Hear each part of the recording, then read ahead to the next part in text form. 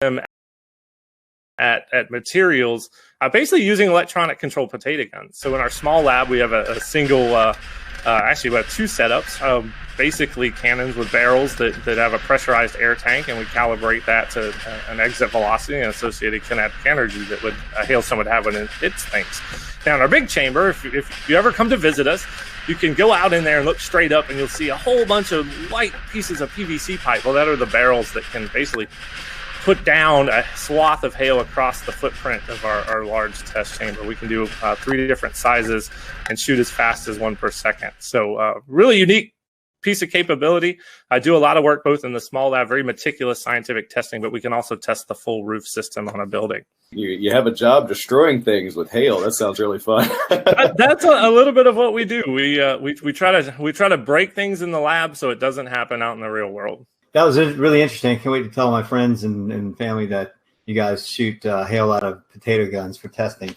So that's kind of cool. Talk about some of the hail studies that you do in the lab. You mentioned something earlier about recreating hail crystals, and you're actually building hail in the environment in which it forms. What we found out, because of the strength, it can do about 3 different things when it hits your roof. It can bounce off. That's really hard hail. It can shatter. That's kind of the hard to medium, or it can just become really slushy.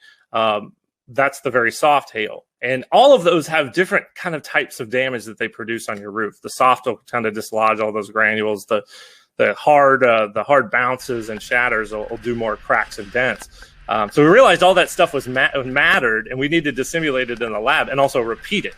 That's scientific testing right there, is being able to repeat this stuff over and over and over again. And after about 8 years of work, we released a new hail impact test standard for asphalt shingles, and we have actually we rated the products that are considered impact rated, and we have a rating scale that's actually out on our website now. So if you're looking to get a roof that's more resilient to hail, I would encourage folks to check that out. It's at ibhs.org.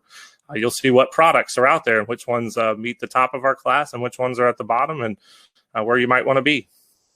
Talk about the size and how much damage hail creates while we're on the topic. I'd love to hear your take on that. Yeah, so a lot of people don't realize hail, we kind of joke, is the Rodney Dangerfield of the severe convective storm hazards. It doesn't get any respect, but in any given year, it's about 60 to 80% of the dollar damage from severe thunderstorms. That's a lot. And we're in probably what will be the 12th straight year of damage totaling over $10 billion. So it's a big piece of the damage that comes from severe thunderstorms every year. Now, when you start talking about damage thresholds, of course, we have the National Weather Service severe criteria of 1 inch. That's when we really start to see some issues, dents and things with auto. On the building side, if you start looking at roofing materials, once you get close to that 1.5 inch mark, that's when you can potentially see some damage. Now, there's a lot of things at play, age of roofs, age of materials, all that, the wind-driven aspect. Now, we can go all the way out to the extreme size, and once you get to about 3.5, 4 inch hail, that will puncture the plywood roof deck that you have. So you're thinking fall speeds close to 100 miles an hour, pretty intense hail. That I hope we never have to see here in the Carolinas. I'm sure it's happened before, but that size hail, very rare here. So I don't know what's more interesting, the work that y'all do in the lab or the fact that you also have field work. Tell us a little bit about your field work and what y'all have done over the years. Yeah, so way back in 2012, we decided there was all this hail data we needed to go get about strength. And a lot of the tests and how we test buildings were all rooted in information going back all the way to the 1930s. So nobody had looked at this stuff for a while. Plus, we didn't know what strength actually did. There was no data on it. So like any good scientist, we just, hey, let's go to the field and let's go measure it. Let's go look. We kind of use the motto, you can learn a lot just by looking, and we kind of took that approach with hail. So we started out back then going out to the field, collecting hailstones after a thunderstorm, doing crush tests, basically measuring the amount of force it took to crush the hailstone. That's how we get to the strength. Making very detailed measurements of them, weighing them all. And we did that for about really 4 or 5 years. That was our focus, to collect this really big data set, which is now somewhere over, near 4,000 different hailstones that we've tested. And to guide how we did the lab work that we just talked about. We needed that guide to be able to give us that information. Now we've switched a little bit. We now go to mapping hail swaths using deployable instruments. I come from a background at Texas Tech where we built a lot of deployable weather instruments. So I took that and applied it to hail.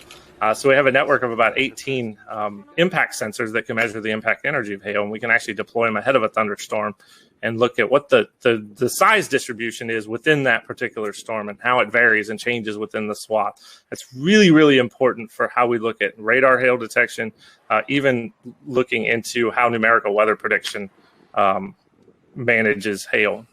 And how did it go this year? Oh, two good missions for us. Spent about I think we spent about 12 days total in the field.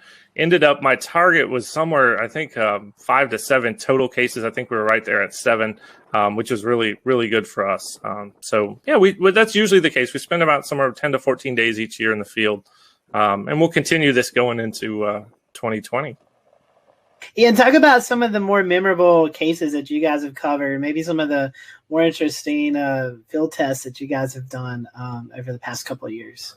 Yeah, for hail, couple of years ago, intercepted a supercell near Eric, Oklahoma, that produced just this really narrow swath of just really big 3-inch hail with a concentration maybe 10 to 12 or so per square foot. That's a lot for big hail.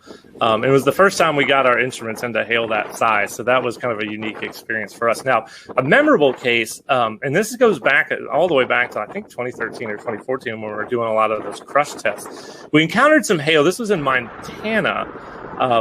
What we kind of think of as low density spongy type hail that when you crushed it, it actually deformed almost like a sponge, but held its shape. It actually didn't fracture. And there's some literature out there that talks about how these hailstones can come about, but talk about kind of blow your mind of how complicated hail can be. That the fact you could get this spongy kind of hail that you could compress, it basically just did that and then held its shape even after you took the load off of it. It never broke. I'm guessing those are rare. We haven't seen that again. It was one particular case, and I don't know what kind of environment might produce that, but it's really unique, and it's always been a memorable one from looking at hailstones. And I've seen a fair bit of them. We got a hail threat, right? So how do we tell businesses and homeowners how to better protect their property? One of the things you can do, make sure you can get your car in your garage if you have one. If you're like me, you got all sorts of stuff in the garage. I couldn't get my truck in there if I tried. But that's a step you can take, is make sure you can get your car under cover. And maybe, say we're under a higher risk for a particular day. If you can find a way to keep that vehicle covered, that's one way to reduce your auto damage. Now for homes, it's a lot trickier. If you're in an area that sees a lot of hailstorms, think about the folks in Tornado Alley. If you live in Dallas, Oklahoma City, Wichita, we saw how sick of people were of hail in Dallas this year by their putting pool noodles on cars and inflatable mattresses. And I'm sure they're tired of getting new roofs every 2 years. So I'd encourage people to look at our impact rated shingle test results and look for those good performing products. There are impact rated shingles that do perform, and we tested up to 2-inch, and those top performers really do perform very well. So there are products out there from a roof perspective that I would encourage homeowners to look at, and talk to your insurance agent too, because in a lot of cases you can get a discount for some of these things. You own a business, you have a building, you have roof, you have items up on the roof, you have your HVAC units, you have satellite dish. I mean, whatever instrumentation you have up there, is there anything we can tell business owners? For HVAC, that's a very good point, because there are some shields that can be made that actually surround HVAC units that, from what we've been able to tell, looking at their performance, they do a decent job. And HVAC, just the damage to the fins and coils in an HVAC system can be very, very expensive. So there are a few steps you can take if you're a business owner there. You guys are located here in the Carolinas, and many folks may not know that. How did you guys choose the Carolinas? The lab came about in the Carolinas. There was kind of a little bit of a bidding process, and this is before my time at IBHS. We wanted to be away from the immediate hurricane coastline. That's having a facility like that could damage by a significant hurricane was a concern for our membership. So that's one reason why we're a fair bit away from the coast. We had a power requirement, and we wanted to be within a certain distance, basically an hour's drive from a hub airport. So what was settled on was essentially kind of the general Charlotte area. And we had two sites that were the original ones. One was closer to Gastonia just across the South Carolina border up on I-85. And then there's the site that we currently had. And we ended up with really, really nice package from the community down here in Chester County. Our plot size was a lot larger. We did have some noise concerns, so that also played a role. And they had the power requirements they need. We're right next to a transmission line, and we had a substation on site. So 105 electric medium voltage drives power the fans, and we need some juice. So it all came to fruition, and there we are out in Chester County. And so talk about, you were talking about hurricanes. Talk about some of the wind studies that you guys do there. You have this big wind tunnel, and you actually have some model scale homes, and you can do all kind of testing in this facility. A very unique thing about our facility is that we can do full scale home testing. We can look at a full home system, and that's really important from a wind perspective to understand how the wind forces are essentially transferred through all the different connections that are within your home, roof to wall, through the walls, wall to foundation, and all the connections in between. You have to really look at it in a system perspective to understand how wind essentially attacks structures and what you can do to mitigate it. So we do a bit looking at garage door vulnerabilities. We've seen that garage doors can be a huge damage amplifier. Think about it, they're a big hole, really, if they fail in your house. That allows wind to get in and start acting inward, pushing up and out, and can lead to failures. Once you start the damage cascade, it just goes. Tornadoes, it happens very, very fast. Hurricanes, it can happen over the course of, say, 6 to 12 hours. But that cascade is what we're trying to stop the start of that. And we think we can find those mitigation solutions that are not only useful, but also affordable too. So before we kind of wrap up the interview, can you tell us a little bit about how you forecast and how you decide where you're going during your field studies? Yeah, the logistics are actually a fair bit challenging. So we are a good distance away from essentially what is Tornado Alley or the Great Plains.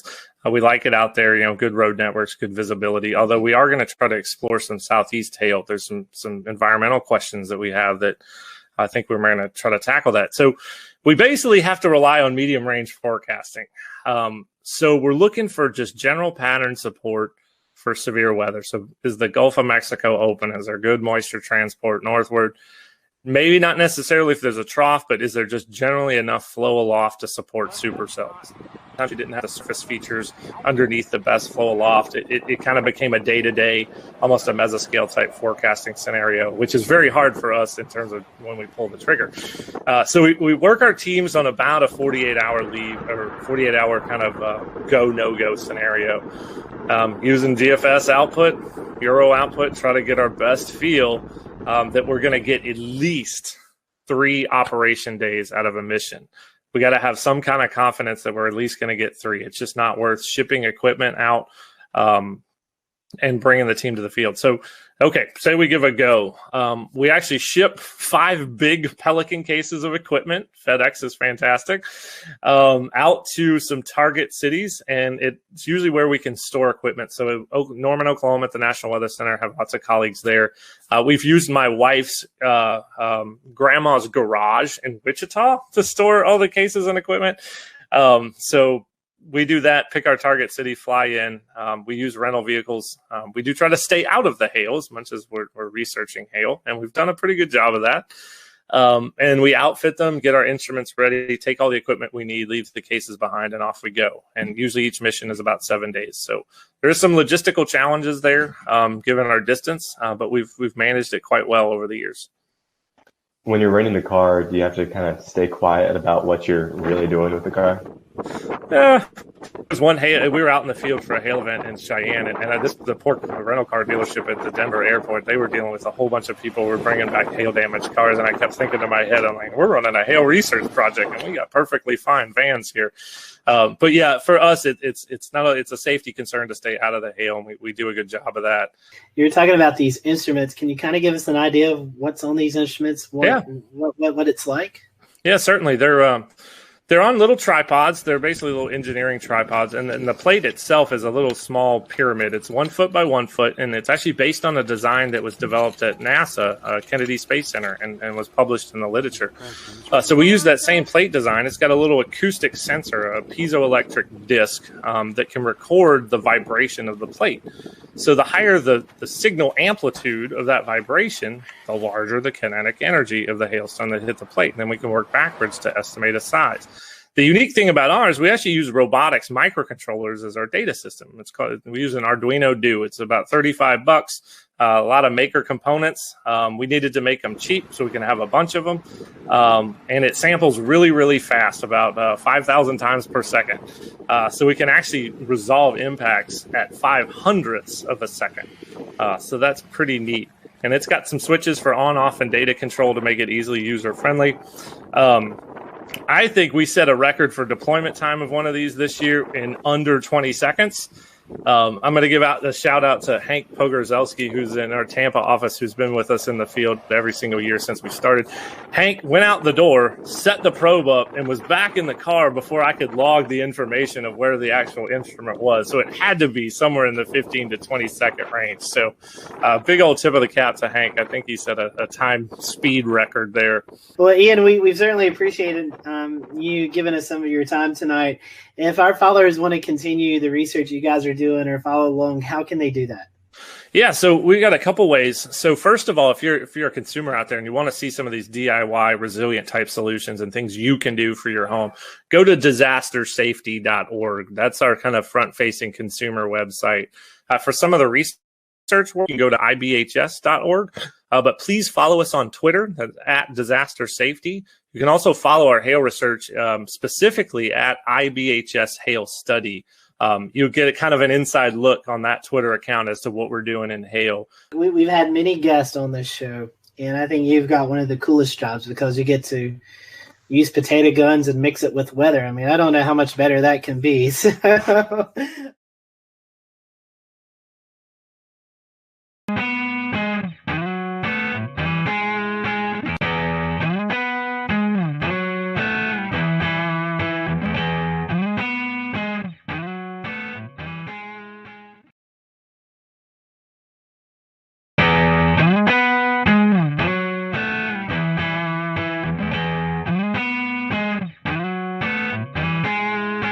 Hello, everyone. Welcome to the Carolina Weather Group. We're happy to have you, and we're going to continue our fun interview segment that we do with local meteorologists throughout the Carolinas. And today we have on Jason Boyer and Ryan Coulter from WLOS in Asheville, North Carolina. They are the ABC affiliate. So if you live in Western North Carolina, I'm sure you've tuned to Channel 13, and we're happy to have Jason and Ryan with us today. One of the main questions that we always ask everybody is how did you know you wanted to be a meteorologist? Everybody has that story. So Jason, I'll let you start. What's your story? Well, my story goes back to, like most, to when I was very young. Always was inquisitive about the earth sciences and always wanted to understand how things worked around me. And I spent a lot of time outdoors as a child back in the 80s when I was growing up. And that was kind of the way to go growing up in the 80s. Most people just let their kids kind of run around in their backyards. I grew up in a small town, so that was where I grew up and explored. But I think it was around third grade, and this is the most stunning and life-changing moment that I remember. I was walking home from school. It was November, and I lived in Illinois then, so we weren't in Tornado Alley per se, but I remember coming home from school, and I could walk home. That's how close I lived, and it was an unusually warm day. In fact, it was record warm that day. I think it got into the 80s, and the sun was out, the wind was blowing, and I was just thinking like a kid, like a third grader, I can't wait to get outside and play ball, ride my bike. I got home, the sky went pitch black in about a matter of 30 minutes. The wind started picking up. My older sisters, thankfully, wiser and certainly more proactive, they knew something bad was going to happen, and we all rushed downstairs. And in a matter of moments, the tornado sirens in the neighborhood went off. And we had a weak tornado go through my backyard and hit my neighbor's house. and it happened in a matter of a couple of minutes, and that was it. And it was a life-changing moment when I walked outside. The birds were no longer chirping, and you could see the destruction of my neighbor's house in the backyard across the street. His entire roof was peeled off. You could see into the house, and the insulation was gutted out. And that was amazing. I mean, frightening, but also to me, an amazing display of what Mother Nature could do. And I think from there, I was really hooked. I knew I always liked science. And then from there on, I kind of just built on that, and had a great teacher in 5th grade, Mr. Morris, that set me on the right path too, and inspired me to continue to study science. So that's how it started for me, and I just pursued it. And what about you, Ryan? Yeah, I mean, thank you guys for having me, first of all. Yeah, I mean, my story is really not unique from anyone else who does this either. I mean, grew up, my grandparents lived with us growing up, and, you know, they were avid news watchers, as a lot of older people are. And so anytime the weather came on, I was always, you know, super interested in watching that. They always let me watch that with them. I grew up in Colorado, so as growing up, you know, we had a little bit of everything, wintertime snow, severe weather in the springtime, and the summertime heat, wildfires. So kind of a mixed bag of everything. You get it all there. And so I grew up around that. And I was in about 5th grade. We had a science fair project, and I actually wanted to make a homemade barometer. And so I figured out how to do that. And I actually wrote into one of the chiefs in Denver. She's still there. And she actually responded to my email. So, you know, as a 5th grader, that was pretty exciting. But I knew, you know, kind of like a lot of other people who do this, you know, I knew that from the time that I was a little kid that, you know, this is what I want to do. It's a fun job, and you get to study science, the weather, all of the above, and it's a great. It's ended up being exactly what I wanted it to be. Those are great and very classic weather stories, I feel like. Super interesting. So keeping on kind of the same track of weather before we deviate off to some more unique conversations. Did you guys ever have a meteorologist that you looked up to as a kid or as you were coming up through school? Ryan, I guess we can start with you. Yeah, you know, interestingly enough, there was a meteorologist in Denver, and he was really cool. He ended up being on both the stations. I grew up watching him on TV, and when I got to school, he ended up actually being my advisor at school when I got into the university. So I learned so much from him, and it was really cool. You know, of course, I always told him, you know, I grew up watching you, and that doesn't go over very well when you say that to him, but. No, it's true. He truly helped me along the way a lot, and you know, then I got to learn from him, so even better. I did have a role model as well, and growing up, I would watch Channel 4, the CBS affiliate in my market, St. Louis, and yeah, I grew up watching a particular meteorologist there, and he was the chief, and kind of wanted to mirror him and grow up to be like him as well. So it was a unique situation, but I got to meet him actually in person. We had a old time power show in my rural town, and he flew in a helicopter, and I mean, it was the biggest thing that ever happened in my small town, seemingly at that point in my life, and got to get an autograph, talk to him briefly, and so that was a moving situation for me too. So Jason, I'll pose this question to you first, and then Ryan, I'll let you to finish up. So, Jason, you've been in Western North Carolina a while. We have all types of weather. So this question is, would you rather forecast for severe weather or the dreaded winter weather that we face here? Yeah, you know, they have their unique qualities, obviously, and they're very different when you're trying to forecast those two situations. And the most challenging, I think, would be winter weather, because it usually is much more of a large scale system. So it affects many more people than just, say, localized severe thunderstorms.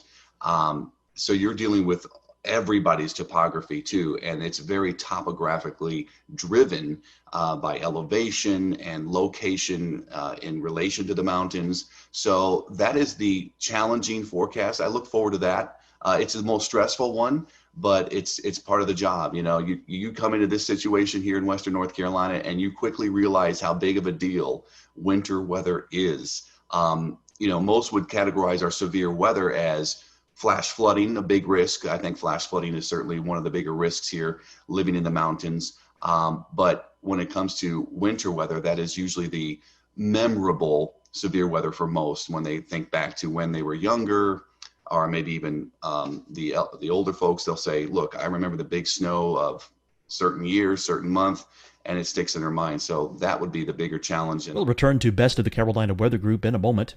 Now your Carolina weather forecast. Here are today's forecast high temperatures for North Carolina. Here are the forecast lows for tonight for North Carolina. Here are tomorrow's forecast high temperatures. And here's forecast rainfall across North Carolina tomorrow. Here are the forecast highs for the day after tomorrow.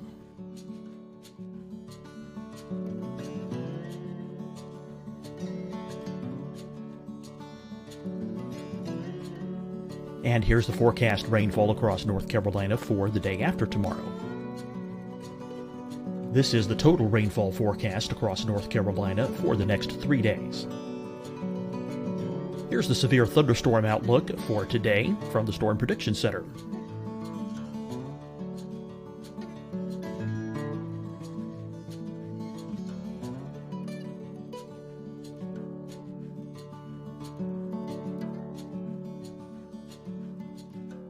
Here are the forecast high temperatures for today for South Carolina.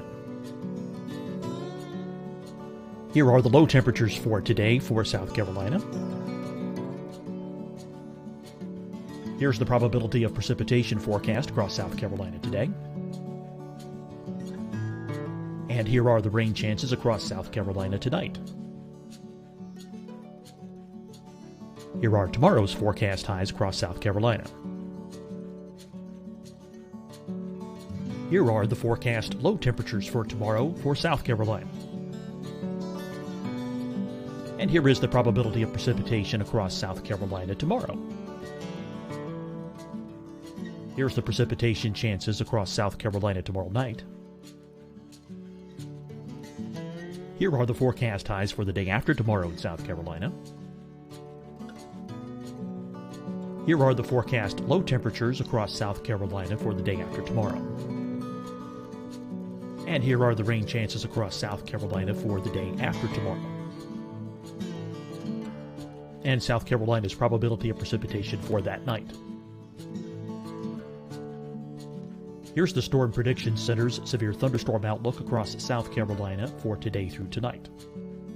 Here's the Storm Prediction Center's severe thunderstorm outlook across South Carolina for tomorrow and tomorrow night.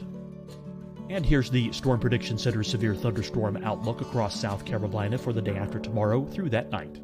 Here's the severe thunderstorm outlook for today from the Storm Prediction Center.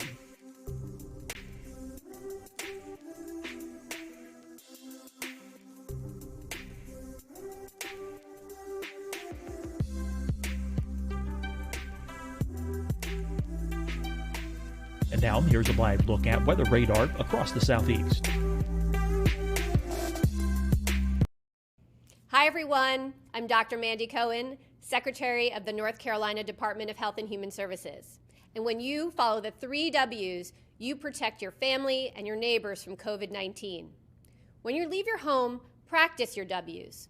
Wear a cloth face covering, wait 6 feet apart, wash your hands often. Wear, wait, wash. We're in this together. Stay strong, North Carolina. Deciding when to wear a mask isn't about who you know or how well you know them. Just ask yourself, will I be with anyone I don't live with? If the answer is yes, get behind the mask. Help slow the spread of COVID-19. Get behind the mask. Learn more at covid19.ncdhhs.gov. Fight the spread and take a stand against coronavirus.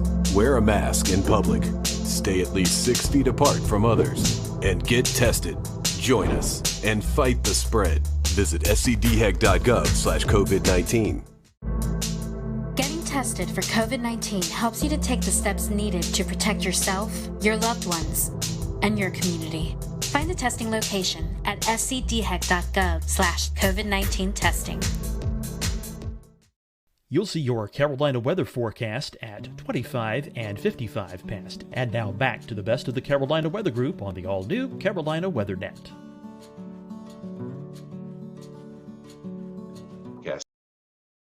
That. Ryan, I think you your career was in Texas for a while, so you had to deal with forecasting of winter weather and severe weather there. So tell us, which one do you prefer? Yeah, I guess it's kind of a similar answer. I mean, there's definitely a lot more challenges with winter weather than there is severe weather.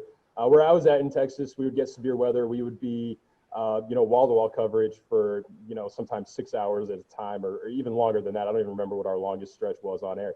I would say, though, there is more challenges in winter weather, and I would say there's more that can go wrong when we're forecasting for winter weather as well. So, we can say we think we might get 2 to 4 inches for Asheville, for example.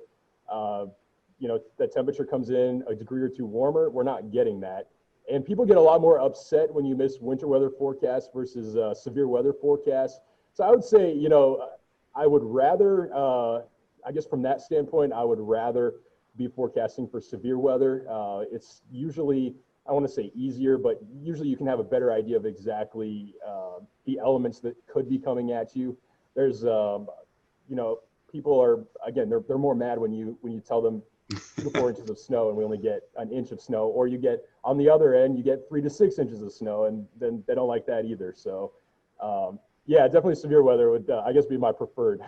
Well, Jason, you mentioned topography a minute ago. And with this conversation of severe and snow, I feel like this kind of rolls into a question that we had on social media about lower precipitation totals in kind of the French Broad Valley. I know you have a map and some resources to talk about, so I'll kind of let you take over from there. Yeah, I think when people talk about Western North Carolina weather, the first thing that comes to mind is snow, but then rain is actually a very diverse topographical feature here as well. So I brought this 3D relief map just to give you an idea. It's kind of one of my more favorite maps to look at. I could study this. I've looked at this 100 times already, and I could still just look at it almost every given day. So here's the French Broad River Valley right here. This is I-26 running through, and it's a valley. So it's the Broad River Valley. So it's pretty wide considering the other features here. The French Broad starts down in Transylvania County near Rosman and goes north through Asheville and all the way up into the Holston River into eastern Tennessee. But what you have around the valley are higher elevations. So Asheville sits kind of in the middle here, Hendersonville down here, Brevard right there. And the prevailing winds during the spring and summer months are south and southeasterly winds.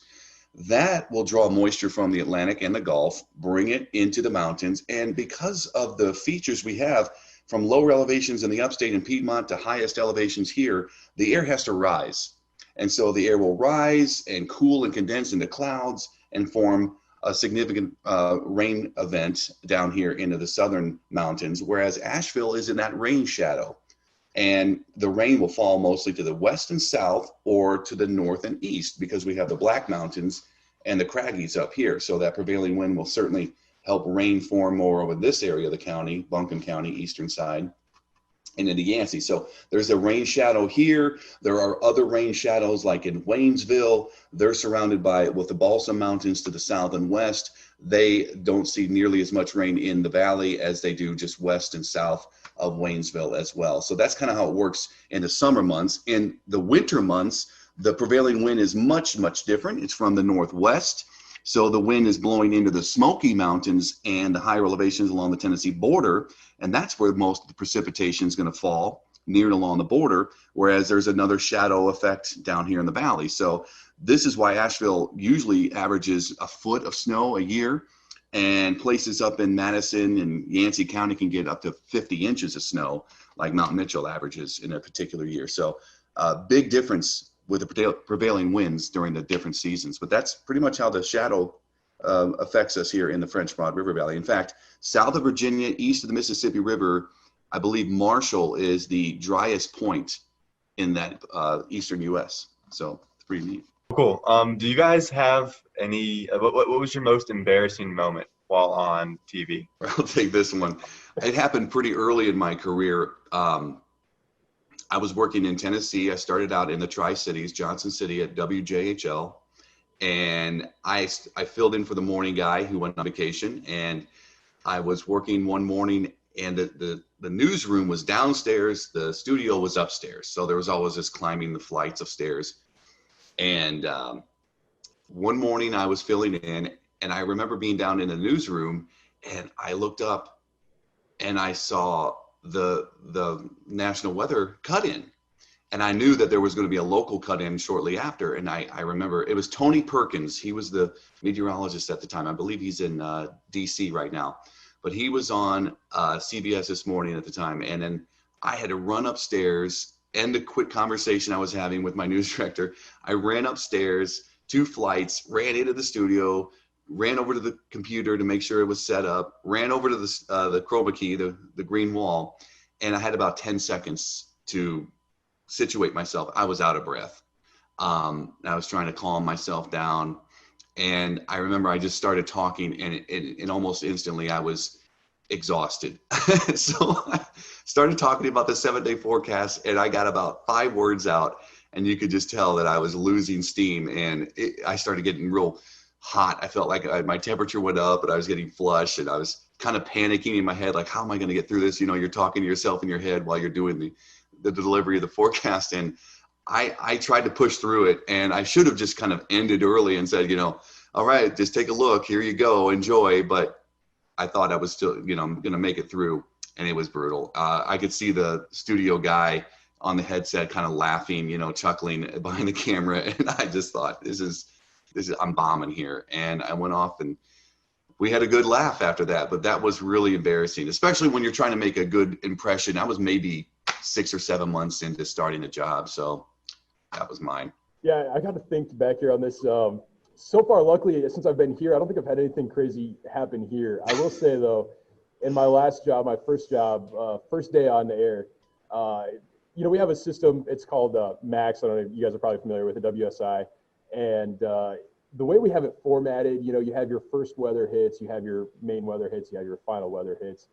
And I unknowingly, I had the wrong weather hit loaded for my first full weather ever on, and I didn't know what to do in the moment. I had my final weather loaded for my main weather, and kind of like what in TV you always have a time limit that you're set for, and you have to fill that time. And so here I am. I have my current temperature graphic, and I think I had a camera graphic, and then it went right to the 7-day. And so I'm standing there for 2:30 is what we were allotted for. This was the weekend evening show. And I looked back towards the anchor, who's also the producer at that station, and she's just cueing me to keep going. So I think I talked for a solid 2:15, 2 minutes 15 seconds on the 7-day forecast. And I may have even gone back. I don't remember. I may have even gone back and talked more about current temps. I don't know. It was bad though. Luckily, I haven't made that mistake since, or if I have, I just will run over and correct it pretty easy now. You learn quickly how to get around things. Yeah. Oh my gosh, that's funny. Both of you guys have experienced this, and tell us what it's like, and then we'll maybe go into some more non-weather questions. A lot of folks may tune in when the weather's at its worst, and you guys are doing wall-to-wall coverage. Tell us a little bit about that. I mean, that's pretty intense for you guys. Jason, you were talking about, you were out of breath, with that little run, but, being on the wall for 2, 3, 4 hours straight, that's got to be mentally, exhausting as well as physically exhausting. Talk to us about that. It certainly is. Most recently, I think this year we had so many of those early season tornadoes, especially for the upstate, and we had wall-to-wall coverage almost every time, obviously, when those were occurring, because our protocol is to stay on when the warning comes out until it ends. And what do you do when you have a tornado warning that goes for 30 minutes and then another one comes out in between and another one comes out in that? So we were going on and on and on. And a couple of times during this early spring season, I was there waiting for, backup to come in and help out as well. Like Ingrid would come in or Ryan, and you have to go. And if you're solo, you are just essentially repeating a lot, but you're trying to get new information at the same time you're giving the current information. So that's a challenge. You're literally on a computer talking, looking at data that's now happening and trying to analyze that data on the fly, as we say, and also looking at other pages of weather information on the internet, trying to get information from the National Weather Service sites and observers. And then you're on social media pages looking for information from people that are sending you pictures or updated information from what they're experiencing. So yeah, it's a lot of information. And nowadays you were able to get social media information. And years ago when I started out, there was none of that. You had to wait for somebody to call or email you a weather observation. And that would have made it even more challenging, I think, looking back, because what other information are you going to get? The more information you get, the better it is to kind of have things to talk about. And that is, it's unique, and it doesn't happen that often here in this market. We don't get widespread severe outbreaks like they do in the West or the central US. And a snow event, a winter weather event, you see for days coming, typically, and you can just lead up to it and get into it and talk about it. You don't really have to be breaking news and breaking into programming for a weather event like, say, snow. But the severe weather events are certainly challenging, and you just you learn from each one. Even somebody like me in the business for 22 years, you still learn from these experiences. Ryan, you dealt with that in Texas. I mean, that's these are what we face, or could be more rain-wrapped tornadoes, but you guys out there see these massive tornadoes, or you saw could see these massive tornadoes. So is there a little any different perspective of that, where you guys have storm chasers out in the field and you can kind of relate to those folks out in the field? Yeah. So when I was in Texas, that's a station that really drove the market for severe weather coverage, and so it was more built for that kind of thing. So yeah, we had storm chasers out in the field, but you still need to have, two people at the station during these kinds of events, because you have one person off camera that can help to look at and analyze that data, look at radar, see what's going on. We also had in that market, we had a crazy amount of cameras. I think there was like 50 or something like that. And we could move those around during severe weather events. That's what we used them for. And so, you have the other person off camera that can see that. But yeah, I mean, you're going for hours at a time. And I think, Jason already mentioned it, but the biggest challenge is trying not to be repetitive. In some cases, you have to be repetitive when there's, potentially life-threatening storms out there. I mean, we're talking about tornadoes that could be affecting communities. There could be communities in the path. And I think one of the hardest things with these kinds of storms is people don't like it when we cut in, and they don't like it when we interrupt their show. And especially being an ABC affiliate, that's what I was at in Texas too. We have a lot of basketball. We have, big shows. I mean, the Bachelor. I mean, heaven forbid we ever have to interrupt any of those kinds of shows. But, we don't want to interrupt them. But at the same time, we have a job to do, and, we have to. It's important that we get that information out, because, you never know when that information, it could be helping someone who is in the path of that storm. And so I think when you're in the midst of all of that coverage, you don't realize all the time that's actually going by, especially when you get into that rhythm. I think that, especially in some of those more long duration events, you get off the air and you're like, oh, we were just on for, 2 hours or whatever the case may be. So yeah, definitely one of those things though, that it can be stressful for sure. Well, we promised that we would stop talking about the weather at some point, so we can go ahead and do that now. You guys can take a little breath and a break from your everyday work. So do you guys have a favorite genre, a favorite type of music that you like to listen to in your everyday life? Ryan, I'll go to you first. I'm not too picky. I'll listen to anything. I will say I grew up listening to country, so I mean, that's still my go-to. 2000s country, Garth, anything like that, I'll go for. I'm with you on that. What about you, Jason? I went through that country phase many years ago, and I got to get out of that. But I listen to a lot of different genres as well. I grew up in my high school days were in the 90s, so alternative music was big then. So people probably remember Stone Temple Pilots and all that, Pearl Jam. But I don't really listen to that music as much anymore. I've gotten older and a little more subdued with my music choices. But I'll listen to a lot of modern music, pop or rock, and I just don't spend as much time listening to the radio or actually picking out songs anymore. So more of my time is spent just maybe even popping in some classical music just to chill out and get my mind cleared of certain things during the day. So that's what I do. I play music too. So I have a guitar and I love playing music. So that's my escape. Anytime I want to, I can just pick up the guitar and play some songs or whatever. That's something we've found with a lot of these that we're doing is a lot of meteorologists play music on the side. I don't have that ability. Evan, I know you play guitar as well, so you got that. I play a few instruments. Brian, do you play anything? No, I can't play anything. I can't sing either. No one for that. So yeah, no music ability here. Glad we're there on the save link there. Yeah. Right. All right. Assuming pizza's got cheese on it, so it can't be that. But if you only had one topping to put on pizza, what would it be? Jason? One topping. I think pepperoni would be mine. It's an easy choice. I know. I mean, I love Hawaiian pizza, but if I get one choice, then I'm going to just do pepperoni. Yeah, I mean, I think for me, the choice would be pepperoni, but not to steal Jason's answer. So I'll go with a more controversial pick. I like Hawaiian pizza. I'm gonna go the pineapple on the pizza. I know I'm probably gonna get some flack for it. You are good.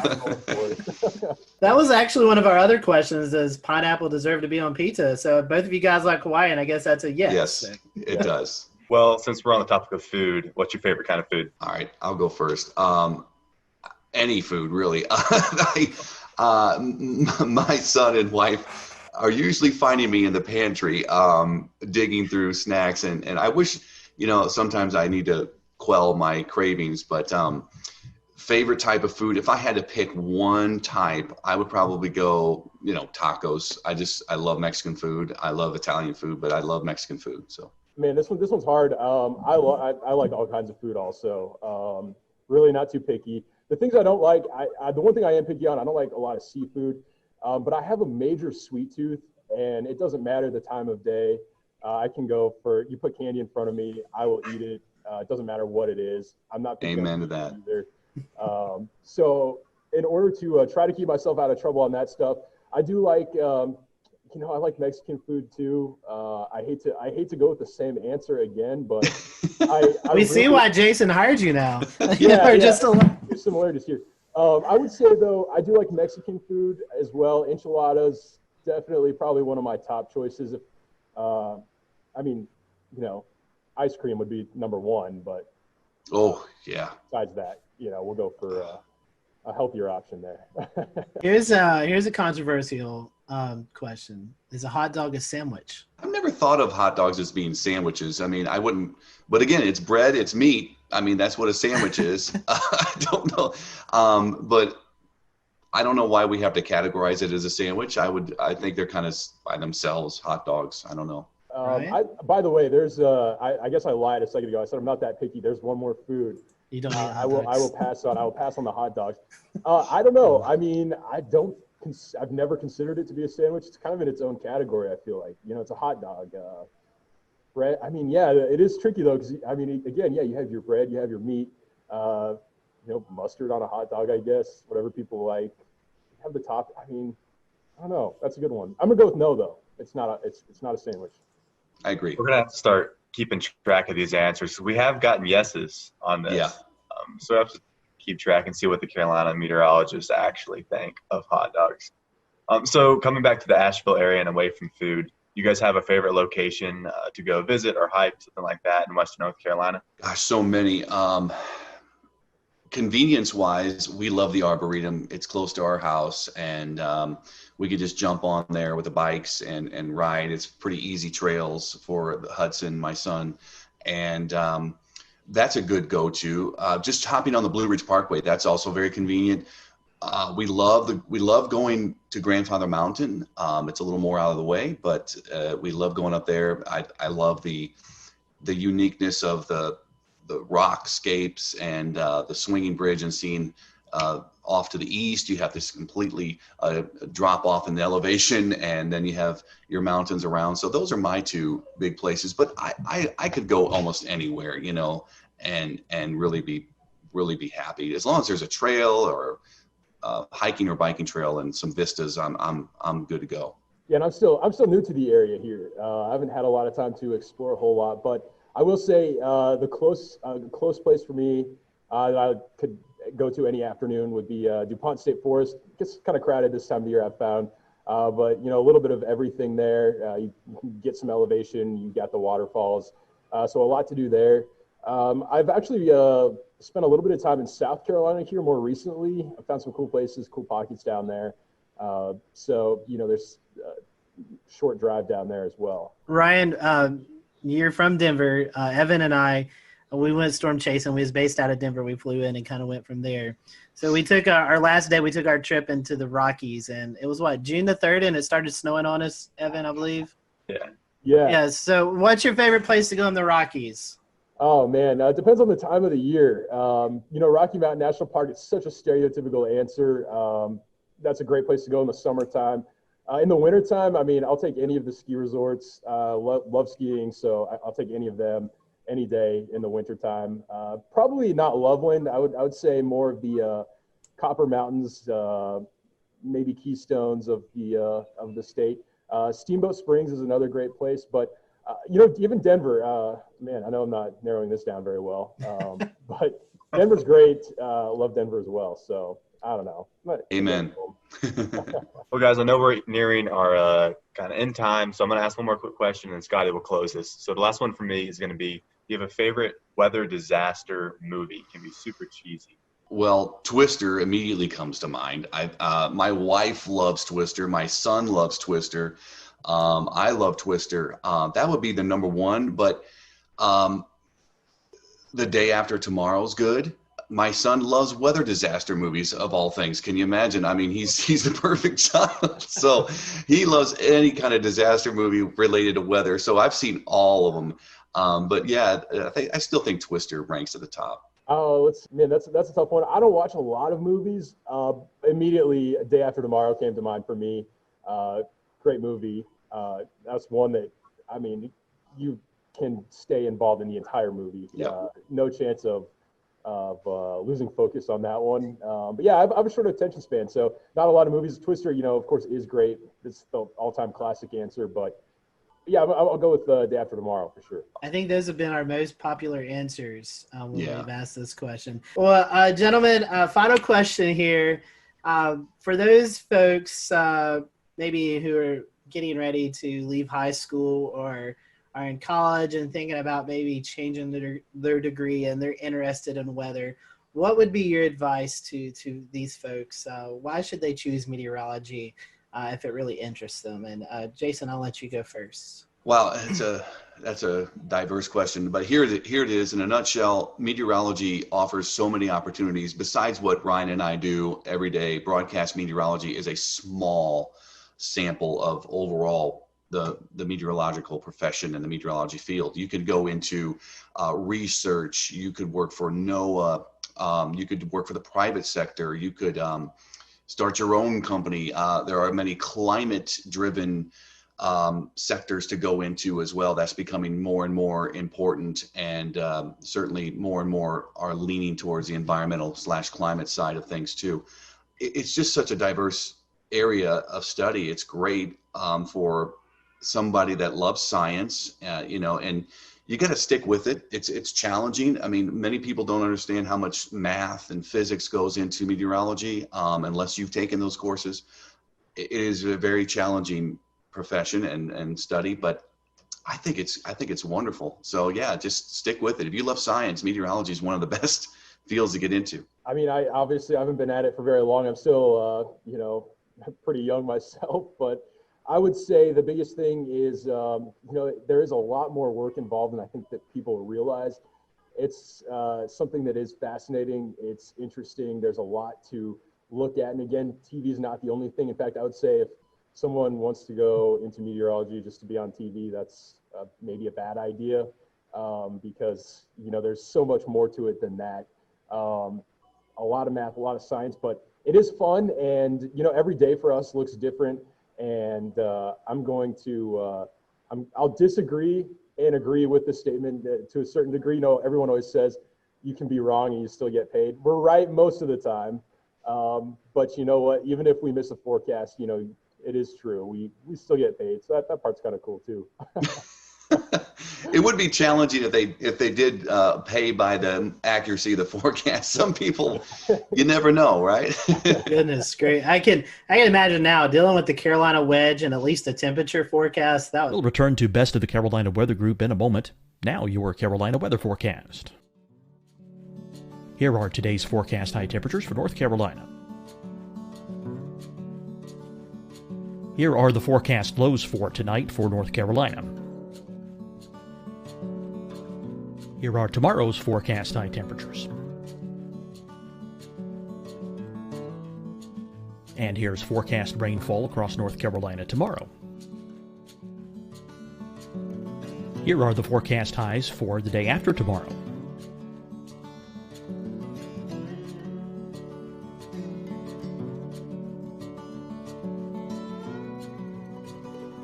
And here's the forecast rainfall across North Carolina for the day after tomorrow.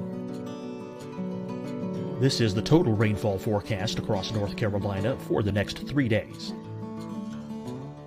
Here's the severe thunderstorm outlook for today from the Storm Prediction Center.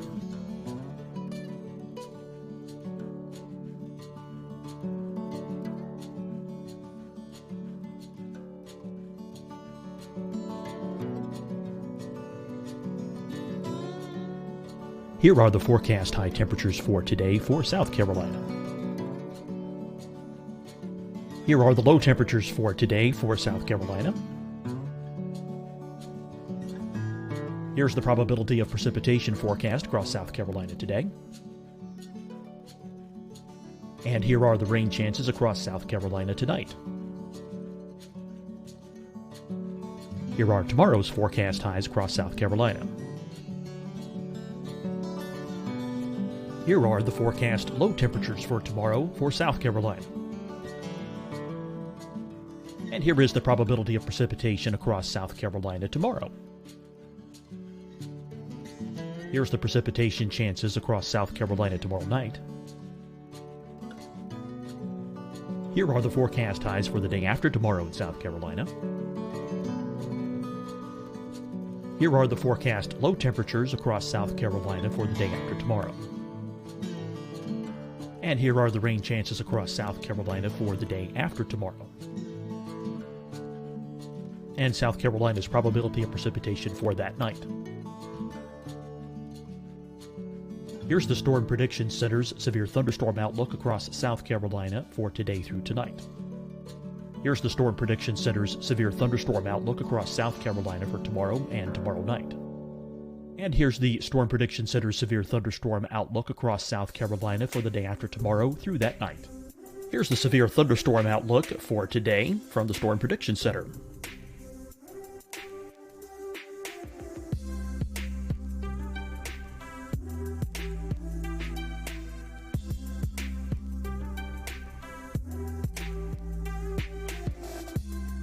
And now here's a live look at weather radar across the southeast. Hi, everyone. I'm Dr. Mandy Cohen, Secretary of the North Carolina Department of Health and Human Services. And when you follow the 3 W's, you protect your family and your neighbors from COVID-19. When you leave your home, practice your W's. Wear a cloth face covering, wait 6 feet apart, wash your hands often. Wear, wait, wash. We're in this together. Stay strong, North Carolina. Deciding when to wear a mask isn't about who you know or how well you know them. Just ask yourself, will I be with anyone I don't live with? If the answer is yes, get behind the mask. Help slow the spread of COVID-19. Get behind the mask. Learn more at covid19.ncdhhs.gov. Fight the spread and take a stand against coronavirus. Wear a mask in public, stay at least 6 feet apart from others, and get tested. Join us and fight the spread. Visit scdhec.gov/COVID-19. Getting tested for COVID-19 helps you to take the steps needed to protect yourself, your loved ones, and your community. Find the testing location at scdhec.gov/COVID-19 testing. You'll see your Carolina weather forecast at 25 and 55 past. And now back to the best of the Carolina Weather Group on the all-new Carolina Weather Net.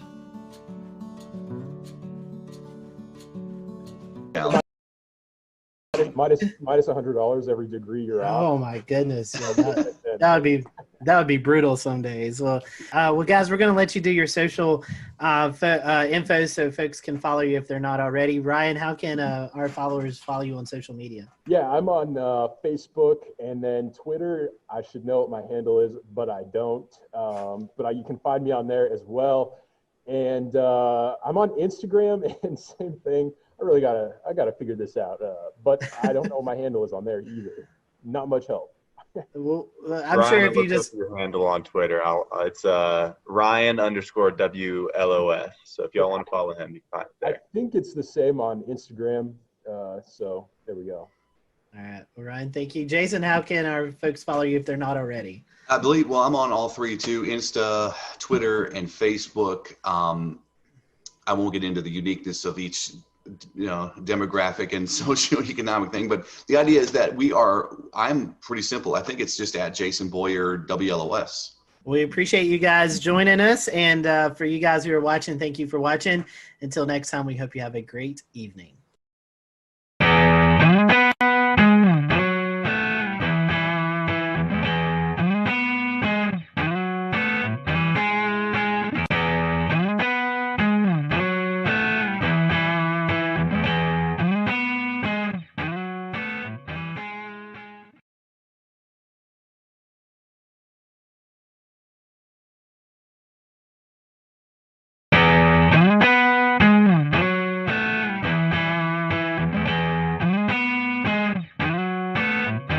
Hello, everyone. Welcome to the Carolina Weather Group. We're happy to have you this evening. Tonight, we are joined by the WLTX weather team out of Columbia, South Carolina. That is the CBS affiliate there. So if you watch Channel 19 at Columbia, you probably see some familiar faces. And if you don't, hopefully after tonight, you'll get to learn about these meteorologists and tune over and check out the weathercast. So Efren, Daniel, Alex, and Danielle, thank you for joining us, and happy to have you all, and thank you for a little bit of your time. So we're going to start off this question, probably one you've been asked several times, but we're going to ask it again. How did you guys, how did you know you wanted to be a meteorologist? What persuaded you to do that? And Everett, I'll start with you, and I'll just let the team continue after that. Actually, the interesting thing is that when I went to school, I actually wanted to be an aeronautical engineer. Then I had an interest in weather, but I never had an interest in meteorology as far as a study. And I took one class, and it was an orientation to professional meteorology. There was one credit class, and I got hooked. It came down to really the same thing. I'm always talking to kids, high schoolers, college students, and come down to the one word I always say when I talk to people about meteorology. It's why. Why is it sunny? Why is it hot? Why does that cloud look like it's cut in half from the bottom? Why is it raining at my house, but my neighbors who are just a quarter mile down the road, they're not getting a lick of rain? Why? And that's where my interest really came in. Why is the weather the way it is? And every time I ask the question, and still today, it's that passion of wanting to know why it is. And even finding out why it is, I just still wanted to know more. It's like those little kids who, when I was 8 years old and sitting on my lawn and looking straight up and going, that cloud looks like a dog, and that cloud looks like a tree.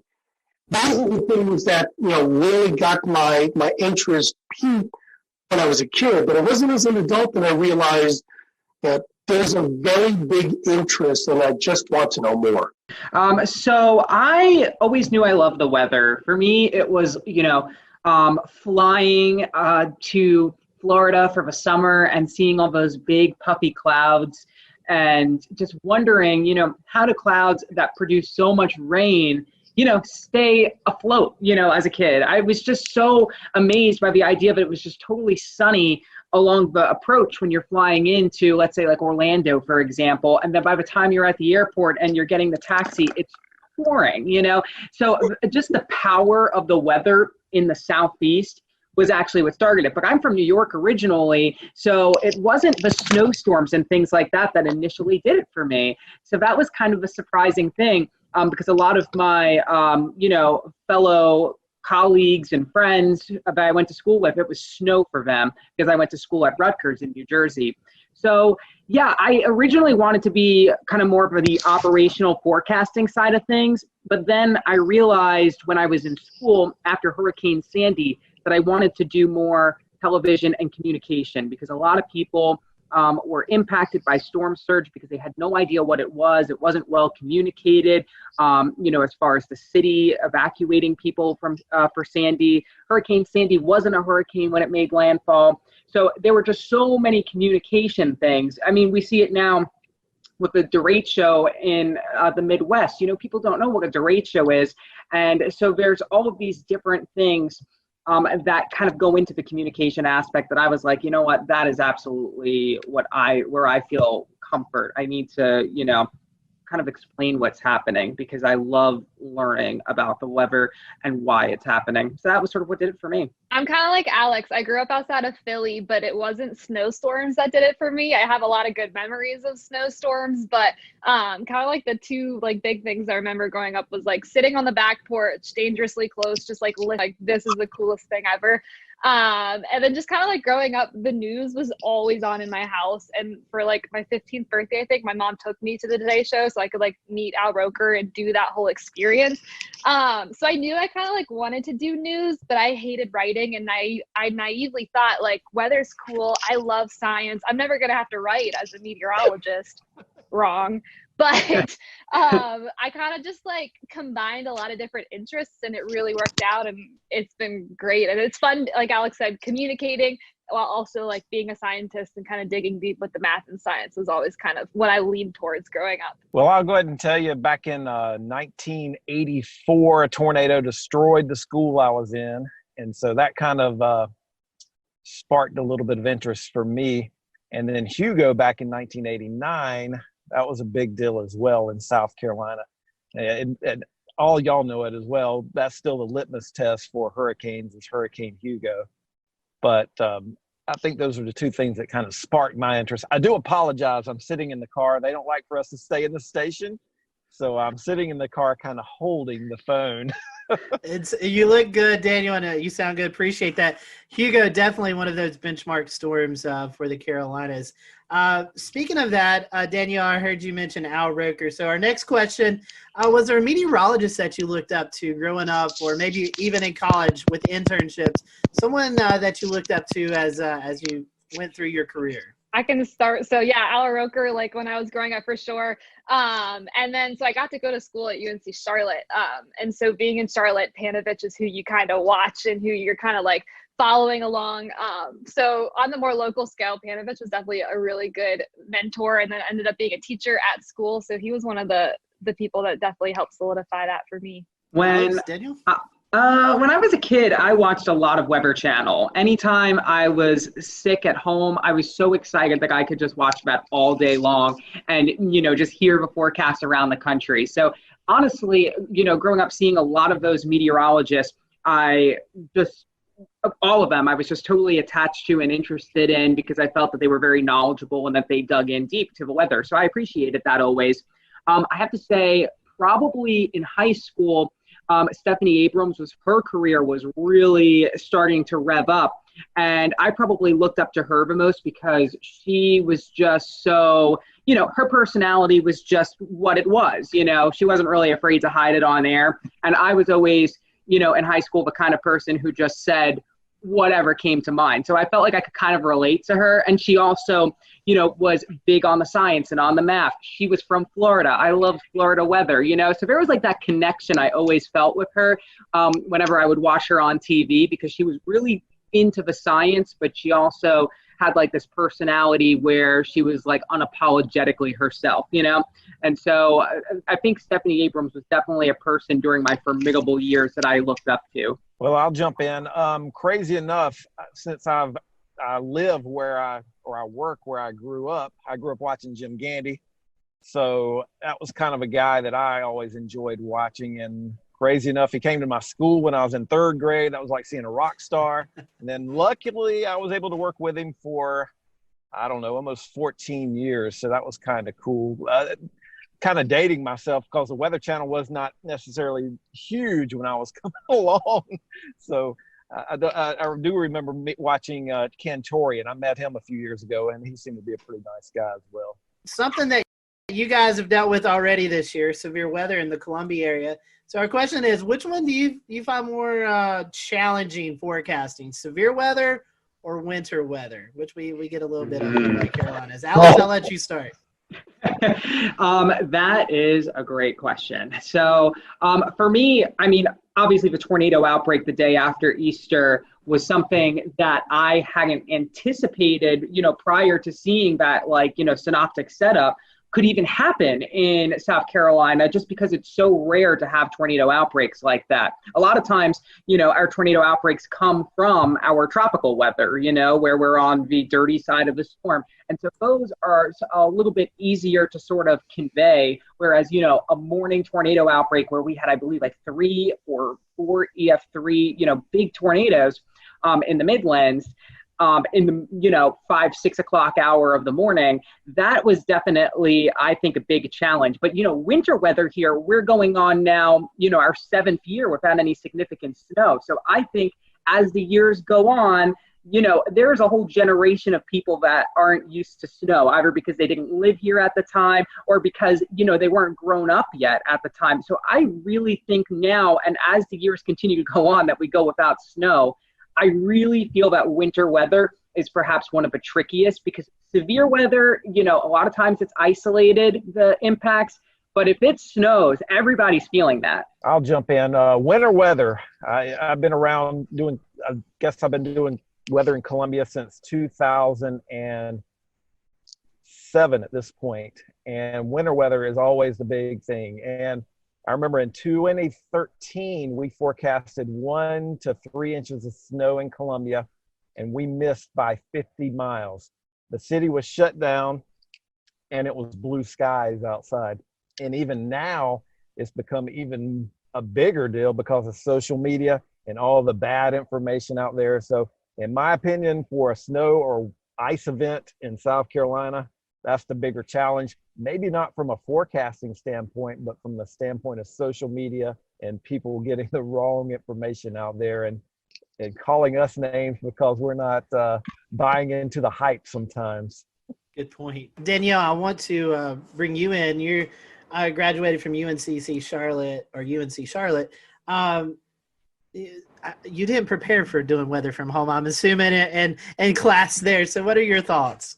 No, I barely made it 9 months into my career per se that I had to like transfer to my 500 square foot apartment. So I definitely was not equipped like other meteorologists have their green screens, blah, blah, blah. I didn't even have this map here. The station was like, we're going to throw something on your wall for you. So I was not prepared whatsoever, but I think I really do like what it has offered. Now that we're going back to the station, it's showed like how much flexibility we could potentially have in our job. Like we can work and build our graphics and do everything at home on a quiet weather day. And I live across the street from the station. I can pop over, do my show and come on back. So that's kind of been nice. And with like Alex's setup, it has been so cool to see him like, just like, that'll be great if he could stay home on a nice weather day and say, check out my plants, check out the beautiful sunshine. It's fantastic. So I didn't really prepare. Thankfully, it had been kind of smooth. There hasn't been a ton of hiccups with it. My dog has only barked on air once. So like that has all been positives. But I don't think we're going to stay like this. But I think it does show that we could have more flexibility in our jobs that we didn't really think we had beforehand when it comes from like working from home? Yeah, just beyond this window is my porch, and I have hundreds of plants out there. So it's been really fun to show off, the different plants and how they're growing. Like my banana tree is growing a new leaf every single week because of how hot and humid it's been. And so there is this opportunity to tell the forecast in a different way. Sometimes during the morning show, the wind will actually shift from behind me, which is my south, to in front of me, which is my north. So I can talk about the reason why there is maybe some fog because, the temperature has now reached the dew point because of this northerly breeze that's coming in. It really has been a good opportunity. And a lot of people have come up to me and said that they really like that I'm out on my porch because I'm wearing a jacket when it's cold out and, I'm wearing my windbreaker when it's misting. Luckily, I have a roof over my porch, so I don't have to worry. And since it's the morning show, I don't have to worry about storms very frequently getting in the way either, because if there was lightning, then I would not be outside. And that's only happened once during the morning show. So yeah, it's been a good opportunity to sort of change things up a bit. I still have my forecast graphics. I'm still doing, still showing the same things, but now I get to like bring the weather outside where it's happening. And I feel that it's kind of made me a little bit more intuitive, like to see the sunrise earlier in the morning. I see hummingbirds flying at 7 a.m. It's just made me so much more in tune with nature, which is really needed when you're not around people. You need something to hold on to. Well, let's switch it up a little bit. Let's get some fun questions here. These are just some questions to get to know you guys a little bit better. So beach or mountains? Which one do you guys prefer, beach or mountains? Beach. Beach, all right. Easy. I'm beach. I'm with Danielle. That's good. We're all beach. I love the beach too. Favorite food? Anything pasta for me with cheese. That's my anything Italian food is great. Pizza and everything pizza. I really like just a good like baguette and some nice cheeses, a little charcuterie spread. That's what I'm gonna say. Everyone's talking about pizza, so we had a few questions about pizza here. A, does pineapple deserve to be on pizza? And B, if you only had one topping besides cheese, what would it be on pizza? Pineapple does not belong on pizza. I actually, surprisingly, do like pineapple on pizza. I didn't first have it until after I left New York because that's just not something you tend to see up there. But I love the sweet, salty. So, I'm like not afraid of, some odd and unusual kind of toppings.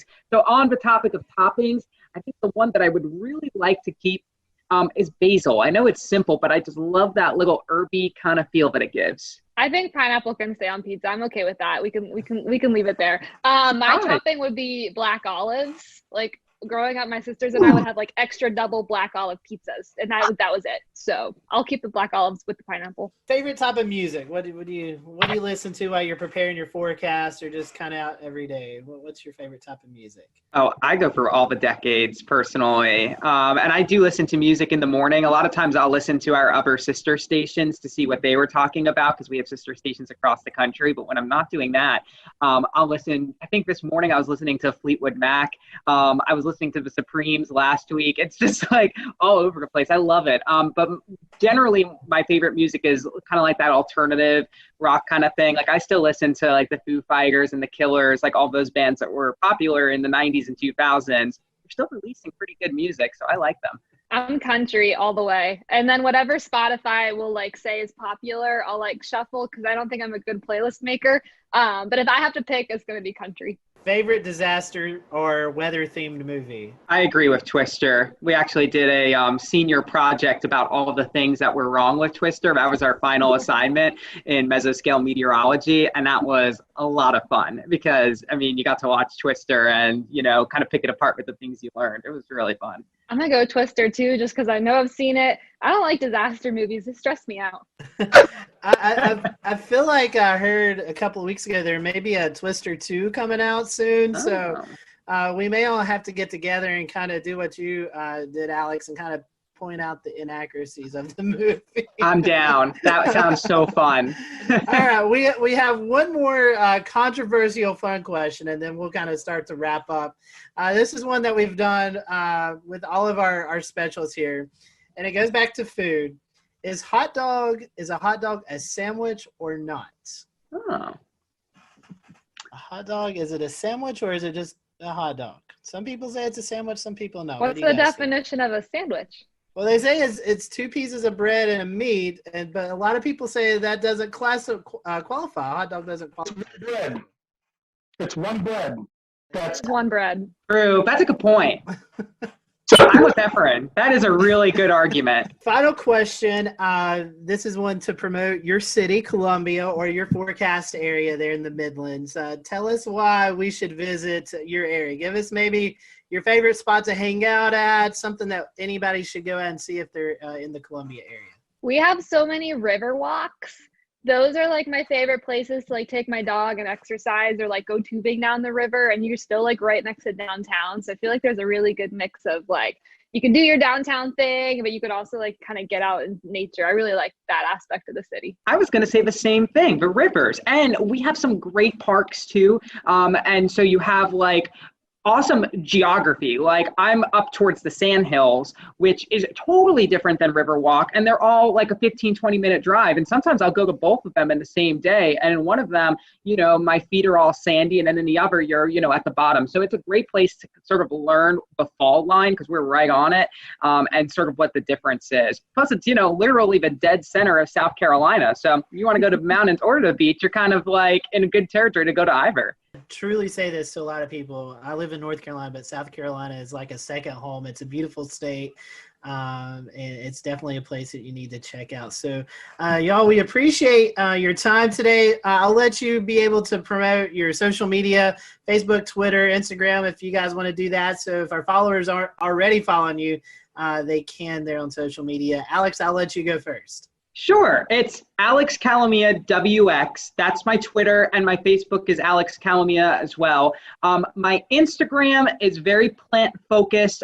We have Gandy's Garden here at WLTX, which is all about climate and the garden, and it's applicable to everyone in the Southeast.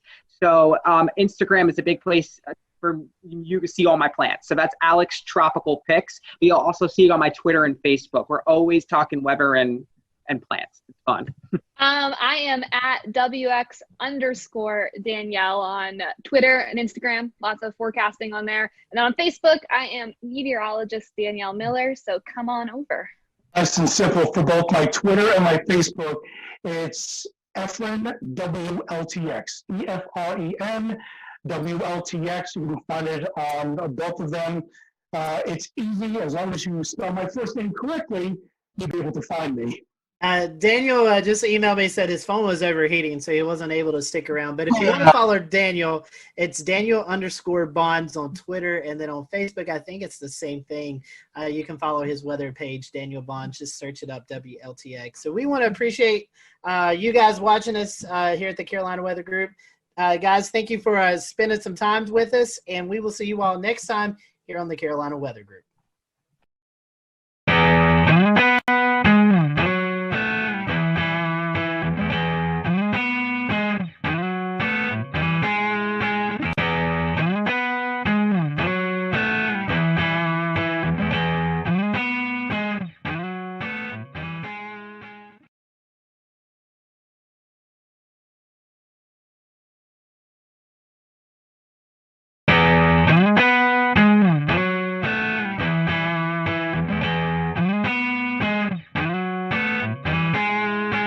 Thanks, James, and welcome everyone to the Carolina Weather Group, Quarantining with Mets. We're happy to be joined by the WMBF weather team out of Myrtle Beach, South Carolina this afternoon.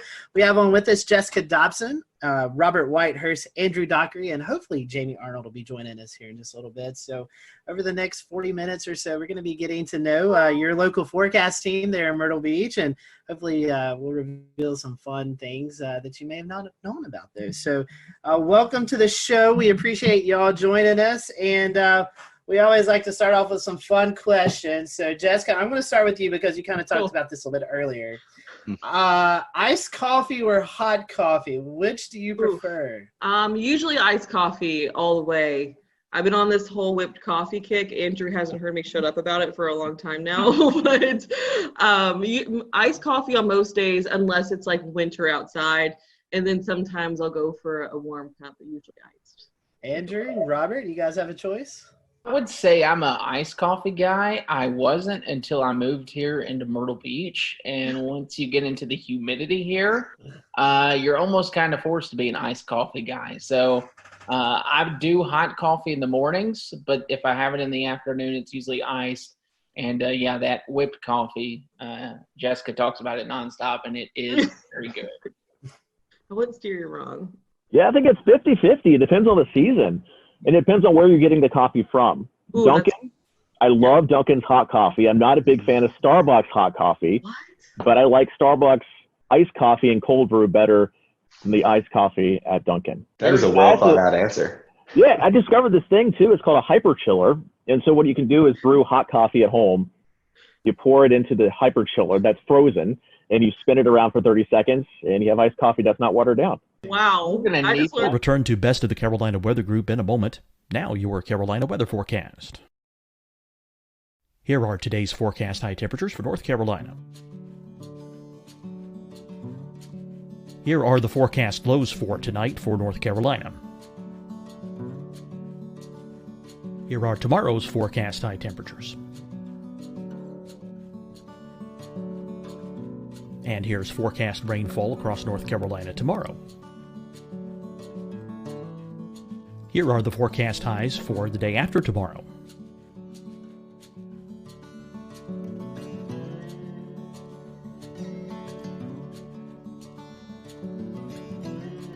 And here's the forecast rainfall across North Carolina for the day after tomorrow. This is the total rainfall forecast across North Carolina for the next 3 days. Here's the severe thunderstorm outlook for today from the Storm Prediction Center.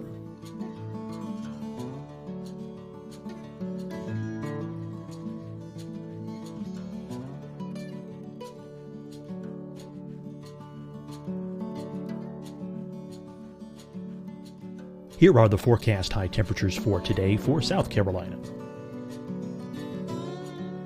Here are the low temperatures for today for South Carolina. Here's the probability of precipitation forecast across South Carolina today. And here are the rain chances across South Carolina tonight. Here are tomorrow's forecast highs across South Carolina. Here are the forecast low temperatures for tomorrow for South Carolina. And here is the probability of precipitation across South Carolina tomorrow. Here's the precipitation chances across South Carolina tomorrow night. Here are the forecast highs for the day after tomorrow in South Carolina. Here are the forecast low temperatures across South Carolina for the day after tomorrow. And here are the rain chances across South Carolina for the day after tomorrow. And South Carolina's probability of precipitation for that night. Here's the Storm Prediction Center's severe thunderstorm outlook across South Carolina for today through tonight. Here's the Storm Prediction Center's severe thunderstorm outlook across South Carolina for tomorrow and tomorrow night. And here's the Storm Prediction Center's severe thunderstorm outlook across South Carolina for the day after tomorrow through that night. Here's the severe thunderstorm outlook for today from the Storm Prediction Center.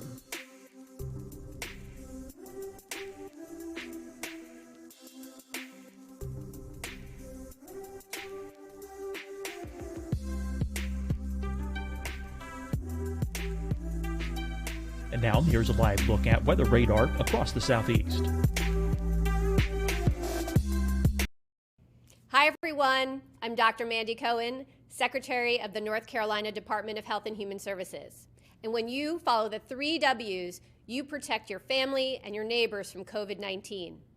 When you leave your home, practice your W's. Wear a cloth face covering, wait 6 feet apart, wash your hands often. Wear, wait, wash. We're in this together. Stay strong, North Carolina. Deciding when to wear a mask isn't about who you know or how well you know them. Just ask yourself, will I be with anyone I don't live with? If the answer is yes, get behind the mask. help slow the spread of COVID-19. Get behind the mask. Learn more at covid19.ncdhhs.gov. Fight the spread and take a stand against coronavirus. Wear a mask in public. Stay at least 6 feet apart from others. And get tested.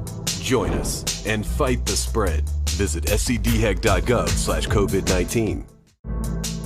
Getting tested for COVID-19 helps you to take the steps needed to protect yourself, your loved ones, and your community. Find the testing location at scdhec.gov/COVID-19 testing. You'll see your Carolina weather forecast at 25 and 55 past. And now back to the best of the Carolina Weather Group on the all-new Carolina Weather Net. I don't get any commission if I sell any product. How many sugars and creams, though? You know what? You're really, that's a hurtful comment right there. Like that. That's what gets me at Dunkin'. I'm like, load it up. Just keep squirting it. And My coffee is like white, okay? What are y'all's favorite weather or disaster themed movies? I guess we can go in the same order again. Start with Jessica. Twister is for sure. I mean, that's very typical, but that came out when I was younger. And, you know, Jessica, she had blonde hair. I have blonde hair, so it just kind of really, it stuck with me. Love that movie. And also one that I grew up watching, I feel like it was on ABC Family a lot, was Night of the Twisters. It's very corny, like 90s one, but that's another. I think for me, Twister was a big one. I'm not a big movie guy, though, if I'm being honest. Especially when it comes to weather movies, I just critique them really bad. But another one that stands out that I did watch a lot, which is even worse, is The Day After Tomorrow. That's one that immediately pops in there with Twister. But as far as if I could quote a movie, the one I've watched the most, it's definitely Twister for me. Yeah, I think Twister is kind of the go-to answer, I think, for this one. I loved it growing up. I used to watch it all the time. I get a little more frustrated watching it now. Like, maybe that's not where we want to be during a tornado. I don't know. Maybe not in a shed tied to a water pipe coming out. I think it's funny that I love Jo so much, but I didn't really understand the whole backstory that she was like kind of crazy and was refusing to divorce her ex. Like that didn't really register with me until honestly I watched it like a couple of years ago and I was like, man, this is kind of messy. So next question on our list here, and to kind of stick with the same kind of weather-related stuff, do you have like a favorite type of music just in general, or maybe it's something that helps you kind of get in the mood for doing live broadcasts or weather-related stuff when weather's happening? I'll let Andrew go first for this one because Andrew's our music buff, I feel like. Y'all have opened a can of worms. We could be here.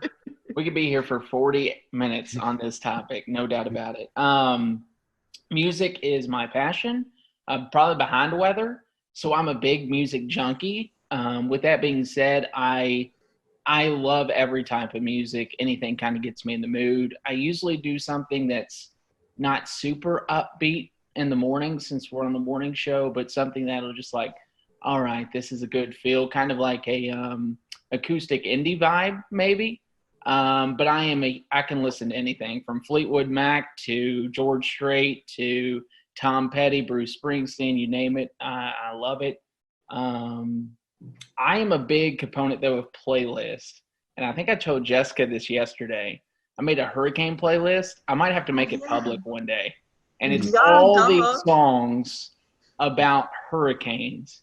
And I'm a big runner too. So like right before Dorian arrived, I was just like rocking out to all these songs that had hurricane references in there, from Jimmy Buffett to Luke Combs to all kinds of music. And it was fun. But yeah, music is a big passion of mine. So we might have to get your hurricane playlist there to put out when we put out the show, right? Oh, for sure. Heck yeah. I can gladly do that. I don't really, I listen to a little bit of everything, but I don't really listen to music much when I'm forecasting. I think it distracts me a little bit. Honestly, so on the weekends, I'll do mornings and evenings. And honestly, it really depends on the morning show or the evening show, which one I'm doing on my mood. Because if it's the evenings, like I'm already like mostly awake and I've probably had a lot of caffeine in my system. So I'm like ready to go. And I'll listen to, honestly, like, I love throwback playlists, like whether that's like throwback R&B and hip hop from like the early 2000s, or like the early 2000s hits, or like late 90s hits. Like those always put me like in a really good mood. But when it comes to mornings, I kind of like, what is it? I have like a couple of different ones on Spotify. Like my Spotify is so disorganized, it's not even funny. I'll like think of a band and I'm like, oh, I want to listen to that kind of music today. But mostly like things kind of more chill, probably like Mumford & Sons, or Neon Trees, or Kings of Leon too. I listen to them a lot in the mornings. It truly depends. Like my mood changes also throughout the morning. Sometimes I'm like, no, I need something a little more somber. Like, so it really depends too for me. But I like all music too. Like I'm the worst when I'm driving in a car with someone else and a song comes on and I start singing it, and it's just not, it goes downhill from there. You know, like those Spotify playlists used to work great for me until I had a daughter, and now it'll go from Luke Combs to the Frozen 2 soundtrack. Moana. And then back to Aladdin and Moana, and then back to some sort of rock song. It really brings you all over the place. Thing. Yeah, that sounds honestly kind of great though. Like, gotta throw in a Disney song every once in a while just to kind of bring things back down. Yeah, I gotta humble you. All right, weather question, kind of a two-part question. When did you know you wanted to be a meteorologist? And was there someone that you looked up to when you were younger, going through high school, college, that kind of also pushed you into that direction? So for me, I don't think there was ever really a moment in time where I just knew. I honestly just kind of always knew. Like even when I was looking at colleges, I was like, okay, well, I'm going to do meteorology. But I didn't know I wanted to do broadcasting because I used to be really shy. I don't really know what happened. But something happened, so now I can't shut up. But that kind of evolved throughout college. But in terms, I watched a lot of the local meteorologists. I think someone who pushed me a lot, though, who I met in high school, didn't realize how important it was to meet him, though, was John Gordon. He really pushed me to just kind of like take on my own personality when it came to weather. He works with, I don't know if you guys are familiar with him. He used to actually be a hurricane hunter. Now he's the MIC at the National Weather Service in Louisville. And I volunteered with him one summer, and like it totally changed everything for me. But I always grew up watching the meteorologists on air. There weren't always a lot of females though, so it was kind of hard for me to I never really had one specific person I looked up to. Because I kind of watched them all. So, yeah, long story short. I think for me, I was in 5th grade. I grew up terrified of thunderstorms. Couldn't stand them. And I turned to the people on TV to kind of guide me through the storm, as corny as that sounds. My mom was in TV her whole life. She's behind the scenes. So she is a research director. She's been doing that for years. And I kind of had a firsthand like experience into what broadcast meteorologists do. So I would go to work any chance I got with mom and shadow all these meteorologists and be like, hey, listen, I don't like storms. And that actually grew a passion more out of fear back when I was in like 5th grade to, oh my goodness, this is crazy. Like the power of the atmosphere is so amazing. So I think the big mentor for me was Kevin Harnick growing up. I met him in elementary school. I kind of went with him. He's in Louisville. Jessica and I are from the same town, same city, went to the same college. But I got to shadow him all the way from elementary school through middle school, through high school, through college. And it really paved a way for me to understand how this business works, but also to really just be amazed at, there's people that are out there that are afraid of this type of thing. But just to be amazed at the power and how the technology these days is almost like there shouldn't be a fear just because we've come so far for how we are in this industry. And I think that's a big focal point for me right now is to try to teach people, hey, if there's a warning issued, take precaution. But at the same time, there's no need to be afraid of these things.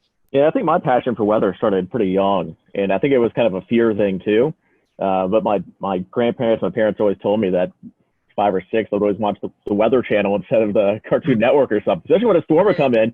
And then I would go into a closet and watch the Weather Channel because the storm scared me, but I was so interested in it. And especially my mom has kind of pushed me into weather because I was so passionate about it growing up. But we'd go storm chasing in Florida. Whenever a hurricane would go by, we'd go down to the beach. I remember Flo going up the coast, and we were down at the beach looking at the wind gusts. And whenever a storm would come by, we would do that kind of stuff. So it's something I always wanted to do. And I don't know if I really had a favorite meteorologist growing up. I watched a lot of the Weather Channel and local. We had Tim Deegan in Jacksonville. I think he's still there. He's been there a long time. John Gahn there as well. So I think growing up in Florida, hurricanes was kind of my passion, and that's always been still my passion. That's why I'm still in the Southeast. So this is maybe a question that has been a little bit controversial in the past. We've had some interesting answers. But model websites. You see model output all over Twitter and Facebook and anywhere that social media exists. Do you have a favorite website? So in college, we always used Pivotal and COD, or College Up to Page. And so like in college, I got so used to those that like those kind of, I'll use other ones. Like I can never remember the one we use now. I think Robert, you have it on our computer, or it's like your account. But that one's good too. But I always end up, I think, going back to COD and then or Pivotal because I don't know. I just always like Pivotal, the colors. I don't know. And then when it comes to COD, I like their satellite data a lot. I always go to their satellite, their surface analysis. So I am a weird one when it comes to models. Twister data, does anyone remember like that site back in the day? Yeah. Like how the color table was so great, but like the features were a little I'm a big fan of like ensemble forecast and having a ton of variety on a website. So simple is great. Otherwise I get distracted. So I try to do COD throughout like a 48-hour window. And then I transfer over to weather models, which Robert and the team use, and then Weatherbell. I love Weatherbell. I love weather models. And those two are like, I would say my 1 and 2. But if it's coming to a quick 48-hour look of a forecast, it's usually Pivotal Weather or College of DuPage if I need to get something out quick. Otherwise, I'll spend way too much time on the other two. Yeah, I think a lot of them, each have their strengths. Yeah. Like Pivotal Weather with the clickable soundings for the Euro and the UK Met and all the extra data now. That's great. You can't really find, I don't know where else you can find that kind of stuff right now. Obviously, you could break down the levels yourself on Weatherbell or weather models, but to have those clickable soundings for the Euro and the UK Met, great. We were big into Weatherbell, and then when Ryan went over to weather models, we kind of gave that a try, and I think they're both great. The navigation certainly gotten a lot better on both of them. I think when they first started, it was like, there's all this stuff, but I don't know how to get to it. You'll find it once. You're like, I really want to save that. You come back and you couldn't find it. But I think they've kind of improved with those. So we use all three. We're kind of lucky that we have an account for all three. Yeah. I don't know if many people know about this one, but the FSU cyclone phase, that's good. That's good stuff there. You can see, kind of gives you an idea if it's going to be a shallow warm core, if it's more cold core. What would be your most embarrassing on-air moment that you can recall? I feel like I embarrass myself on a regular basis. So I don't know. I mean, I have made it before on one of those like viral YouTube like blooper things over something so stupid. I like just stumbled over my words and then I couldn't stop laughing afterwards, and it was just 20 seconds of me like doing the whole where you don't breathe or say sounds, you just like sitting there laughing without making any noises. I did that. That was probably up there with one of the most embarrassing. I don't really, in this, I mean, you can ask Jessica and Robert, they know. I don't get embarrassed often. That's true, yeah. So, like, I think back to, like, my job at Eastern Kentucky when I was the chief at WIMT. I would go out and do face paintings right before main weather and dance with people to learn, like, a jig or whatever it was. So I've done probably a lot of embarrassing stuff, but to me, I was just doing it just because it was interactive. But something I did not plan that happened was I did a whole main weather and Twitter blew up. This was back at Bowling Green, and it was obvious that my fly was down the entire time. So that was the only thing I can think of. I will never remember or forget that day. But other than that, everything else it takes a lot to embarrass me, but that day certainly did. This isn't a bad one, but we have a Hurricane Expo we do every year. And I went to a little girl who was with her dad and a live interview. And I asked her, hey, are you having a great time here? And she looked at me and said, no. And I had no idea what to say. I was like, oh, well, there's some fun stuff over there. Back to you. You didn't respond with, I like turtles, right? And that's the thing with kids. They'll tell you the truth. They're not going to sugarcoat it. Storm chasing. I know Western Kentucky goes out in the storm chasing every year. Have you guys been storm chasing? Any memorable events from that? Oh my gosh. Storm chasing. I went twice. And best 2 weeks of my life, both times. Like, hands down. Like, second time, they were both great for different reasons. The first time, I was in 2016, in May of 2016, which I don't know if you guys remember or not, but that was the whole Dodge City event that unfolded, which was the craziest day of my whole life. Just like a tornado on the ground for I think over an hour, and it had, sister tornadoes at one point, and it was just like complete madness. Like, I'd never seen chasers like that before either. And really that whole season I got to see pretty much every type of storm structure you would want to see, whether there was tornadoes or not. So that was really big for me. It was like literally, like everyone says it, but it was literally like everything you learned in your meteorology class and your textbooks, everything you see, but it was like in front of your face. And so that was really cool for me. The second time we didn't see quite as much, but WKU goes over a 2 week span, which I think a lot of schools probably do that too. And we did a lot more sightseeing. We went out to New Mexico, and we got to do a lot of cool things outside the whole storm chasing thing too. But I got to be with like my best friends when they saw their first tornado. So like lots of bonding, and like it was just the best of both worlds, like being with your friends, but also at the same time learning so much, like being able to share all those like experiences and your same passion with other people. I could go on for days about storm chasing. Very near and dear to my heart. I wish I could go back and relive those days. For me, I didn't go on the storm chase trip. I worked 2 years in college while doing school, so I did 19 hours of classes in a 40-hour work week in Bowling Green, which was crazy. The first year I couldn't because of a job. We just lost someone, so I couldn't take off. The second year I just accepted a job in Hazard, so I was already moving out when it was going up. I've storm chased on my own. I've never seen a tornado with my eyes. I've been around storms that produced a tornado at night and knew that, hey, this had a good chance of a tornado. I've seen damage firsthand from a tornado. I think the most powerful experience, though, would have been when we signed up for something that's not even storm chasing. We remember March 2nd, 2012 was a big time event in Kentucky. It was the one time I left Kentucky to go to and paid like for this big conference in Oklahoma. I never attended the conference. Like I just sat there and because everyone back home was so freaked out. So that was probably one of the more memorable events, is coming back and seeing the damage of what that produced up in Henryville and all that, because it's still crazy to look back at. But yeah, it's kind of a bucket list thing for me. I've never really done storm chasing much, other than with my mom going to the beach when hurricanes went by. And of course in Jacksonville, it's always when they went by for the most part. So we could go down to the beach and I went gusts 40, 50 miles per hour. It was kind of crazy to watch, and they would always shut down the bridges going over the waterway, so we get stuck at the beach for an hour or two until the storm went by. But I've never really done any big storm chasing. I worked in Hattiesburg, Mississippi for a couple of years, and we certainly had quite a bit of severe weather there, a lot of tornadoes, and certainly saw a lot of pretty bad damage around there, but never actually seen one in person. I foresee a WMBF storm chasing trip here in the near future. I am down 100%. So our next question is about favorite non-weather related hobbies. Robert, I don't think we've started with you yet, so I'll let you lead off if you want. I love to get outdoors. So I love to mountain bike. We love to camp, go fishing. Growing up, my dad and I would always go up into North Georgia and go camping for a weekend, do some trout fishing in the Chattahoochee.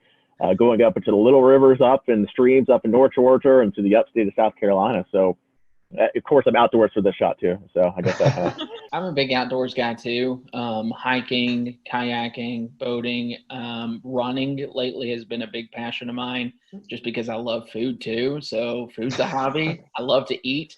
And then I also, like I said, I love music. So I play guitar, play the mandolin, play a little bit of piano. Any instrument I could play, I try to get my hands on. But yeah, I think those are the big things. I just love being outdoors. I hate sitting on the couch all day. I always have to be doing something. My hobbies have kind of changed over the years. I used to dance growing up. I was on the dance team in college. But obviously now don't really do that as much. But I kind of, now that I live near the beach, I don't ever like to be sitting in my apartment. So I go to the beach literally as much as possible. Like when I get off here, I'm probably going to try to go to the beach because it's so nice outside. I love to read. I love reading books, especially recently, like autobiographies about either meteorologists or people in broadcasting, like books that I can take a lot away from. I love to cook. I don't like to clean. But I like to cook pretty much any chance I get. And I like to experiment and try to, like, if I can't, like, recreate like really good dishes from places I like, so I'm not as tempted to eat out as much. But it's really hard in Myrtle Beach. I plan on eating my way through this place. So yeah, and then hanging out with my cats. Since all three of y'all like doing stuff kind of around the city and stuff, is there a shout out to some of the places or things that you like the most? What makes your city so great? Can you name a couple favorite spots? Beach. Any particular part of the beach? Yeah, I mean, there's a couple spots here. I mean, everybody kind of, when they come to visit, they go to downtown Myrtle Beach, and it gets a little busy, a little crazy. I think the locals go a little farther north or a little farther south, and it gets a little quieter, and you can actually relax a bit. So maybe that's if you're going to come to visit Myrtle Beach, try to branch out from just downtown Myrtle Beach. There's a lot to offer up and down the coast, and that's the thing with Myrtle Beach. They want to stay as close to the beach as possible, the buildings and the homes. So instead of going inland, everything here is built up and down the coast. So you have to kind of go quite a bit to see everything, but it's worth a visit from North Myrtle Beach all the way down to Merrill's Inlet. Pawleys Island's beautiful, a little farther to the south of Myrtle Beach. Yeah, I will agree with that. And the food is great too. You can go all the way up into North Myrtle Beach and hit up portions up near downtown North Myrtle down to Barefoot Landing. I think a Flying Fish is a great seafood place there. Highly recommend that. It's a 48 catch to plate rule, so everything is super fresh, 48 hours. And then I'm a big South Strand guy. So what we say about South Strand, south of downtown Myrtle Beach, Surfside, Garden City, Merle's Inlet, the Marsh Walk yes, is beautiful. And then you go even further south, Huntington Beach State Park, Brook Green Gardens, Pawleys Island. It's just a beautiful area down there. That I would highly recommend anyone to come check out. Come to Myrtle Beach, check out downtown, and then go south would be my recommendation. And then if you have another day, go north, because you could eat your way through this city in the Grand Strand, no doubt about it. I have not had the chance to really explore that much. I'm just now starting to be able to with all the Corona stuff going on. But I will say I have not been to a single place that I have not like loved so far. All the beaches I've been to as far south as, you know, I recently went to Surfside the other day. And that was really nice. Like, and there, every little spot I feel like has a different feel to it. It has like different character to it. And so I really like that so far.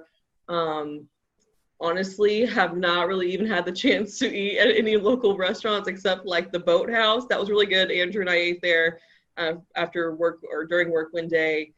And then I went to a local Mexican restaurant the other day, Sol y Luna, which was freaking amazing.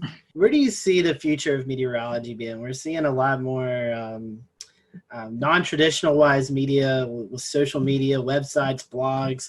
You still have your TV, your National Weather Service stuff. Where do you think the future of meteorology takes us in the next 10, 15 years? I think that's kind of the magic question that everybody's looking to the answer for it. I mean, you think back 15 years ago, how different it was, and then you look 15 years or 10 years in advance and just how different it's going to be again. Obviously, a lot of focus is on digital now. Everybody's on their phones. Most stations have a weather app at this point, but I think we invest a lot of time into our weather app, and we've seen quite a bit of growth of that here in the last few years. And even on social media, I think when I started in 2013, we had 3,000 or 4,000 likes on our weather page. I think we're up to almost 40,000 now. And you can see that kind of growth on our digital team as well. I did a presentation a couple of years ago about digital growth, website growth, and it was something like 200% growth since we launched the station. We're a relatively new station. We've only been around for a little over 10 years. But you start to see the TV side go down a bit, but the digital side is kind of taking over from there. And we started to put some work into OTT, things like Roku, so you can get your news kind of on demand. We're setting up a new system now at the station where basically an anchor. We'll return to Best of the Carolina Weather Group in a moment. Now your Carolina weather forecast. Here are today's forecast high temperatures for North Carolina. Here are the forecast lows for tonight for North Carolina. Here are tomorrow's forecast high temperatures. And here's forecast rainfall across North Carolina tomorrow. Here are the forecast highs for the day after tomorrow.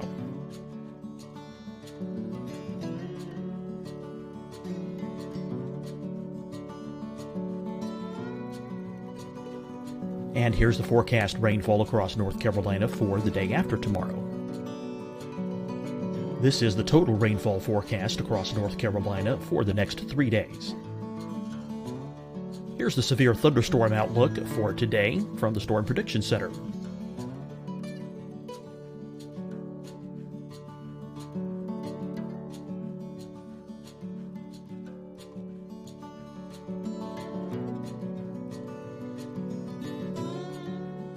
Here are the forecast high temperatures for today for South Carolina. Here are the low temperatures for today for South Carolina. Here's the probability of precipitation forecast across South Carolina today. And here are the rain chances across South Carolina tonight. Here are tomorrow's forecast highs across South Carolina. Here are the forecast low temperatures for tomorrow for South Carolina. And here is the probability of precipitation across South Carolina tomorrow. Here's the precipitation chances across South Carolina tomorrow night. Here are the forecast highs for the day after tomorrow in South Carolina. Here are the forecast low temperatures across South Carolina for the day after tomorrow. And here are the rain chances across South Carolina for the day after tomorrow. And South Carolina's probability of precipitation for that night. Here's the Storm Prediction Center's severe thunderstorm outlook across South Carolina for today through tonight. Here's the Storm Prediction Center's severe thunderstorm outlook across South Carolina for tomorrow and tomorrow night. And here's the Storm Prediction Center's severe thunderstorm outlook across South Carolina for the day after tomorrow through that night. Here's the severe thunderstorm outlook for today from the Storm Prediction Center.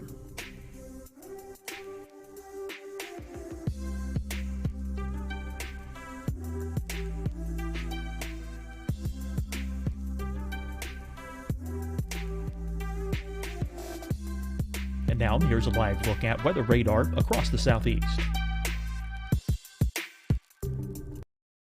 Hi, everyone. I'm Dr. Mandy Cohen, Secretary of the North Carolina Department of Health and Human Services.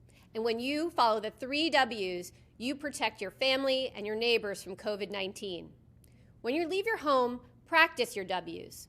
Wear a cloth face covering, wait 6 feet apart, wash your hands often. Wear, wait, wash. We're in this together. Stay strong, North Carolina. Deciding when to wear a mask isn't about who you know or how well you know them.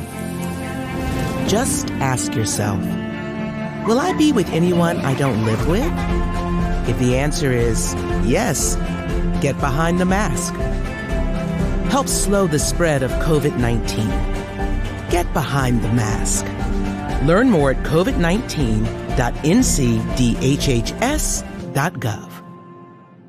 Fight the spread and take a stand against coronavirus. Wear a mask in public. Stay at least 6 feet apart from others. And get tested. Join us and fight the spread. Visit scdhec.gov/COVID-19.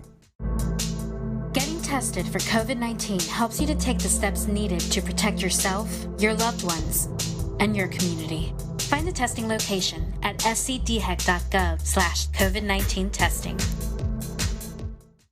You'll see your Carolina weather forecast at 25 and 55 past. And now back to the best of the Carolina Weather Group on the all-new Carolina Weather Net.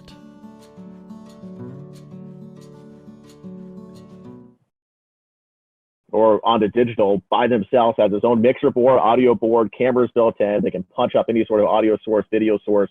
And so we don't have to wait for that traditional 4 p.m., 5 p.m., 6 p.m. People don't want to wait until 4 p.m. to get the forecast or 4 p.m. to get some information. So it's tougher now to tease things like, hey, we got this really big story, tune in at 4 p.m. for the details. And people don't, everybody wants the information now. So instead of doing that typical thing, if it's breaking news, we can get on air, we can get on the digital, get on the Facebook with it, onto the website, and people can go there and get the information right away. Otherwise, they're going to go somewhere else to find it. What's your favorite social media platform? Twitter, Facebook, TikTok, Snapchat? Where's your go-to? Well, I still have my MySpace active, I think, somewhere. So make sure you give me I'll put you in my top 6. But really, I think Facebook is still probably the king when it comes to weather information with the general public. I think it's probably starting to skew a little bit older with the population. I don't think the younger you go, I think you get the less people on Facebook now. And where we go from there, I'm not sure. We've kind of dabbled in Instagram a bit, and we have decent luck with it, but I don't think we've got a huge amount of traction on there yet. But it seems like most TV stations still use Facebook as the kind of big digital social metric, and then you just kind of have Twitter and Instagram and some other things on the side. All right, we're gonna end with a couple of fun questions. So I'll end with this one. You're ordered a pizza. You're only allowed one topping. What is that topping? Pepperoni. Sausage, but this puts out a Barstool Sports one bite. Everybody knows the rules is what I thought of as soon as you said that. It's hard for me to pick one. My original thought was pepperoni, but I love banana pepper pizza. Interesting. Nobody said pineapple, so that's good. I was waiting for the pineapple. Yeah, I don't think pineapple's on a pizza. All right, then I will close this out tonight. This is a question that we briefly talked about before the show and had you all stow away your answer. So this could be controversial. There's only one right answer. Toilet paper, over or under? I had to think. It's over. No. It's over. Okay, one for over. I saw a terrifying image once, and I'll explain it after Jessica answers. It's over. Okay. And it's because of the image. Okay, yeah, I would say over, and I think of a meme, and I hope it's not what Andrew's thinking. It's like, I don't know, I can't even remember the meme. Something about a mullet, like, it's had to do with a mullet. I've seen that one. You know what I'm talking about? I know what you're talking about. The one I saw had a spider underneath, and like you reached underneath the toilet paper to get it on the underside, and when you do that, you're like touching the spot. Ever since then, it's over. No. All right, we have definitely enjoyed having you for this. We appreciate it. I would hate to give up this opportunity, or would love to give you this opportunity to promote your social media accounts. So if anyone who's watching or listening, head down to Myrtle Beach. They know where to get the weather information at, and maybe some of the best places to hang out. So I'll let you guys give out some social media information before we close off. Robert, I'll start with you. You can. I'm big on Facebook, so if you just search for meteorologist Robert Whitehurst, it should pop up on there. And of course, our main Facebook page is kind of the one where we put a lot of our time into more forecasting, and that's going to be the WMBF First Alert weather Facebook page. Yeah, I think we're all pretty generic in our handles. I'm meteorologist Andrew Dockery on Facebook, and then you can find me on Twitter at Andrew WMBF. We have a great team that loves social media. We would love to just even chat with you all about weather sometime. Yeah, mine's the same pretty much. It's meteorologist Jessica Dobson on Facebook, and then at Jessica Dobson WX on Twitter. You can also follow me on Instagram. I can't even think of my handle right now, so whatever. You can also follow me on Pinterest. You can also find Jamie Arnold at Jamie Arnold WMBF on Twitter. So look up Jamie. We hate that he wasn't able to join today, but certainly appreciate having you all around. And if you're in Myrtle Beach, be sure to check out the WMBF First Alert Weather Team. For everyone here at the Carolina Weather Group, thanks for watching, and we'll see you next time.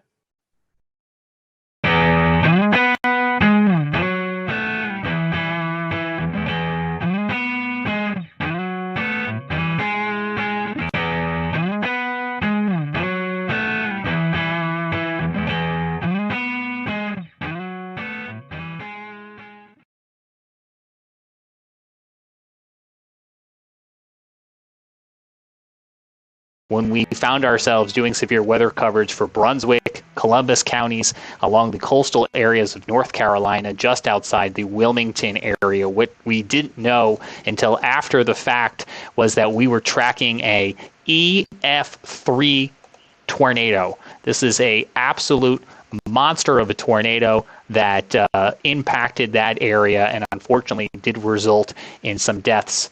2 or 3, if I'm not mistaken, as well as 10 injuries. We got some new video today when North Carolina Governor Roy Cooper visited the communities hardest hit, and I want to allow the panel some time to talk about this, because this in and of itself would be a very big news story for us here in the Carolinas and on this show.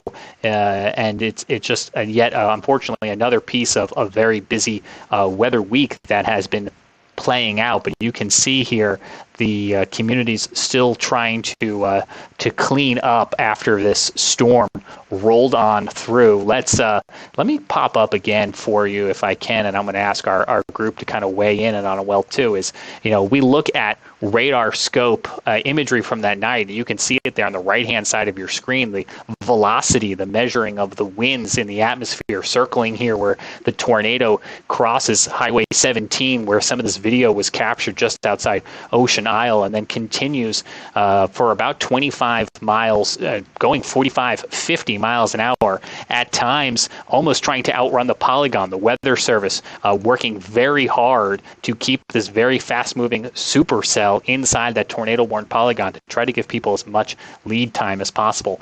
Brad, let me bring you back in. I know you had just finished the 11 o'clock news, but I saw you tweeting about this. What were you thinking at 11:45 at night when you were looking at this on radar?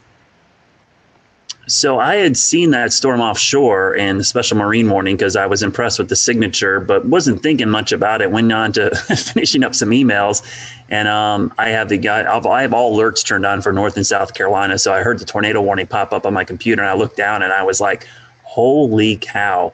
Right away, I was like, I could see the debris signature, and I knew it was bad.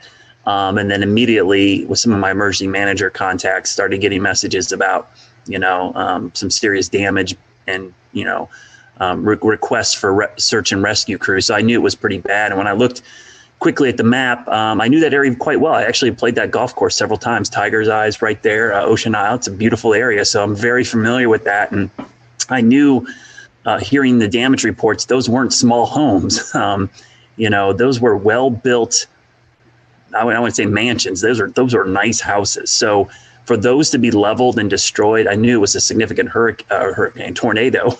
I'm thinking of hurricane because that area was hurt by Isaias as well, almost the exact same location. But what was interesting is, it was EF3. That's the only second EF3 I could find in the database in the month of February in North Carolina's history. The other one was in 1971. So EF3 tornado in the month of February is incredibly rare for North Carolina, and in that area, period, any time of the year.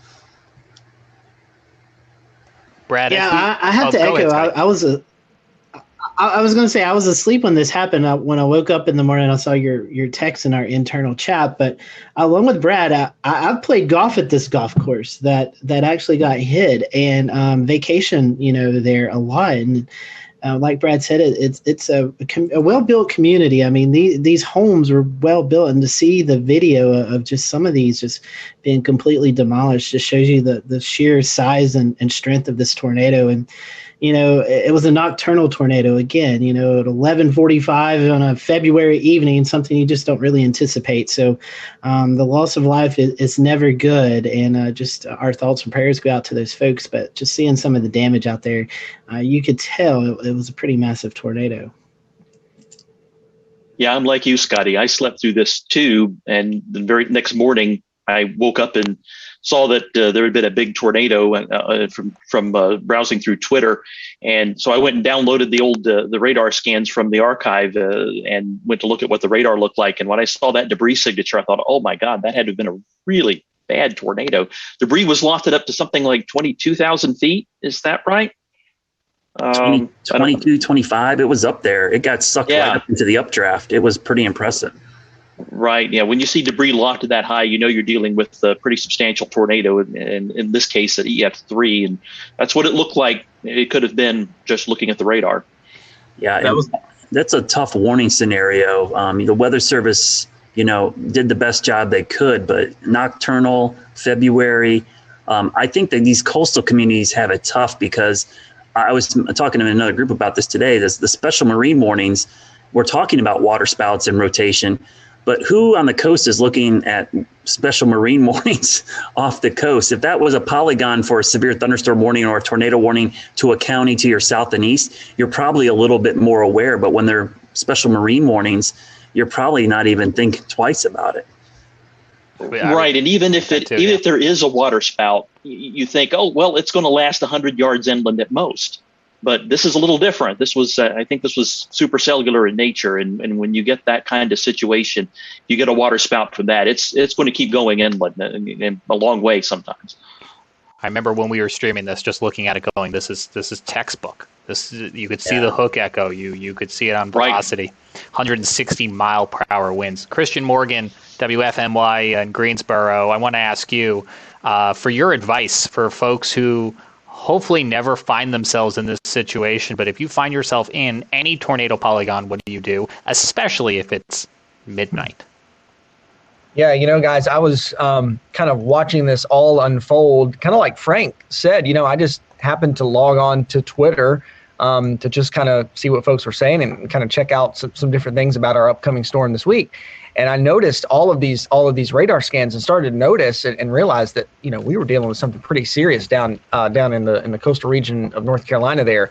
And what I was saying on Twitter, I wasn't an active meteorologist following along in those areas, but I was saying, if you have family and you have friends that in this area, who cares if you got to wake them up? Call them until they wake up and let them know what is going on, that they have to find somewhere safe to get. And really, in this situation, we say it all the time and it kind of gets drowned out and people kind of put it in the back of their minds. But really, you got to find that most inner room in your home. If you have a basement, that's the safest thing to do, away from doors and windows. And people say, well, I'm in the next room over. Is that okay? And I'm in the closet in the bedroom that, has windows in it. No, it's not okay. Because especially in a situation like this with such a dangerous tornado, I mean, we see picture after picture after picture of whether it's branches or whether it's beams from houses flying around, they can pierce right through walls and right through doors, and they can come into those rooms and into those areas. So the most inner room in your home, away from doors and windows. If you have a basement, that's the best. And one thing that we always try to say on the air in a tornado warning situation is take shoes with you, take a helmet with you. And people think that sounds crazy at first, but if something comes through the door or something comes through the wall, if you've got a helmet on, just like riding a bike, if you fall off and you have a helmet on, you're going to be that much more protected. And shoes, people say, well, I'm in the home. Well, if you have debris in the next room over and you come out to survey that once things are over, there's no telling what you could step on. So a helmet, glasses, safety goggles, shoes, if you have those things and take them with you, you're that much more prepared and that much more ready in a situation like that. Hey, Christian, I think you guys did the story today. Wasn't there someone whose home was damaged by the ice storm and went down to their beach house because of the damage and then was impacted by the tornado? Yeah, that is a series of really bad luck. You know, they left here, their home was damaged on Saturday with the ice. And so they went to their beach house.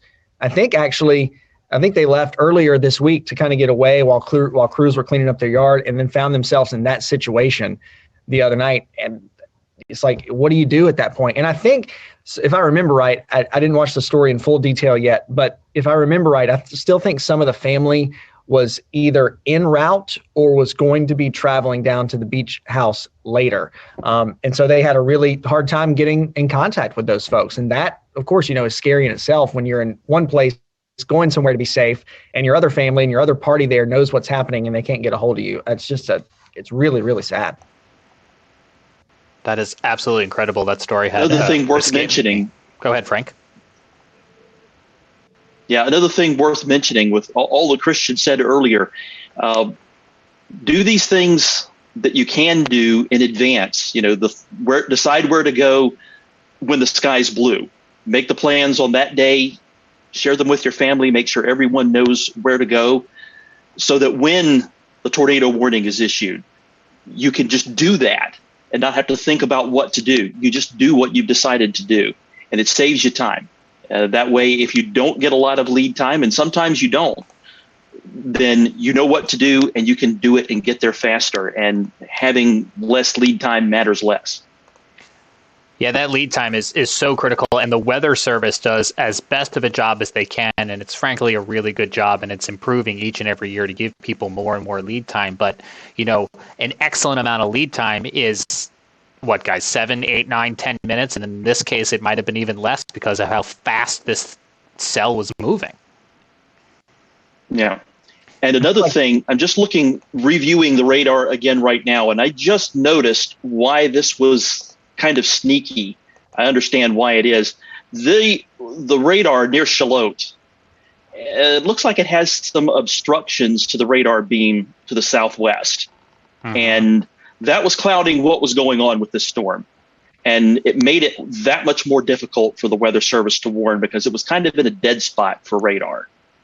And it just approached from the southwest, and the thing was over Sunset Beach before they realized what was going on, I think. Yeah, I'll just do a shameless plug here. If you're interested in this, we're going to do a show with this with Gannon Medwick.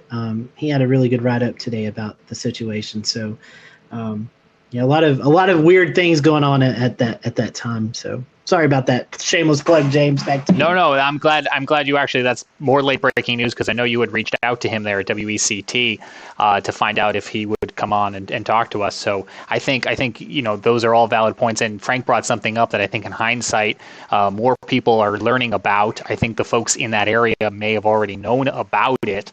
You know, so I think there is some hindsight review analysis going on. I will say one of the things that I think was a silver lining saving grace is that this supercell, this tornado, passed just to the side of the radar. If it had gone over the radar, we could have lost eyes on the whole cell for the rest of the night, which I think would have introduced a whole other level of an issue. Certainly. Yeah, just under 3 miles. If it had been just under 3 miles farther east. So we mentioned that Governor Roy Cooper went down to survey the damage today and to meet with folks who were impacted by this tornado firsthand. And amongst some of the video that was fed back, we have about 2 or 3 minutes here where the governor is talking to 2 homeowners who were inside of their home when this tornado approached. You're going to hear them talk about the amount of lead time they had, or what frankly was a very small amount of awareness and lead time for them by the time they realized something was wrong, and what position that left them in, and how they ultimately rode this storm out inside of their home. It's a miracle. It's miraculous. It's heartbreaking. It's inspirational. It's a whole palette of emotions. Now, because of the ongoing coronavirus pandemic, the microphones are a little bit further away than they would be ideally, and I'm letting you know that because the first rule of broadcast is always good audio, and you can hear them here, but especially if you're listening on our podcast, I want you to just stick this out with us and take a listen to the conversation the governor is having here with these homeowners. It's an incredible story. They won't invade your space here, but I thought I'd just come over and just see things. Yeah. I'm doing okay. How are you guys doing? We're alive. The fact that we're alive is a big positive. I know that's something to be thankful for these days. Yep. So we're thinking about you and hope that everything can be put back together. So sorry about the loss of life here. It's tragic. That's our greatest fortune. That was not us. Right. This is sticks and bricks. They can be replaced. So is this your house? Yes. And so were you guys home? Oh yeah. We were in this one in the curtain. So what happened? How did you guys?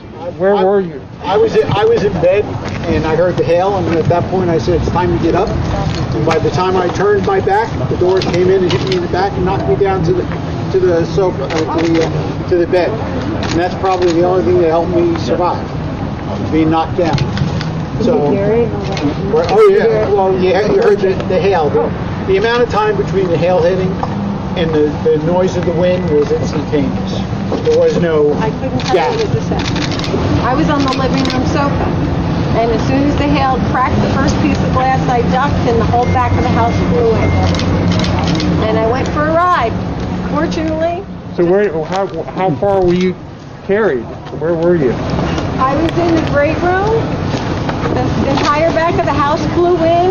This wall here, I'm on the other side of it. Buried under everything else. And I'm sure the only thing that saved my life is our porch furniture is teak. And the one chair blew in on me like a TP tent.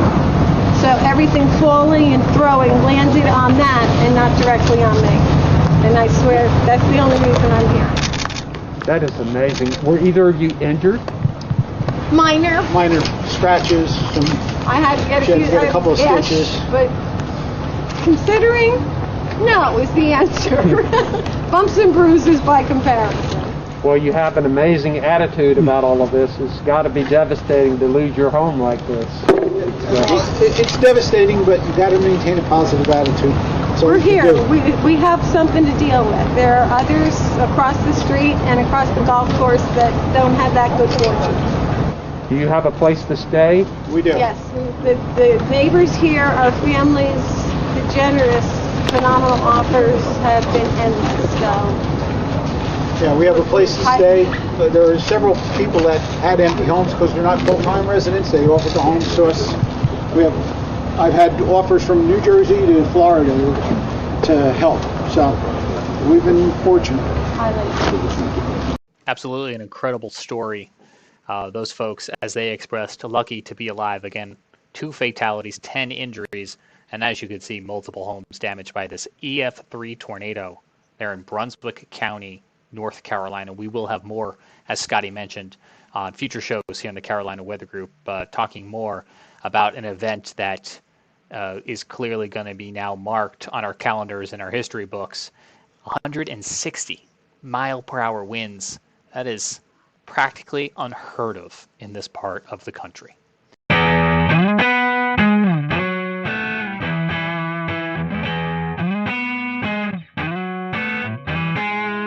Hello, everyone. Welcome to the Carolina Weather Group. We're happy to have you this evening. And man, I am excited about this show.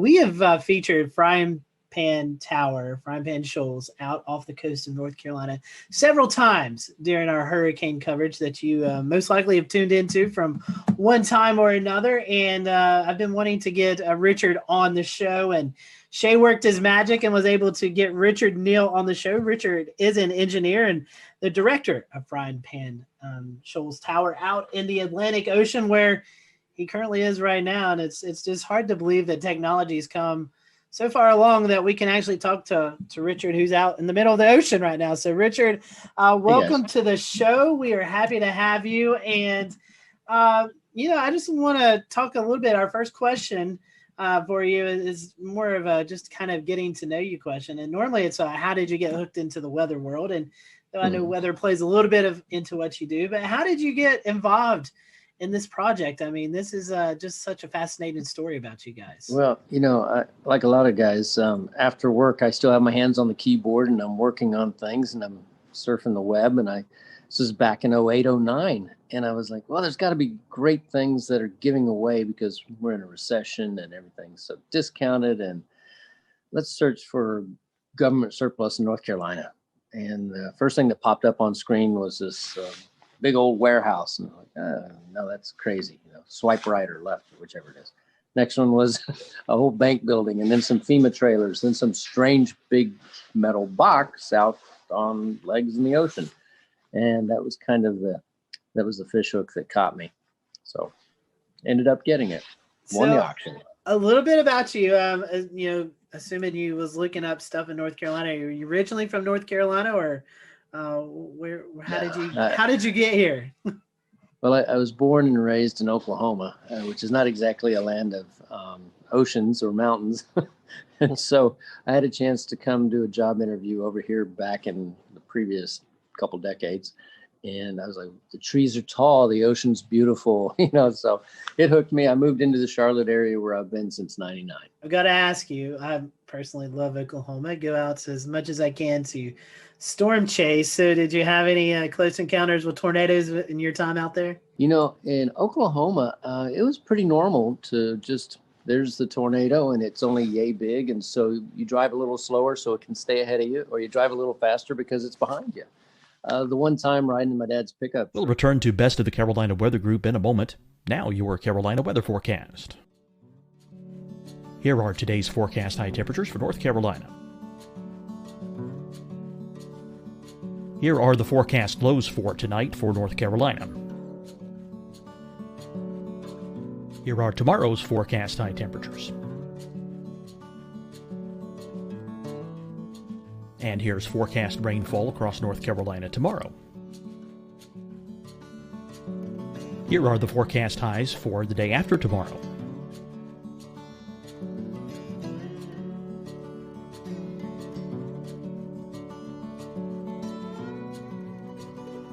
And here's the forecast rainfall across North Carolina for the day after tomorrow. This is the total rainfall forecast across North Carolina for the next 3 days. Here's the severe thunderstorm outlook for today from the Storm Prediction Center.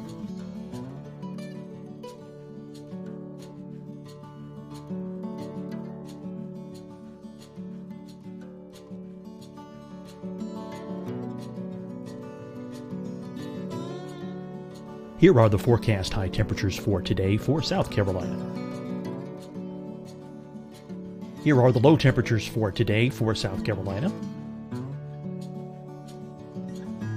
Here's the probability of precipitation forecast across South Carolina today.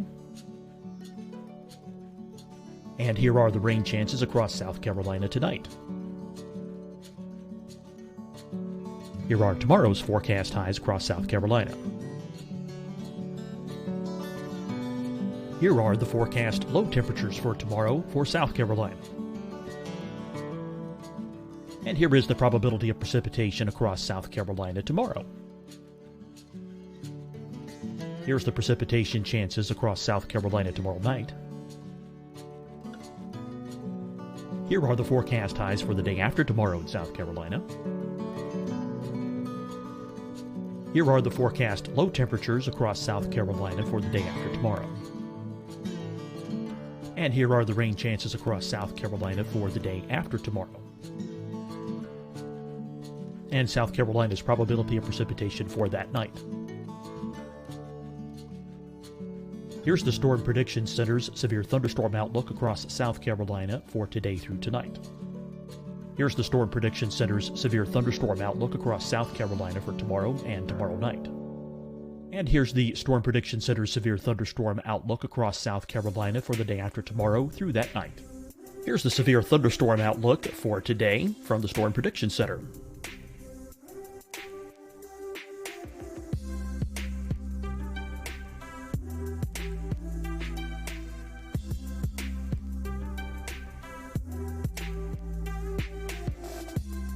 And now here's a live look at weather radar across the southeast. Hi everyone, I'm Dr. Mandy Cohen, Secretary of the North Carolina Department of Health and Human Services. And when you follow the 3 W's, you protect your family and your neighbors from COVID-19. When you leave your home, practice your W's. Wear a cloth face covering, wait 6 feet apart, wash your hands often. Wear, wait, wash. We're in this together. Stay strong, North Carolina. Deciding when to wear a mask isn't about who you know or how well you know them. Just ask yourself, will I be with anyone I don't live with? If the answer is yes, get behind the mask. Help slow the spread of COVID-19. Get behind the mask. Learn more at covid19.ncdhhs.gov. Fight the spread and take a stand against coronavirus. Wear a mask in public. Stay at least 6 feet apart from others. And get tested. Join us and fight the spread. Visit scdhec.gov/COVID-19. Getting tested for COVID-19 helps you to take the steps needed to protect yourself, your loved ones, and your community. Find the testing location at scdhec.gov/COVID-19 testing. You'll see your Carolina weather forecast at 25 and 55 past. And now back to the best of the Carolina Weather Group on the all-new Carolina Weather Net. Right in the back. And we were following one about 2 miles ahead of us. And I asked him to hurry up because there was another one behind us, about 3 miles behind us. So we just stayed right between the two as we went home that day. Just a normal day. Did not understand the magnitude of the difference between a tornado and hurricanes. Hurricanes are a whole different ball of wax, aren't they? Yes, they are. They are. We'll talk a little bit about that. So engineering, I know you got some engineering out there. Tell us a little bit about that and what all engineering wise you do out there right now at the tower. Well, you know, when I got the tower, when we first came out here, we opened the doors and all the windows were sealed up and there was thick junk all over the floor. It was incredibly filthy. And of course, nothing worked. There was no electricity. There was no running water, you name it. Obviously, no internet. And so the name of the game was basically, how do we reestablish? And so if you can think of walking into a garage that people had walked out of 2 decades before, leaving most of the tools in there, almost like a put it together puzzle, figure it out and you can make it work, that sort of thing. That was what it was. So found that there were holding tanks of water, found that the wiring was redundant because in the classic military Coast Guard sense, you never modified a circuit, you just added another one and added another one. So, oh my gosh. So it's really stretched my brain, everything from the structural to the mechanical, to the electronics, to you name it. Again, you don't just hire a plumber out here, you are the plumber. So very interesting. And you know, the first question that pops into my mind here, Richard, is how do you get out there? Good question. After I bought it, it took me 4 months to get here because I couldn't get a captain willing to bring me out in a boat. He said, there's no ladder on it and you can't get up on it. And I said, well, I was actually a really good climber, so just get me close.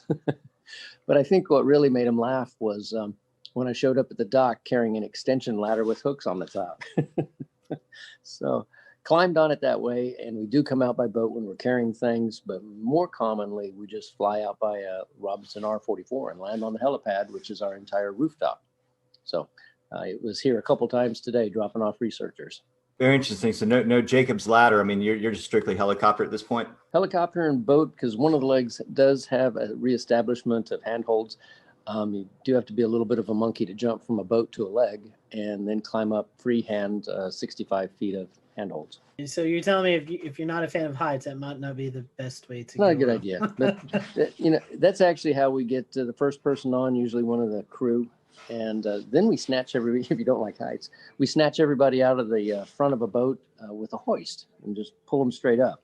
And that's actually really, really safe because a person's sitting there with a harness or whatever, and until they get hooked in, they're perfectly safe. They're just sitting in a boat, right? Then we grab them, pull them right up, roll them inside, just tell them to stand up. That's all there is to it. And haven't dropped anybody yet. That's probably a good record, 10 years. So why was the tower built in the first place? I'm the old one out of probably all of us. And I remember when we didn't have cell phones and we rolled this little circle on the phone to make it work. So back in the 1960s, there was still the frying pan shoals, and the shoals were shallow and then deep, and then who knows, boats were going aground and wrecking. So because we didn't have GPS and we didn't have LORAN, and you could use a sextant or whatever to look at the stars, but it was out here to be the lighthouse. So it's still got the light up in the corner that we don't use anymore because GPS, obviously, but it was purely to keep people from running aground. There's literally hundreds of shipwrecks from here to shore. We're about 32 miles from the closest point. Technically, we're outside of America by about 6 miles. And speaking of that closest point, for those who may not know, what is that closest point off reference of North Carolina? A lot of people would be aware of Wilmington, and Wilmington has a bunch of smaller cities flanking it, Southport and Carolina Beach, and coming out to the tip of it of Bald Head Island. And that's from where the shoals actually continue on outwards. So Bald Head Island, which is right over that way. We can see the light of a lighthouse on shore occasionally, just a little faint glimmer, but we don't see light of anything else because we're just too far away. Sometimes people just like to go out in the ocean, fishing and stuff. Do people ever come by and just yell up and say hey to you and whatever? Yeah, it is interesting. I don't know if it's good or bad, but I've got, I guess people are like, hey, Richard, and my phone number's out there, so I'll get text messages, emails. I think I'm down to, 5,000 or more emails in the last couple of weeks again. So it's a little tough. I'm amazed you guys could track me down. I'm glad you did. But they'll holler up, Richard, hey, this is so-and-so. And I was out there 2 years ago, 5 years ago, 6 years ago. Sometimes I remember who they are and sometimes I don't. But on a good, flat, calm weekend, we can have 30 boats around here all getting bait fish or catching fish or just hanging out. It's really quite the party. Yeah, I was going to say, I've done spearfishing at the Chesapeake Light Tower to the north up there. That's a popular spot. And there's, there's a lot of fish. There's a lot of great, fish that hang around these things. It's an object in the water. It goes in depth. There's teeming life around it. It's kind of neat. Yep. We've got a lot of bugs underneath this. And bugs, in layman's terms, are lobsters, spiny lobsters. They average about 8 pounds here. So you kind of took up my next question was going to be about the B&B and how long that ran for. Yeah, we were doing that from 2012 when we had our first family stay out here, which was quite interesting. They were like, yeah, we know it's sort of a B&B, right? And then we shifted over in 2018 purely to the nonprofit. And we still have a lot of people come out, but it's not in the sense of coming out and hanging out. It's come out and participate. The walls in here are nice and blue because we had 3 or 4 volunteers a couple of weeks back, clean and scrape and put it all back in order. How many people do you normally average in a year, Richard, that come out and volunteer? I mean, I know it can vary, but it's... it's a really great question. We've had thousands out, and that's because many, many people will come by in their boat and then they'll come on up and maybe they'll carry something out. I occasionally get a call on the Marine Band radio. Hey, Richard, we're here and we brought you that extra water, or we brought you some food, or we have too much beer and we can't get rid of it. We need your help. So, or we have fish that we've caught and they're like, yeah, come on up, let's share it and have a meal. And then you can head out the next morning.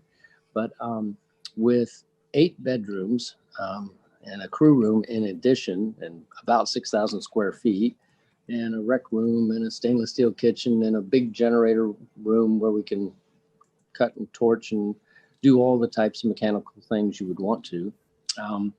It's actually got a place for all different kinds of people. We've got people that came out and did nothing but work on our garden in the back corner. So we've got a garden that grows. Go figure. And for those who are maybe wanting to know, you do a fantastic job on social media, the Facebook page, of just sharing your experiences from day in and day out. And it's a really cool thing. If you go to Facebook and type in Frying Pan Tower, Richard, you do a great job on social media, just kind of showing the behind the scenes look there. Yeah. It's funny. People ask what the tower is really like and how it survived these hurricanes. And some of the things that I've learned is that the engineers that put it together had a fair amount of experience with what they call Texas tower or Texas oil rigs, the genre in the 40s and the 50s. So they made this thing stupidly overbuilt. I mean, massively structurally strong. With the legs, I just got a blueprint that I hadn't seen in 10 years. And it actually indicates that when they set the base pilings down, they actually took pipes and then hydraulically rammed them through the legs down into the bedrock. to the depth of, if you can imagine this, 296 feet. Wow. That's incredible. It's a football field of steel down into the bedrock and then filled up with cement. So, and the casing on the pipe that actually is water level down is multiple layers. So it's approximately 3.5 inches thick. We just, we have to worry more about anything above water and just keep welding on parts there. So, yeah, I've gotten a chance to become a more proficient welder. And, since I don't have OSHA looking over my shoulder, it's like, yep, I'll do it. I'll do it right, but I don't have to get it inspected. So again, being outside the country does have some perks, right? Next question is, it's kind of like just everyday life that we have here, the luxuries of plumbing and power, internet. Mm-hmm. I've seen you were watching the football game a couple of nights ago. You cook up these really nice looking dinners. So how do you get all of that 32 miles out in the Atlantic Ocean? That's this is truly a working environment along the lines of, we don't just say, hey, stick a solar panel up there, it'll be great, and you'll love it for 25 years. No, we actually know that they will hold on during a hurricane. We've had solar panels up for 3 or 4 hurricanes now. We know the flags don't last quite as well, but that's another story. And with those solar panels, we still are on conventional solar batteries. So we don't have lithium yet because we work off of a very tight donated budget, obviously. And then if we need to augment it, like tonight when everyone's using all kinds of things, I will run a small little 3K generator by Honda or something like that. But the good news is that we did also resurrect life back into the 40 kilowatt Detroit diesel that has been sitting here ever since the 1960s. And when we took it apart and looked inside at the pistons, everything was put back in almost perfect order. And then they closed the doors and walked away. So all we had to do was get it up and running again. Now we need to get the electrical part out of it, which is the diodes and the rectifiers. And guess what? I'm getting to learn something else. But once I do that, then we'll reach out to our audience and say, be nice to have some resistance heaters bolted back on the wall. And then we'll run that and be warm while we're out here working. So 99% of the time, we're just solar and wind. So we have a couple turbines and we've got a couple dozen panels and a battery room full of batteries that we watch very closely and monitor. And everything that we do out here, we can also look at and monitor from shore. So, and that was a 5.2 gigahertz microwave dish that we set up, shot to shore, 56 miles, talked to TV station into letting us put a dish up on their tower at 1,300 feet. And, it's one of those, I can't believe they let us do this sort of stuff, but, we get really smart people and then they're excited about it. And then they tell other people and then we get a phone call. And a gentleman just got on a helicopter today that left that made a donation and he spent a day or two out here. I didn't make him work, but he worked anyway. Couldn't stop him.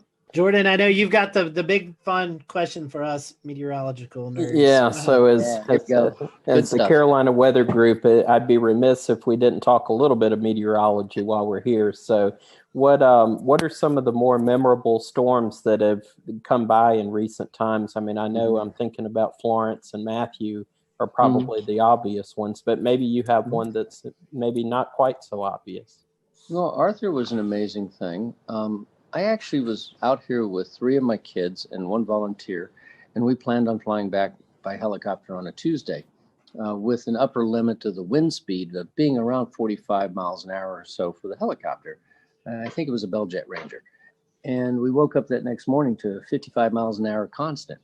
So we weren't going anywhere. Surprise, surprise. Had not been out here for a hurricane. And my kids are like, are we going to be all right? Of course we are. It's going to be great. So everything was great. The winds were averaging around 75. They've got up to 100 and something during that. And we were all in here and it's very noisy. My daughter points out the window because there's a huge mooring light that's about 2/3 of a mile that way. And it has a 12,000 pound dumbbell weight at the end of a huge chain. And it's the marker for the very end of the shoals. Well, the waves were so big. They were about 30 feet tall. They don't even look like waves. They just look like hills that it was picking it up and slogging it along.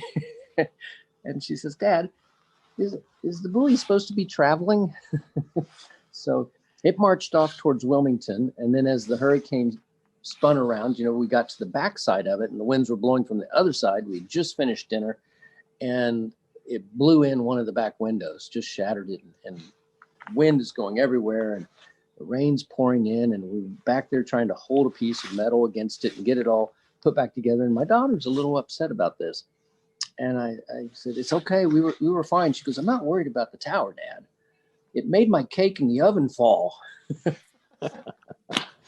Unbelievable. So, we've been out and I've since found that hurricanes can be really pleasant to watch when there's nothing in the air to hit you but rain. When you're on shore, you have to worry about all kinds of things. You have to worry about trees falling on your houses and that sort of thing. Out here, it's just rain.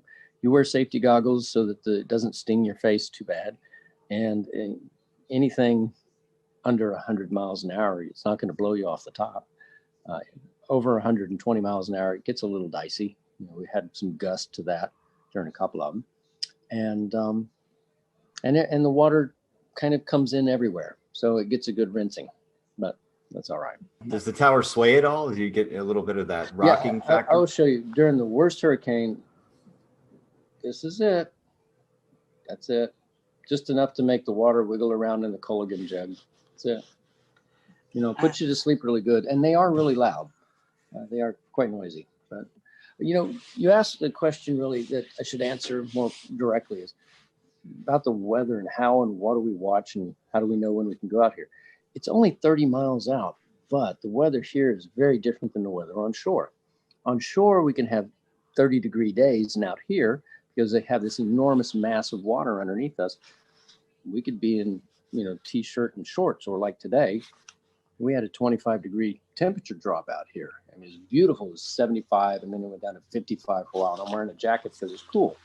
So you kind of have to be aware that the ocean is what they would call an ever-changing, never-changing environment.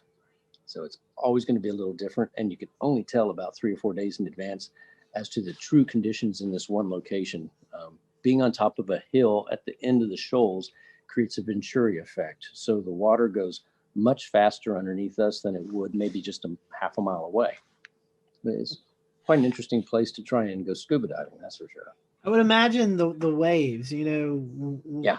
We see storm surge on the coast with landfall and hurricanes. And, we see these models that are predicting 20, 30-foot waves out in the ocean, but the normal everyday person doesn't get to see that. But you do. I mean, you were just talking about the experience with Arthur. I mean, I'm sure the first time you saw it was like, oh my gosh, but have you kind of got used to the fact of seeing these huge waves now after being out there so long? It's funny, the smaller waves, just the 12-footers or so, those actually impact harder than the big ones. We have these legs that are 42 inches in diameter, so relatively speaking, they're very narrow. But if you catch completely square to the cross pipes at the 12-foot level, a 12-foot wave, you know the weight of water, it's quite a bit per cubic yard. You feel it, just a shudder like that. That was a good one. That hit well. The huge waves, they look strange because they really do look like hills rolling past. And then occasionally one of them will break over like you would see on a small wave on the surf.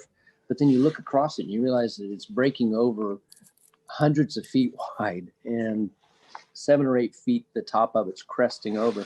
And you're just thinking to yourself, if I had a jet ski, I bet I could ride that all the way to shore, but I don't know. From what you've told us, it sounds like there's not many things that would cause such a concern that you'd have to evacuate. But I am curious what your emergency procedures are like. What things might it take to get you to have to bug out of the tower, and if so, what's the process? That's great one. We have about 4 different forms of communication.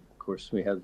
And that's for knowing what's going on. Of course, we benefit other people out here by having that available for them too. So we shoot our signal around here. So we kind of know what's going to happen weather-wise to some degree. It's really about a decision of, do I need to get back to shore because there's people on shore I might need to help? So when Matthew came through, we left a day after it happened just simply so we could get back to shore and help reestablish power for several houses that were out, elderly people. But it's funny. I guess it's kind of the reverse. We got plenty of food, plenty of water. If you have a string and a hook, you can't starve. It's really more a matter of we stay away from things like COVID virus and monitor the people that come out, that sort of thing out here. People have said that this is probably the best place to survive a end of times or a zombie apocalypse. I don't know. As long as we have our connection to shore with the marine band radio, with the internet that we have here, with emergency locator beacons, things like that, probably could sit out here and ignore the world for about a year if you had to. Nice. Not that I want to. I got family on shore. Speaking of that and COVID, I know one big thing is folks coming out there and helping you. What was there downtime? I'm assuming there was downtime where you didn't have folks out on the tower. Yeah. What was it like when the world was going crazy and you're already out on this island? I'm sure for you personally it wasn't much of a change, but what was it like? A few years ago, I had finished a job of 11 years and I needed a break. So I came out here and was just here for 6 months straight. Went to shore one time. And I noticed that you don't know what day of the week it is anymore. You don't really know what month it is after a period of time. And you start just living, oh, I'm in this season. Oh, gee, I'm getting into fall now. Okay. But during the time that everyone was really locking down on COVID, I was here for a few weeks by myself and isolating. And it was odd because, I turn on the TV, I get it over the air, I get it over the net, I can see everything that's going on. So, you do always have the ability to communicate, same as we all do while we're still locked down. But I think it just made me really appreciate the fact that out here, I have a mask. I've got one in my pocket right now. And anybody that comes out here is going through a questionnaire.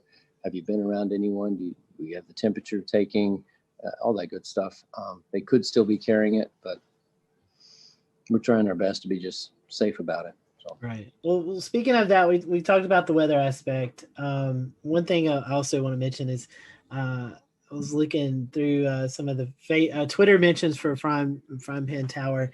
Water spouts also, I'm sure you get to see your fair share of water spouts out there.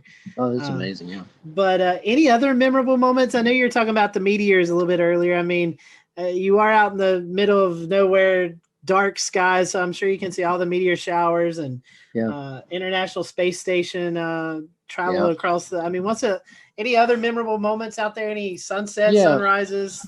We did a time lapse of what was it? The Neowise comet that was off, and we could see it pretty clearly. And what we didn't realize in our time lapse was that the ISS, International Space Station, came cruising right past. So it's all on the time lapse with there's the comet, there goes the space station, and there's the meteor. It's just, you don't know what you don't know if you're not in a dark enough area to see it.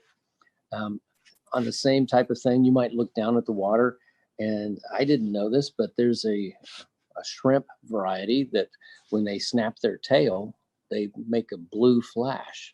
And I'd never heard about that, but I was looking down in the water one evening and all these little blue dots of light of all these shrimp just pop, pop, pop, pop, pop. And it was like incredible. How would you have known? So, the wildlife that you don't see when you just look across the ocean is all abundant underneath there. And it's just increased my desire to help educate people. So we have the above camera, the water level camera, and then the shark camera down on the very bottom that we do for explore.org.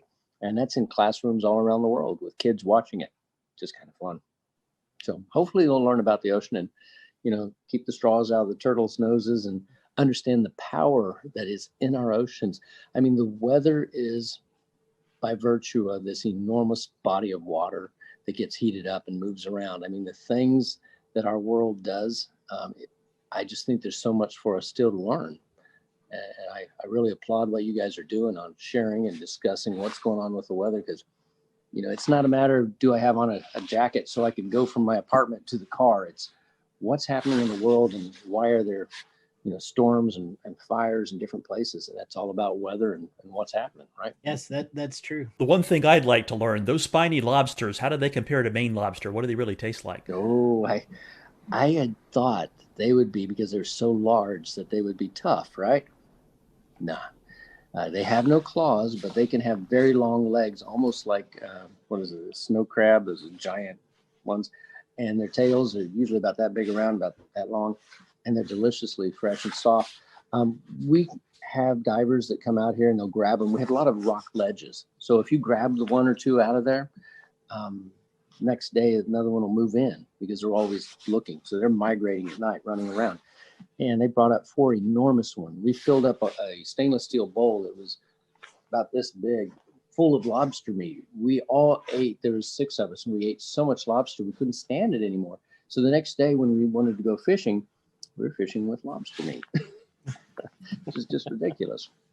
So it's really, really good. For those folks who are listening tonight and they may feel like, this is a worthy cause that I want to give to, I know looking at your website, I mean, you've got a shop with apparel that you can do. You have a list on Amazon that folks can purchase and send to you, all sorts of way to help out the cause. So tell us about that. And I even see a signature coffee blend. So tell us about all the different ways that we can help you guys out there doing the research you're doing. It's really funny. A few times I would have a conversation and talk to people that would be watching about. We'll return to Best of the Carolina Weather Group in a moment. Now your Carolina weather forecast. Here are today's forecast high temperatures for North Carolina. Here are the forecast lows for tonight for North Carolina. Here are tomorrow's forecast high temperatures. And here's forecast rainfall across North Carolina tomorrow. Here are the forecast highs for the day after tomorrow.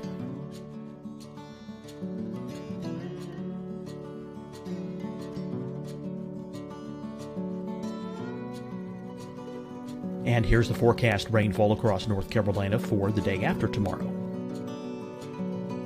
This is the total rainfall forecast across North Carolina for the next 3 days. Here's the severe thunderstorm outlook for today from the Storm Prediction Center.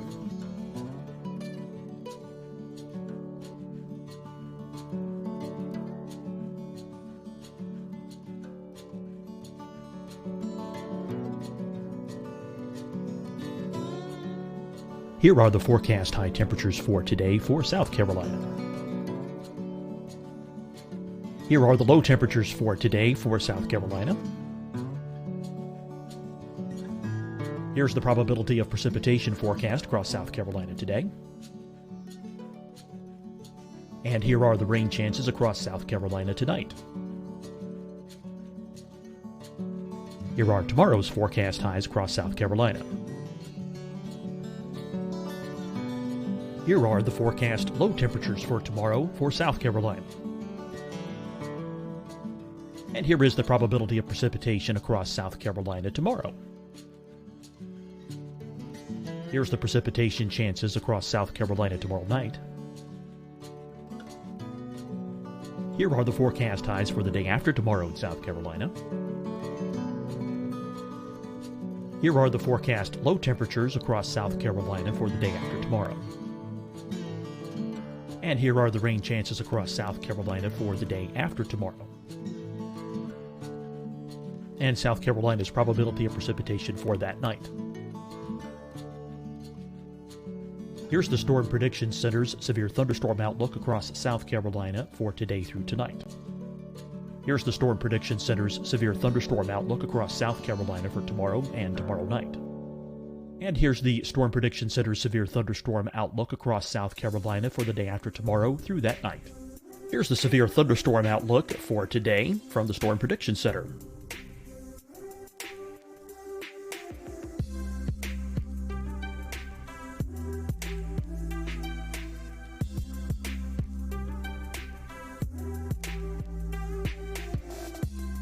And now, here's a live look at weather radar across the southeast. Hi, everyone. I'm Dr. Mandy Cohen, Secretary of the North Carolina Department of Health and Human Services. And when you follow the 3 W's, you protect your family and your neighbors from COVID-19. When you leave your home, Practice your W's. Wear a cloth face covering, wait 6 feet apart, wash your hands often. Wear, wait, wash. We're in this together. Stay strong, North Carolina. Deciding when to wear a mask isn't about who you know or how well you know them. Just ask yourself, will I be with anyone I don't live with? If the answer is yes, get behind the mask. Help slow the spread of COVID-19. Get behind the mask.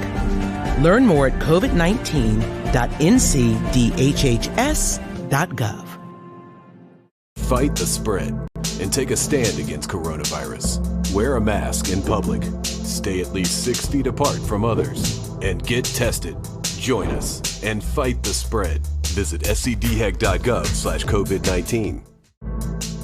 Getting tested for COVID-19 helps you to take the steps needed to protect yourself, your loved ones, and your community. Find the testing location at scdhec.gov/COVID-19 testing. You'll see your Carolina weather forecast at 25 and 55 past. And now back to the best of the Carolina Weather Group on the all-new Carolina Weather Net.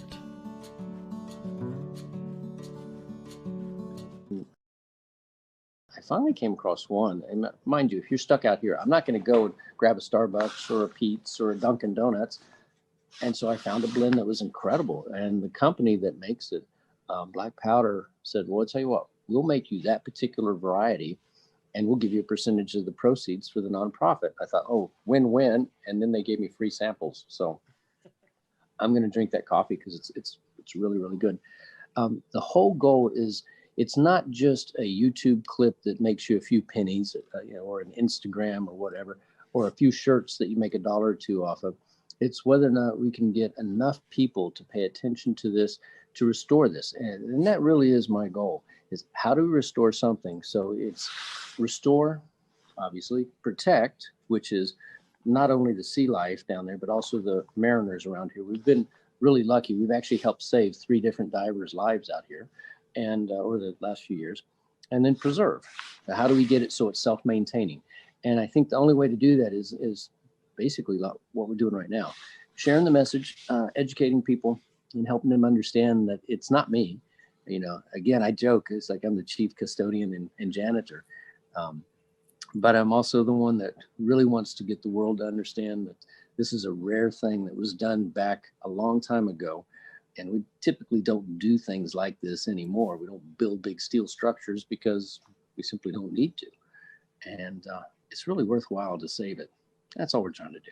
Interesting that you say that. I was looking, you're on the wish list, you have like an AED, and I never would have put that together with, folks who may be out there and, 30 some miles off the coast and they need immediate medical attention. That's a great thing. Ever had a heart attack when you had to, get him out of here. We had the helicopter flew out here and grabbed him. So a big Coast Guard helicopter snatched him off, and he was okay. Next day, he was fine. Wow, amazing story. Well, Richard, I personally want to thank you for what you're doing, and you were talking about Dan about getting some storm chasers out there. We may have to. I'd love it. May have to pitch in on a helicopter ride and come out and at least have a meal with you or something. I'd love to get you guys out for a weekend, and you know what? If you give us enough notice, we'll find a volunteer with a boat and just have you guys come out on that. How's that? Hey, I am down for that.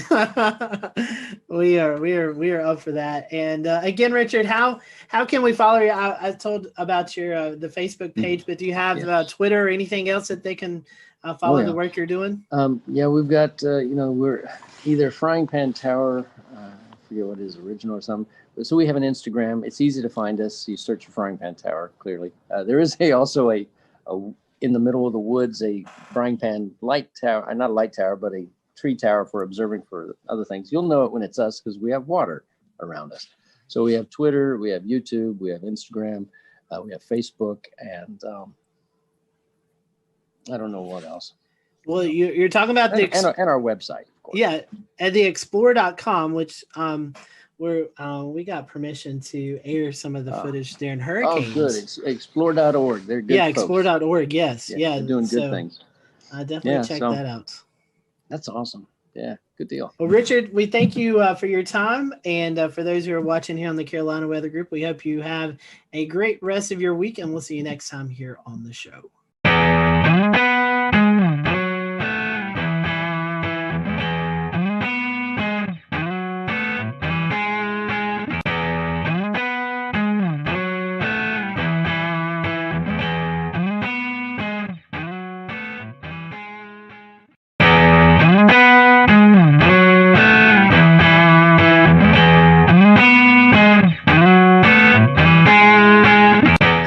Welcome to the Carolina Weather Group. We continue looking back at some of the previous severe weather events that's not only affected the Carolinas but the Southeast. And this is the 10-year anniversary of the April 27, 2011 tornado outbreak, not only for the Southeast, including Mississippi and Alabama, but there's also some tornadoes in Georgia and South Carolina and North Carolina. So we want to focus our attention right now on the Alabama aspect of that. And we have with us Chief Meteorologist from ABC 3340, James Spann. James, appreciate you spending some time with us as we kind of look back at this. I think you categorize it as a generational tornado outbreak for the state of Alabama.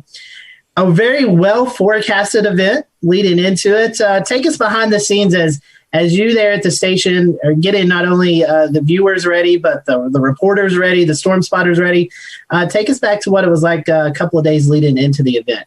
Well, it was a well forecast event. And, one thing about it, I didn't know it was going to be that bad. I didn't know. I mean, could it be? Yes. But odds of an event like that are always not that high. So I didn't know we were going to have 62 tornadoes that day. I didn't know that the death toll would be so high. But having said that, it was a Wednesday event, and you could start to see it, about 5 days out. The Friday before the Wednesday, we started to mention it. And then after the weekend, we really hit it hard, Monday and Tuesday, with everything we had. And I think people were prepped, and I think people knew that it was coming. But despite that, the only number that matters to me, and I'm a numbers guy, is 252. That's the number of people that died that day. We had 251 names, and we had one infant that was delivered prematurely at 6 months. The infant did not have a name, and the infant didn't live. So 252. And that's just a reminder, guys, we got some work to do. I think what we learned that day is that what we do is not enough. We need some help. And we've been trying to get help for the last 10 years to make the process better. It was an interesting time, too, I believe, because that's when social media started coming into effect. And looking back through some of the coverage, you had the storm chasers out in the field. You were getting some reports via social media. I guess Twitter was about maybe, 5 years old, and Facebook had been around for a while. And it was still kind of primitive. The penetration of the public is not as high as it is now, but it was still very helpful. I think the most amazing thing to me looking back on that day was how we were able to get video back from the middle of nowhere. I mean, we had some pretty remarkable video of these big wedge tornadoes. I mean, literally in the middle of nowhere. And cell service in 2011 is not as good as it is now in terms of coverage. But with social media, I pushed out stuff on Twitter and Facebook when I was on the wall over there. But still, like even today, the most important thing I do is television. But it was great getting reports and pictures and video, not as much as we get today, but that always helps. I mean, it's just crucial. I mean, you can't beat showing a live video of a tornado. In fact, that's one thing we learned from social science is that when you show radar on television, and we were standing out there April 27th, 2011, I don't know, in the morning we were there for 5 or 6 hours. And in the second round, we were up there for 8, 9 hours. You show radar, it doesn't mean much to people. I mean, all you weather dweebs on here, you show a hook echo and a debris ball, the eyes roll in the back of your head and your underwear starts flapping up and down your legs. Everybody knows, man, this is awesome. But to most people in the street, they don't know what that is. And even if you communicate that clearly, they still might not believe you. But by golly, if you show them a live video stream of this big tornado, they're going to dig a hole and they're going to get into a safe place. So we have to do a better job of getting cameras on these tornadoes. And it's problematic for us. You guys know this where you are. I mean, most of our tornadoes are rain wrapped. Most of them happen at night. We have hills, we have trees, but we do the best we can. But I thought on that day, it was pretty amazing how many tornadoes we did get on camera. you had multiple tornadoes at one time. How was that? I know you and I had some meteorologists out in the field, another meteorologist in the studio helping you. What was it like covering multiple tornadoes, strong tornadoes at the same time? There's no book or manual on how to do that. You don't learn that in college.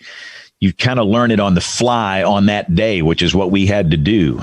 And, that's one of the things I look back on. And then everybody's probably seen, whether people that listen to the show here, they've probably seen some of that. History is going to judge us for what we did that day. And I tell Jason Simpson, Jason was the meteorologist with me in the studio. We bonded that day. If you go through a generational tornado event with another meteorologist in the same room, you will be bonded for life. And I've known Jason since he was a kid. He interned with me. He's a really close friend. He's chief meteorologist at the station in Huntsville now. But, history is going to judge us, the two of us, for what we did that day. And I don't even know if what we did was right or wrong. Obviously, we did something wrong because 252 people died. That's inexcusable for anybody in the weather enterprise, inexcusable for the public. These were precious people that died. And I look back on it, I wonder, like the Tuscaloosa tornado. Everybody talks about the Tuscaloosa tornado. Well, what about the Cordova tornado? Tuscaloosa is a population center here. There's a big college there, University of Alabama, and everybody knows about that, and everybody knows what happened. It was a horrible tragedy. I'm not trying to lessen the magnitude of that, but what about the same EF4 that was down at the same time in Cordova in Walker County, where 2,000 people live at that many? Nobody talks about that. And did we focus too much on the Tuscaloosa tornado because we had that thing on camera and not focus enough on the Cordova tornado? I think about that a lot. And even in that case, we had two others down at the same time. And you just try and bounce back and forth between these things as best you can. And I try and give equal time. And I firmly believe that television meteorologists discriminate against people that live in rural areas. And that really makes me mad because I am from the guys. I'm from rural South Alabama. I'm from Greenville, Alabama. You guys ever seen Forrest Gump?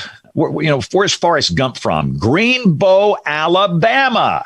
The guy that wrote that book, I know him. He passed away recently, Winston Groom. He patterned Greenbow after Greenville, this little town where I came from. And, if it's in a big market, part of the city, the metro, will be on television live, local, late breaking, saving lives, the Weather Authority. But the minute it goes out into a rural area where maybe there's one meter in the whole county in the television ratings world, you go back to Freak of the Week or whatever it is on television, which is absolute insanity. What you're saying, people that live out in the country, their lives don't matter. And I'm not going to play that game. And the day they ever tell me to stop, I'll just go somewhere else where I can do that. But they've always supported me here. But I wonder if I didn't serve the people in rural areas enough with that. And I regret that. I can't go back and change it. I can't go back and fix it. But it was horrible dealing with multiple strong, violent tornadoes down at the same stinking time. The easiest tornado of the day was the Coleman tornado. That was the first one of the afternoon. It was an EF4. We had no other tornado at the time. We had it on camera. I didn't have to bounce back and forth between multiple storms, and we stayed with it. And it worked. Nobody died in that tornado. 20,000 people live in Coleman. So, but yeah, I don't know. I don't think I did it right, but I did the best I could do under the circumstances. I was actually in Coleman filming the Coleman tornado when that occurred. And I was live streaming it as well at that time to Chaser TV, which was the big Storm Chaser streaming platform back in the day. One of the things that was crazy is the communications actually kind of went down, cell communications and pretty much everything else. And people were kind of distraught and didn't know where to turn to get their information from. That was one of the biggest things that stuck out to me that day was how communications failed at the very end of everything and kind of in the middle of the outbreak. So can you talk to us a little bit about in a position of trying to communicate to the public how that was affected? I think one thing people forgot about too that day, we had a morning round of storms. It was basically a QLCS, and some pinhead named a squall line, a QLCS a long time. I call them a squall line, quasi-linear convective system, whatever. It was linear. And we had a few embedded tornadoes and there was widespread wind damage. And that morning we had 250,000 people with no power before the big events started. And 5 people died in the morning storms. That in itself was a tragedy. And so we had a problem going into the afternoon with so many people without power. You had a lot of cell sites down. You had a lot of infrastructure damage. And our TV station, we had a lot of damage. We had cameras down. We had microwave paths that were down. We were crippled. I mean, all these engineers, we had a little break between the morning round and the afternoon round. And we got off the air for a little bit after the morning round. All these engineers, they came in there telling me everything that wasn't working. This doesn't work, and this is down. This is not working right now. And I finally said, guys, stop. I need to know what is working, because we've got to get through the afternoon and prioritize how we're going to repair what we can in the next 2 hours. And they did a great job of getting things back, including that Coleman camera. That's one of the ones that went down. But yeah, there was clearly infrastructure problems with communication that afternoon. I think the one thing we learned is that some people have forgotten that good old radio and television is free. It is over the air. It has nothing to do with a cell network, and it's pretty darn reliable.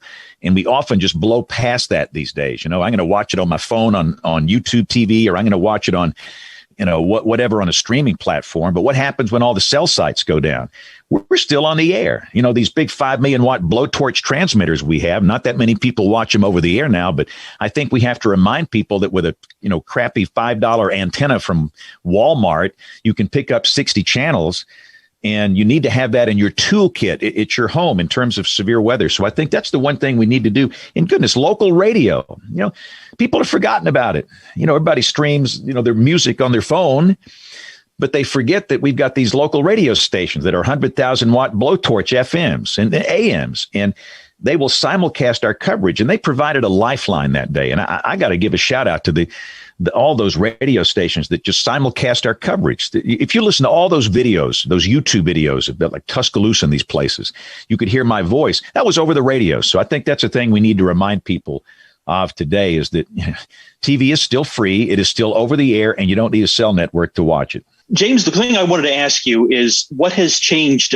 over the years since April 27th of 2011, and how do you do things differently today when you're on and involved in a situation like what happened back on March 17th of this year compared to the way you handled April of 2011? Well, here's the deal. After the event, I didn't talk about it for 6 months. I had nothing to say. And people that know me, that's an anomaly. I mean, I'm a bag of hot air, and I've always got something to say. In fact, the National Weather Association annual meeting was here in Birmingham that year. Usually, James, they get me up there just to wave my hands, and I talk loud and I say something, that's outrageous. And I didn't speak. I had nothing to say, nothing. And everybody just couldn't believe it. But I needed to go through the phases of grief. These people died on my watch, and I'm in the process of trying to memorize every name. I'm not there yet. I was hoping to be there in 10 years. 251 names, their stories. Let me tell you, so you want to get motivated? You do that when there's a tornado in your market. Learn their names, talk with their families, get to know them. It will be so motivating for you in future events. But what after 6 months, I said, all right, let's roll up our sleeves and let's fix it. Something went wrong. There were 62 tornadoes in one day in the state, and there was a darn good warning for every one of them. In some cases, the lead time was 40 minutes. And I thought the death toll that day should have been 30. And 222 people ought to be listening to this show right now. And so I went to some of my friends in the social science world and said, help. And the first one that really reached out to me was Dr. Cloco McLean, Kim. And so many others I've befriended, and I'm not going to start mentioning names because I'll leave somebody out, but they have been such a great help. But this is the bottom line. What we do is not enough. My background is physical science. My first major in college was electrical engineering, and I changed majors and finished in meteorology. I don't know anything about being some TV guy or radio guy, or I don't know anything about it, really. I've just tried to watch people that I think are good and learn from them. I don't know anything about human behavior. And here we are trying to get people to do something, to take action. So they have so helped us. But here are the quickies on what we've learned, how things have changed.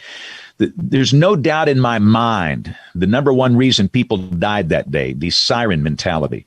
I don't know what it is about Americans, especially in tornado-prone areas, and these stinking sirens. It's like there's a love affair. They think they're sexy or something. Now, I'll admit, they sound cool. I mean, you get a video, some guy with a tornado down and that thing's wailing in the background, but you can't hear that thing in your house during a raging severe storm at 3 a.m.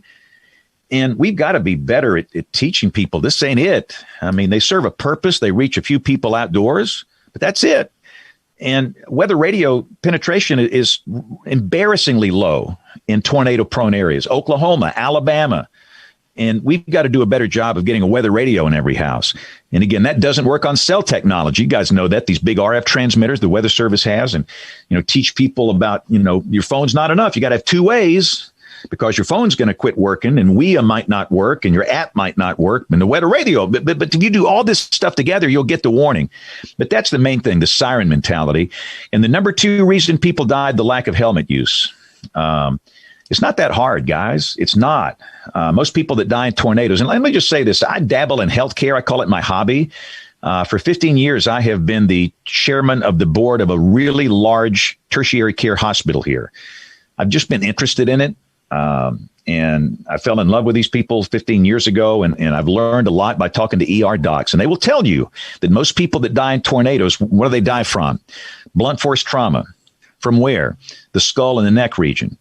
And all you need is a $5 bicycle helmet from Walmart. And probably over 50 people would be alive today. So it's messaging. It's messaging before the event. We've got an event Thursday, so I just messaged on television. What's the message? Have two ways of getting the warning, and it's not a siren.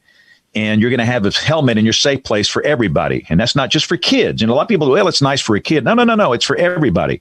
I mean, you put a helmet on me, it's not a good look. It's like, lipstick on a hog, but it's going to keep me alive. Every life is precious. And so we've learned to message, helmets. That's really, really, really important.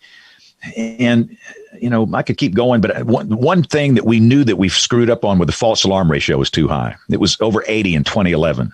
That's insane. Over 80% of tornado warnings were false alarms. We heard this in research all the time. I hear tornado warnings all the time and nothing ever happens. So the Weather Service in Birmingham went through a really comprehensive program going back to basic science. Kevin Laws is one of my heroes, the Sioux down here. They were issuing tornado warnings for, high-based storms, high LCLs. Never produced a tornado here, never. And they went back to the basic science and cut out all these bogus warnings, and the FAR is down in the 30s now. And all these things have added up to where it's a lot better now. We had, and I'll stop answering your question. I could talk all day on this, but we had an event last Wednesday, St. Patrick's Day. We had 25 tornadoes in one day in the state, 25 last Wednesday. Not one person was killed, and not one single person was hurt. Let me tell you what. 10 years ago, it wouldn't be that way. So we've learned a lot, and I think the lessons learned have paid off. James, you hit on a couple things I want to get your expertise on. Social science, overwarning. National Weather Service right now is undertaking their initiative to simplify some of their communications, but also kind of introduce tiers for what goes to WIA and how the public then gets triggered. In your experience, is that going to be enough, you think, to help reach people and get them to understand? Or beyond what's already scoped, do we have more work that still needs to be done? Look, it's not that hard. Here's the problem. And I'm just as guilty as anybody else. I'm guilty as sin here at this. But we go to these conferences and we listen to these research papers and we talk with the social scientists and we gather up in these conference rooms and we do what we think it's best for us. Who cares about us? That's not who we're serving. We're serving real people out here in the real world. You know what we need to do more often is go hang out in I bet you guys have never been in a Dollar General. I bet you guys have never been in a Dollar General. That's where real people are. You want to know what real life is like? Go to a Dollar General. They're sweet people. They will talk to you. They will tell you things. You don't need a $100,000 grant to get this information, and you listen to them. And they'll tell you, is the false alarm ratio too high? What do you need on your phone for wireless emergency alerts? Do you need to have severe thunderstorm warnings on there? Do you need to have only tornado emergencies? So I think that's part of our problem, is that we've disconnected from the people that we serve. And all of this stuff, and I'm a big fan of HazSimp. We got to simplify this. I'll be honest with you guys. There's some messages the Weather Service sends. I don't even know what it means. I mean, what is an aerial flood warning and a flash flood warning and a flood warning? I mean, it's bewildering to people, all this stuff. So a lot of this stuff has got to be simplified. And they're on the road to doing that. But as we look at the transformation, in the warning process, in the next 10 years. We have to be careful to be sure we're not doing it for us. We're doing it for the people. Hey, James, this is Jordan McLeod. I sound cranky, don't I? I'm sorry. I sound too cranky tonight. Hey, now this is an engaging conversation here. Given how generational the April 27th outbreak was, it seems like we're hearing a lot of the use of the term bust today when it comes to outbreaks that don't quite measure up to April 27th. Now, I know this is a pet peeve. Twitter post on this just the other day because some people were calling last week's outbreak in Alabama a bust, even though there was, no loss of life and, tremendous success for the Weather Service. So can you talk a little bit about why that's become such a trend nowadays? Well, I think a lot of it has to do with the weather enthusiasts and these Facebook pages. And listen, I don't want to throw water on these guys. Most of them are high school kids and they love weather and they want to learn weather and they don't mean any harm. But they'll get on Facebook and they'll say, look at the STP. Look at these updraft helicity tracks. This is going to be worse than April 27, 2011. This is going to be a killer mega storm of the century. And people don't know it's a 15-year-old kid. And they're going to share it and share it and share it and share it and share it. And it just gets out of hand. And, I think that's part of the problem. And I don't even like that question when people ask me that. For example, we have a very high-end severe weather episode likely here Thursday. It's pretty common for episodes like this in March and April. This is the core of the spring segment of the tornado season. And the question is, will this be like April 27, 2011? I don't even like to answer that. That's a bad question. And of course, the answer is no. Let's do a study of climatology. I love numbers. I love looking at history. I really do think if you study history and climatology, it's a valid way of looking at what might happen in the future. And where we are down here, our generational events prior to 2011, what's the one before that? We'll return to Best of the Carolina Weather Group in a moment. Now your Carolina weather forecast. Here are today's forecast high temperatures for North Carolina. Here are the forecast lows for tonight for North Carolina. Here are tomorrow's forecast high temperatures. And here's forecast rainfall across North Carolina tomorrow. Here are the forecast highs for the day after tomorrow.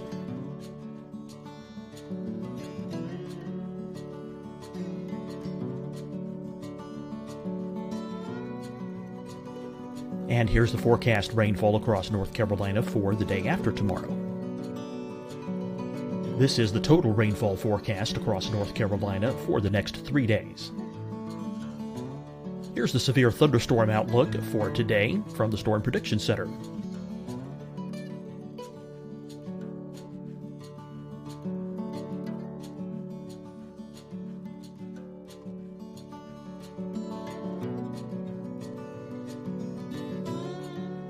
Here are the forecast high temperatures for today for South Carolina. Here are the low temperatures for today for South Carolina. Here's the probability of precipitation forecast across South Carolina today. And here are the rain chances across South Carolina tonight. Here are tomorrow's forecast highs across South Carolina. Here are the forecast low temperatures for tomorrow for South Carolina.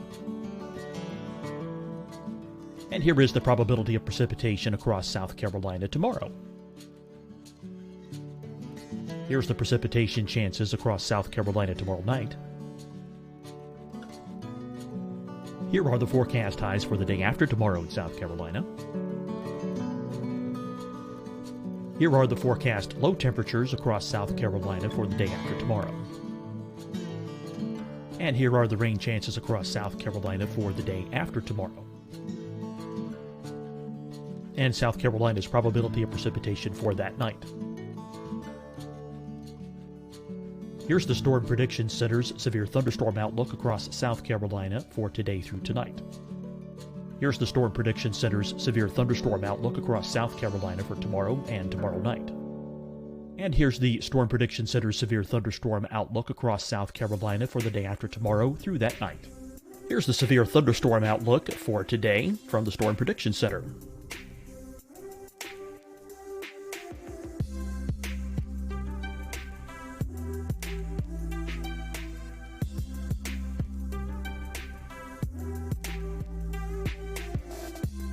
And now, here's a live look at weather radar across the southeast.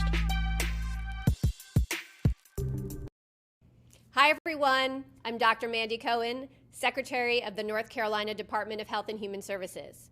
And when you follow the 3 W's, you protect your family and your neighbors from COVID-19. When you leave your home, practice your W's. Wear a cloth face covering, wait 6 feet apart, wash your hands often. Wear, wait, wash. We're in this together. Stay strong, North Carolina. Deciding when to wear a mask isn't about who you know or how well you know them.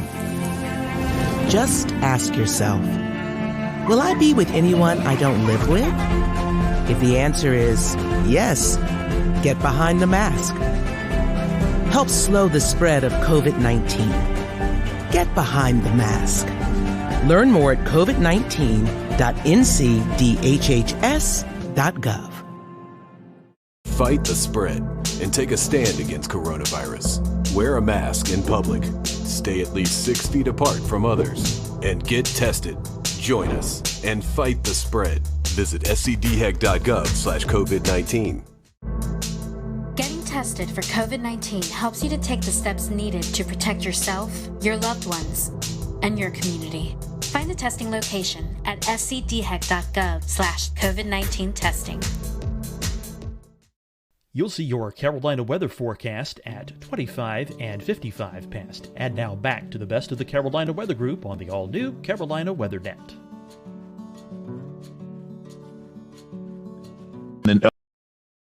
Another one happened. April 3rd and 4th, 1974. Okay, I was a senior in high school. That changed my life. That's a topic for another show. But prior to that, it was March 21st, 1932. Prior to that, it was February, 19th of 1884, the Enigma outbreak. So they happen every 40 years. And that's a generational, really a definition of generational type storm to me. So the next time we have a day like April 27, 2011, I will be at the cemetery. But, so what? I mean, we had 25 tornadoes the other day. That's a big deal.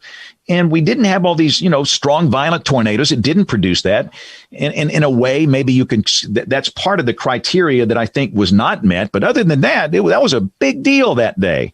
And, we got to quit getting hung up in these comparisons and all this hype and everything. I mean, and here's the other thing, too.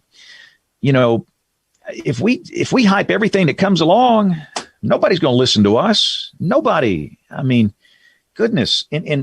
And what we don't even recognize is the fact that there are a lot of people that are scared to death of this thing. There are people right now that are scared to death of what's going to happen Thursday because of something that's happened in their life. They've had a close encounter with a tornado, hurricane, severe thunderstorm, flood. Something's happened and it triggers this PTSD or some reaction, and they have a real phobia. And goodness, if I go on and say, the odds of somebody chewed me out last week because I said the odds of your house being hit on one of the biggest severe weather days in history, like April 27, 2011, are tiny, tiny. Most everybody in Alabama was not affected April 27, 2011.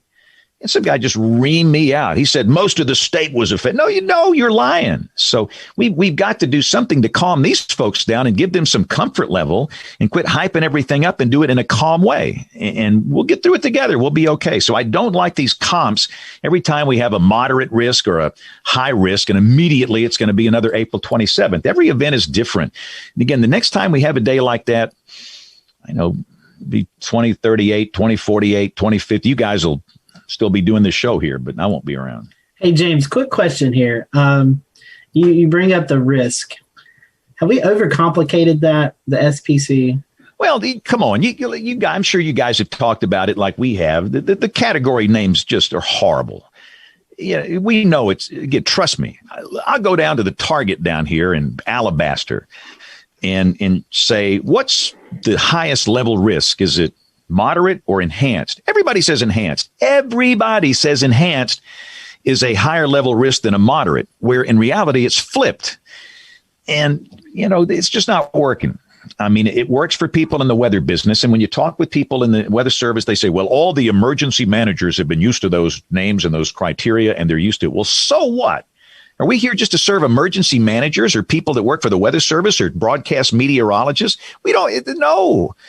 And so I really think we have to revisit that. And some TV meteorologists just don't even use it. Some good friends of mine don't use their words. They have different colors and different names. And I'm not so sure I'm a big fan of that, because consistency is important to me. If one guy says one thing and some guy says something else, and who knows who you believe? I think we should be messaging the same thing, but I think we have to work together to fix that. And we need to bring in some of the SPC guys and have a long talk. And really, it's Rich Thompson, John Hart. These are my heroes. They got nothing to do with this. It's up there at NOAA headquarters where this kind of stuff is made. But the 5 levels don't bother me. And I mostly use numbers now. That's what I use. 1 out of 5, 2 out of 5, 3 out of 5. I'm kind of getting away from even using those words because it's just not working. Thank you, James. We appreciate your time tonight. Go follow James on social media. I'm sure you probably already are if you're watching our show. And just great to get around and hang out with James. And I promise you, we'll have him back. We've got a whole list of questions we didn't even get to tonight. So stick around. We'll make sure that James repays us another visit here real soon. So for the rest of everyone here on the panel, we hope you enjoyed the show. And we will see you back here next Wednesday night for another episode of the Carolina Weather Group.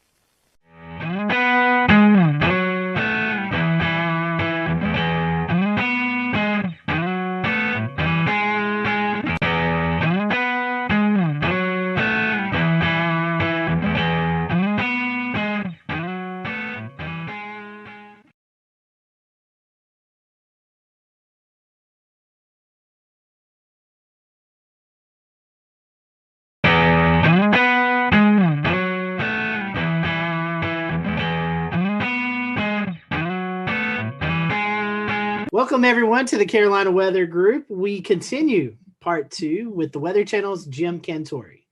So I think to talk to you, Jim, and not bring up the famous commercial of you going to the beach and playing beach volleyball and going to different places, and the crowds run away from you, and you're like, what? I'm just here to go to the beach, which is an amazing commercial. I think it's a fun kind of that was pretty pastime brilliant for all of us.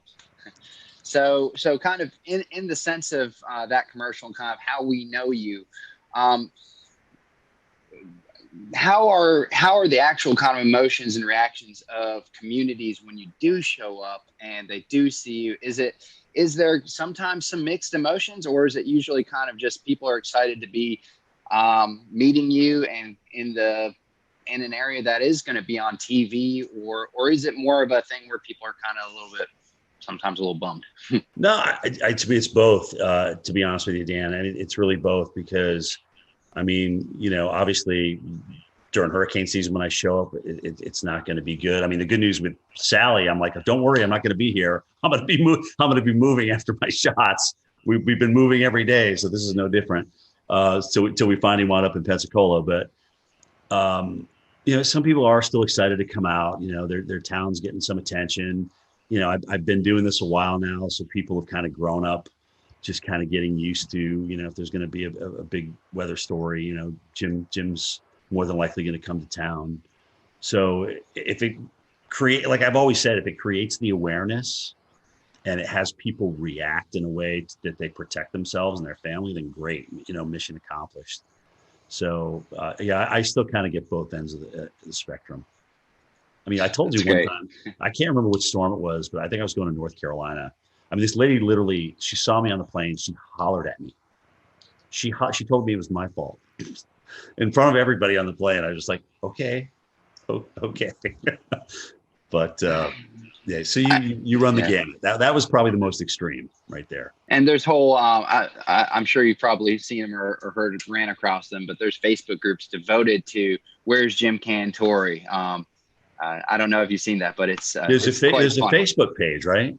That's right. And they post pictures of what they think is you, what certain like Storm Chaser cars or Weather Channel cars. And they'll say, he's now been spotted at Sunset Beach, and then it's got hundreds and thousands of members. So for the record, guys, do you know how many bald, short Italian men exist in this world? A lot, and I'm just one of them. Okay, so yeah, I get spotted a lot in places. I'm like, and I sometimes I read those in my Twitter, and I'm just like, I'm sitting right here at my house looking at this, and who is playing me, or who do they think is me? So it's cool. I mean, in a way, it's kind of cool, because I never in my wildest dreams thought that a guy that just wanted to get the forecast right would be, somebody who developed a Facebook page for. So I mean, it's kind of fun when I can play along, I will. But like I said, at the end of the day, if it helps people get ready and creates an awareness, then mission accomplished. Mission accomplished. All the memes that come out of that. I'll read you one. I sent. Oh, dude, the memes. Oh my God. Oh man. So one that I thought was kind of funny. I sent this directly to you because it was right in the middle, right when the COVID was just, the fear was so high at one point. And I said, if Southerners don't seem too worried about this coronavirus still, it's because we have been conditioned to believe that we likely don't need to be concerned unless or until this man shows up. And it has a picture of you. So, I mean, yeah, they seem to get better every year. So it's like I said, it's very humbling. It's nice to be a meme. I like your attitude. I like your attitude on it a lot. I mean, the idea is if you can bring attention and a positive light to the storm, then you're doing a good thing no matter what, and that's great. It's really weird. Bobby Labonte is a friend of mine, and I remember when he was telling me a story about the ESPYs, where he was in the back room with Tiger Woods, and he was, they were both just kind of like, "Are you here for this?" "Yeah, we're here for this." I mean, when you don't really want to be in the limelight. Sometimes when you're in the limelight, you don't really want to be in the limelight. It's not what you strive for. It's not. You don't wake up in the morning and say, "Oh gosh, what can I do to make myself more in the limelight today?" I mean, that's just really not. I mean, Bobby is a fantastic race car driver. He won a championship. That's all he wanted to do. Tiger is a phenomenal golfer. All he wants to do is play excellent golf. And now, as you saw from this weekend, his son can play pretty good as well. So it's just I think that the true professionals, the notoriety that comes along with them is just kind of an after effect. But I do think you also have to embrace it. You can't ignore it. You have to embrace it, because I'll never forget the time as a kid I got a chance to meet Reggie Jackson. As you guys know, I'm a huge Yankees fan, and I got a chance to get an autograph from him. I stood in line just like everybody else. They used to have this big thing in Atlanta called the Super Show, which was everything and anything to do with sports. And I was like, oh my gosh, Reggie's signing for Upper Deck. I got to go get Reggie. So I had my baseball, and I stood in line just like everybody else. So when I finally got up there, which was, probably 45 minutes, I was like, oh my gosh, I handed my baseball. I said, Mr. Jackson, what a pleasure to meet you. I mean, you've been you've just been my hero. You took the Yankees to a world championship. And he turns around and looks at his publicist or whatever. And he goes, hey, how much time we got left here? 15 minutes. All right, here you go. And he handed the ball to me. It was just kind of, I don't know.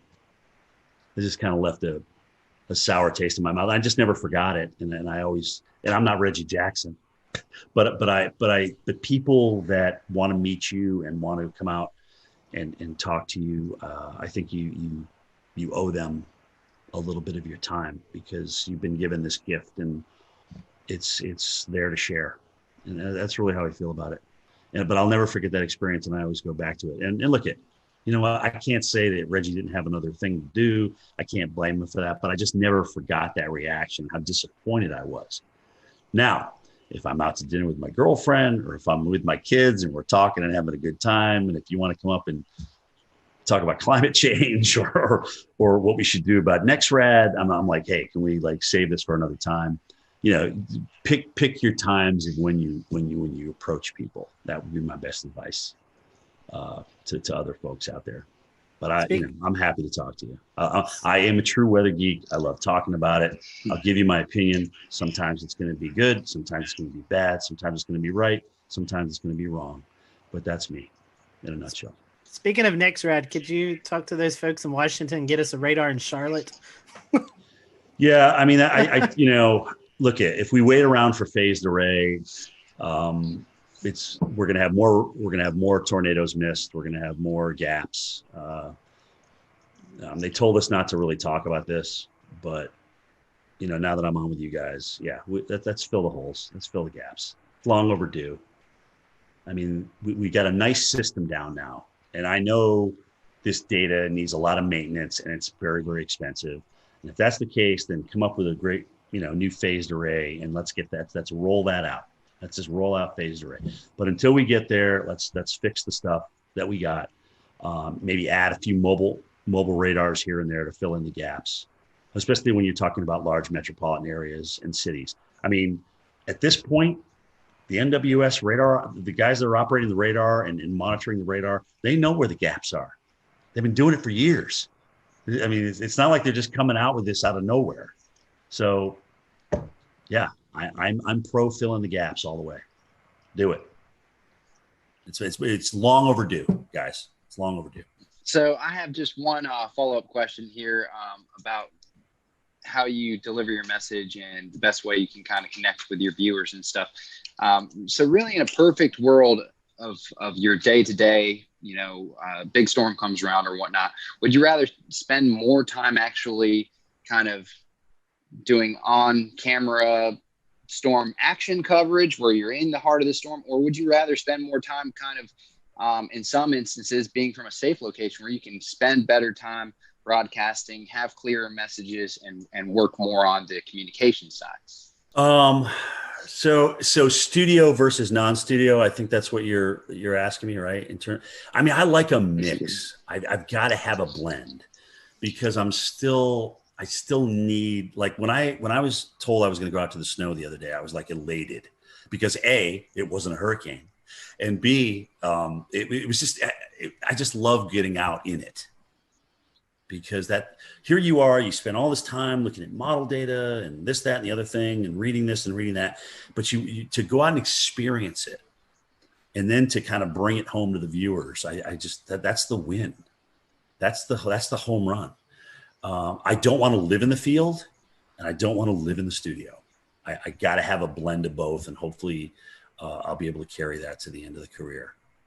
But it is getting exhausting out there. I won't lie. When you go through an eye wall, guys, and then you got to get up the next morning and do it, kind of tell everybody what happened. It's tiring. And the adrenaline takes you through the event.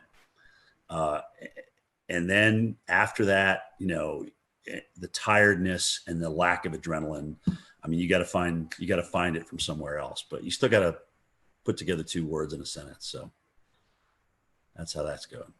What's going on, Pete? Hey, what's going on, Jim? How you doing? Good, man. So to kind of piggyback off of that question, take us through your workday at the Weather Channel from when you wake up to when you leave the Weather Channel for the day. So AMHQ is the show I'm on, 7 to 10 in the morning. Get up about 4:15, come down to this very computer that I'm on, jump on it, see what's going on. Like I said, Twitter is nice not only for us to communicate with each other in the enterprise, but also it kind of helps me centrally get my thoughts together. What do I really want to say about this? What do I think about it? And I can put it down right there and go from there. Because more than likely I'm going to be talking about one or more of those things when I get to the Weather Channel. So I'll get in about an hour before my show. I'll slap a little powder on, put my mic on, go meet with my weather producer, talk about any interviews that are coming up with my show producer, and boom, here we go for 3 hours. Strap in and enjoy the ride, and be ready for whatever Stephanie has to throw at you, because it's usually something you didn't expect. But it's great. She makes it fun. She really does. She makes the whole 3 hours go by. I mean, when her, Jen, and I aren't there together, it's definitely different. And that's not to say other people aren't talented, because Felicia and Tevin and Jordan and Chris. Those guys are all incredibly talented. But it's just we've been working together so long now. We kind of got this little routine. We kind of know each other's quirks and things like that. So it's very fun. After the show, we have a meeting at 10:30. A call in, kind of talk about the evening show, Mike's show, Bettis' show, and then what's going to happen the next morning, who we may have as guests and things like that. And that is my day. And tell us, like, behind the scenes, who's in the studio during the show, and how many people are working on the show every day. So in the studio, it's either 2 or 3 talent. Sometimes they'll have somebody from home. Like if Steph or Jen are on the road and they just get back, they will have them home for a couple of days. Again, this is all about a part of the COVID thing. It's been weird. I've actually been lucky because when I've come back from the field, it's been a Friday. So I just go into my weekend and I just come back into the studio. I think I'm the only guy who doesn't have a home studio. I said, look, I will come in. I have no problem in coming in. They have me in this area where nobody's around. I have my own desk. It's literally yards and yards away from anybody else. So I'm nowhere near anybody. And it's literally as soon as you walk in the door. There's a couple floor directors, 2 weather producers in the studio, but we're all spread apart. I mean, that studio that we have downstairs that we're doing the immersive reality on is huge. It's kind of like a half a gym, if that gives you an idea of the size. So ceiling wise and width wise. So we just have everybody spaced out perfectly. And, a lot of the cameras are run from inside the production booth, so they can run those from upstairs with the joystick. So we don't need people down there moving cameras, even though sometimes you have to move some of the cameras. It's really the jib operator who's got to move this big jib and this big teleprompter so that we're out on the new augmented reality set. That's got to be there for you. But let me tell you something, guys, as you get older, that prompter doesn't change size. It's still the same old TV, 15-inch TV. So, you're trying to like, why is that thing way far away? Why can't I see that? It doesn't get any easier to read is my point. So that's really been the biggest change. A lot more reading versus just ad lib, especially with video and stuff like that. And you're kind of bridging different things together. That's what it looks like in the studio. It's cool. It's really cool. I enjoy it. I really do. Guys, it's still a thrill to get up in the morning and go to work every day. It is. And I don't even consider it a job. It's still fun. It's still fun to look at the weather and get it right. It really is. That immersive reality technology that you were talking about, I know we discussed it last year, but 12 months later, I'm still fascinated by it, as many others are. Tell us about some of the challenges of working with a piece of technology that's maybe new. Well, so remember I just said this is like the size of a small basketball court, or half a basketball court. So with prompters way over here and monitors way over there that can't get close to you, some of the data on the graphics is really hard to read. So when we walk along and we see those little candlesticks there with the high and the low and the precip, one of them looks like a little crystal ball. So I can't see those numbers unless I'm looking at a monitor. And sometimes that monitor is just far enough away where I can't quite read that number. So if I don't preview those graphics first, it's definitely an beep moment out there and sometimes I'll turn the wrong way. Because you're so far away, you forget which side it's actually on in the real world. So it still takes some getting used to, and I'm absolutely not as comfortable as I am with a telestrator and a monitor in front of me or right next to me where I can touch it. So I'm out in no man's land, really. Well, another one of the neat things you've been a part of at the Weather Channel is the local on the 8s. Your voice is on there. Tell us a little bit about that process and how cool it is to be that person. So local on the 8s. Oh my gosh, when did I do that now? Maybe 10 years ago. But it took about 18 hours to record all. I mean, you have to record each number. There's different phrases that are coded. And so they put those codes together based on the forecast, right? And so partly cloudy will come up with winds increasing to 25 miles per hour. Those are 2 different things that I would record. I don't record all that in one thing. But so I thought, oh my gosh, so I get a chance to do this now. I'm going to be fancy with it. I'm going to like, if it's 108 degrees, I'm going to like really, it's 108 degrees, heat index 108, wind chill minus 55. So I went through and I did all that. And, you know, that was about 3 hours worth of recording. And so then they got back to me and said, Jim, you can't really do that. You need to be kind of monotone here because we're going to marry all these different phrases and words and numbers together based on code. And you can't like be way up here and then be, but winds will be calm. Winds are 0 to 10 miles an hour. So it just won't sound right. So you need to be kind of, so I had to go and record all that again. But so much for trying to be different, right? So that's the story behind your local forecast.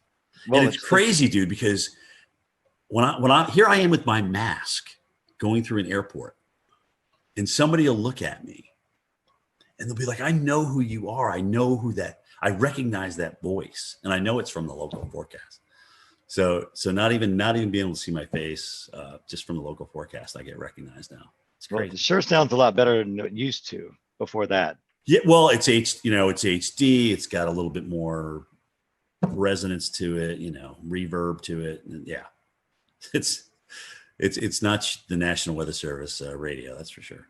Well, Jim, I had a question about what it's like to do your road trips. You've already talked about this a good bit, and we know that no two road trips are alike for sure, especially when some are go to severe weather events, some go to hurricanes, some go to winter storms. Right. But what is a typical road trip like for you? What's the advanced planning like? What's it Frank, like to actually cover it?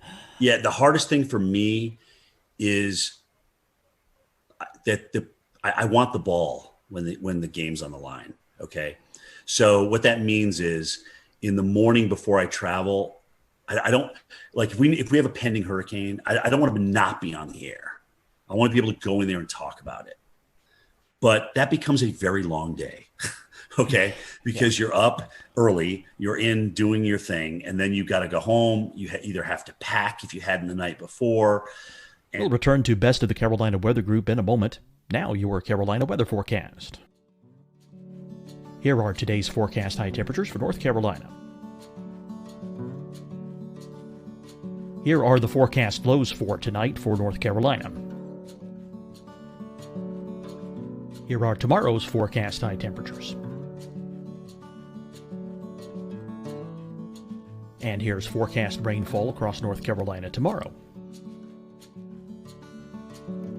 Here are the forecast highs for the day after tomorrow.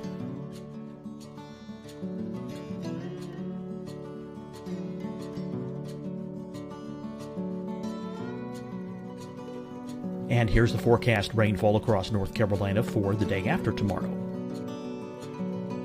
This is the total rainfall forecast across North Carolina for the next 3 days. Here's the severe thunderstorm outlook for today from the Storm Prediction Center.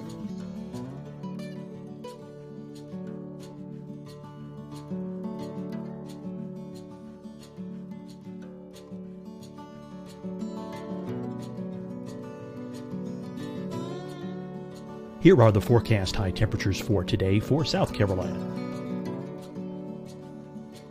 Here are the low temperatures for today for South Carolina. Here's the probability of precipitation forecast across South Carolina today.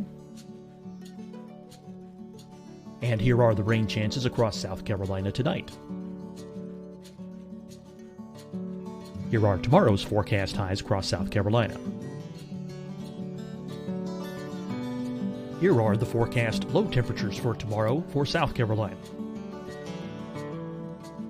And here is the probability of precipitation across South Carolina tomorrow. Here's the precipitation chances across South Carolina tomorrow night. Here are the forecast highs for the day after tomorrow in South Carolina.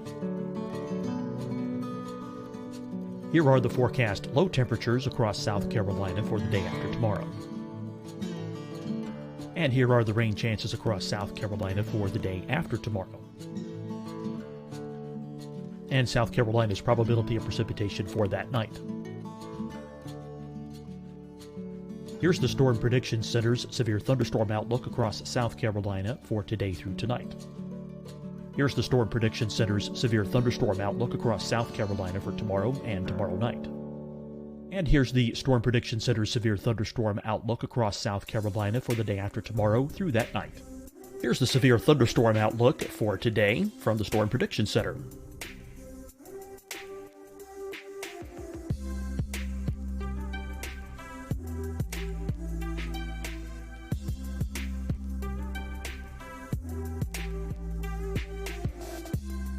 And now here's a live look at weather radar across the southeast. Hi everyone, I'm Dr. Mandy Cohen, Secretary of the North Carolina Department of Health and Human Services. And when you follow the 3 W's, you protect your family and your neighbors from COVID-19. When you leave your home, practice your W's. Wear a cloth face covering, wait 6 feet apart, wash your hands often. Wear, wait, wash. We're in this together. Stay strong, North Carolina. Deciding when to wear a mask isn't about who you know or how well you know them. Just ask yourself, will I be with anyone I don't live with? If the answer is yes, get behind the mask. Help slow the spread of COVID-19. Get behind the mask. Learn more at covid19.ncdhhs.gov. Fight the spread and take a stand against coronavirus. Wear a mask in public. Stay at least 6 feet apart from others. And get tested. Join us and fight the spread. Visit scdhec.gov/COVID-19. Getting tested for COVID-19 helps you to take the steps needed to protect yourself, your loved ones, and your community. Find the testing location at scdhec.gov/COVID-19 testing. You'll see your Carolina weather forecast at 25 and 55 past. And now back to the best of the Carolina Weather Group on the all-new Carolina WeatherNet.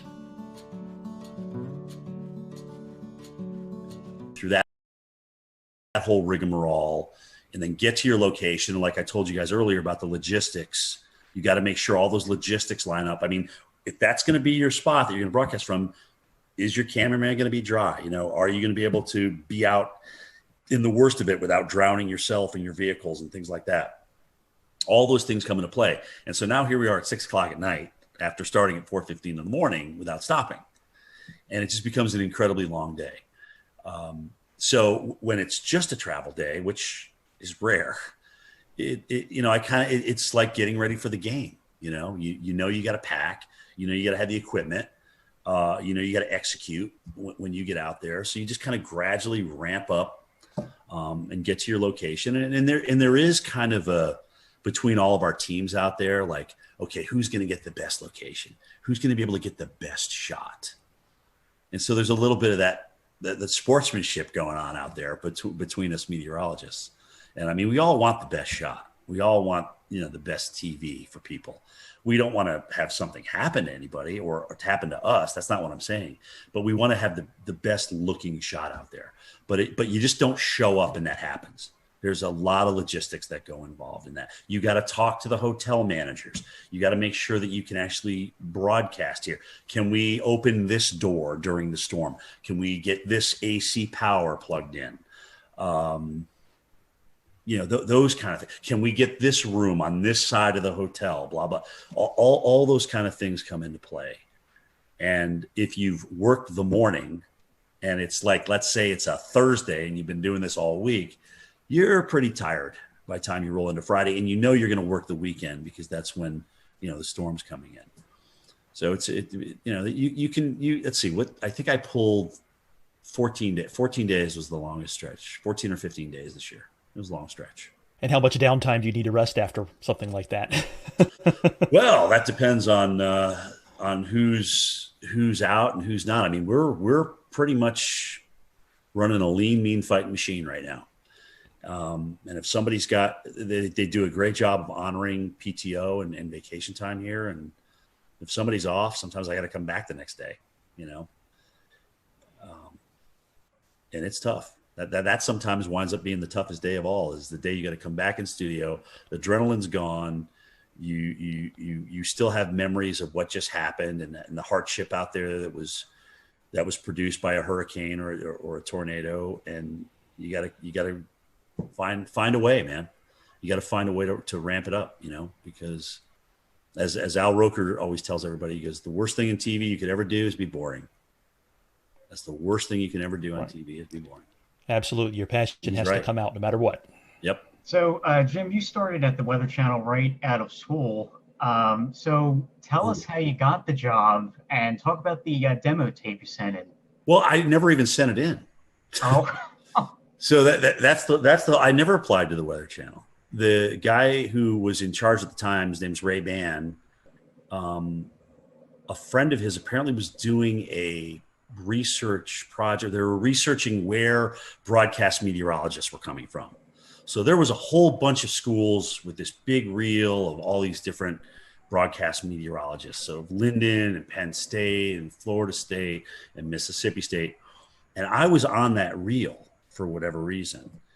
And so Ray was I guess he was watching that tape, or he got a hold of that tape, and he said, "Oh, this guy looks interesting," and they contacted me. They got a hold of me that way. And I was up, like I said, it was July. I was painting a building. I was up on a scaffolding, and my brother hollers up. He goes, "Hey, the Weather Channel wants to interview you. You got to go home and call them." I'm like, "Oh, wow. That's cool." Because we had just gotten them on cable in White River Junction, Vermont, back in '86. So I remember seeing Gay Dawson and Bill Schubert and Bill Keneally and Mark Mancuso and John Hope and Will Annan and all those guys and Bruce Edwards. So it was interesting because I went down there for an interview, and a couple of them were there. I got to meet a couple of them, and I was a little bit starstruck, frankly, because I had been watching these guys on TV, and they're doing what I want to do. So I had a great interview with Ray, and I had no idea what was going to happen. Got back, and a couple of days later he called and he says, "You got the job. You got the job. When can you start? Can you be down here in a week?" And I said, "Yeah. I'll drive into Vermont to Atlanta. No air conditioning. It was a little Mercury Capri with a T-top. And like an idiot, I go down there during the worst heat wave in North Carolina that year. It's 106 degrees. I'm just like ready to faint. I couldn't drink enough Gatorade. I mean, it was absolutely ridiculous. Instead of driving at night, like I should have done, right? Hello. Anyway, so I got my first experience with Southern heat, and I couldn't, for the first 4 years down there, I was like, I got to get out of here. I can't stand this heat and humidity. I was sweating when I got out of the shower. I mean, it was awful. It was awful. So finally, I got acclimated. About 7 years in, playing softball, just the honeysuckle of the Southern nights, the humidity. So I really started falling in love with it. Now at 56, I'm too cold. It's too cold outside for me in Georgia right now. So I'm ready for Florida, South Florida. Speaking of that, what's left? Well, I mean, what's left for you to do or you want to do before you retire? I mean, it's been a great weather career at the Weather Channel, but anything left on the bucket list that you've not been able to get to yet? Yes, there is. I've never done a blizzard in North Dakota. I've got to do one. That's the only state I haven't been in for something for the Weather Channel. So I've got to do a blizzard in North Dakota. I would love to do a Westpac typhoon. Okay, I really would. I would love to do one. Maybe do what was a hurricane in the Atlantic ramming into the UK or Ireland or something like that. I mean, that would be just to kind of experience weather in different parts of the world. Antarctica, this iceberg that's supposed to crash into that island down there. How cool would that be to broadcast live on that iceberg? Right? It's the size of Puerto Rico and it's shaped like Jamaica or something. I mean, it's crazy. Just those kind of things. I mean, I like voicing over storm stories, but I liked doing Cantori stories better. I mean, this is really I've been blessed, man. I got to see a lot of the world. I got to work with NBC Sports during the Olympics. I mean, I got to work out with Al Michaels, who also always called me Dr. Doom. I mean, it was just really cool. I've just had some really cool experiences. But But honestly, I'd like my goal, God willing, is I can get 40 years in broadcasting, and that's okay. Maybe I'll be done after that. So that date would be July 15th, 2026. So approaching that, we're almost 5 years. We had a colleague of yours on, Tom Nizzle. He has a mountain. Yeah, he has a cabin up here on Rome Mountain. So we talked to Tom a lot. So what does retirement look like for you? You going to move into the mountains? You said South Florida just a little bit ago. What's it look like after TV life? Yeah, I mean, I love the lake. I love the mountains. It's really an extension of the area I grew up. Think about, right? It's Southern Appalachia versus Northern Appalachia. So I certainly see myself, and I'm a small town kid, guys. I'm not a big city kid by any stretch of the imagination, but maybe split where I live, between Florida and North Georgia. I don't know, maybe open a nursery, maybe open some kind of small business. I love doing landscaping. I really do. I enjoy yard work. Maybe I won't in 5, 6, 10 years from now, but who knows? Honestly, I really don't know where it's going to take me. But getting up at the hours I get up and doing that 5 days a week, and sometimes, going through the weekends and working 13, 14 straight. It takes its toll on you. It really does. I'm blessed with a lot of days off as a broadcaster, more than I would think a local market has. So I'm blessed with that, but it still takes its toll on you, man. It really does. So we'll see. Nothing's in pen right now. Well, as we near the end of this podcast episode, we always kind of want to ask a few little silly questions to finish things up and to keep it light before we call it a night. So first and foremost, we'll pry some information out of you. I know that you guys probably have some fancy weather models and weather model providers at the Weather Channel, but do you have a favorite mainstream weather model site to use? Oh, gosh. I mean, first of all, Maui's a genius, sometimes to his own detriment. I mean, but I love the two websites he's designed. Levi does a fantastic job with Tropical Tidbits. I don't know the guys that are in charge of Pivotal Weather, but I think they've done a great job. Weather Nerds, there's just so many. I mean, Weather Tap, I still go back to Weather Tap, look at the radar, especially now that they've changed the radar site.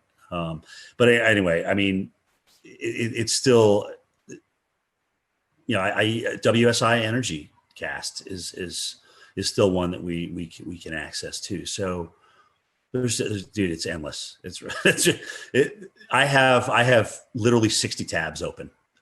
60 tabs. It's ridiculous. It's absolutely ridiculous. I totally get that. I think, I think I've probably somewhere around there, 60 to 80 bookmarks. Just, So I'm not alone here. Good. Oh, thank God. No. You're not alone by any means. And especially when you have hurricane updates, when we all know the madness of how often those models update. So which site you're going to is really important. So yeah, they're lined up across the top. They're just lined up.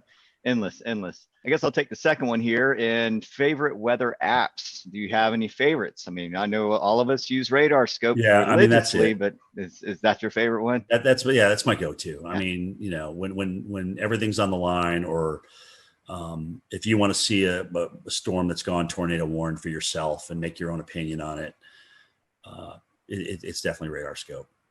I actually wish I bought that company back when it was for sale, because oh my gosh, they're just doing great things. It's just consistent. It's always there for you. They're always upgrading it, always doing tweaks to it. There's different levels that you can obviously purchase, different subscriptions and things like that. So that is my absolute go-to. I love Storm.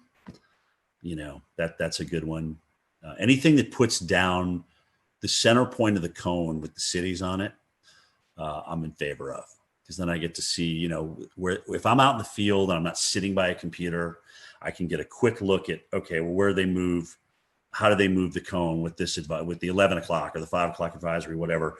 And I can get an idea of where I may need to position myself down the road in the eye wall. What about weather movies? The good, the bad, the ugly in the weather movie industry. And there's probably more bad and ugly than good, but what are your favorites and least favorites? For weather movie, My favorite tornado is still the Wizard of Oz. I won't lie. Okay. To be able to create that, as hokey as it was back in the 1930s, and have it look, like a roping out tornado in the plains, it was just amazing to me. I feel the same way about that. I mean, it seemed like you look back and you're talking 1930s, film industry, and you're like, man, they actually did a pretty good job on that. Right. I mean, if they did one thing really that kind of, gave you some goosebumps, right? When you were a kid watching that. I mean, that was pretty intense. I remember I met Bill Paxton when he did the first Twister, because they premiered it in Atlanta. And I remember seeing him again at a Kentucky Derby that I was doing for NBC Sports.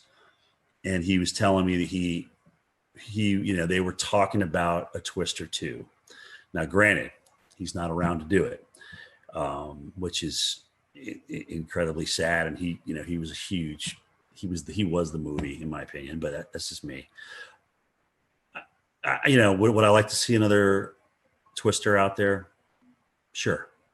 Because when you think of how many young people it influenced to get into our enterprise and maybe have a better understanding for what we do or look into what we do, I don't think you can lose from that. So I'd love to see another Twister.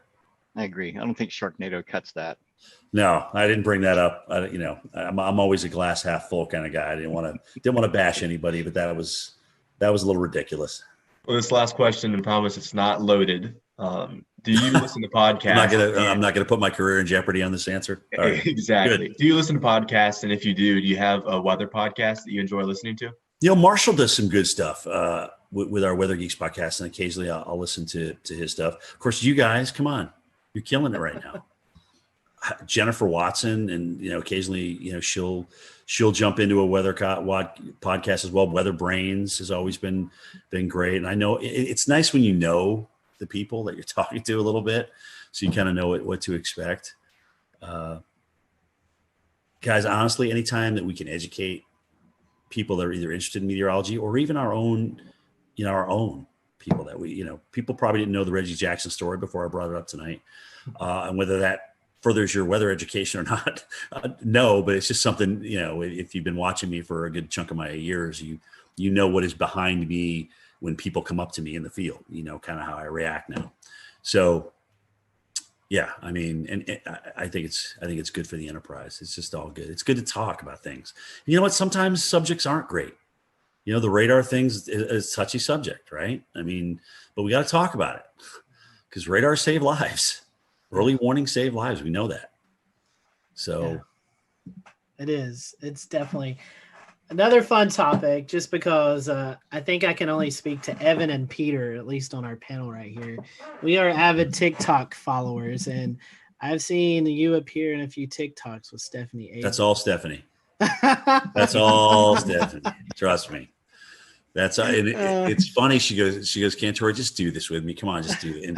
And Steph just has a way to kind of beg you to do what she asks you to do, what she wants you to do. So you did, and I'm like, you know what? Why not? I mean, it's just like, what the hell? I don't want to be a total bore. So I'll jump in and usually make a fool out of myself.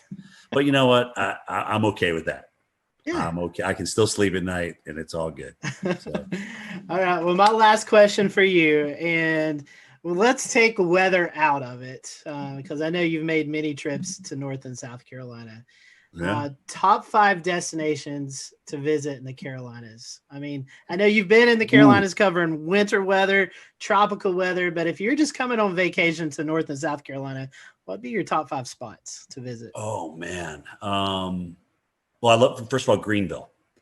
Greenville is my number one. I mean, it's a hidden gem. Nobody knows about it. If I had to retire in Greenville, I would do it. Yes. Okay. Greenville, South Carolina. Love it. Absolutely love everything about that city. I got a lot of good friends up there too. So their Euphoria Festival they do every year is second to none. But behind that is Charleston. I love Charleston. It's the charm of that city, just being down in there, being in the thick of it, the history, the weather history. I mean, everything. It's just absolutely beautiful. Wilmington, I've seen them get the crap kicked out of them and come back and be this wonderful, wonderful town. I love Asheville. The Grove Park Inn. I've been there for the gingerbread contest. I mean, that is just unbelievable. It's just a beautiful historic place. The Biltmore, obviously, up there. I mean, holy cow. Gosh, where else have I been in the Carolina? I think it was Winston-Salem.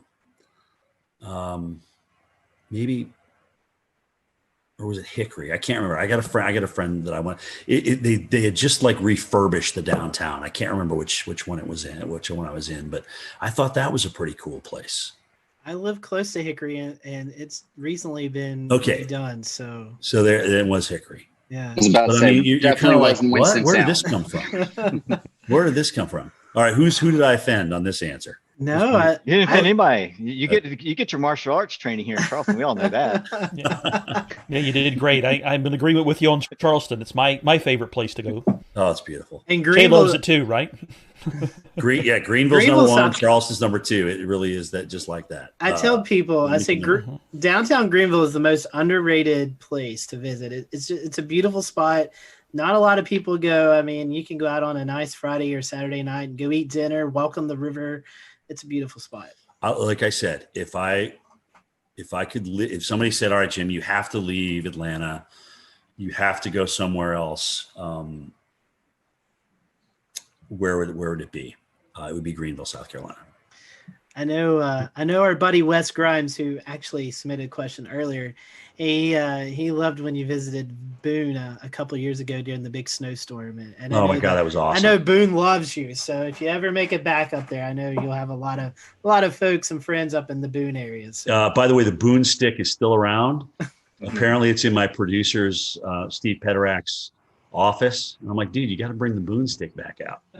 I've never pushed so many cars out of the snow in my entire life than in Boone, North Carolina. Well, I will tell you this, from a guy, Evan and myself living in Western North Carolina, we definitely hope we can copy that sometime soon, because we're in our snow drought. That was the last time we had measurable snow here outside of the mountains, was that storm a couple of years ago. It's going to be tough with La Nina, but we'll see. Especially strong, if we get a strong La Nina. But it's an active pattern, dude. And we got the negative NAO, so you may get a little bonus out of that. We'll see. I'm afraid more ice than anything. That's my concern this year. Yeah, that's the models keep head faking though. They keep wanting to bring the AO back positive again, but it keeps not happening. And again, well, we all know how those forecasts go sometimes. Right. we've all been disappointed a few times. Look at that NAO. It's going to go so negative. Anyway, we'll see. We'll see what happens. Well, Jim, we certainly appreciate your time. We want to wish you a very Merry Christmas and a Happy New Year. And for those who are listening to the podcast, I'm sure they're probably following you on Twitter, on social media, but if they can't, or if they're not, how can they do that? So at Jim Cantori is my Twitter. I don't do Facebook, but my tweets go to Facebook. At Instagram, at Jim Cantori on Instagram. That's more of my personal life than. Sometimes I'll throw some weather on there. I have been lately, but that's personal's Instagram, and weather is mostly Twitter. And that's me, man. We appreciate your time, and thank you guys for watching tonight. Yeah. We hope you have a great evening, and we'll see you back soon here on the Carolina Weather Group. Merry Christmas, guys. Thanks for having me.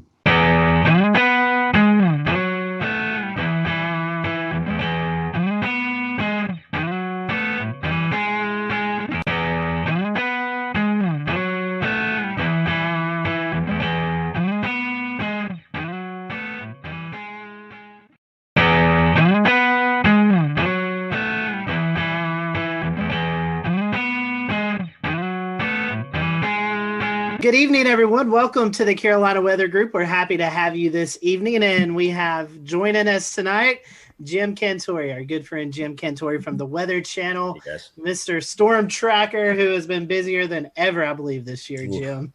It's been a busy year for you. Tonight, we're going to be talking about reviewing 2020 and just all the crazy things that's happened in the weather community with storms and hurricanes and how we battled it with COVID as well. So a really interesting conversation tonight that we're looking forward to. So Jim, we were just talking a little bit before we started tonight. How are you doing? It's been a busy year. Are you getting any rest here recently? Yeah, I mean it's been good. Obviously it was quite a run in September, and then November, where we're usually just not doing much at all, was cranking up. And obviously it wasn't so much being in the field, but being in the studio, talking about the threats to Central America. But then there was Ada, where I went, and the system was far enough offshore where it didn't really affect us in Marco. And I said, guys, you sure you don't want me to stay? Because there's a chance this could be coming back toward Florida. No, I'll just come home. So Thursday morning, here we go with the hurricane watches out for Tampa. And it's like, they had to fill in that one spot, right? Because it's the only spot that didn't get filled in for the whole Gulf and the whole East Coast. So yeah, with advisories this year, and so I went back out and got into Tampa, and that was the last landfall I did. There's certainly no rest for the weary in 2020. Jim, we've started a new Patreon since we last talked to you last December, and we've allowed some of our Patreon supporters to send in questions. So tonight, we would love to go ahead and start with a few, I think 3 odds and ends questions that won't fit in anywhere. So we figured it's best to throw them here at the beginning where they don't match at all. So first and foremost, from an anonymous Patreon supporter, if you could point to a single piece of technology that has changed our field over the past 20 years, what would it be? I mean, it's got to be numerical weather prediction. I mean, as much as they're not perfect, and trust me, I just did a snowstorm in Pennsylvania that I wish I was in Binghamton, New York for. Okay. Anyway, as much as they're not perfect, I do think that they've helped us, and they've gotten us a much better idea of what we can do with, but the list is close. I mean, you look at the upgrade to NexRad and having radars available to us, and unless they get blown out like Lake Charles did during Laura, they're obviously very, very valuable. We'll return to Best of the Carolina Weather Group in a moment. Now your Carolina weather forecast. Here are today's forecast high temperatures for North Carolina. Here are the forecast lows for tonight for North Carolina. Here are tomorrow's forecast high temperatures. And here's forecast rainfall across North Carolina tomorrow.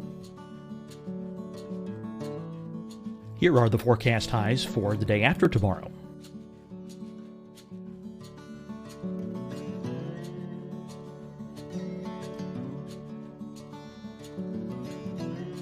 And here's the forecast rainfall across North Carolina for the day after tomorrow.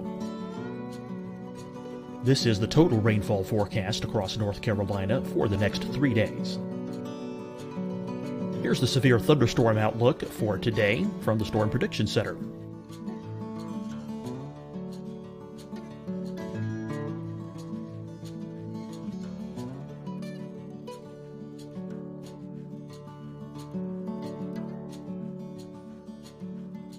Here are the forecast high temperatures for today for South Carolina. Here are the low temperatures for today for South Carolina. Here's the probability of precipitation forecast across South Carolina today. And here are the rain chances across South Carolina tonight.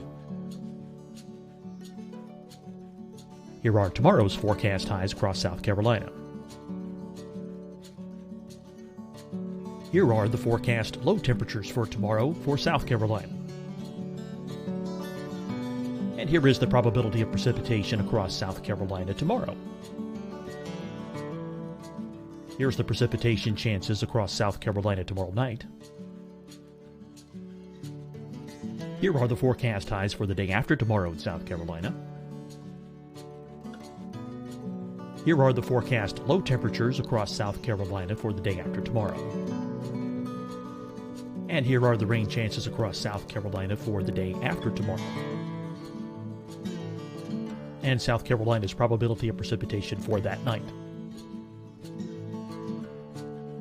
Here's the Storm Prediction Center's severe thunderstorm outlook across South Carolina for today through tonight. Here's the Storm Prediction Center's severe thunderstorm outlook across South Carolina for tomorrow and tomorrow night. And here's the Storm Prediction Center's severe thunderstorm outlook across South Carolina for the day after tomorrow through that night. Here's the severe thunderstorm outlook for today from the Storm Prediction Center.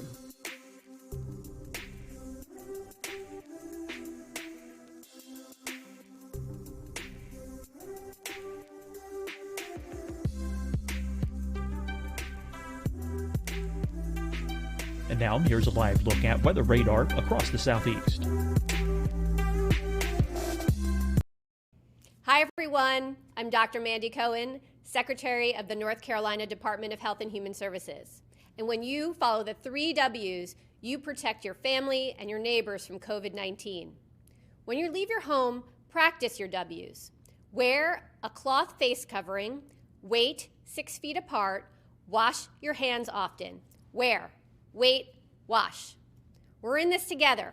Stay strong, North Carolina. Deciding when to wear a mask isn't about who you know or how well you know them. Just ask yourself, will I be with anyone I don't live with? If the answer is yes, get behind the mask. Help slow the spread of COVID-19. Get behind the mask. Learn more at covid19.ncdhhs.gov.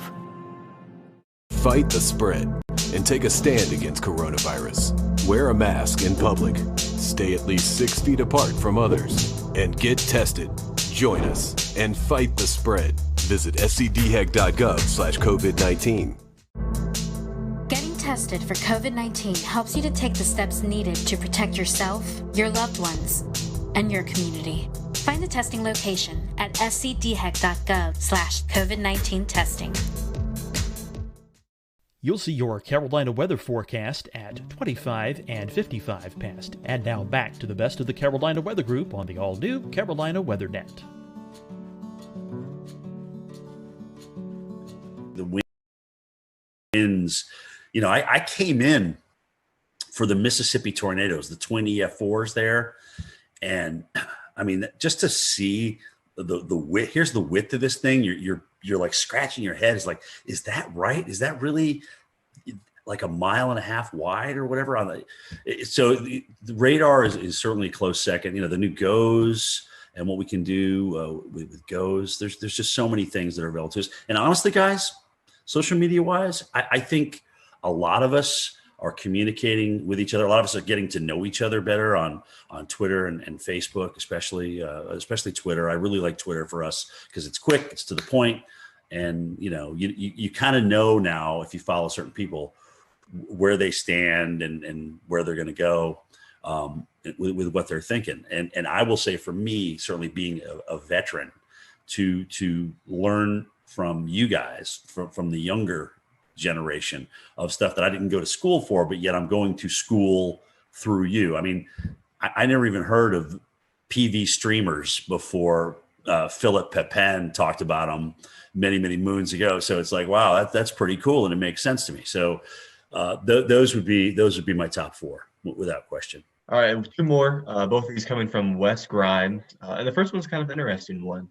So is it possible, and he said he's heard this before as maybe a wives' tale, is it possible to forecast low temperatures overnight using the dew point in the evening if it's relatively tranquil weather? Yeah, that's what I did in college. That's what I did at Linden, because I would get, look at the dew point and what it was going to be like the night before, and I'd be like, okay, well, we're going to kind of settle back down toward that, all things being equal.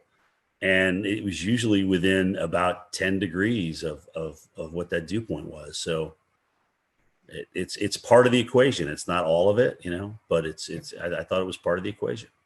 It's a neat little forecasting tip. Yeah. And last but not least, on a favorite topic of yours, when you go out and you go storm chasing, how do you end up in the right place at the right time? Well, dude, sometimes it takes a lot of work. Like Sally, oh God. So I'm like, you want me in New Orleans, but the models are trending east. I'm like, we're flying into Gulfport. We could really stay right there. So we went all the way to New Orleans because that's where they wanted me. I'm like, all right, whatever. I just do what I'm told, you know? And then we made our way back to Gulfport the next day. And I'm like, okay, well, you realize though, we'll go back to Gulfport, but it's probably going to go even farther east than that. That's what the models are trying to do. So the next day after Gulfport, we went over to Pensacola and finally kind of found a home there on the eastern side of that thing with the storm surge. But it's not easy because there's a lot of people making up their minds of where we should go and where we shouldn't go. And, you know, I appreciate the fact that they let me chime in with my opinion. It doesn't always get me far, but the most exhausting part about travel is not necessarily broadcasting for the hurricane. It's doing the morning show and then having to pack everything up and move to another location. Because once you get to that location, it's not just, okay, we're here, let's do our live shots. It's, okay, where are we logistically going to be? What's going to make the best shot? Is there going to be storm surge here? Are we safe here? Is my cameraman going to be protected throughout the live shot? So there's all these logistical things that come into play. So by this point now, it's 6 o'clock at night and you're exhausted because you've been up since 3. And now you got to get ready to do the whole thing again the next morning. So every time we move on a day we do live shots, it just exponentially wears you out. But, you know, I appreciate the fact that they do give me a say in my locations, but it is up to me to get my team in a good spot. Like where we at the Golden Nugget for, oh God, what was it? Beta? I don't even remember the damn name of the storm. What was the Mississippi one that crushed them? You guys jump in. Delta. Okay, Delta. I knew it was a Greek name. I just can't remember which one. So Delta. I'm like, this is going to be a great shot because the water's going to come right in here, and this is just going to be a great shot. So that allows us to get there and really set that up and make sure we had higher ground and get our cars up there and things like that. So it takes a lot of work. What you don't see behind the scenes, I think is just as important, if not more, than what you see on camera. And Jim, this one's coming from me, man. I'll tell you what, this year has been interesting with the tropics. I mean, we cleared over a third of the Greek alphabet, you know, and it's just been an unreal season. I mean, when we talk about, will we ever see something like this again? Is this going to be the norm going forward? What ingredients come into it? You know, tell us what your take is on, do you think the strong signal in La Nina was a triggering factor? Do you think our warm pool in the Atlantic has a lot to do with it? I mean, kind of give us some ideas of why you think we had such a hyperactive season. I mean, it was off the charts. You know, if somebody would have told me we were going to have 30 storms this year, I would have been like, no, I mean, we're going to have an above average season, but that's a pretty bold forecast. I think you hit the nail on the head. I mean, La Nina, you know, certainly coming in and when it did, getting into the mid to strong range. So what that tends to do is just, you know, cut the shear, and the whole basin was warm. There was plenty of warm water. But the weirdest thing was all these rapid developers.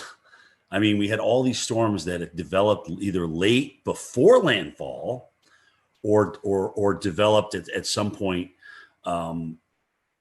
over the, like Paulette and whatnot, kind of a rapid developer over the ocean and things like that. So we just had so many rapid developers this year, and that's kind of the oddity to me, because you can get certainly a strong number of storms if you get a warm basin and light shear, but all of a sudden, you know, what's kicking these things into overdrive? And in some cases, at the last minute, when normally the continental shelf will weaken them, we already had a bona fide cold front come through the Gulf of Mexico and South Florida, and here's Ada. You know, now granted, I think that did weaken it as it made its approach toward the west coast of Florida, but still, to even get something, I mean, that John Hope was our tropical expert, you know, way back when, and one of his rules was once you get that cold front through, that's it. That shuts down the Gulf. And we had a couple of storm threats after that. So, you know, I guess in 2020, the 2020 factor kind of applies here. Yeah. But I think it's really interesting how many rapid developers we had, and so many of them close to land. I mean, even, you know, look at Iota and Zeta down in in Nicaragua. I mean, we had to wait till the last storm of the season to get the Cat 5. I mean, goodness gracious, that's crazy. Yeah, there was definitely a lot of RI this year. And what I felt was interesting is that you didn't see a lot of rapid dissipation over land. I mean, these things stayed strong over land for some time, whether it could be attributed to brown ocean effect or whatnot. But you brought up a good point. When it got wrapped up along cold front, usually when hurricanes enter into a baroclinic environment, they fall apart pretty quickly, or they get pulled up along it and stretched out. And these storms defied odds this year. Some of these just they did. They never got like dry air intrusion. It was like they were like protected from this cocoon. And that's the other thing too. If you get a rapidly developing system that comes ashore and is accelerating onshore, moving onshore, it's going to take a lot longer to wind down. I mean, you should see the mess that Zeta did in northern Georgia. I mean, there's a lot of trees down up here. And it reminded me of Opal back, I think was it 95? Was that Opal? That's right. But it kind of did, it was like one of these storms that actually was a 5, went down to a 3, but it was holding its own, and then it accelerated up in North Georgia. So it takes a while for these things to wind down, but they just cause a whole bunch of tree damage, man. It's a mess. I think I remember seeing the power outages. It was more in Georgia than Florida, than Louisiana per se. It was like over 1 million without power in northern Georgia. So that was. Yeah. And it kept going too. I mean, we had a lot of trees down in western North Carolina and up into Virginia too. That's true. Once we get off hurricane duty, it's kind of hard to lose track sometimes, or it's actually easy to lose track of what actually happens after that. But it's just been amazing to me, these things as they come ashore, especially this year. Like you said, their damage path has been incredible. And even if it's a TS or a depression, I mean, something, it's like they just don't want to die. They don't want to go away. And that's the year it's been. One more for me. I'm going to pass the baton off to Dan. And the question is, you've been to a lot of places this year. I mean, you probably wouldn't be able to remember off your memory, but give us some of the more significant places you went to experience storm chasing, whether it be hurricane or winter storm, even earlier in the year. Well, yeah, actually Milwaukee was the only winter storm that I did last year, which was kind of mind-boggling because they're so fixated on the Northeast coast. It's like, well, guys, what if Kansas City gets 2 inches at rush hour on a Tuesday morning? That's a big deal. Plus, they were concerned about the COVID thing and everything toward the latter part of the season. I thought that was awesome being in Milwaukee. Great city, seeing the Lake Michigan just go crazy in Milwaukee was pretty awesome. That's kind of started the year. Then we went through all the hurricanes. I went to New Orleans 4 times. And interestingly enough, New Orleans really never got a big threat. Okay. They had the one storm toward the end there that hit them pretty good, but they never really got a big threat that flooded them. And that's really the biggest issue for New Orleans. But flying there 4 times, I thought I'd never done that before. I think they were in the cone like 8 times or something, 7 or 8 times this year. It's just crazy. And then the snowstorm, I just went Bethlehem, Pennsylvania. I knew Philly would change over. I knew they would mix. I knew we'd actually mix with sleet in Bethlehem. I just didn't know we'd get dry. The dry slotted thing is what really killed us. And then to see 4 states with 40 inches plus, I'm like, this is just absolutely nuts. Absolutely nuts. From a low pressure system that I don't even think broke under the 990s when it was doing its work. I mean, really? That's crazy. I know, non-lake effect too. I mean, that was right. all just a low. I mean, all-time snow in Binghamton. All-time single day. So they broke their all-time single day by almost twice as much snow. So 18 to like 31 or something. I mean, it's crazy stats, man. Crazy stats. Speaking of some of the hurricanes this year, we want to, of course, mention Hurricane Isaias is, the Carolinas' kind of biggest hurricane of the year. I was there in Wilmington myself for the storm, and we know you were over in Wrightsville Beach there, Jim. Yep. So we have a video that we want to play, and kind of the best way to describe what happened there with you. Video says 1,000 words, so we're gonna play the video and kind of just if you could kind of tell us what happened over there in Wrightsville and kind of what you experienced.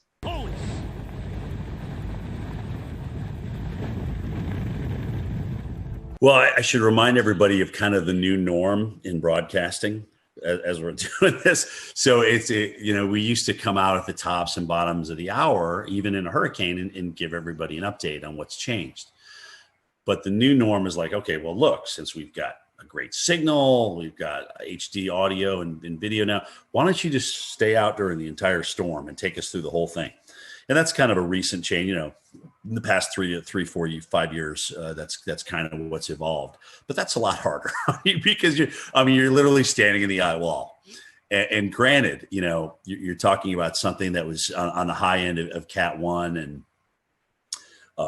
borderline Cat 2 strength here. It's just hard to stand out in winds that strong. And you see me struggling there.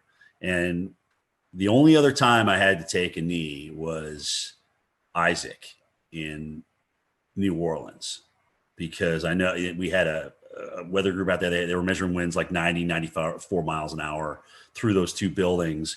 And this was very similar to that. And it's just hard to stand there. You're literally, guys, you go to the gym, you do squats or you do leg presses and things like that. It's hard to hold a press for that length of time. And so I just had to drop down for a second. The audio wasn't that great. You've got raindrops splatting on the hood of your jacket, so that's making it difficult to hear back at the Weather Channel. So you're just trying to put a couple of words together, a sentence together or two, to kind of get you to the next thing. And I'm just trying to remember all the facts that I know, about the storm itself. And of course, you're trying to say the name. Isaias. Goodness gracious, it took me about 3 days into that just to learn how to say it right. So that was a tough storm. It was, those winds were up there, 80, 90 miles per hour coming around the side of that building. And it was just tough to stand through it. But again, it's like, take us through the eye wall. That's my job. That's what they're asking me to do. I'm going to do it to the best of my ability. The good news that, I didn't get hit by anything. The good news, the wind was essentially coming off the water, and whatever was being blown off the top of the building was being blown inland and not down at me at ground level. I probably should have had a helmet on, frankly. I definitely should have had a helmet on for that storm. Well, Jim, we've all faced the coronavirus pandemic. Yeah, I know, 2020. So how has this pandemic affect your job? Well, first of all, you got to wear a mask everywhere you go. And,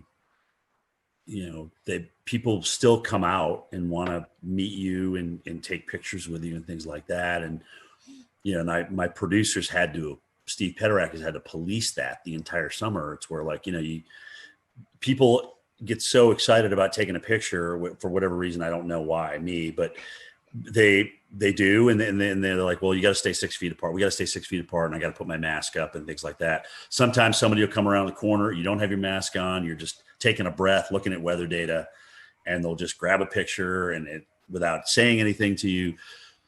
And then management gets upset with you. So that a lot of that to tell people to kind of like, well, take a picture with me, but you got to move away. You got to stay 6 feet away. But I get it. I totally get it. And we played by the rules as best as we could the entire summer and even into this first winter storm that we've dealt with. But that certainly made it more difficult. We got to get more rations because restaurants and things aren't opening. They're closing down a lot earlier. Some of them never even are open. So we got to make sure we can eat for 3, 4, 5, 6 days. We know we're going to lose power. So it's going to be hot in the rooms and things like that. You just got to the pre-planning was a lot different. We had to make sure everything was buttoned up in terms of being able to eat, being able to follow the COVID guidelines, remind people that, look, at the shelter that you went to last time may not be the one that you go to this time because they're only taking half the people. All right. You may have to go and be bused farther north. And people that were in the surge zone, it was like, how do you convince people? Oh gosh. Okay. Look, it's one thing asking me to evacuate. I know this shelter. I've been there before. It's okay. But now I don't really feel like going on a bus and being shipped to northern Mississippi or northern Louisiana to get out of harm's way. So that took some convincing for folks. But I think the fact that if there was one good thing if you can call this good. The fact that Louisiana and Mississippi were kind of in the bullseye and were dealing with this so many times, they kind of had the system down. So they just put it back in motion every time we got a new storm. So we didn't have to test so many different areas. That area dealt with some of the worst storms, but they really had it down. That's a very good point. Yeah. Wow, nice. That's the one silver lining. Well, Jim, we're talking about COVID, and I think pre-COVID, this has lost, in my opinion, a lot of attention. And I guess, with as crazy the years has been, but we had a pretty active early spring severe weather season. March 3rd, 4th, as COVID was starting to happen, we had an EF4 tornado that just went right through downtown Nashville. Yep. I mean, it was one of the eeriest video. I mean, it was, I think, one of the most captured videos on Twitter, with that, we also had severe weather here in the Carolinas where downtown Charlotte, EF2, I believe, that went through just south of town. So copied with a month later, the Easter outbreak where we had an EF4 and of all places, South Carolina. I mean, it was a pretty crazy severe weather season. And then I guess you kind of cap that off with the derecho in Iowa. I mean, what was your thoughts on any of those events that kind of stood out to you? I mean, the record for billion-dollar disasters stands at 16, but that's going to be broken this year. Okay. We are going to have more than 20 billion-dollar disasters. I don't know if it's going to be 21, 22, 23. I'm not sure. But this was just an off-the-charts year for big weather. And you're right, it was everything. It was the severe, with the tornado outbreaks, especially in metropolitan areas. It was the number of hurricanes that we had. It just the fires. We haven't even touched on the fires out west. I mean, goodness gracious, just again, and there was no stopping it. It literally started at the beginning of the year and just kept on going. And, La Nina, as you guys know, especially in the Southwest, does not favor big rainfall. So, you wonder what next year brings once we get into spring and spring bloom, and that starts to dry out, right? So, yeah, it's crazy. And I mean, look at the drought growing right now. If you take a look at the drought monitor, it's almost kind of scary seeing it kind of creep out of the Southwest into the central United States and the northern, Omaha. You're not really thinking about Omaha being dry, but they're starting to dry out a little bit. So drought's going to come into play big time as we get into 2021. That's going to be a big player, I think, for a lot of people. But yeah, it was just nonstop, man. I mean, and it would be easy to just say, okay, well, because of COVID, everything was exacerbated. No, no, we had 30 hurricanes. Okay, we had tornadoes hitting big cities, and I mean, it just literally lined up right with each other. And we just had an epic nor'easter, like I said, that dumped 40 plus inches of snow over 4 states, which wasn't one of these things where we saw it early. We knew there was going to be something, but in terms of nailing it down as to just how big this was going to be over the interior of New York and Pennsylvania and New Hampshire and Vermont, we didn't know that until it was really day of. And I guess it's a sore topic for some, but it's something that really needs to be addressed. Is I think we can contribute the climate change, global warming, to some of these bigger events that's taken place. I mean, they're only getting worse, and the climate the climate continues to warm. So I mean, it seems like they're going hand in hand. I mean, what's your? Yeah, I mean, it's time to accept it. It's time to accept we have a warmer planet. We have warmer water as a result of that, which helped us obviously crank out 30 named storms this year. And honestly, I just like we like to operate at 98.6, the planet likes to operate at a comfy temperature. And when you thrust something that's uncomfortable to it into it, then it's going to react. Extremes breed extremes, and I think we're seeing that. So.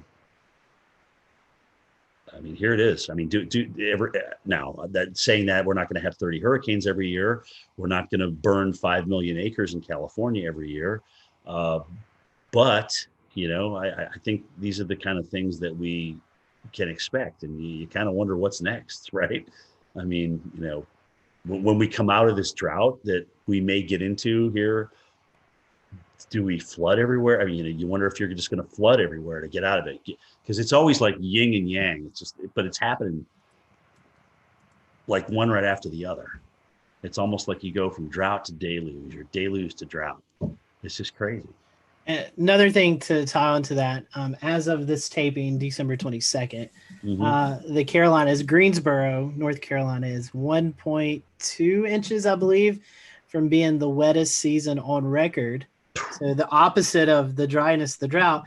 And quite frankly, we've not really had a major tropical system that's moved through the area that's dumped 6, 8, 10 inches of rain that we can see from landfalling tropical systems.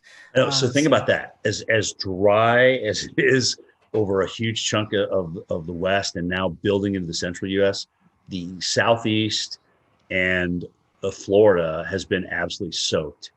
And, the Northeast is probably going to come out of drought before we end 2020. When you count the snow and the rain they're about to have with this next system on Christmas Eve and Christmas Day, I mean, they're probably going to come out of drought. And that was getting to exceptional. You start depleting reservoirs in the Northeast with that population concentration, and that's a really big deal. Okay, they've always kind of come out of it recently, but there's a lot of people up there that depend on reservoirs and water. So you dry it out up there in an extreme level, and it's bad. So they got lucky. But they just literally, once we got into fall, boom, all of a sudden we just started erasing these droughts and starting getting some nice, tropical moisture into some of these systems that came north.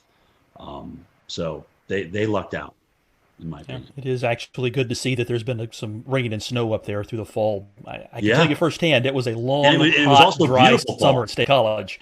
Right, and actually it was a beautiful fall, too. So they got the best of all worlds. Right. Jim, we're going to transition over, speaking of wildfires, to the West. So again, another crazy year with the 2020 wildfire season. What are your thoughts on the wildfires going along the northwest Pacific coast, like Oregon and Northern California? We'll return to Best of the Carolina Weather Group in a moment. Now your Carolina weather forecast. Here are today's forecast high temperatures for North Carolina.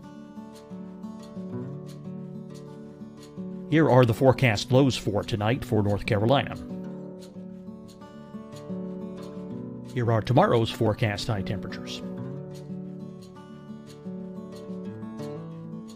And here's forecast rainfall across North Carolina tomorrow.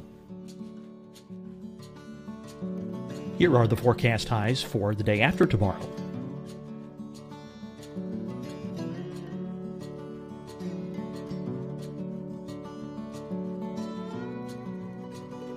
And here's the forecast rainfall across North Carolina for the day after tomorrow.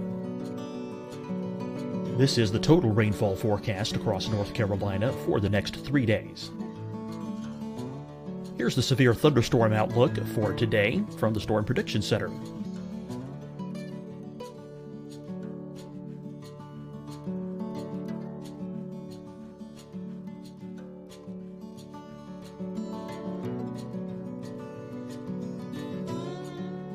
Here are the forecast high temperatures for today for South Carolina. Here are the low temperatures for today for South Carolina. Here's the probability of precipitation forecast across South Carolina today. And here are the rain chances across South Carolina tonight. Here are tomorrow's forecast highs across South Carolina. Here are the forecast low temperatures for tomorrow for South Carolina. And here is the probability of precipitation across South Carolina tomorrow. Here's the precipitation chances across South Carolina tomorrow night. Here are the forecast highs for the day after tomorrow in South Carolina. Here are the forecast low temperatures across South Carolina for the day after tomorrow. And here are the rain chances across South Carolina for the day after tomorrow. And South Carolina's probability of precipitation for that night. Here's the Storm Prediction Center's severe thunderstorm outlook across South Carolina for today through tonight. Here's the Storm Prediction Center's severe thunderstorm outlook across South Carolina for tomorrow and tomorrow night. And here's the Storm Prediction Center's severe thunderstorm outlook across South Carolina for the day after tomorrow through that night. Here's the severe thunderstorm outlook for today from the Storm Prediction Center.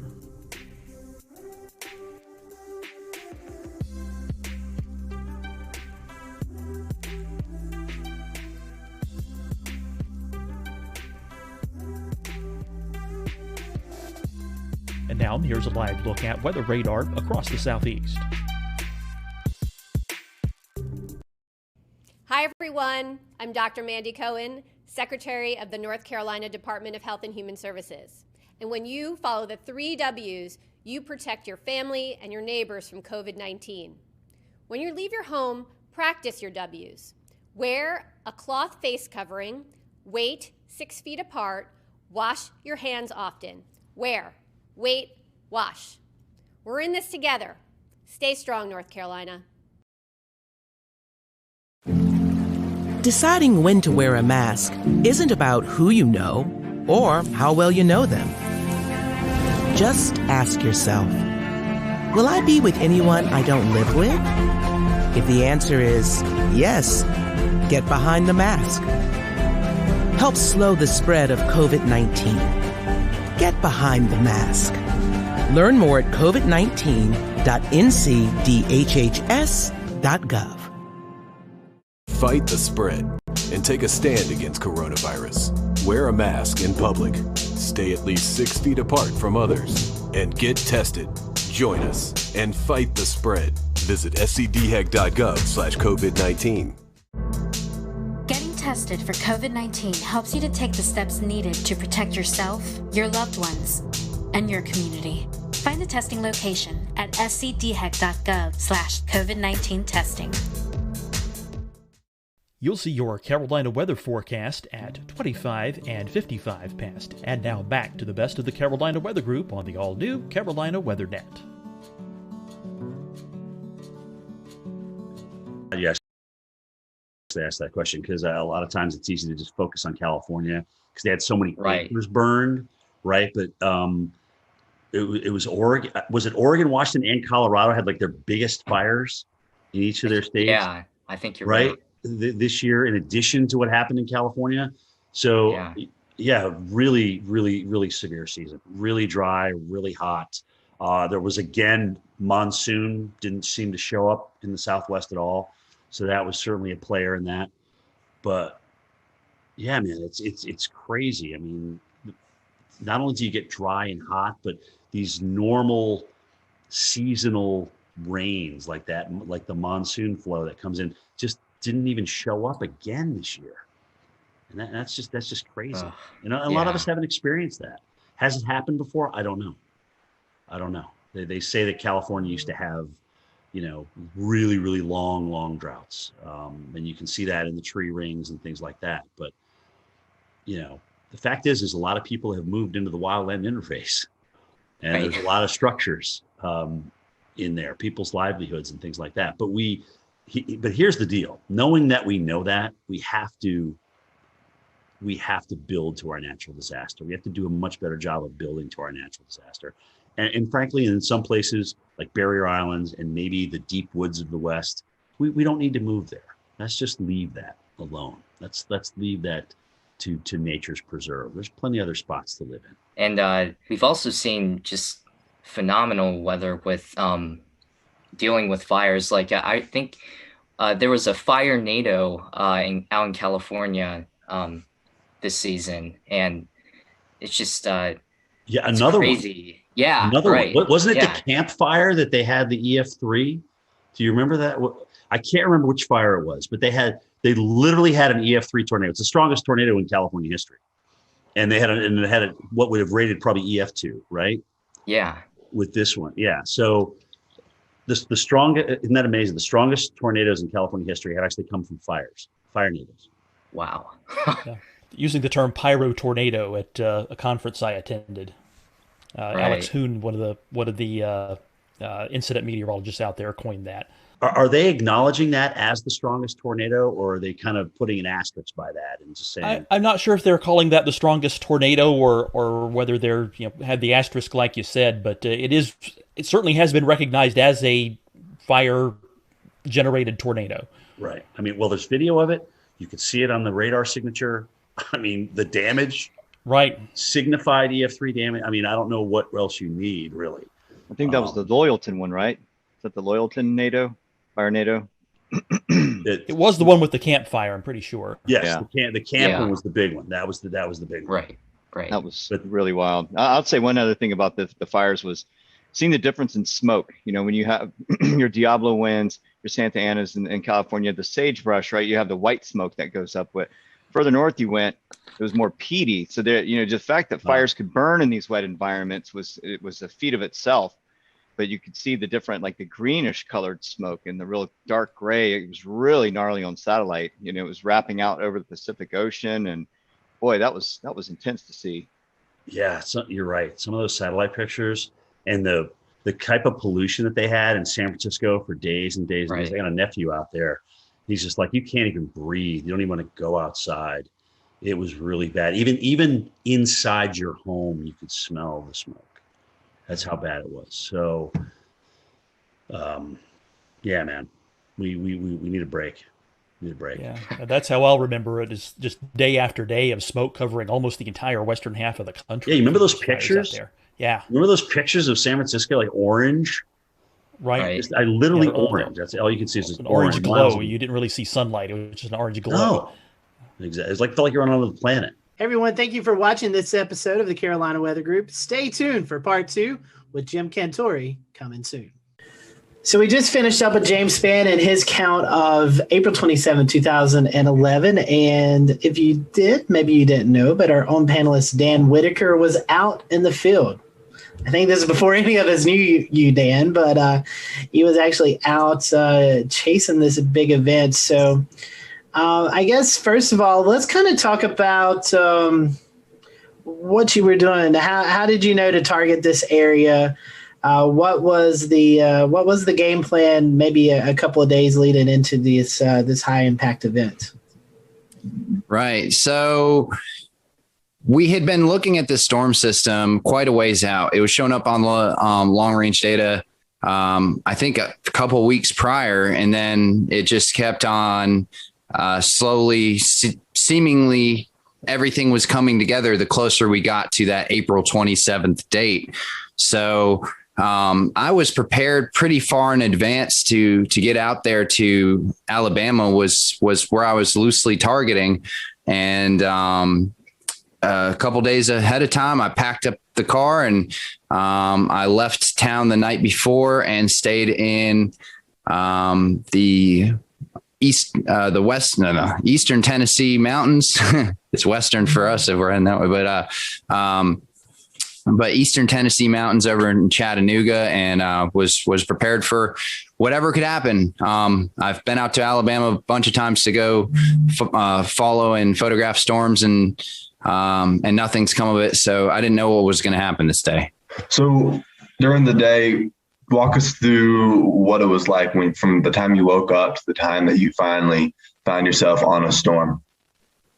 So right. So I had some kind of omens, if you want to believe in that, at least. At the very least, the atmosphere was showing off for me right away.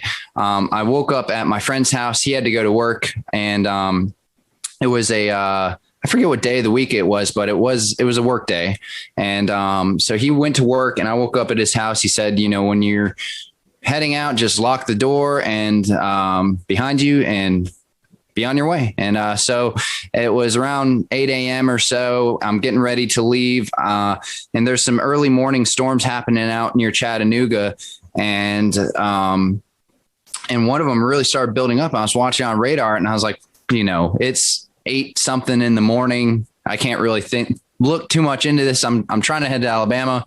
And I shut the door behind me. I lock the door. I get in my car and I pull up at that time I had a full RAM mount, like a computer system in my car. I power on the laptop. It's actually this laptop that I have right here, which is now an outdated laptop system, but still has some of my data on it. And power on my laptop, and I open it up, and right when I get my laptop open, tornado warning, storms heading directly over my location in a matter of minutes. And there was a strong kind of velocity couplet there when I looked at the velocity data. So I was like, there's some real reason to believe that this could be a threatening storm with a tornado. And so I actually went to try and get back in my friend's house I've 5 minutes, right? So let's get back in the house. No, the door's locked. Of course, I can't get back in. And I look around, I'm in a crowded neighborhood with lots of trees everywhere. I can't even see the sky.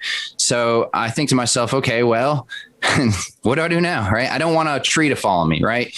And so I get in my car and I just start driving away from the storm through these residential roads in Chattanooga. It's hilly. I'm trying to just get out of there. I make it to a 4-road intersection and I kind of park my car there. I'm like, this is as good as I'm going to do. At least I'm not under the trees. And I park my car there.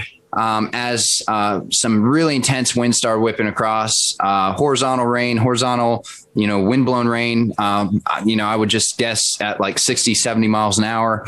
And I was right there in the velocity couplet. And, it turns out there was wind damage and a tornado, but I just must have been very close. But I don't believe I was in the tornado. It was mostly, the winds changed directions eventually, but I believe it was all rear flank downdraft base kind of wind. So I drive back to my friend's house at that point after I'm kind of in that wind and rain and it passes by me. So I know I'm safe. I just kind of drive back there because I don't know what to do with myself at this point. And there, the road that I came down just a minute prior, there had been someone driving down that road and a tree fell and actually crushed their car with them in it. I got there before the emergency response did. And, or just at about the same time. So I pull up and so do they, and I kind of get out of my car and I'm like, what's going on? And, the emergency response person, fortunately, they started trying to, do what they needed to do. And I was like, they've got it figured out. They told me to, leave them alone. So I just kept on heading on my way. I was like, I guess I'll go to Alabama now. And that's how I started my morning. So, pretty intense. Dan, wow. I have a question for you. Sorry, Evan, I didn't mean to step on you. Recollection, this was 10 years ago. So I don't think radar scope was a thing. That's right. How did you get this weather data while you're out in the field? It's 2011. Technology has surely come a long ways in the last 10 years, but what was it like back in 2011 getting? You mean, what was it like using a flip phone when I was storm chasing? Yeah. So that's what I was doing. I had a GZ1 waterproof flip phone, and for data, fortunately, things were fairly advanced for the laptop systems, as long as you had a laptop system and internet and a few other things. So I had a GPS puck that logged my GPS data into the system I was using. At that time, it was I can't even remember the name of the system actually, but it was definitely an older PC radar system that integrated with Delorme Maps was what I used to log my GPS data, and it integrated the data in. It was the only thing. At that time, it was the only program comparable to GR level 2, which is still, a top program for PCs. And, but yeah, no radar scope, no quick data via phone. Like I said in the story, I had to power up the laptop to even see what was really going on. So had that hooked up to a internet puck at that time. There was no hotspots via cell phone. So you had to have a dedicated internet puck. Also to power the computer at that time, there weren't cars built in with power inverters for things like computers, like there are now. Like the 4Runner that I own now, it just comes with power outlets, right? But at that time, there wasn't anything like that. So I actually had to have custom fuses and custom switches and custom wiring for power inverters to run my laptop system.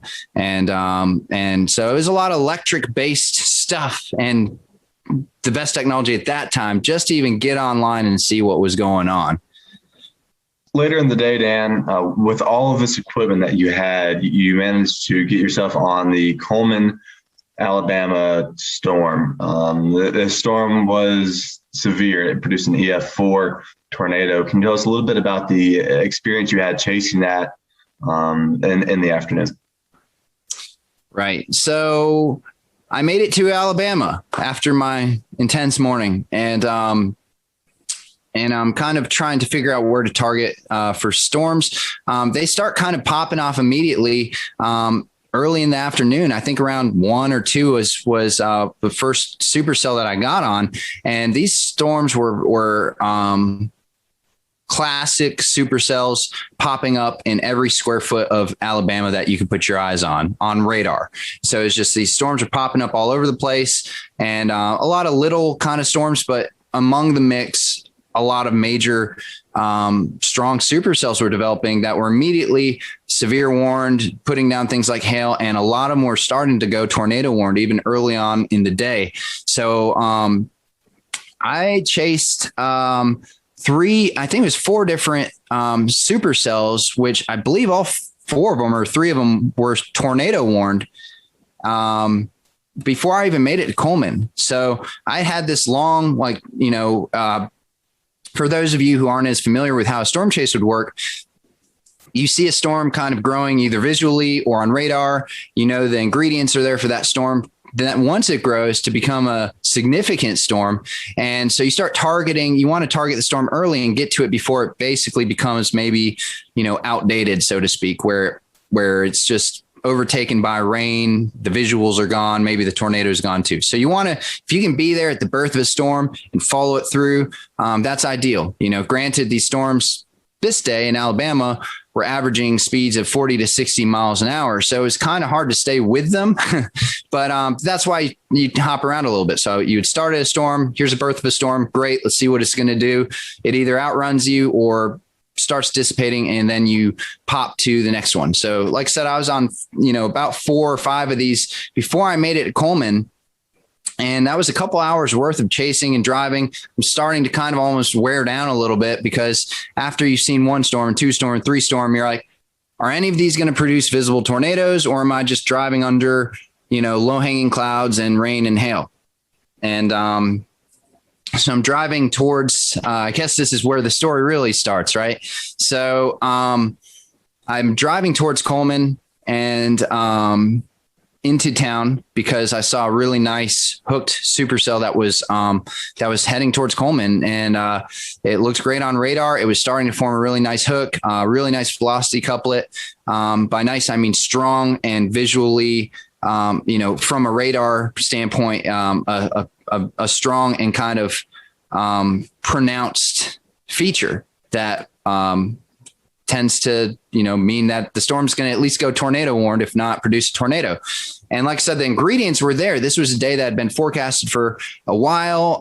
We knew that this was a significant day. It was a high risk by the Storm Prediction Center. They were predicting a tornado outbreak. And so we knew it was going to happen, or at least that's what we thought was going to happen.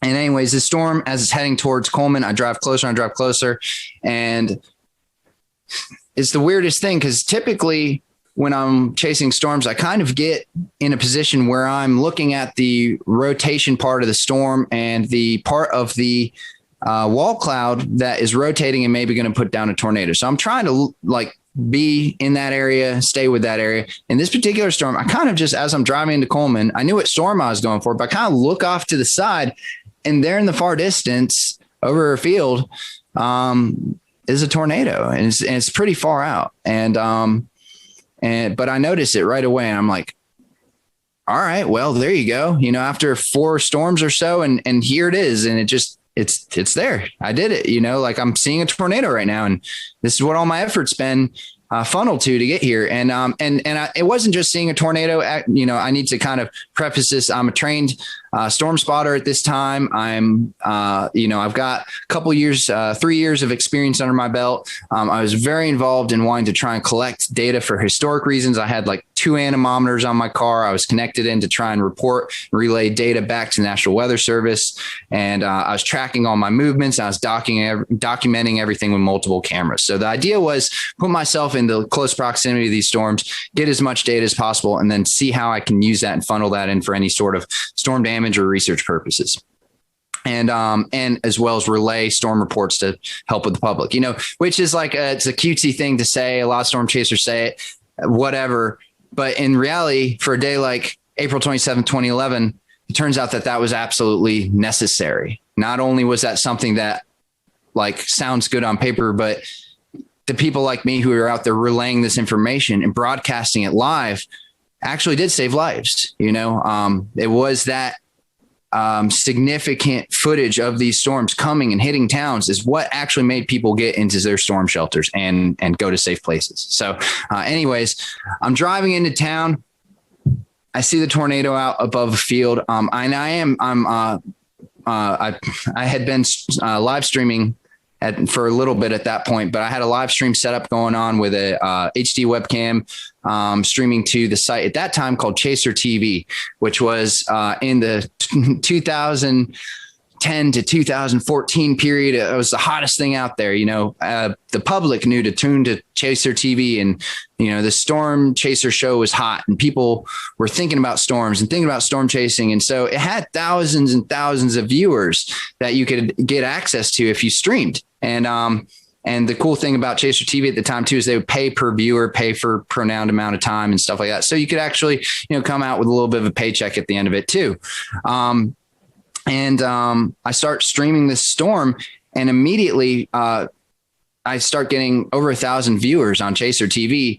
My location is in reference to the radar that everyone's looking at. Everyone sees, wow, he's right in this hook of the Coleman storm. And they start clicking on my stream. And sure enough, they're seeing a tornado. And so they start sharing it. It starts getting shared across social media, screenshotted. And immediately that tornado in real time is getting shared around, the fingers of the internet in 2011. And getting rebroadcasted and put in places where people could actually see this storm. So I was live streaming it. I was filming it with another camera. We'll play kind of the video of what that ended up looking like with my other camera. And then I was taking DSLR pictures as well as running 2 anemometers and trying to stay in good proximity and location to this storm. So I was by myself, so I was trying to do all this stuff, and as well as listen to the scanner radio. Anyways, I see this tornado come through and it's coming closer and closer. It's coming towards me. I'm trying to figure out, is this storm going to do something where it actually hits my location? Or so at one point, and you may see this in the video, where the tornado seems to get close enough to me where all of a sudden you can't really see the gray funnel anymore. Instead, you see just like a mass of dirt. And that's when I think I'm starting to get a little close there. And so I actually back up across the road that was behind me into a gas station. And in my head at that moment, I think to myself, if I drive 30 feet backwards, I can maybe avoid getting hit by this thing and still film it. So that was my thinking. And I don't think I was that close, but I was in stone's throw. I was very close. And then it kind of continues going at an angle in front and away from me. And that's when it touches down fully. You can see it, the funnel reach the ground, and the tornado becomes very pronounced, very kind of like a very defined elephant trunk. And it's kind of, not this big, wide, massive, weird wedge that we would think about when we think about EF4s and very strong, violent tornadoes. But however, and I know this from the comments on my YouTube channel, where some people are saying this isn't a true EF4. Look how skinny it is. But in reality, it's that tight, strong wind whipping around at the bottom that's causing all the damage. And it was, you can tell in the video that it's a very strong tornado, and it was a very strong and destructive tornado. It went through downtown Coleman, destroyed a number of the commercial buildings there, destroyed some houses, and ended up with multiple fatalities, including a newborn or a young child. And, it devastated the city. So as this is happening, here I am Mr. North Carolina, out of my city in town by myself, in my storm chasing vehicle. Fortunately, I'm prepared for living multiple days out of my car if I needed to, right? That was part of my preparation. So, but I'm thinking to myself, like, what's next? What do we do now? So I tried to follow the storm.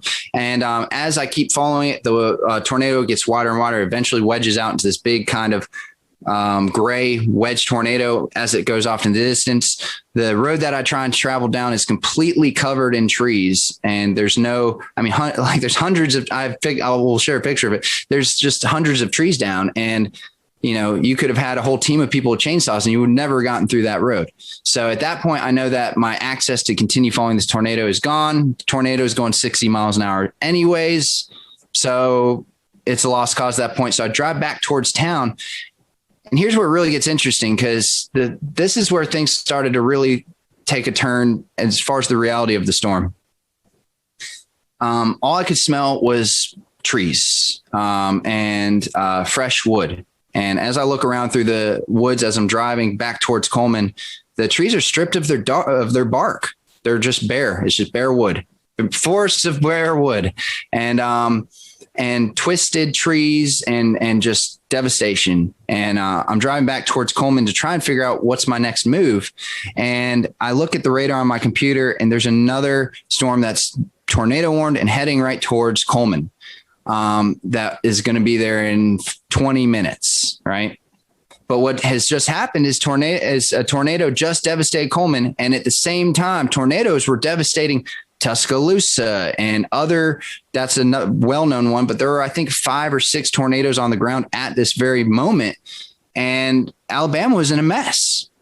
So Coleman was in a mess, and everybody got in their cars and drove out to the middle of the roads to try and get to their family members. Cell service was completely down at this point. I don't know if it's because cell towers were hit or if everyone was trying to use their cell phones at the same time, but there was zero cell service. You could not use it for anything. The only thing left was internet through my internet puck. So I was able to access radar data and message through some sort of messenger app I was using at that time.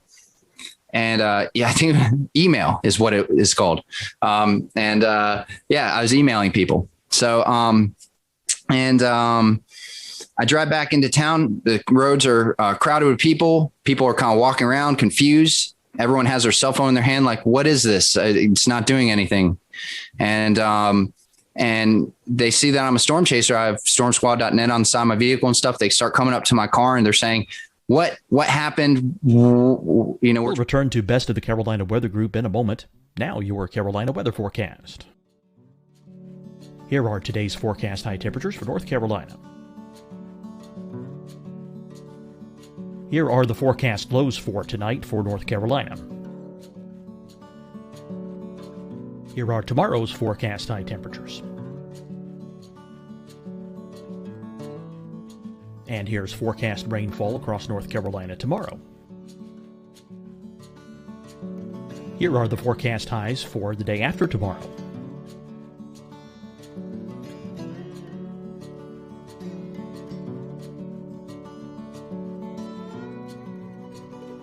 And here's the forecast rainfall across North Carolina for the day after tomorrow. This is the total rainfall forecast across North Carolina for the next 3 days. Here's the severe thunderstorm outlook for today from the Storm Prediction Center.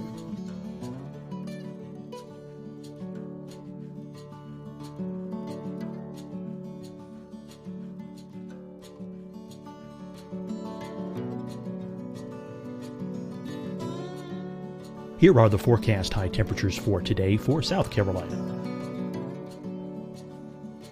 Here are the low temperatures for today for South Carolina. Here's the probability of precipitation forecast across South Carolina today.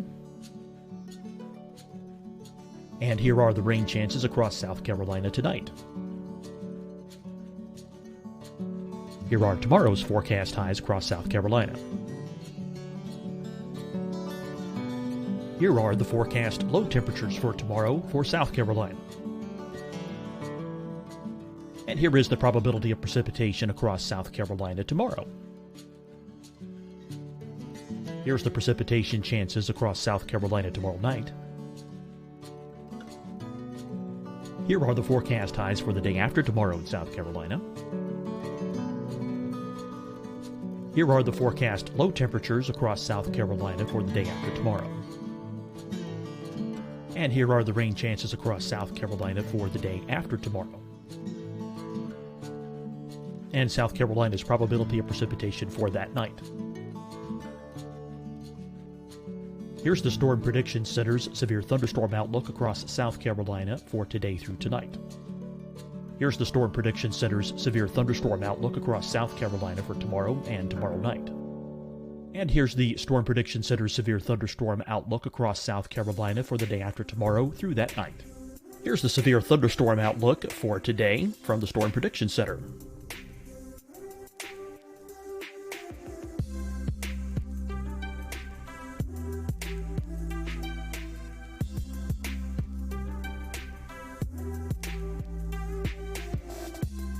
And now, here's a live look at weather radar across the southeast. Hi, everyone. I'm Dr. Mandy Cohen, Secretary of the North Carolina Department of Health and Human Services. And when you follow the 3 W's, you protect your family and your neighbors from COVID-19. When you leave your home, practice your W's. Wear a cloth face covering, wait 6 feet apart, wash your hands often. Wear, wait, wash. We're in this together. Stay strong, North Carolina. Deciding when to wear a mask isn't about who you know or how well you know them. Just ask yourself, will I be with anyone I don't live with? If the answer is yes, get behind the mask. Help slow the spread of COVID-19. Get behind the mask. Learn more at covid19.ncdhhs.gov. Fight the spread and take a stand against coronavirus. Wear a mask in public. Stay at least 6 feet apart from others. And get tested. Join us and fight the spread. Visit scdhec.gov/COVID-19. Getting tested for COVID-19 helps you to take the steps needed to protect yourself, your loved ones, and your community. Find the testing location at scdhec.gov/COVID-19 testing. You'll see your Carolina weather forecast at 25 and 55 past. And now back to the best of the Carolina Weather Group on the all-new Carolina Weather Net.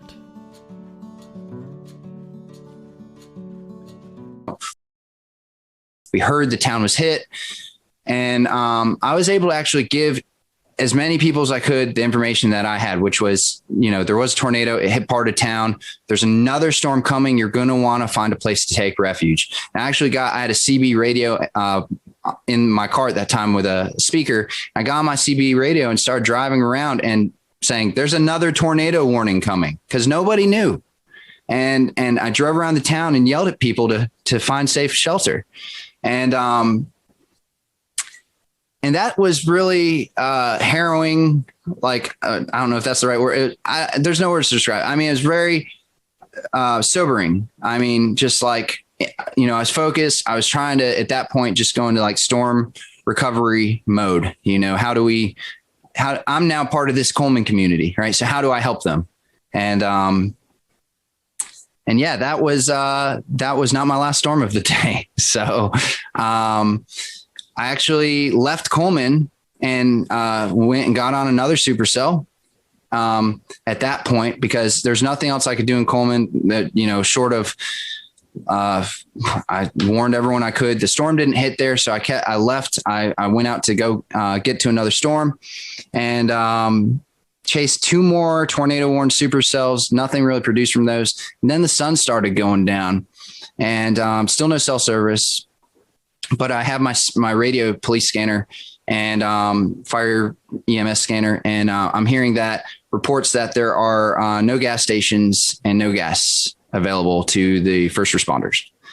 And I look at my gas tank at that moment. The sun was just starting to set. I look at my gas tank and I'm on less than a quarter of a tank. Hadn't anticipated on there not being any gas in the state of Alabama.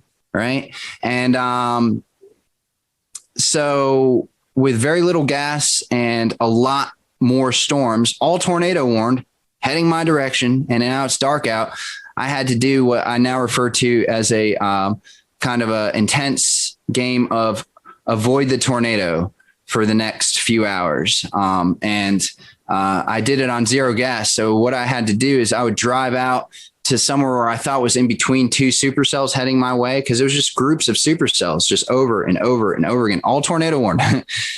So I'd drive where I thought I was going to be in between the two.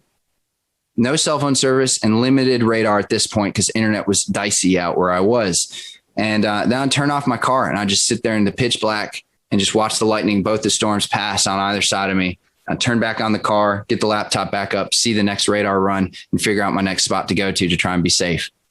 And I did that for a few hours until eventually it seemed clear enough for me to actually get to a city on my zero gas.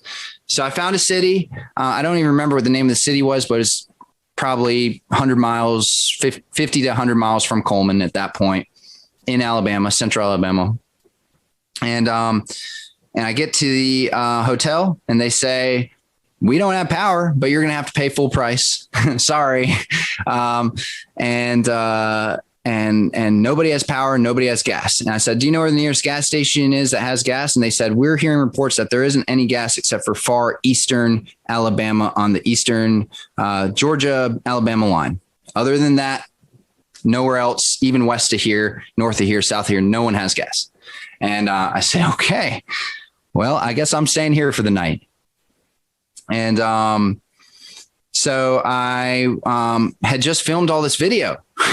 So I went ahead and I had no power, no gas, but I did have an external battery that I brought with me to power an emergency battery pack to power things like laptops and stuff. So went ahead and plugged in my laptop, fired it up, got my video uploaded to YouTube. It was my second video I'd ever uploaded to YouTube. The first one was a tornado 2 weeks prior in Alabama, coincidentally, and close by. And this was my second video. And I get it up there. I shut down everything because the battery's going to die. Done for the night. I go to sleep. I wake up the next morning, and the video's got like 80,000 views on it. And my inbox is just full of people saying, can we use the video? Can we use the video? Can we use the video? Just my email's blown up. And I'm like, wow, I guess that's, this was in 2011 before viral videos was really a thing. YouTube's kind of new at this point.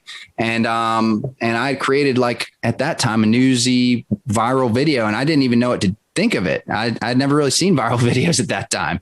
So I was like, well, that's interesting, and whatever. I mean, it's a historic day. So I knew that, my footage was, I'm glad people are seeing it, please share it, and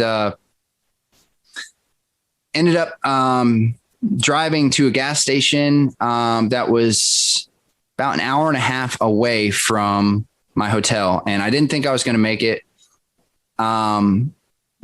But that was the closest gas station. I, called around. I did everything I could to source a gas station. That was it. It was on the border. So I just drove that direction on no gas. I was on fumes the whole time. And I got to the gas station, and I'm literally you can hear the gas running out and the car sputtering and stuff. So I cut the car off in the line. There was a humongous line going out around the road, circling all around. Fire trucks are coming in, skirting in front of the public to get all the gas. EMS, they're coming in. It's the only gas station that had gas. And so I sit in the back of the line. There's maybe 50 cars in front of me. And I turn off my car, and I literally kept it in neutral and pushed the car most of the way to get to the gas tank, / rolled it part of the direction, and rolled it just down the hill with gravity. And I made it to a gas tank after about, I think it was about 2 hours of sitting there in line, and made it to a gas station. I made it to the pump and was able to get enough gas in the car, and drove back to North Carolina that morning. So I kind of just went through the story there. I mean, I don't know. There's of course more to be said, but that's kind of my experience being there right in central Alabama, I mean, the in and the out, at least the basic summary. So, Dan, I'm curious. I've been storm chasing once, and the adrenaline rush you get as you see a tornado obviously peaks up, and then you kind of go into recovery mode, hoping that everyone's okay. Did you experience that adrenaline rush when you were witnessing this? Yeah, definitely. During the Coleman tornado, it was when I first saw it, and for those first few minutes especially, I couldn't believe what I was seeing, and that adrenaline really kicked in. Here I am. It's real. I'm on a tornado. This is a high risk day. These storms are explosive, and I knew that something bad could really happen. And so yeah, the adrenaline popped in at that moment. But it's the weirdest thing. One of the comments on my YouTube video is, why is there no screaming? Where's all the screaming? Where's all the yelling? This is like the calmest tornado video I've ever seen, besides Pico's Hank. And and it was just my adrenaline turned into straight focus. So after I kind of had an initial I was just 100% zoned in on my task. I mean, you could call it focused. You could also call it busy. I mean, navigating the anemometers, the laptop, the cameras, the live stream, and driving and parking and whatever, running, in my raw video of the tornado, there's me like zooming back and forth in front of the dash cam, because I'm like, who knows what I'm doing? I'm probably setting a GoPro here and turning this thing that way. And I was very busy and very focused. So it just all turned into that. And then eventually, right near the end of the day, a lot of adrenaline and focus kind of wears down to just like, now I'm playing dodge the tornadoes at night. And that part was a little, I wish I could have been back in North Carolina at that point. Dan, real quick before we wrap, can you talk a little bit about the gravitas of watching the storm, the tornado as it came through Coleman, and afterwards understanding that while you were watching it, it killed 6 people? So, I've been at some devastating tornadoes before, but I think the thing that made this more real, and I've been at some killer tornadoes before. I think the thing that made this so real in this particular one is because a lot of people died this day in Alabama, and it was the total destruction of the state. Seeing the Coleman tornado, unless I had actually seen it hit the specific buildings and stuff, it was hard to make a direct connection to who died or how they died or where they died. I did end up seeing the commercial destruction downtown, and that was intense. Seeing that, because you're seeing people wandering around, picking up bricks and trying to figure out what to do. It's like walking into a house that was just completely destroyed by like a group of toddlers, and I say that as a owner of a toddler. I have a 3-year-old, and sometimes you just walk into a room and you say, what happened? And you just pull your hair and you scratch your head and you say, I can't even figure out where to start. Everything's destroyed. And it was the same way watching these people trying to figure out what to do in downtown Coleman, just walking around devastated. And that was really sobering. But the thing that really affected me the most, honestly, was seeing people looking for their loved ones and not having a way to find out where their loved ones were. No cell phone reception, no communication, and being stuck in traffic, and another tornado warning that's coming. So these people are in a bad predicament, and only I knew what was going on. So I was in this really weird place of, nobody knows, and they're all unsafe, and they're all just trying to help their loved ones out. So that was probably the hardest part to be a part of, but the part that I'm most grateful that I was a part of, because I could help, but also because that's the reality of these big storm events is that's what's happening in these communities. And sometimes you don't see that on the news, or you don't know about that, but there's moments there where we're all just trying to look out for each other. And those are the hardest moments.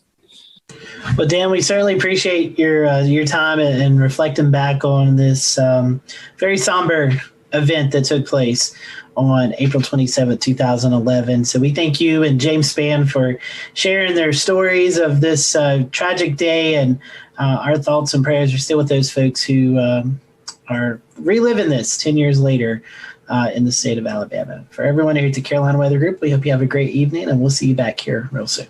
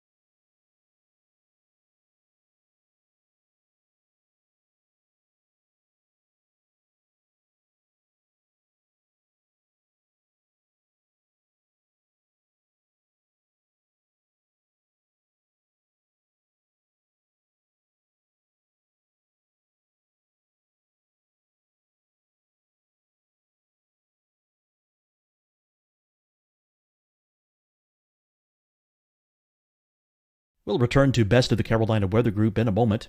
Now your Carolina weather forecast. Here are today's forecast high temperatures for North Carolina. Here are the forecast lows for tonight for North Carolina. Here are tomorrow's forecast high temperatures. And here's forecast rainfall across North Carolina tomorrow. Here are the forecast highs for the day after tomorrow.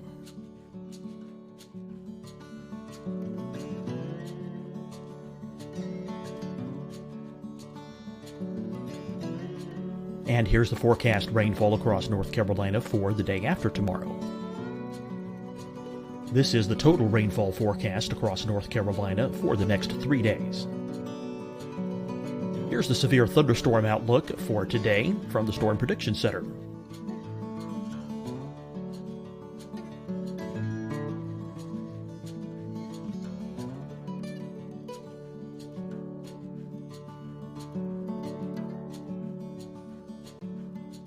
Here are the forecast high temperatures for today for South Carolina. Here are the low temperatures for today for South Carolina. Here's the probability of precipitation forecast across South Carolina today. And here are the rain chances across South Carolina tonight. Here are tomorrow's forecast highs across South Carolina. Here are the forecast low temperatures for tomorrow for South Carolina. And here is the probability of precipitation across South Carolina tomorrow. Here's the precipitation chances across South Carolina tomorrow night. Here are the forecast highs for the day after tomorrow in South Carolina. Here are the forecast low temperatures across South Carolina for the day after tomorrow. And here are the rain chances across South Carolina for the day after tomorrow. And South Carolina's probability of precipitation for that night. Here's the Storm Prediction Center's severe thunderstorm outlook across South Carolina for today through tonight. Here's the Storm Prediction Center's severe thunderstorm outlook across South Carolina for tomorrow and tomorrow night. And here's the Storm Prediction Center's severe thunderstorm outlook across South Carolina for the day after tomorrow through that night. Here's the severe thunderstorm outlook for today from the Storm Prediction Center.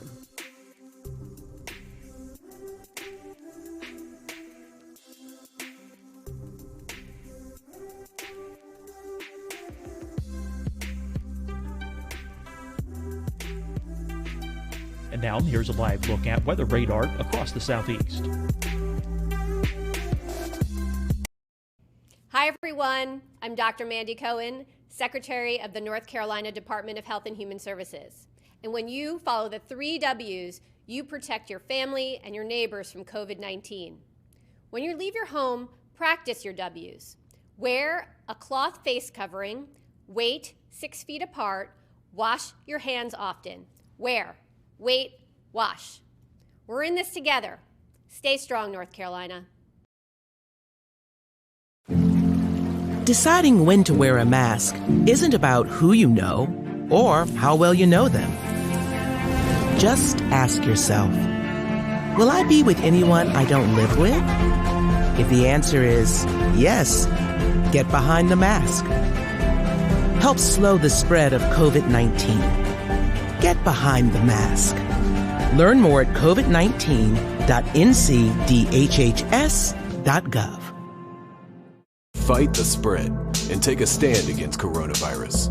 Wear a mask in public. Stay at least 6 feet apart from others. And get tested. Join us and fight the spread. Visit scdhec.gov/COVID-19.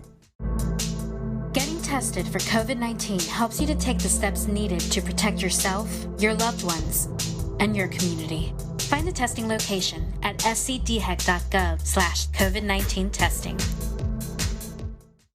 You'll see your Carolina weather forecast at 25 and 55 past. And now back to the Best of the Carolina Weather Group on the all-new Carolina WeatherNet.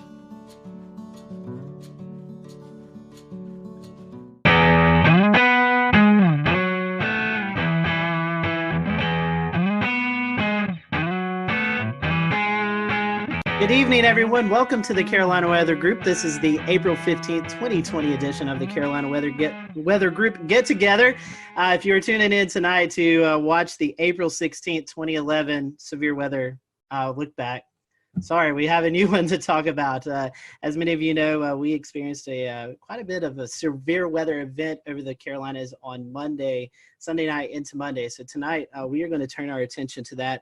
We have a whole host of guests on tonight. We have Rob Fowler on from Charleston, Ed Piotrowski on from Myrtle Beach, Shane Hilton on from New Bern, Brad Panovich on from Charlotte, Tim Buckley in Greensboro, Efren Afonte in Columbia, Kendra Kent in Greenville, South Carolina, and Brendan Goldner, a reporter at WCNC Charlotte. So we really want to say our thank you to them publicly because we put this together at the last minute. So we're very happy for everyone to kind of donate a little bit of time tonight to talk about this.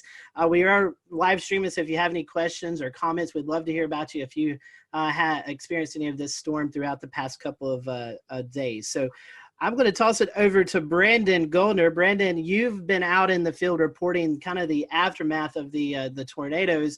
And something we've been talking about here on the Carolina Weather Group is the COVID-19 pandemic. And so we've talked about storm chasing and doing severe weather coverage from home.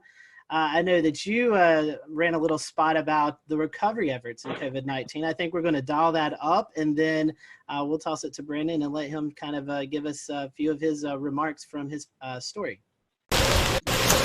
Brian Morris. You want to carry that one side? Is an essential worker. Go out that way. Let's take it to the van. He's cleaning up this Gastonia sunroom after a tree slammed into it, one of 5 emergencies his company, Custom US, had to go to. It was kind of unique in that they were all very large trees, and that doesn't happen as much. Well, it also doesn't happen as much cleaning up during a pandemic. Morris and his co-workers have to wear masks when going into people's homes. They also have to ask clients if they've been around anyone who's sick. We've been keeping the pace.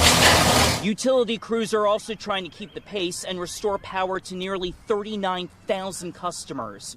North Carolina Emergency Management Director Mike Sprayberry says the largest outages are in Mecklenburg, Anson, and Richmond counties. For families uprooted from their homes, the Red Cross's Robbie Sofoli says volunteers are helping them virtually, using platforms like FaceTime and Zoom to interview clients. We are an organization that really relies on interpersonal connections with our clients and really trying to provide compassion and care. And it's a little difficult to do that right now, but we're adapting and using some of those different digital platforms. Family and friends helped Robbie Clark's parents clean up a tree that crashed through their Kannapolis home, all while following social distancing rules. I'm just hoping that everything gets sorted out pretty quick. All right, so that was a report from Brendan Goldner. Brendan, I'm going to bring you in. This is something we've been talking about, COVID-19 and how it's affected the weather enterprise. As you was out reporting, talking to the folks, what was it like kind of in this new time that we're all experiencing? You know, it reminds you, we're all talking all the time about reporting during the coronavirus, and yet, Mother Nature, the weather, doesn't care about pandemic. It's going to do its thing. And so, obviously there's the challenges with us as a crew. It was me and photojournalist Kevin Wardlaw. We have the 6-foot stick with the microphone at the end that we have to use to interview everyone. And we have to keep that social distance. But what was really fascinating was talking to some of the disaster recovery crew members, Duke Energy, the Red Cross, how a lot of them have had to change up a lot of what they're doing when it comes to cleaning up during the coronavirus. Duke Energy, they've been trying to do the social distancing, keeping the 6 feet distance, but when they're trying to repair power poles, a lot of times they have to be in close proximity. It's the same way with these disaster recovery people that was in the beginning of the story. They're wearing the masks. They have to ask everyone before they go into a house whether they were interacting with anyone with coronavirus. And it's the combination of all of the weather damage with having to deal with the coronavirus. So it's been really a double whammy for a lot of people. And so, after disasters, we've seen it with the Nashville tornado, Jonesboro, Arkansas tornado a couple weeks ago. The community really comes together. How do you think that, how is the community interacting with their neighbor? neighbor helping neighbor. Did you see any of that, even though we're in the midst of It's this? actually a good point. We didn't see nearly as many people outside as normally, especially there was Monday, we were at there was a fire at a house caused by a tree that snapped power lines and then went into a house, caused a fire. Thankfully, no injuries. But normally you'd see a lot of people out and about milling around asking for help. But really, there weren't a lot of people out. A lot of people were just standing on their porches. A couple people wandering up, but keeping that 6-foot distance. But it's a good point. We really didn't see that those huge crowds of people like we normally do, and probably likely due to COVID-19. Brendan, we appreciate that. We appreciate you joining us tonight, giving us that perspective. Hang around if you want to. I'm going to toss it to Dan. And Dan, you was out actually chasing this event. Maybe we can talk about that towards the end of the show. But I know you want to bring in one of our guests. Yeah. So talking kind of about some of the stronger tornadoes that hit there in South Carolina, I want to send it over to Rob there. There were a couple of significant tornadoes that hit, especially given the fact that this developed with not these ordinarily discrete supercells that would produce larger tornadoes, but they were within the line there. And especially we saw some interesting things like the Hampton County EF3, the Walterboro EF1s. Can you talk a little bit about that, Rob, that being in your area? Yeah, absolutely. I've been here in Charleston for 33 years, and I've been through several tornado outbreaks, and I don't know how substantial compared to other parts of the country they are. We know every tornado for us is very important because we don't get that many, so we don't really prepare that often for these. But when we got here early on Monday morning to see what was going on in southeast Georgia, because these really started there and then crossed over the Savannah River and came all the way through eastern South Carolina. So to see the debris ball in Hampton County, which officially the winds are 165, they finished that survey and released it today, but it's on the cusp of an EF4. And I think here in South Carolina since 1950, only 3% are EF3s and 1% EF4s. So you're talking about something very rare for us in a state that, depending on which service you look at, averages 12 tornadoes a year. Then obviously, for us here in our Channel 2 viewing area, Hampton County is more in the Savannah area. Our neighbors down at WSAV taking care of that, but that's still in our state. But then Colleton County is the next state over, or next county over. And then we really got concerned there, seeing what was going on in Hampton, transferred to Colleton County. Colleton County, that was released. There were 3 separate EF1 tornadoes there. One of them 110 miles an hour that, if you saw the video, did damage at the Low Country Regional Airport. Unfortunately, we had 1 fatality there. A tree came through a house and killed a lady there. And then kept on moving into our more populated areas of Dorchester, Berkeley, and Charleston counties. Had a separate tornado that moved, probably started as a water spout, moved over Edisto Beach. And then they surveyed just a little while ago that Berkeley County, they released it. And that was an EF2 with the winds of 120 miles an hour. So, and then came into Ed's territory up into Georgetown County. We kind of share that, and they already had confirmed tornadoes up there. And I know Shea Weatherflow, you guys measured a wind gust of 114 miles an hour right there. So, Dan, to put it, I don't know. I'm still shaking my head. I'll put it that way. It was just something I've never seen before, and I've been through a lot of the hurricanes that produce tornadoes like Francis, but this was unbelievable. In Irma, we had 4 tornadoes in the Charleston area, but I think we're all still shaking our heads. Okay. Yeah. Well, and I was watching very closely on radar as that Hampton County tornado started showing up on radar in CC, and also kind of the debris ball that was showing up there. I mean, that was a significant signature on radar that you just don't often see in the Carolinas at all. It's something you would generally see more in the deep south of Alabama, Mississippi, or in Oklahoma, Kansas, something along those lines. The damage report has it at least a half a mile of a width of that tornado.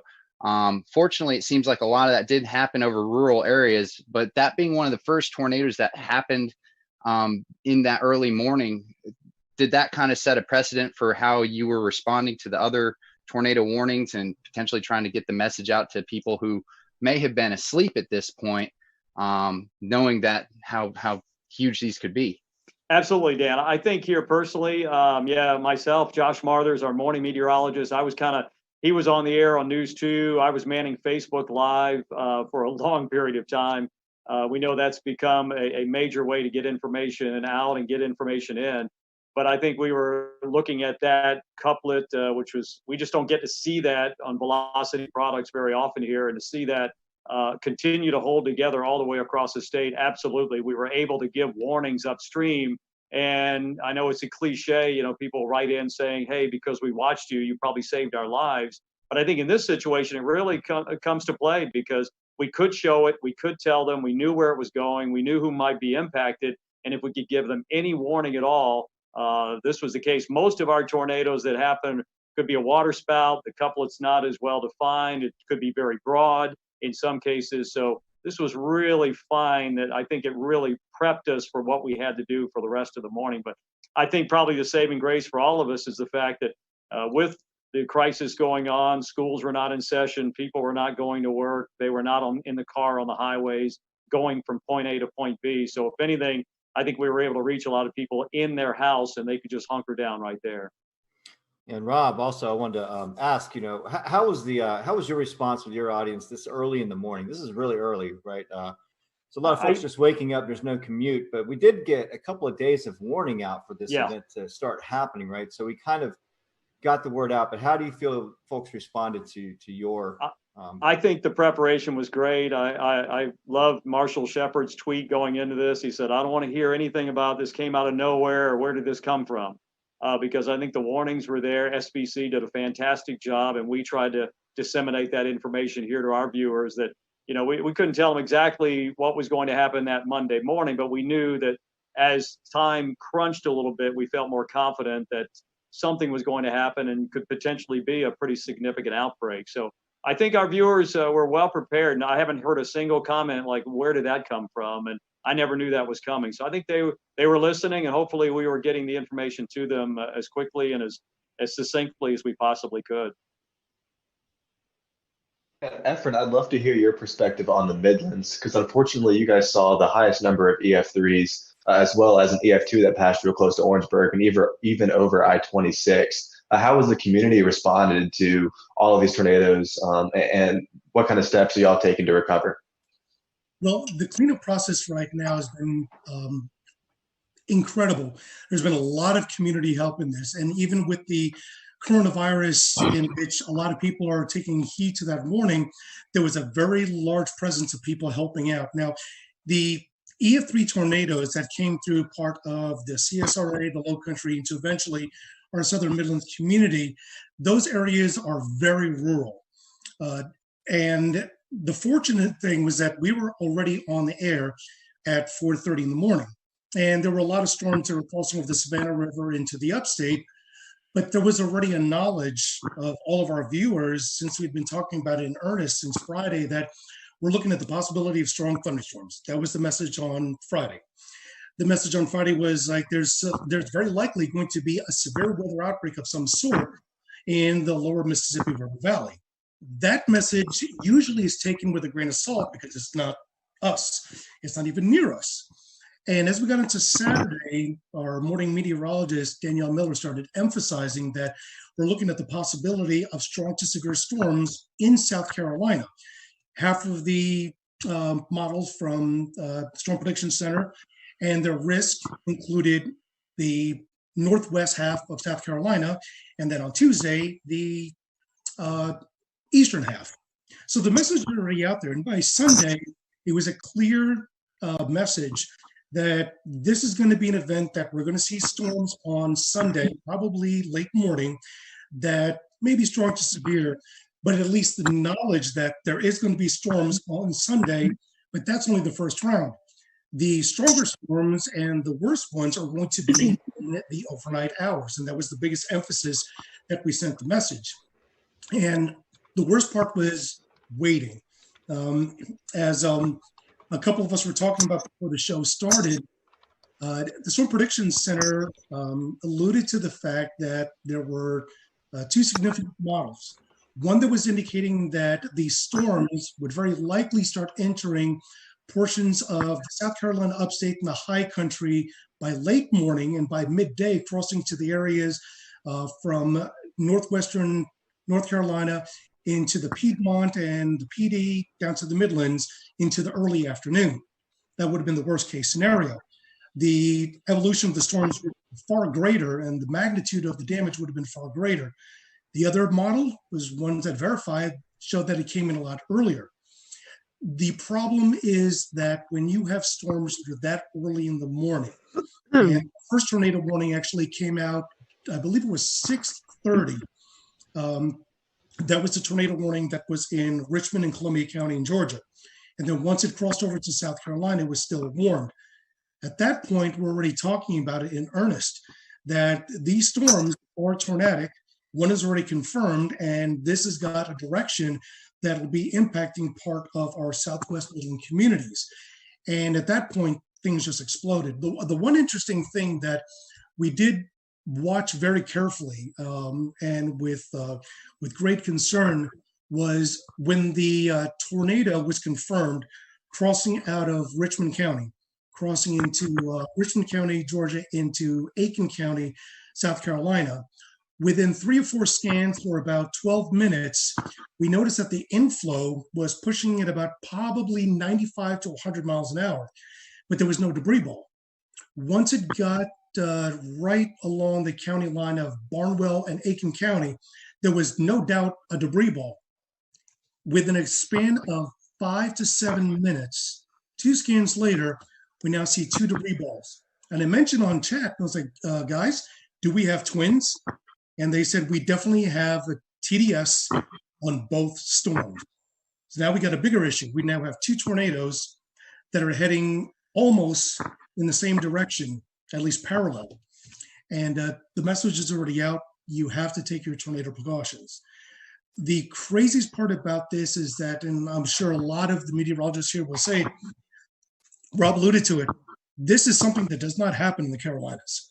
We're well known for the Carolinas to have the type of tornadic event that's low Cape, high shear, versus when you go out into the central and southern plains, is the exact opposite.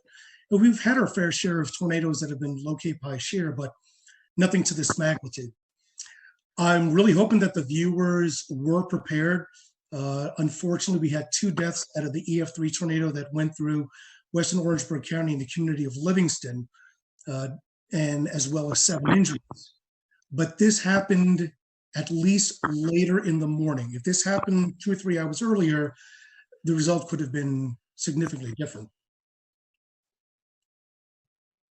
Efren, you were talking about the twins. There's some speculation on Twitter, and after looking at the radar scans, it could have kind of been like a Fujiwara effect, like they were kind of dancing around each other. Any comment on that? That's a good possibility. Keep in mind that the only data that we can go off, since we can't really go off of any visual satellite, is off of the radar, but that is the possibility. However, both of the debris balls were running parallel to each other, probably about 7 to 8 kilometers apart, but they were going unidirectionally. Usually when you see a Fujiwara effect, you see the debris balls that are actually dancing around each other. They really weren't dancing around. They were running parallel.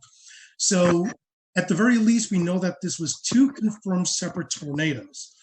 Was the debris ball and eventually the second one from the original tornado that came out of Aiken? Because the deadly tornado actually originated in northern Bamberg County, northern Barnwell County, and then eventually moved into southwest Orangeburg County. But just as the initial tornado dissipated, the other one continued going. So I don't believe, in my best experience, that was the Fujiwara effect. It could have been, but I didn't see enough motion between the 2 TDSs to facilitate that idea.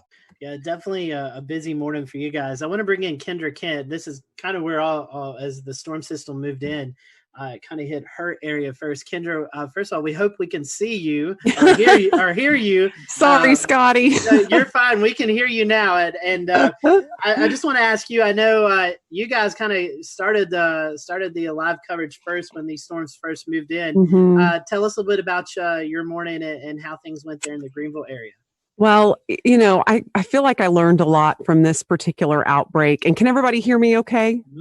Yes. Okay, good. Sorry you can't see me. I hooked up to a computer that doesn't have a camera, apparently. Anyway, no, we started the coverage a little after midnight. We had a rogue warning. It was essentially a shower that just started rotating. You could tell how much dynamically was going on in the atmosphere. I mean, it was just things were beginning to blow up. So I think I knew from about 12:30 in the morning that we were going to have a very, very long night.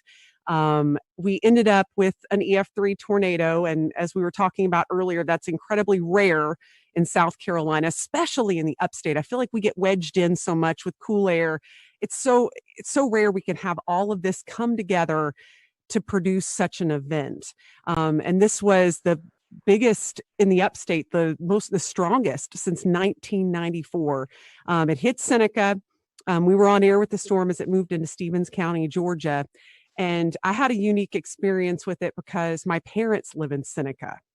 And that was probably the first time I had to cover a storm while I was slightly emotionally distraught. And I had Isaac Williams, who's also on here. You just can't, he's also without a video, but he was pointing out the TDS. And as soon as I saw that, I got that panicked feeling. I started breathing a little heavy. I thought, oh my gosh, how am I going to get through this? But we did. And luckily my parents were fine. But I'm sure many of you have been through that because we've all, many of us have lived in these areas for a long time and you get personally impacted by these storms. But what I learned the most is not to underestimate the timing of something. I feel like I didn't write this event off, but I wasn't necessarily expecting anything like this given the time it was coming in. 3 to 6 a.m. I mean, who expects an EF3 tornado to rip through the heart of your area at 3:30 in the morning? And mostly we get these QLCS lines that produce these brief EF0, EF1 tornadoes. That's what we're used to. And seeing something like that and tracking something like that was a true first for me. And, it was just a million different emotions all at once. That's for sure. Kendra, since you said Isaac's there, I'll pose this to both of you guys, both of y'all. You had this coming through the rogue cell, and then like the heart of this event was when people were actually asleep, 12, 1, 2 o'clock in the morning. Talk about how you guys were able to message before the event. And, with this being this late, talk about your schedule too, because I know I was watching the coverage in Chattanooga and hearing of the major damage that happened there. And I'm like, man, I've got to get a little bit of sleep before this comes into our area. So kind of talk about that, because I know a lot of us were watching beforehand to just see what was coming our way. Let's see. Is Isaac's mic up? I think it's muted, but we can. Okay, it's unmuted. It's unmuted. He's good now. Okay. You go ahead, Isaac. Okay. Thanks for having me briefly. I'm one of the morning people, so I'm like almost up past my bedtime here. But so just to kind of with the messaging and any rest. Unfortunately for me, I have plenty of interest in Mississippi and Alabama. That's where I'm from, and for whatever reason, a lot of people still ask me, about the weather there, and they depend on me, and that's great. So I didn't actually sleep going into this event. So that's not uncommon for me because I am a severe weather nut. But that being the case, in terms of messaging, we started talking about it, I think, on Wednesday. Just kind of highlighting the threat for storms. That gave people about 5.5 days, and of course we started ramping up, the wording a little bit more once we got to, Friday and Saturday. And, Kendra always, mentioned, like when I first was hired here, we do get a lot of wedge events, and we started that day in the 50s.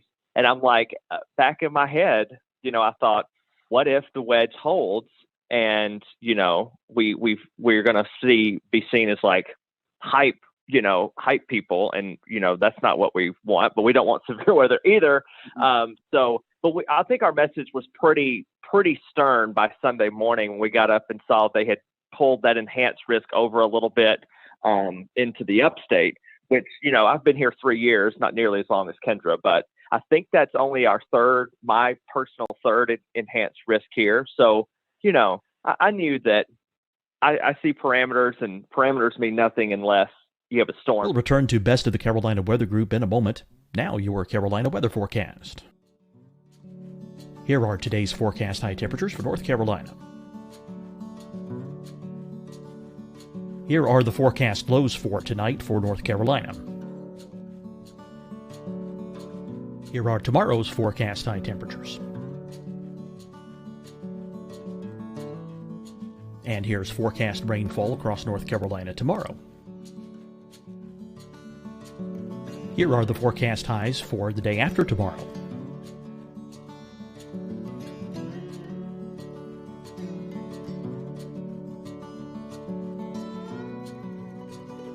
And here's the forecast rainfall across North Carolina for the day after tomorrow. This is the total rainfall forecast across North Carolina for the next 3 days. Here's the severe thunderstorm outlook for today from the Storm Prediction Center.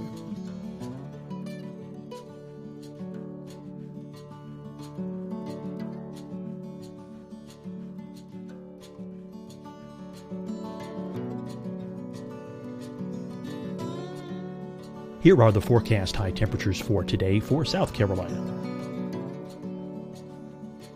Here are the low temperatures for today for South Carolina. Here's the probability of precipitation forecast across South Carolina today. And here are the rain chances across South Carolina tonight. Here are tomorrow's forecast highs across South Carolina. Here are the forecast low temperatures for tomorrow for South Carolina. And here is the probability of precipitation across South Carolina tomorrow. Here's the precipitation chances across South Carolina tomorrow night.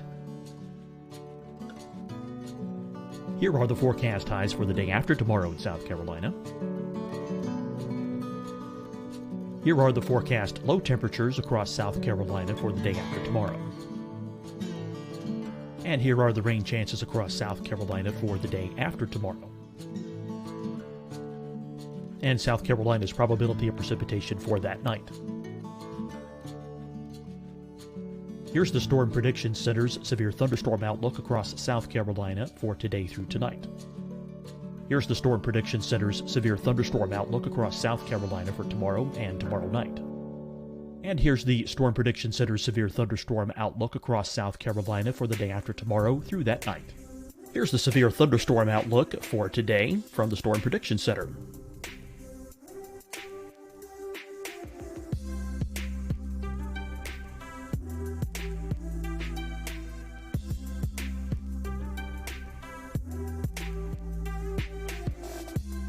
And now here's a live look at weather radar across the southeast. Hi, everyone. I'm Dr. Mandy Cohen, Secretary of the North Carolina Department of Health and Human Services. And when you follow the 3 W's, you protect your family and your neighbors from COVID-19. When you leave your home, practice your W's. Wear a cloth face covering, wait 6 feet apart, wash your hands often. Wear, wait, wash. We're in this together. Stay strong, North Carolina. Deciding when to wear a mask isn't about who you know or how well you know them. Just ask yourself, will I be with anyone I don't live with? If the answer is yes, get behind the mask. Help slow the spread of COVID-19. Get behind the mask. Learn more at covid19.ncdhhs.gov. Fight the spread and take a stand against coronavirus. Wear a mask in public. Stay at least 6 feet apart from others. And get tested. Join us and fight the spread. Visit scdhec.gov/COVID-19. Getting tested for COVID-19 helps you to take the steps needed to protect yourself, your loved ones, and your community. Find the testing location at scdhec.gov/COVID-19 testing. You'll see your Carolina weather forecast at 25 and 55 past. And now back to the best of the Carolina Weather Group on the all-new Carolina Weather Net.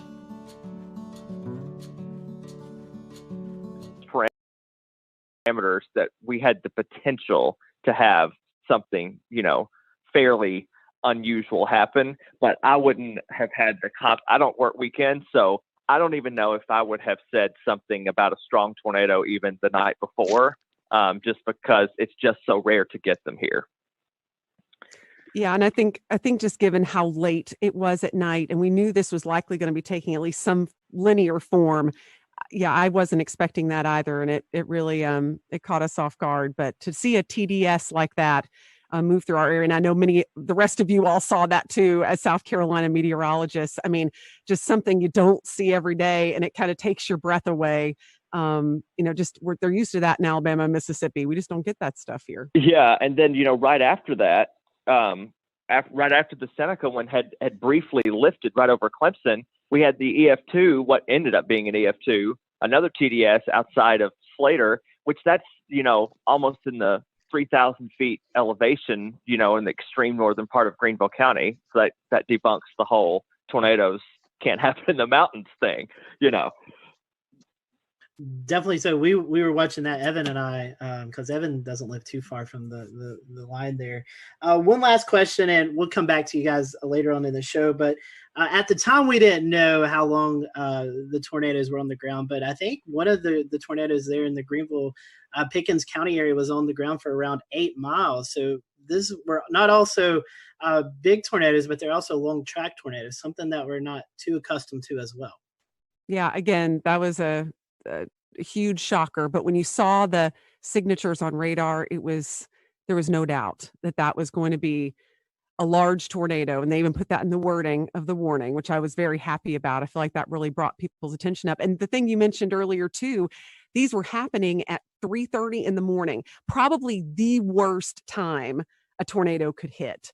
I mean, when people are in their deepest sleep, and all you can do as a broadcaster is beg people to wake up their kids, get their dog, whatever they need to do, get to their lowest level. And so I feel like this was one of the scariest nights for our viewers, hands down, and no less scary for the rest of the state, of course, but at least it was more toward daybreak for some of you guys. But yeah, for us, it was just the dead of night, and we were just hoping that people were heeding the warnings. Right. And for sure, with that, with the Seneca one, we were in a situation where the TDS was so strong, so fast, I don't want to say it came out of nowhere, but that TDS appeared and it was violent looking, on the first scan that I saw.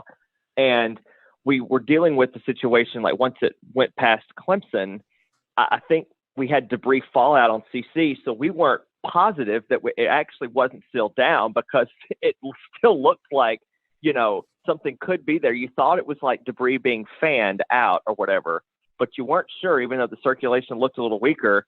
But I'm like, we're not going to take any chances with it. Obviously the tornado warning was still in effect. And, that was another little unique challenge, is that I've never actually dealt with debris fallout before, where we said, okay, well, this signature is debris, and yet something similar was happening down the line, and we're like, well, this may be actually debris that's still being lofted, but the tornado's not still down.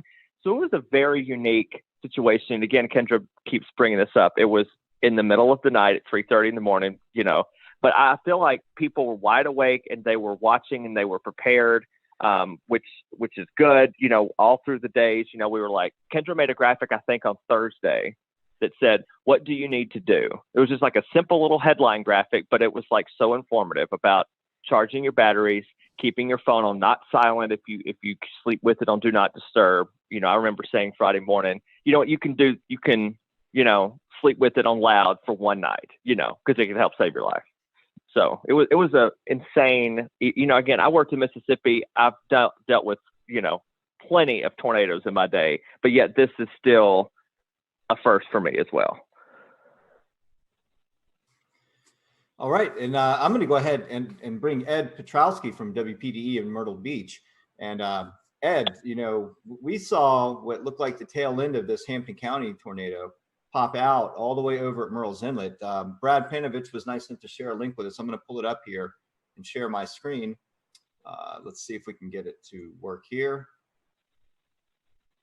And the tornado that you're seeing here in Hampton County, there's some debate of whether or not it started over on the Georgia side of the Savannah River. But if we look at the start of the track and draw it all the way over to where it exited the South Carolina coast here, then we're looking at about 144 to 158 miles, somewhere in that vicinity.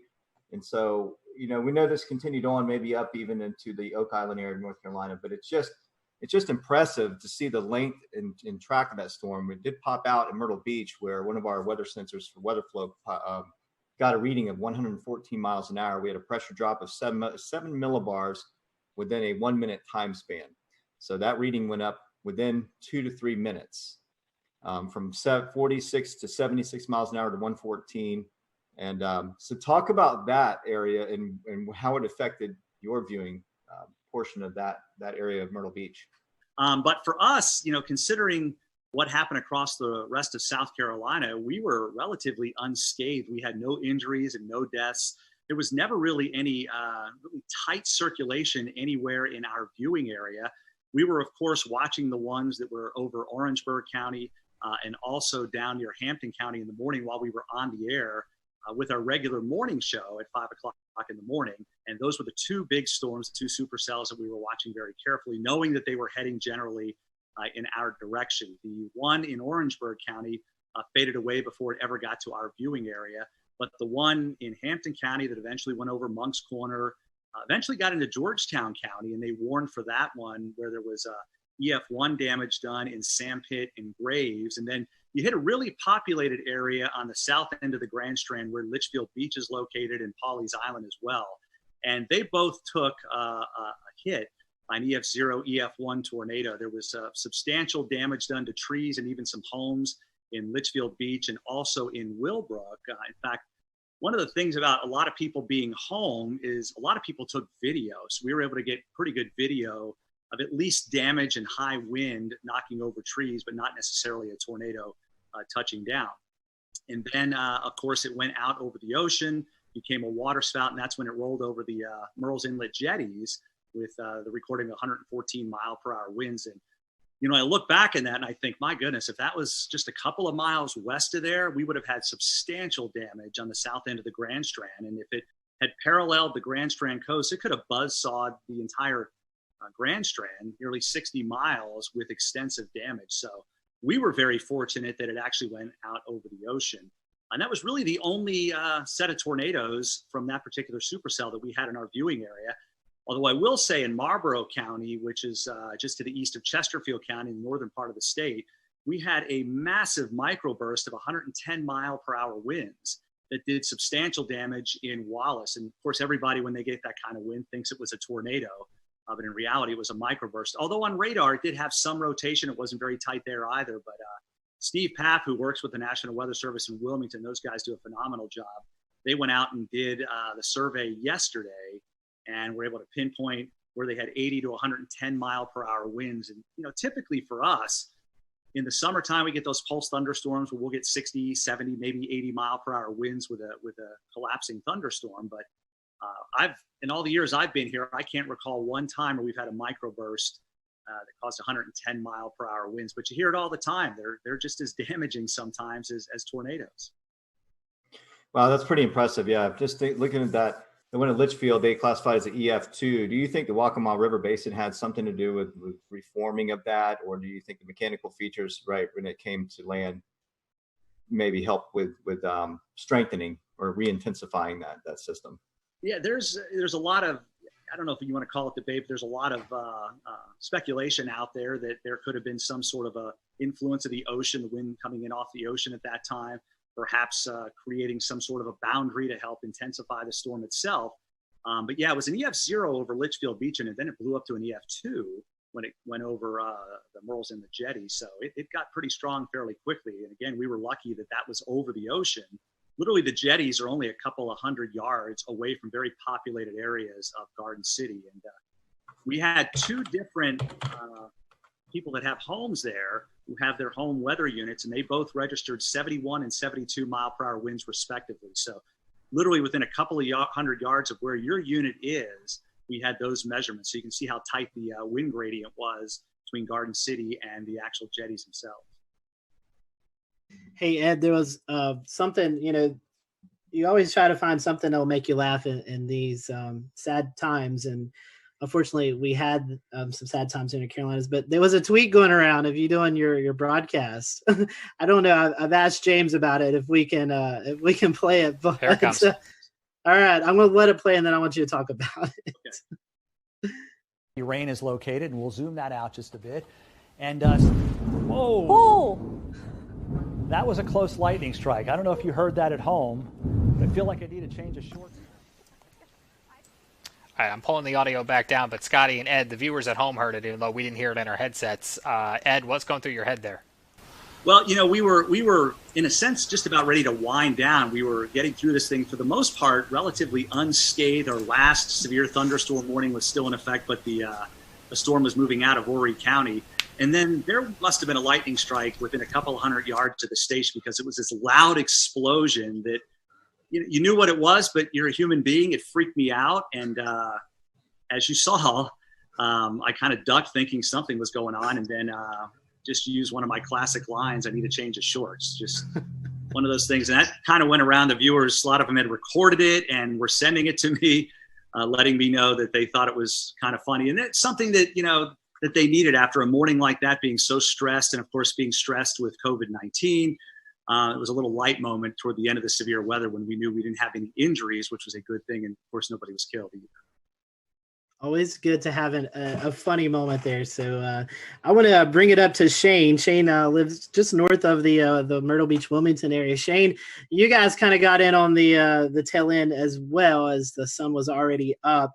Talk to us about the New Bern, Greenville, North Carolina area and what you guys experienced. Yeah, we were kind of late to the party, I guess, compared to everyone else in regards to receiving the storms, but very much like Ed's situation, very thankful and blessed really to not have any injuries or fatalities with any of our systems. We did end up having 6 confirmed tornadoes. And thankfully for us, the strongest was the EF1 that we had in the Hawes Run area. I believe I've been taking notes here just to make sure it was anywhere from roughly 100 to 110 mile per hour sustained winds. So for us, it was basically like that waiting game where you see the line coming. I was actually filling in for our morning meteorologist. He had a vacation day, but he got reeled back in right towards the end of it. So I was basically tracking it all the way since it was in the mountains, and just waiting, just holding our breath. Our morning broadcast finished up. We had declared it a severe weather alert day for our station, so we were cutting in. We would normally cut in every hour, but our morning meteorologist says, you know what, let's just go ahead and do every half hour. And it was actually very fortunate and wise that we did that, because during the half hour cut in at 9:30, with about maybe 1 minute left in my cut in, our weather radio starts going off in the weather center. And then I said, okay, well, we're starting now. And we were on for an hour and a half with all of the tornado warnings. There just came a point where when we were swapping off, he would just say, we have 4 tornado warnings. And I'd have to interrupt and say, I'm sorry, no, we're at 5 now. I was like, it just keeps on going back and forth. And it was just like a straight line. So when we're trying to describe it for our viewers, it was almost like a complicated mess. And honestly, that's what I started describing it whenever we would switch off and I would be on the screen. I would just say, I know it is very difficult to kind of pin everything out because every warning was overlapping. And I think with my experience with tornadoes, with coverage I've had, which naturally have had many, especially with our hurricane coverage that we've seen over the years, I've never seen that many warnings stacked back to back to back in a straight line.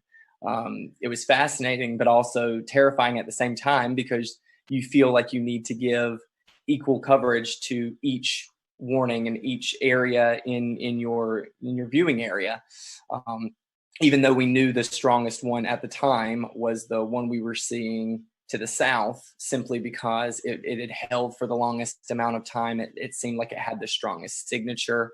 Looking back on social media after everything kind of died down a bit, I was able to see what other meteorologists from around the country had done and taken screenshots, and seeing all the feedback and all the scans of it that we weren't even able to see at the time, because we were having to bounce in between 6 different tornado warnings all at the same time. But looking back on it, it was very clear, seeing everyone's screen grabs of the tornado warning to the south, that was the strongest one. It had the strongest sustained winds. It had the longest track out of all the tornadoes that we were tracking that morning. And Shane, one thing we were noticing, because we were watching that storm, is it was going through a fairly populated area. Jacksonville, that's probably one of the bigger cities out eastern North Carolina. So I'm sure that was kind of pressing to want to get that information out to one of the bigger population areas. Absolutely. And what was really interesting, something I've never been able to do before while we are doing severe weather coverage, is to be able to pick up anything too crazy on our web cameras. And we did have a webcam situated in the Jacksonville area near the Freedom Fountains. And while we did not see the feature at all, you could see it looked like the flags about to be ripped off of the top of the flagpoles. I've never seen that before, and never been able to capture anything during the height of a storm or during a warning before, until this particular system. So naturally, yes, we did have all that concern, because even for our specific station, Jacksonville is a very heavy populated area into which they tune into us. They know that we are the closest station to them, so they rely on us heavily. But thankfully, I believe the heaviest damage that was sustained in that area was at a hog farm. So we might have a few pigs that won't be tuning into our broadcast next time. But like I said, just very thankful and blessed that we had 0 fatalities, 0 injuries throughout the entire morning. Shane, I got a good chuckle out of that. Thank you. Tim, we still have 2 areas to cover, Charlotte and Greensboro. So Tim, I want to start off with you. I know you're just dying to talk. We've had you waiting for 40 some odd minutes now, but you guys did have 1 tornado in Alamance County. Can you kind of tell us a little bit about that, and maybe some of the relief that you felt that there was only 1 and things weren't quite as bad as they could have been? Yeah, sure. Thanks, guys. So, this kind of thing that we were tracking for days, all of us were tracking it for days. It was pretty much all anyone could talk about for the Easter weekend. So one of the things leading up to it, I kind of sensed I was kind of trying to read the room and on my Facebook page and just see where people's heads are at. It really seemed like people were dreading this, and they were very freaked out, and they really were spooked, just in the sense of maybe they were stressed out already. I am not a psychologist, but there was just a lot of stress building up. And I think whenever something is coming in the middle of the night, people are really worried, and justifiably so. So one of the things we decided to do is just let them know, we're going to be there the whole night, because even with, we had the warm front coming through in the afternoon. I'm always worried about those little warm fronts too. You can kind of get little spin ups. So I was there starting at 8, 9 o'clock, and I just stayed till the morning. We had the rest of the morning Mets come in as well to help out. And good thing that we did, because, one of the things, we just kind of walked people through the night. We would just do Facebook Lives, and they would chime in, and we would say, everything's still okay. You can go to bed, but make sure you have the phone. And you got to wake up if the warnings are issued. And people really did that, and I think it helped out. But you mentioned we had 1 confirmed tornado in our area.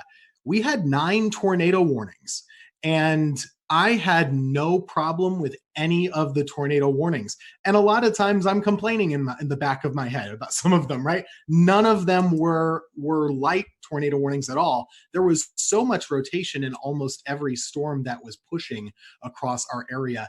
Everyone in this chat knows this. We have a radar issue here. The radar beam is so high. So of course, when we're showing these warnings, it's showing more mid-level rotation. It's not at the ground. So all we can do is say, hey, this storm is spinning like crazy. Our first tornado warning came in at 4:20 in the morning, and we had continuous tornado warnings until 7 in the morning.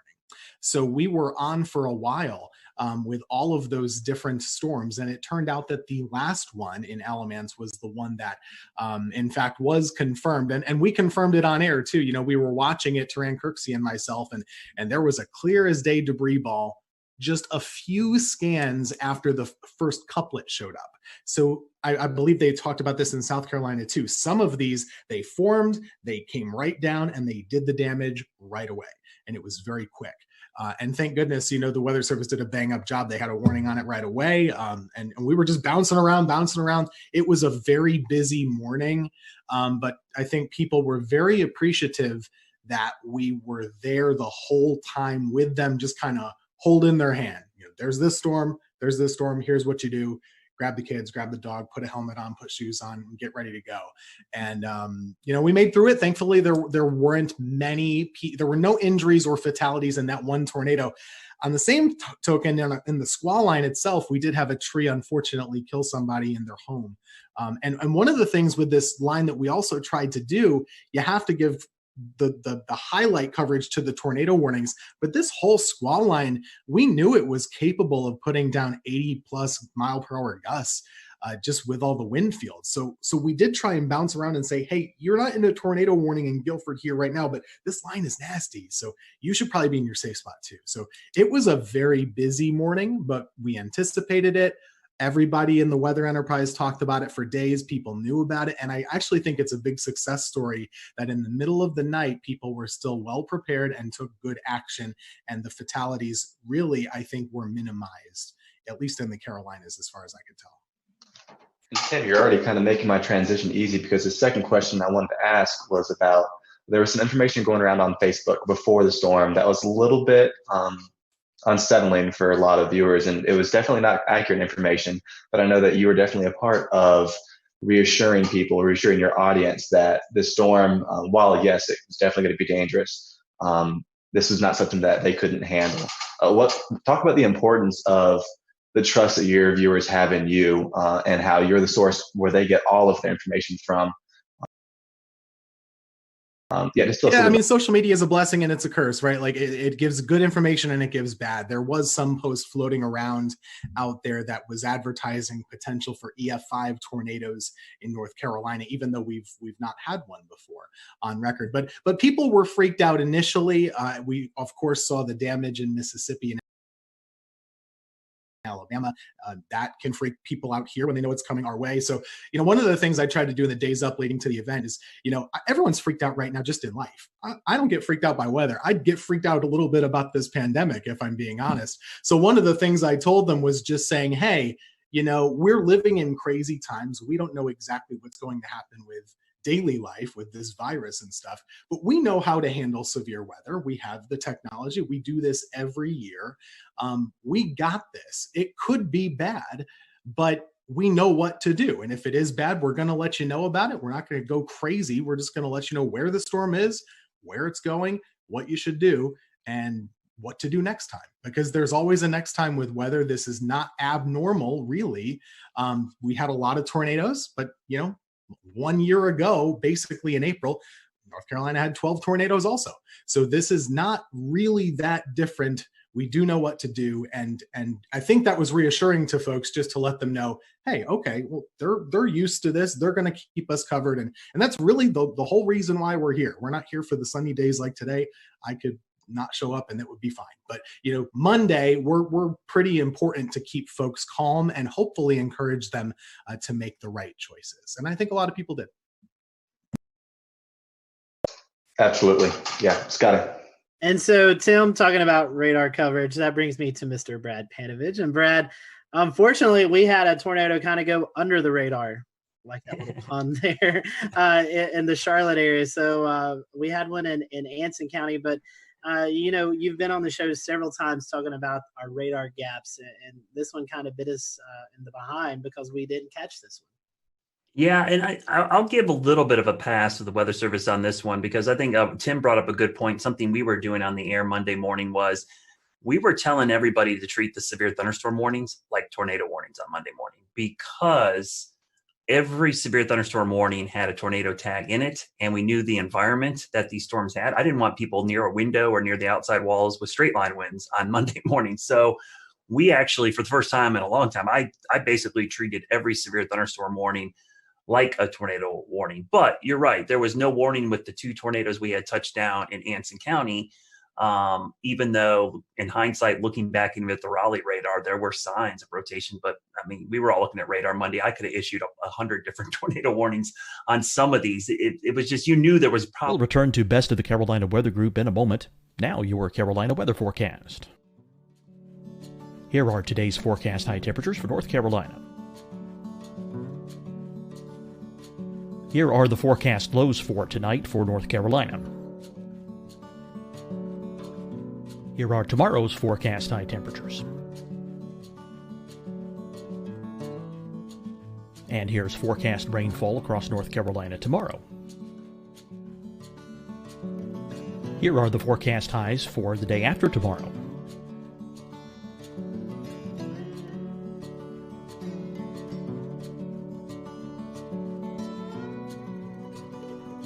And here's the forecast rainfall across North Carolina for the day after tomorrow. This is the total rainfall forecast across North Carolina for the next 3 days. Here's the severe thunderstorm outlook for today from the Storm Prediction Center.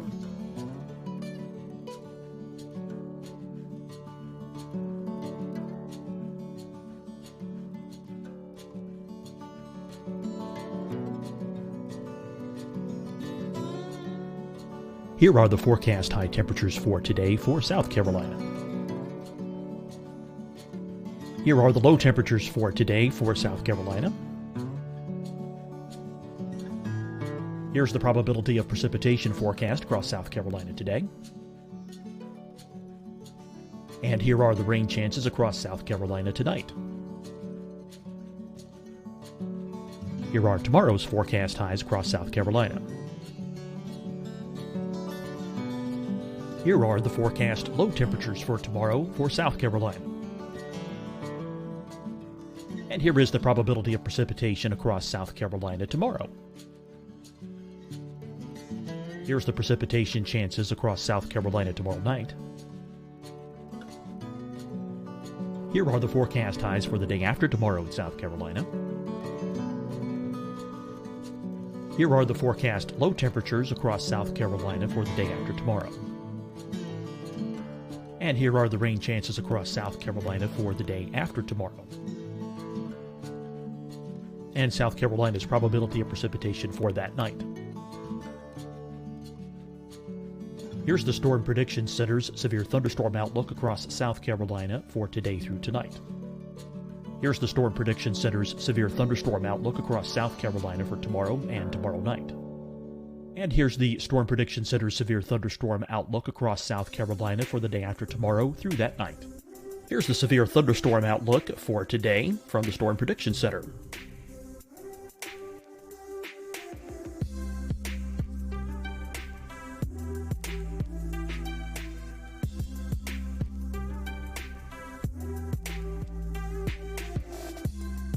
And now here's a live look at weather radar across the southeast. Hi, everyone. I'm Dr. Mandy Cohen, Secretary of the North Carolina Department of Health and Human Services. And when you follow the 3 W's, you protect your family and your neighbors from COVID-19. When you leave your home, practice your W's. Wear a cloth face covering, wait 6 feet apart, wash your hands often. Wear, wait, wash. We're in this together. Stay strong, North Carolina. Deciding when to wear a mask isn't about who you know or how well you know them. Just ask yourself, will I be with anyone I don't live with? If the answer is yes, get behind the mask. Help slow the spread of COVID-19. Get behind the mask. Learn more at covid19.ncdhhs.gov. Fight the spread and take a stand against coronavirus. Wear a mask in public. Stay at least 6 feet apart from others. And get tested Join us and fight the spread. Visit scdhec.gov/COVID-19. Getting tested for COVID-19 helps you to take the steps needed to protect yourself, your loved ones, and your community. Find the testing location at scdhec.gov/COVID-19 testing. You'll see your Carolina weather forecast at 25 and 55 past. And now back to the best of the Carolina Weather Group on the all-new Carolina Weather Net.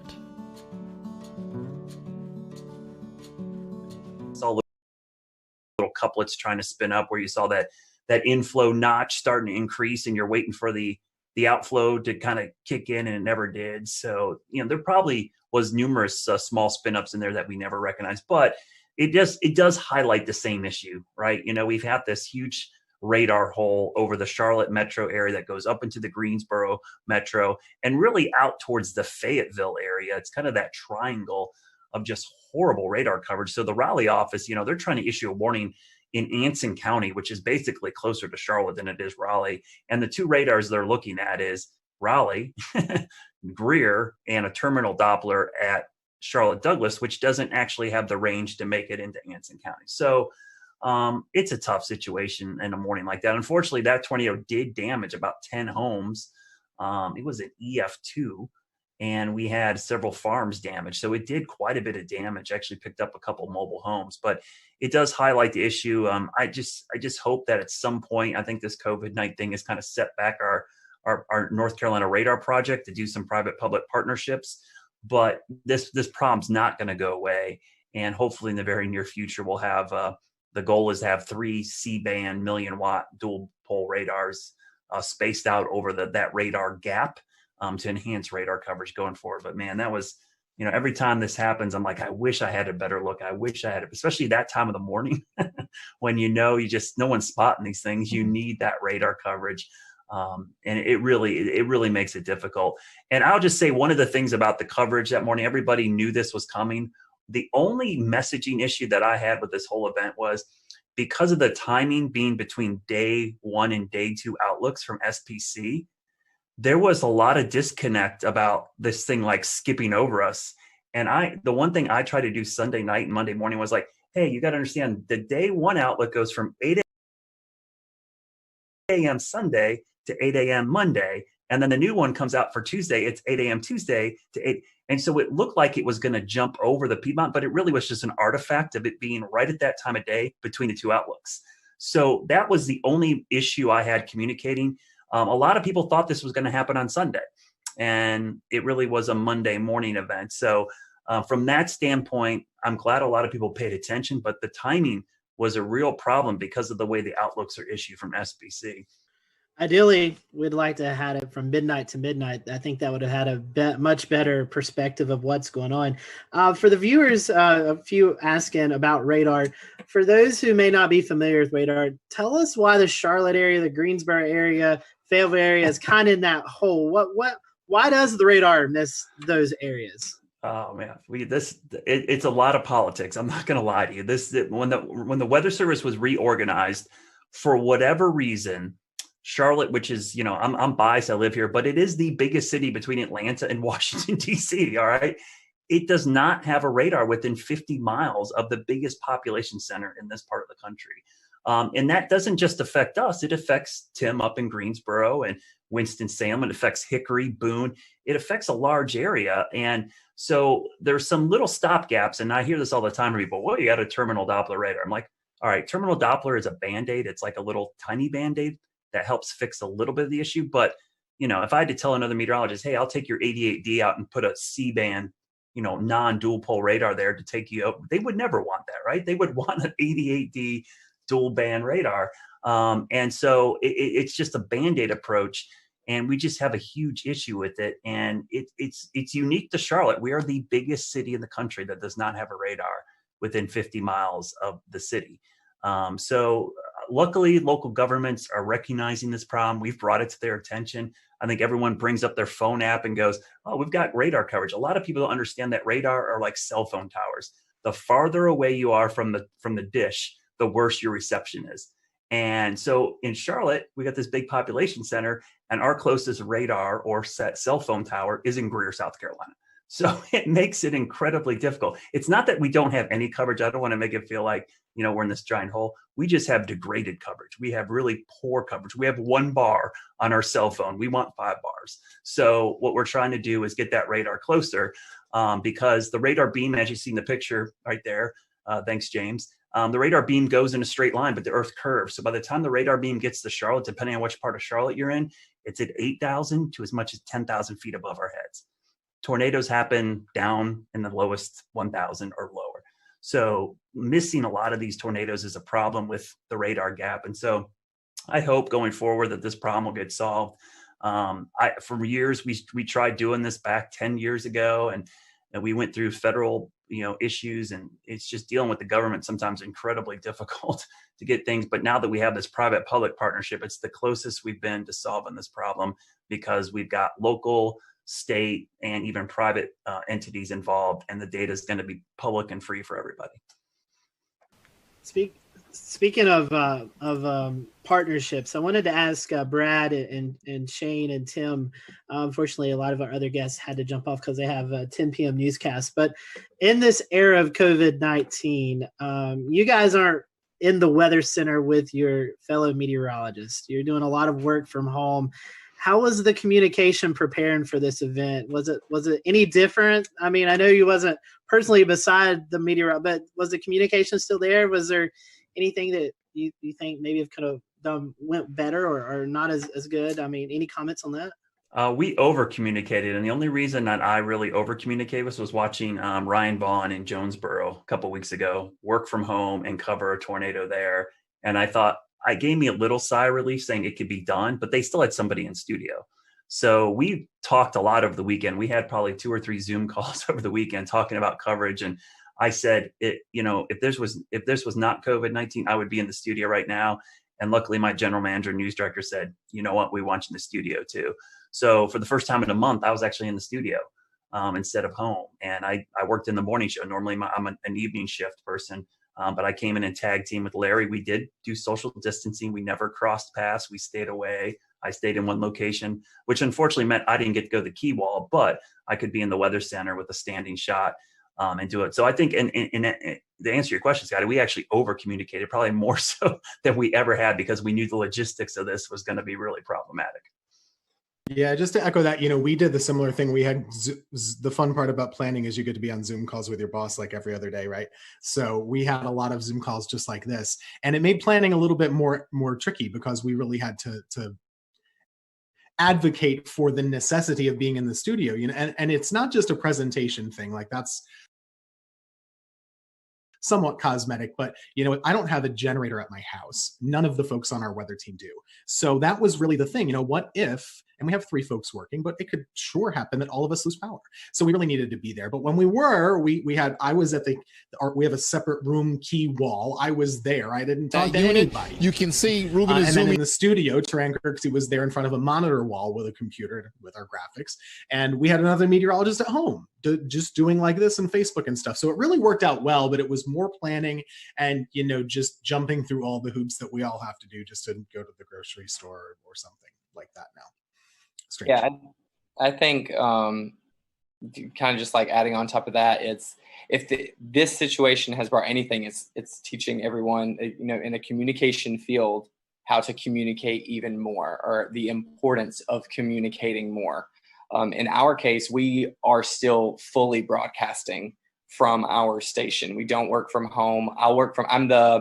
I typically will do noon shows twice a week, and then I do double shifts on the weekend, all of our morning and all of our evening shows. So I'm usually the only one in the station for the meteorologist on Saturdays and Sundays anyway.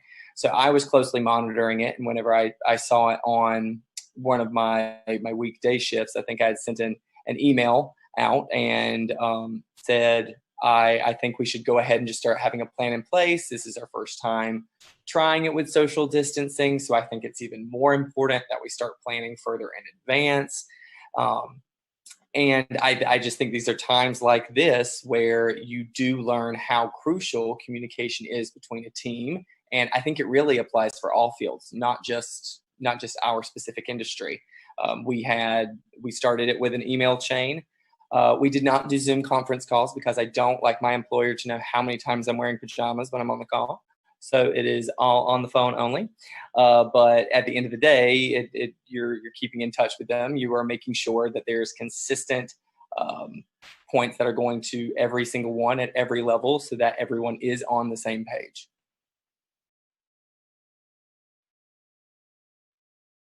Yeah, I was gonna say real quick, Tim, we had that same issue. That was our biggest concern, was the generator issue.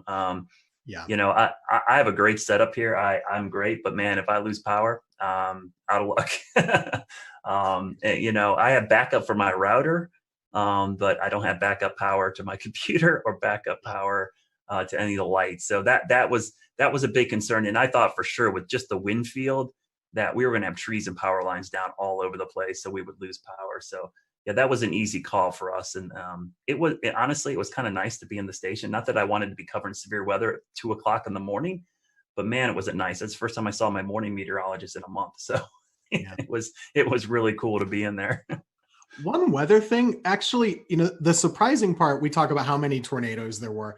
We kind of expected a lot of tornadoes. The fact that the wind field didn't materialize as much in regular severe thunderstorms, I thought was surprising.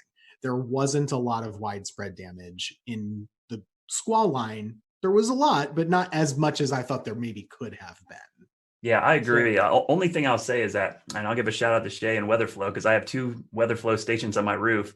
I had 30 minutes of continuous gust over 50, which was the highest sustained gust above 50 since probably Hurricane Michael came through here. I mean, I've had those things for 2 hurricanes passing overhead, or at least the remnants, and that was by far the highest.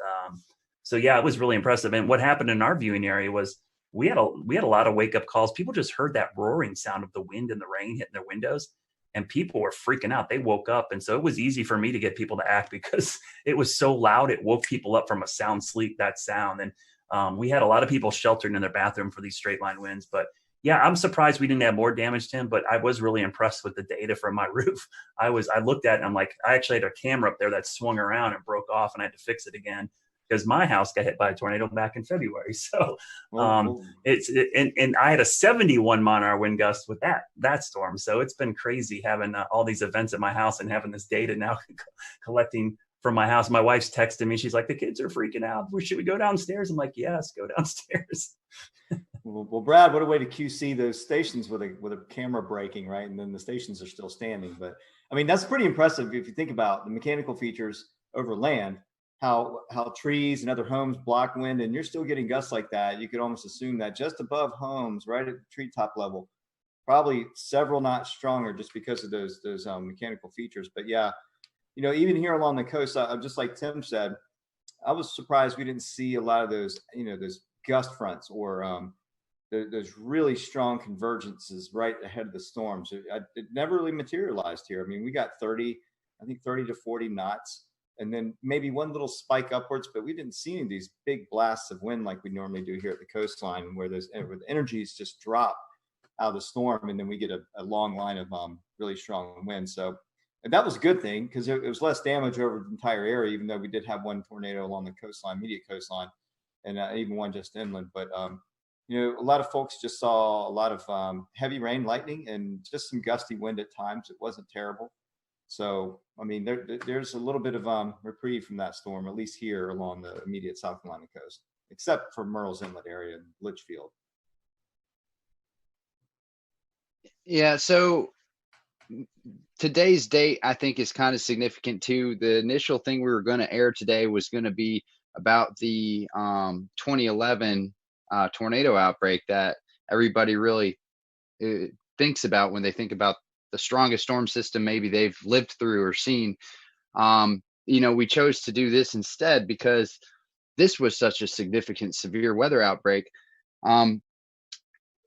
Going kind of back to you, Brad, and anyone else who wants to talk about it, is there any sort of feedback that you're receiving from the public that this is going to be kind of the new thing in their heads as the biggest severe weather threat that they've seen? Or how do you think this compares as far as response to what we kind of saw on April 16th, 2011?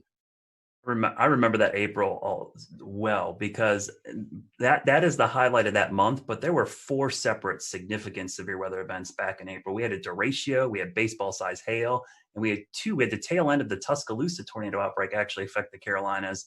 And then April 16th, which I remember that night because I stayed up all night long and watched that line of supercells pass over Charlotte, not touch down, and then immediately as the sun came up, start spinning. But I think what helped us out on Monday, 2 things. One, COVID-19, everybody's home. They're sheltering in place already. But 2 was our tornado outbreak back in early February. That was still fresh in a lot of people's minds. We had significant tornadoes that morning, and that wasn't too long ago. And that was in Charlotte. That was, we had EF1 damage across a big chunk of South Charlotte, including my backyard. So I think that in the back of people's minds helped. And anybody who's worked in emergency management or done this, the level of preparedness is only as good as your memory of the last disaster. And in this case, having that last disaster kept people prepared. And so they were kind of ready for this.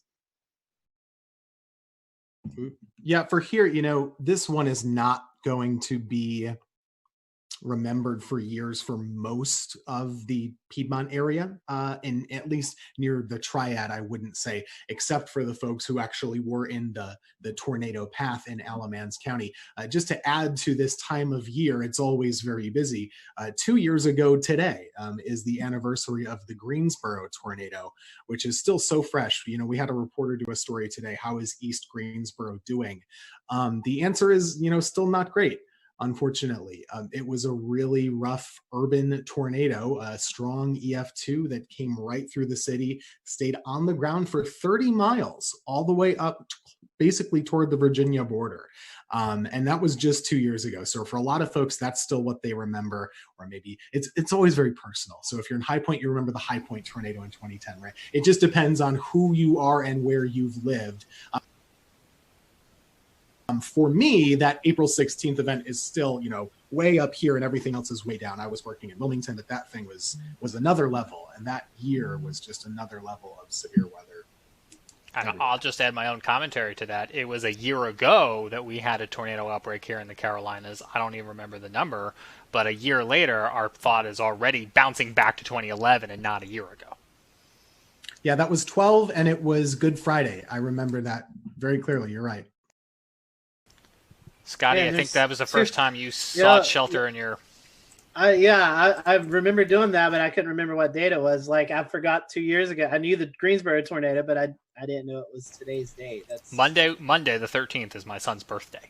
And I remember on his first birthday, we were doing severe weather coverage, and on his second birthday, we were doing severe weather coverage.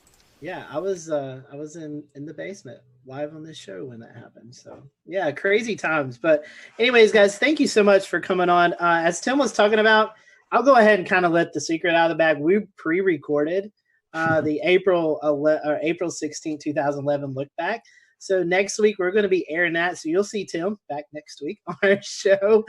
He'll be with us with a lot of other great meteorologists who kind of look back over that event. So we just hope all those, especially who are affected by this tornado outbreak, our thoughts and prayers are with you guys, and hopefully you'll recover quickly.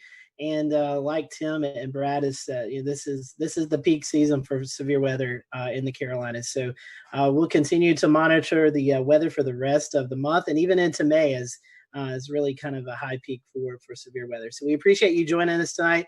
Big thank you to all of our guests tonight. This was a last minute show, and we got coverage from every market except the Raleigh market, but I don't really think there was much going on in severe weather-wise with tornadoes in that market. So we appreciate everyone coming on tonight, and we will see you back here next Wednesday night for another edition of the Carolina Weather Group, and we hope you have a safe and happy weekend.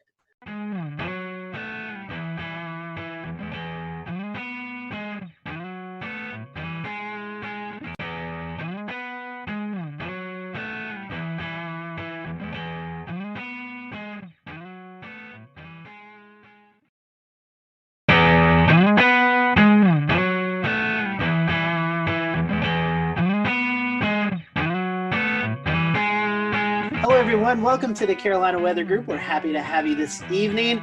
Tonight we're going to be talking about the 9-year anniversary, April 16, 2011.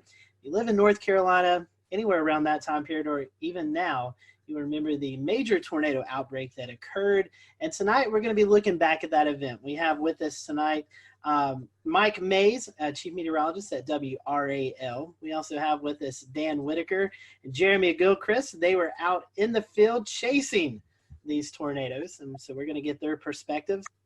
Also with us, we have Tim Buckley, who is the Chief Meteorologist at WFMY, but at the time was working in Wilmington, North Carolina at WWAY. And we have Gannon Medwick on with us, who is Chief Meteorologist at WECT in Wilmington, but at the time was working at WNCT in New Bern, North Carolina. And we have with us Jeff Orrock, and he is the meteorologist in charge at the NWS office in Wakefield, Virginia. But at the time, he was also working at the NWS in Raleigh. So we have a big group of guests with us tonight. So looking forward to each and everyone's perspective of this event. I do want to hand it off to Mike first, kind of let him give a brief background of his recall of this event, because he has to run and get some things done. So Mike, I want to kick it off to you first, and tell us a little bit about your perspective. I know you was on the air during the event, so kind of talk to us about the lead up to the event and any memories during covering the tornado that you remember. First off, I'll apologize. We got our cleaning crew coming into the studio, so it's probably going to get loud because he's pushing his garbage can around. I recall a few days prior to the event, which happened on a Saturday, SPC putting us in a risk. I believe it was moderate on that Friday, and then Saturday morning I woke up to a high risk. Now, at the time, Greg Fischel, who was the chief meteorologist at the time, was out of town. He had a family emergency up in Pennsylvania, so he had to leave. So I have never covered an event as massive as the one that happened on that Saturday without him being here. So it's kind of like he's Batman, I'm Robin, and then Batman's gone and Robin has to take over. So for somebody who's never been the lead, it was kind of nerve-wracking. But I had Nate Johnson with me, who had tornado coverage experience. He was the chief meteorologist in Abilene, Texas. You guys probably all know Nate. So that morning, just the way the atmosphere felt, you could tell something was coming. And around lunchtime, 1 o'clock, we started having the tornadoes develop over the Sandhills. The first one, I believe, was in Sanford, had caused the damage to the Lowe's home improvement store there and tracked to the north and east. Now, I've been here in North Carolina since 1994. I've been in tornado coverage, but I've never had tornado coverage of long track tornadoes like the ones we saw that day. And at one point we had 4 tornadoes on the ground, and Nate and I were juggling back and forth where I was handling 2 tornadoes, he was handling 2. It was just an incredibly rough day. And I'm sure everybody here in this group has their own stories about what happened. The hardest part for me, I guess, was watching that tornado leave Sanford, and it was making a beeline to my house, to my neighborhood. I have family in town, and I was hoping and praying that they were watching the coverage on TV. And I know, Tim, you're on TV. How do you get the point across to people that you know to take shelter? I couldn't stop and pick up the phone and say, hey, listen, a tornado's coming to the house. You need to take cover. So that's one thing that was upsetting to me. The tornado passed about 50 yards from my house, damaged the subdivision right next to mine. I had some damage to some fencing. That was about it. I was very fortunate. And then after it passed my neighborhood, it was heading right here toward WRAL. And I remember Nate Johnson yelling out loud to everybody in the studio, go to the basement, because it was at the time coming straight to the TV station, but at the last moment, it moved a little farther east and hit downtown instead of coming here. So it was a really, really rough day. And I thought after all was said and done, because we were on there from 2 in the afternoon to 11 o'clock at night nonstop. I mean, we had continuous coverage the whole time. And when it was done, I thought, okay, this is going to be the worst. This is the benchmark of the worst coverage of a storm that I'll have in my career. But then we had Florence, and it was just days upon days of coverage with that. But yeah, it was not the best. And Jeff, from a National Weather Service perspective, how did y'all prepare, and how were y'all getting the message out in the days ahead of the event? Yeah, I mean, the fact that we had the moderate risk the day before, and we already had a feeling we were headed into a high risk, to be honest with you. So, you know, we were already heavily staffed for that day. We already had a pretty good game plan, and I want to say by the time the storm started to move in from the west and really get going, I want to say we had at least a dozen people in the weather office, and we sectorized warning operations so that we could have 3 or 4 different folks issuing tornado warnings simultaneously, and at the same time, folks working with Skywarn. I was kind of helping lead operations and also doing a lot of phone calls to the emergency managers. There's a lot of spin up ahead of this. There was a lot of email traffic, a lot of email briefings the day before. I remember even briefing Seymour Johnson Air Force Base because they were at the high risk at that point. And We'll return to Best of the Carolina Weather Group in a moment. Now your Carolina weather forecast. Here are today's forecast high temperatures for North Carolina. Here are the forecast lows for tonight for North Carolina. Here are tomorrow's forecast high temperatures. And here's forecast rainfall across North Carolina tomorrow. Here are the forecast highs for the day after tomorrow.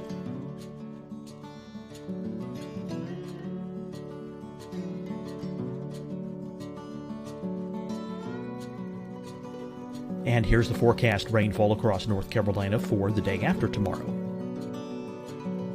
This is the total rainfall forecast across North Carolina for the next 3 days. Here's the severe thunderstorm outlook for today from the Storm Prediction Center.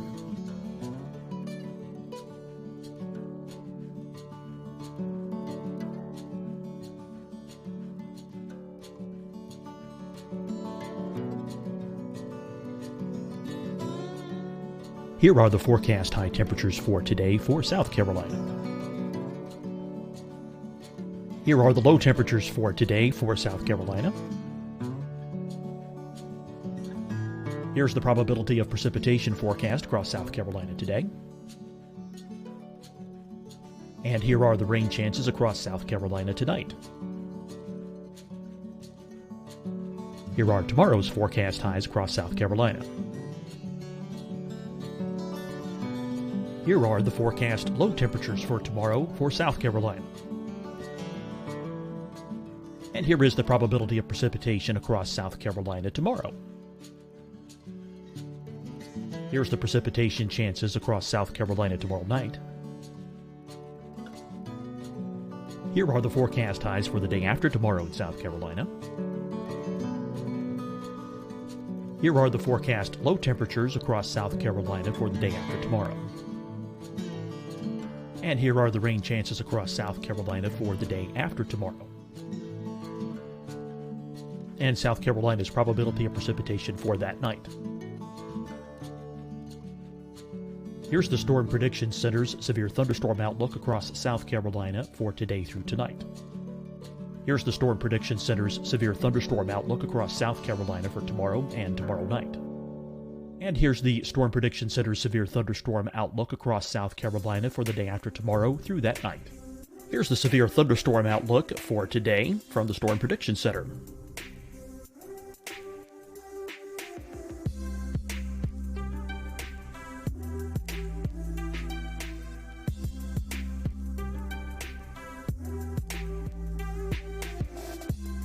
And now here's a live look at weather radar across the southeast. Hi, everyone. I'm Dr. Mandy Cohen, Secretary of the North Carolina Department of Health and Human Services. And when you follow the 3 W's, you protect your family and your neighbors from COVID-19. When you leave your home, practice your W's. Wear a cloth face covering, wait 6 feet apart, wash your hands often. Wear, wait, wash. We're in this together. Stay strong, North Carolina. Deciding when to wear a mask isn't about who you know or how well you know them. Just ask yourself, will I be with anyone I don't live with? If the answer is yes, get behind the mask. Help slow the spread of COVID-19. Get behind the mask. Learn more at covid19.ncdhhs.gov. Fight the spread and take a stand against coronavirus. Wear a mask in public. Stay at least 6 feet apart from others. And get tested. Join us and fight the spread. Visit scdhec.gov/COVID-19. Getting tested for COVID-19 helps you to take the steps needed to protect yourself, your loved ones, and your community. Find the testing location at scdhec.gov/COVID-19 testing. You'll see your Carolina weather forecast at 25 and 55 past. And now back to the best of the Carolina Weather Group on the all-new Carolina Weather Net.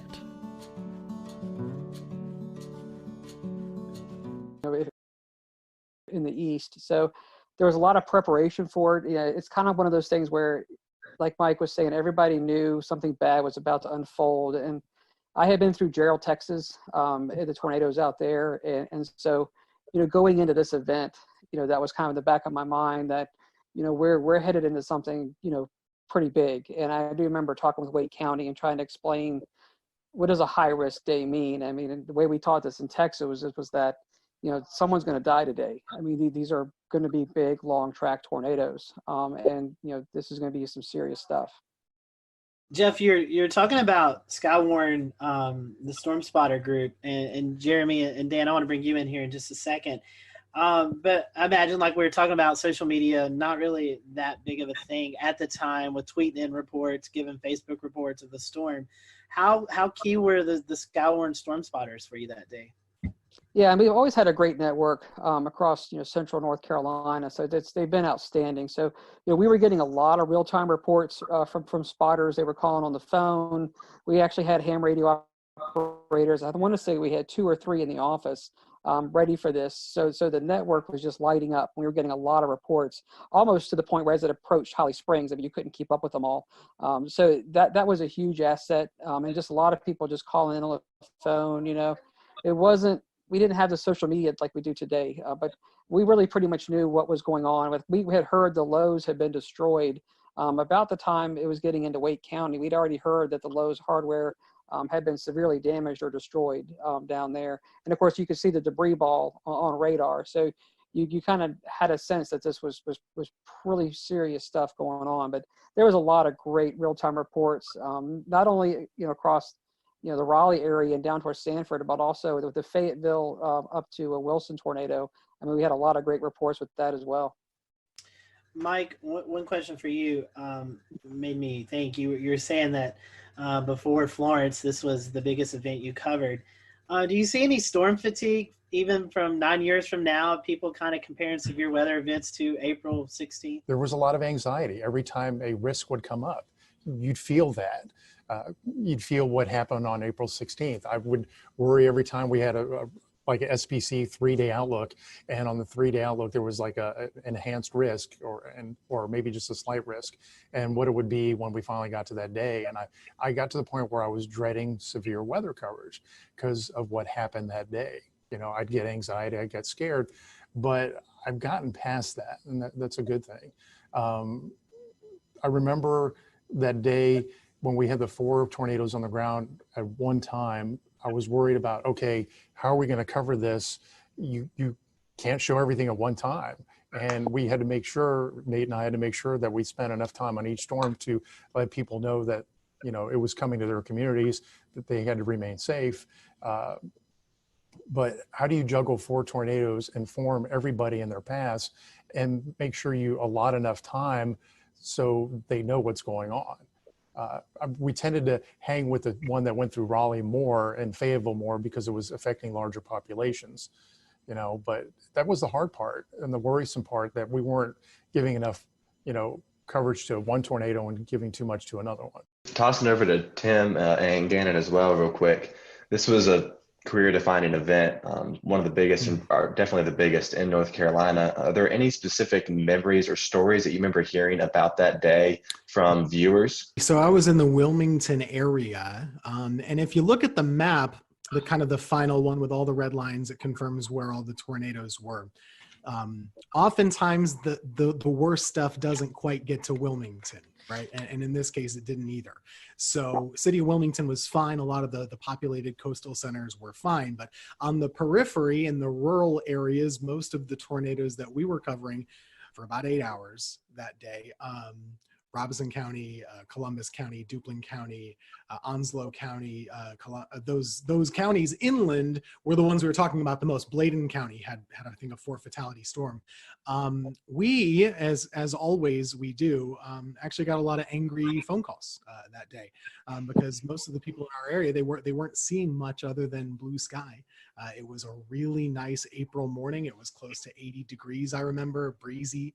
There were NBA playoffs on at the day, so we were kind of fighting that battle in the newsroom, right, keeping people at bay a little bit while we were doing tornado coverage. Now later on, people understood how serious it was, especially once you started to see like the destroyed Lowe's foods and everything. But that was my first time ever really doing tornadoes, to be honest with you. It was my second year in Wilmington. Prior to that, I was in college, so I didn't know a lick about tornadoes. I grew up in upstate New York. I went to school in Pennsylvania. We don't get tornadoes. I mean, not really. So this was new for me too. But myself and Jerry Jackson, we were there for about, I think we went on TV at 2 and we went off at about 8. So it was a while covering these things. And it was just amazing to me how there were very few, if any, false alarms. There were 1 million tornado warnings and there were 1 million tornadoes, to use hyperbole, but they were pretty much each cell produced as it was going through, and it was just boom, boom, boom, one after the other, and a lot of damage was done, especially to the rural areas in Southeast North Carolina. My second daughter was born on the 11th. I didn't come back to work till Friday, just throwing stuff out there. Saw the slight to moderate risk, alerting for storms going into Saturday. I was third on the pecking order to be coming in because we had our weekend person, we had our chief, and I was doing mornings. But it became clear, especially what was going down in central North Carolina. I was personally at home watching Nate Johnson with that tornado. It looked like a wedge, looked like a cloud just right to the ground that I was going in.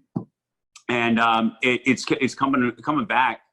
To memories about just making sure you spend time on one storm to identify where the rotation is and give enough lead time before you have to move on to that next storm.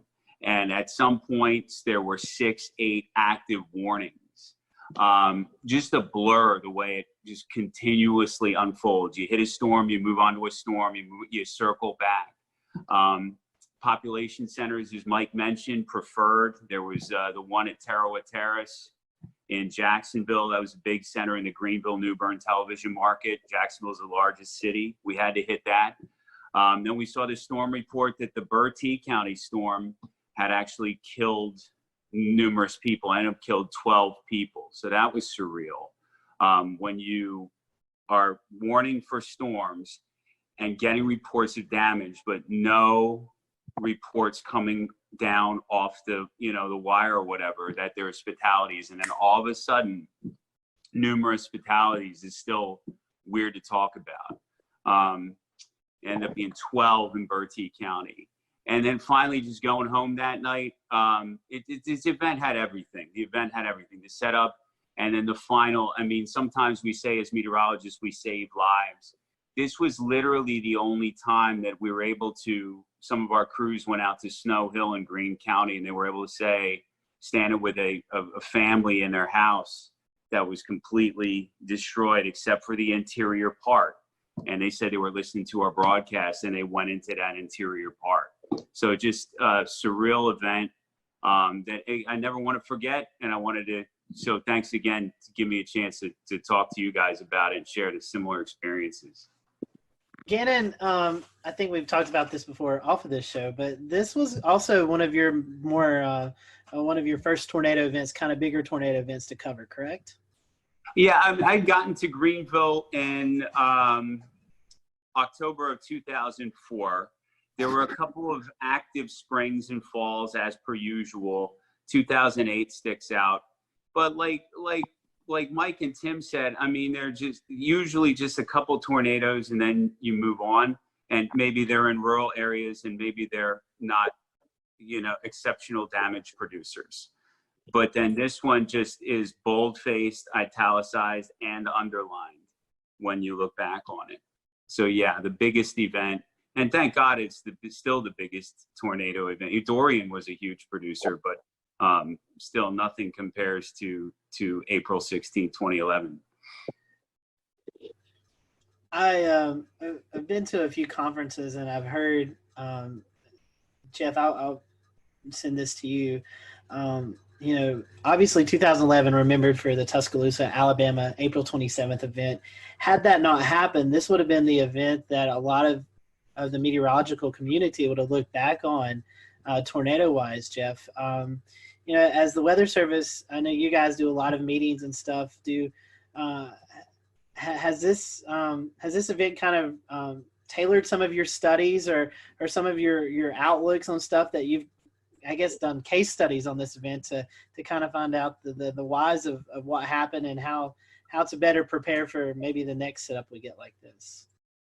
Yeah, I mean, there's no doubt this event, I mean, it still stands out, even though, like you're saying, the later event was even larger than this one. For our region, this is still, what our benchmark, storm. And, it even went up, not even just the Carolinas, eventually went up into Virginia and did a lot of damage up there too.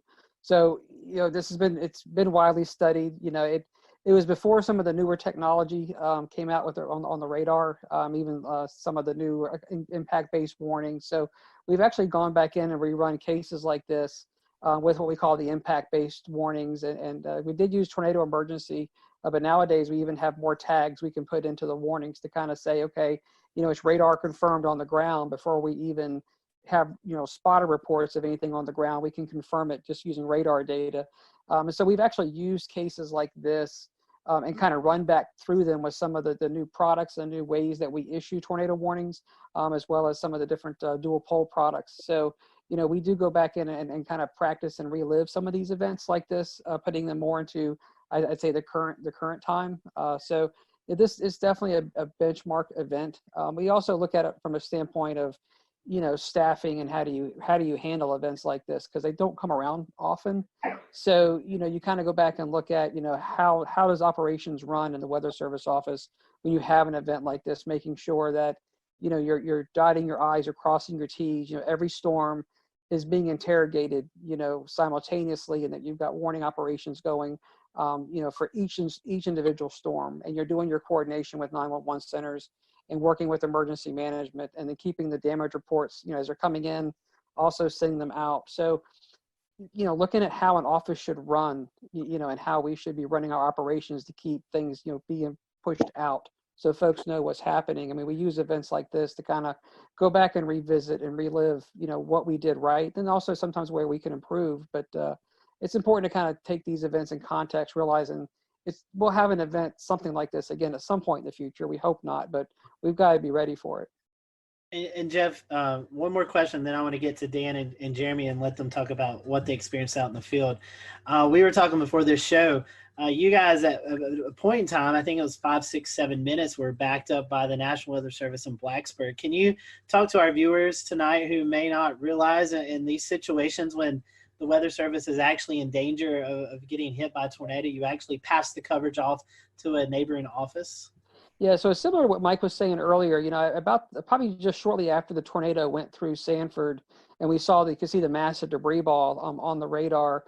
Before it got to Holly Springs, we realized that this thing was coming into most likely southern Wake and eventually the south side of Raleigh, where the Weather Service office was. So I remember I picked up the phone and talked to the Blacksburg office. So we're paired so that a neighboring Weather Service office can really kind of basically restart their computer system, and they can come up as if they're, the Raleigh Weather Service office. So we called them probably almost half an hour out and just said, hey, look, we may get to the point where we've got to be backed up if this thing gets too close, so be ready to go, giving them a chance to get the radar up and running, the warning system up and running, things that they would need. And I think we called them back, I want to say about probably 15 to 20 minutes later, and we basically said, okay, this thing may really come get us now. And so I remember saying, if you hear from us again, you've got it. And so then what we started doing is we had 12 people in operation. So as it got closer, we started funneling some folks downstairs into the lower part of the building.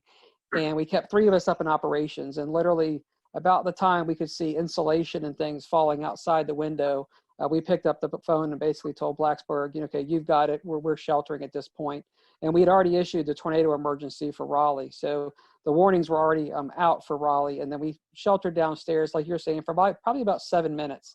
And then came up, and the tornado passed just to our east, going up South Saunders Street.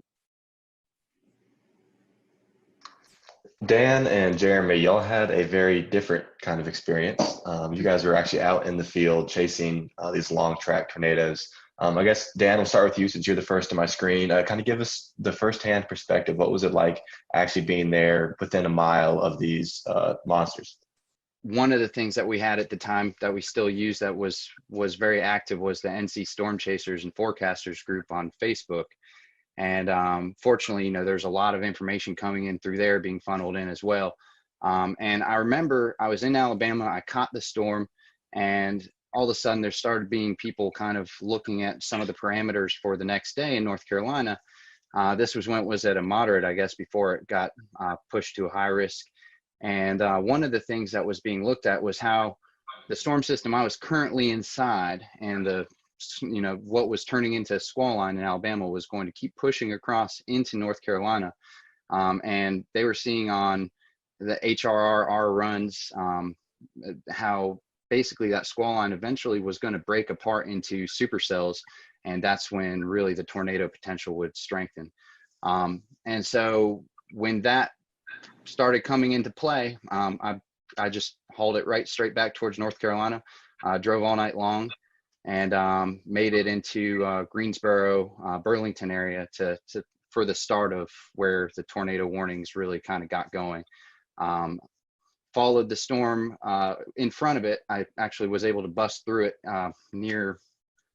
because I was inside of it / behind it until about Charlotte to Greensboro, somewhere in there. I busted through the front of it. And got in front of the squall line, and then was in front of it near Burlington to Raleigh, somewhere in between there, maybe kind of close to Durham. And that's kind of when it went tornado warned, and it started to kind of quickly overwhelm my vehicle and me and my ability to keep chasing it. There's a couple things that were very clear about this storm system and about these storms, which is one, they were very fast moving.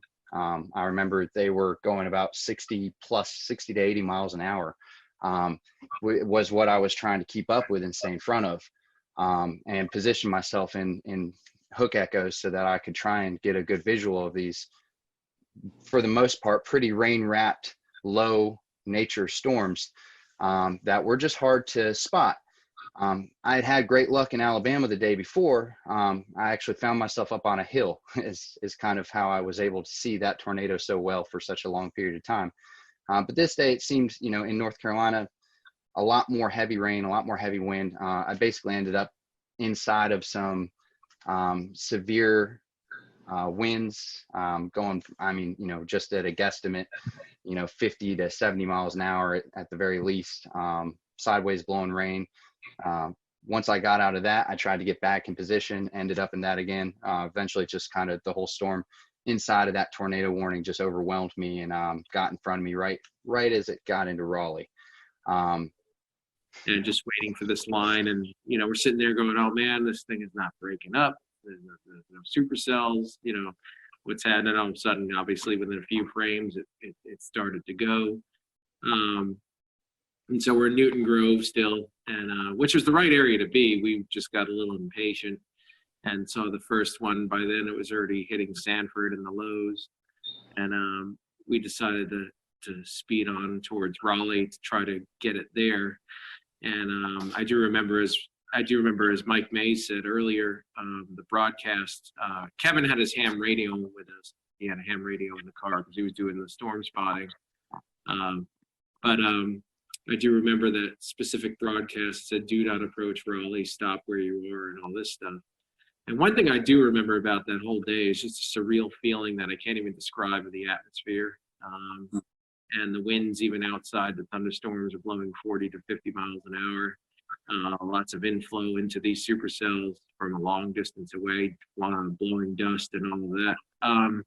But when we got to Raleigh, as it was said, it went up South Saunders Street. We were not far from there, coming onto the belt line. And it was, I remember specifically seeing the power flashes just to my left as we were coming in. And we stopped right there because we knew it was rain wrapped. We couldn't see it. And we looked for an exit after that. And then we were trying to decide, do we, for about a couple of minutes, do we try to keep up with this one? We all knew that the storms, as Dan said, were doing, forward speeds of 60 to 80 miles an hour. We're already behind it. We're in a metro area. We're like, no, let's get out of here. Let's go for the next one down the line. That was the Wilson storm. And interestingly enough, that storm hit Fayetteville first, that next cell down the line. And I have a friend there who was in contact with me pretty much before we were chasing the Raleigh one, saying, do I need to take shelter? Is this the real deal? And I looked, and the couplet was almost on top of them. And I'm like, yes, get in, And they got into a closet, and the tornado did hit their house. Fortunately, at that point, it was the start of that tornado's path. So it was weaker. They had a few shingles gone, but up the road from them, it turned into EF3 damage. So, but they were, they did take precautions and they were fine. I didn't find that out till later, but so then I had to beat the forward flank of that next cell. So coming out of Raleigh, so I was speeding definitely to beat that forward flank to get. I didn't want to get cored and then stuck and miss knowing how fast these storms were moving. So I was driving a Volkswagen Beetle at the time, and finally made it to 795 area. I got just a little bit south of it, and because I did want to get a clear view if there was a tornado. And then we were going up 795 northbound, so we get a straight on look at it, and I looked to my left, and I saw the rotation. I looked to my left and like, is that what I think it is? Because it was there wasn't that much contrast at that point, and it was an open field, and so we just decided to stop there. And then it came out for some trees, and sure enough, that's the tornado, which many of you have probably seen the video of. Marker 5.5, looking north-northeast. Large tornado on the ground, all the way to the ground. Multiple times. Kevin called it in. I think the tornado was about 100 yards wide at that point.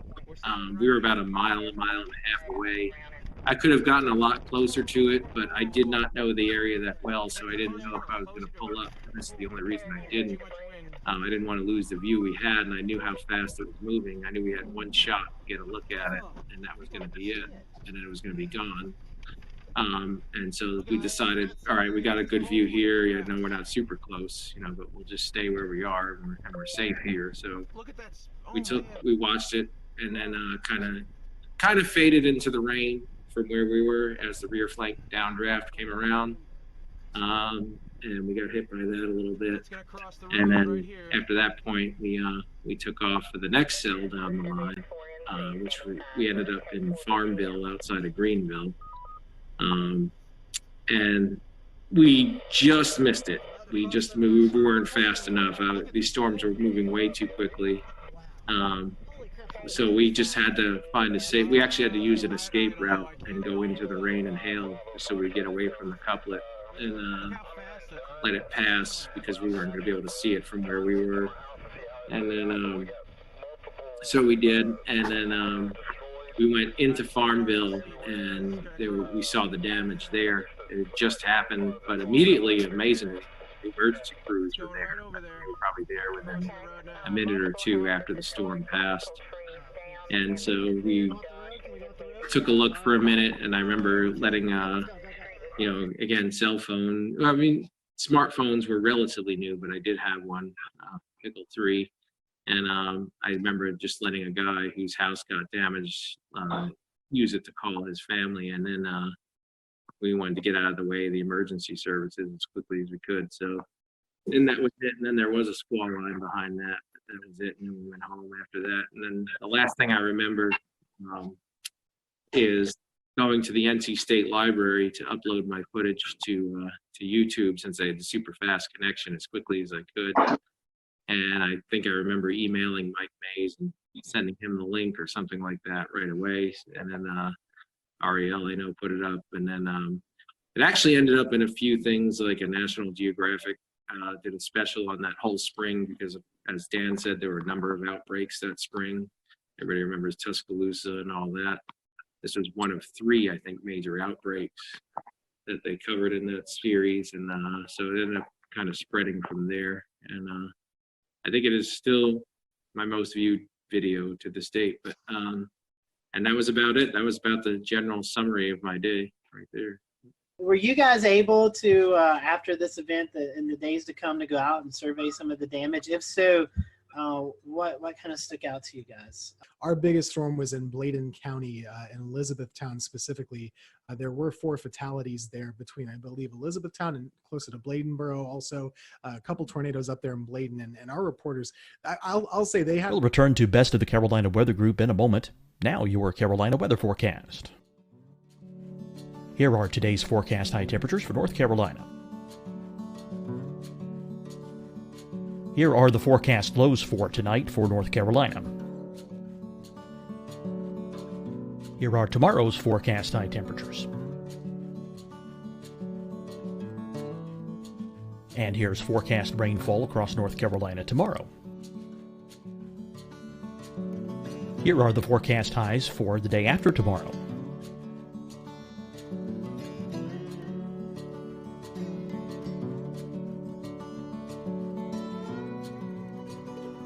And here's the forecast rainfall across North Carolina for the day after tomorrow. This is the total rainfall forecast across North Carolina for the next 3 days. Here's the severe thunderstorm outlook for today from the Storm Prediction Center.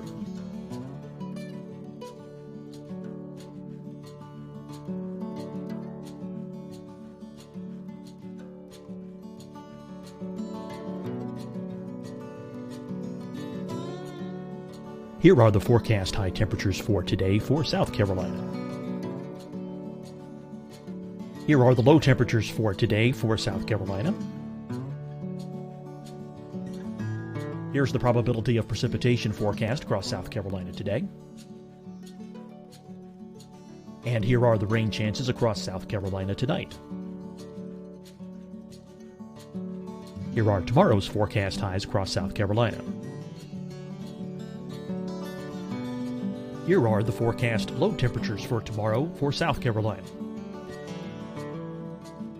And here is the probability of precipitation across South Carolina tomorrow. Here's the precipitation chances across South Carolina tomorrow night. Here are the forecast highs for the day after tomorrow in South Carolina. Here are the forecast low temperatures across South Carolina for the day after tomorrow. And here are the rain chances across South Carolina for the day after tomorrow. And South Carolina's probability of precipitation for that night. Here's the Storm Prediction Center's severe thunderstorm outlook across South Carolina for today through tonight. Here's the Storm Prediction Center's severe thunderstorm outlook across South Carolina for tomorrow and tomorrow night. And here's the Storm Prediction Center's severe thunderstorm outlook across South Carolina for the day after tomorrow through that night. Here's the severe thunderstorm outlook for today from the Storm Prediction Center.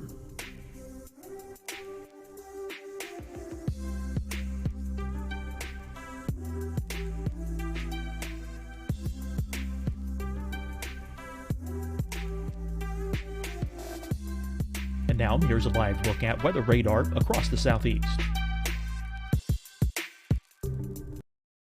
Hi, everyone. I'm Dr. Mandy Cohen, Secretary of the North Carolina Department of Health and Human Services. And when you follow the 3 W's, you protect your family and your neighbors from COVID-19.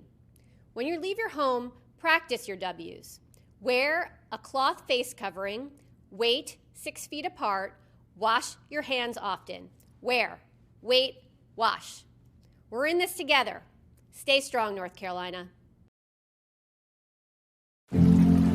Deciding when to wear a mask isn't about who you know or how well you know them. Just ask yourself, will I be with anyone I don't live with?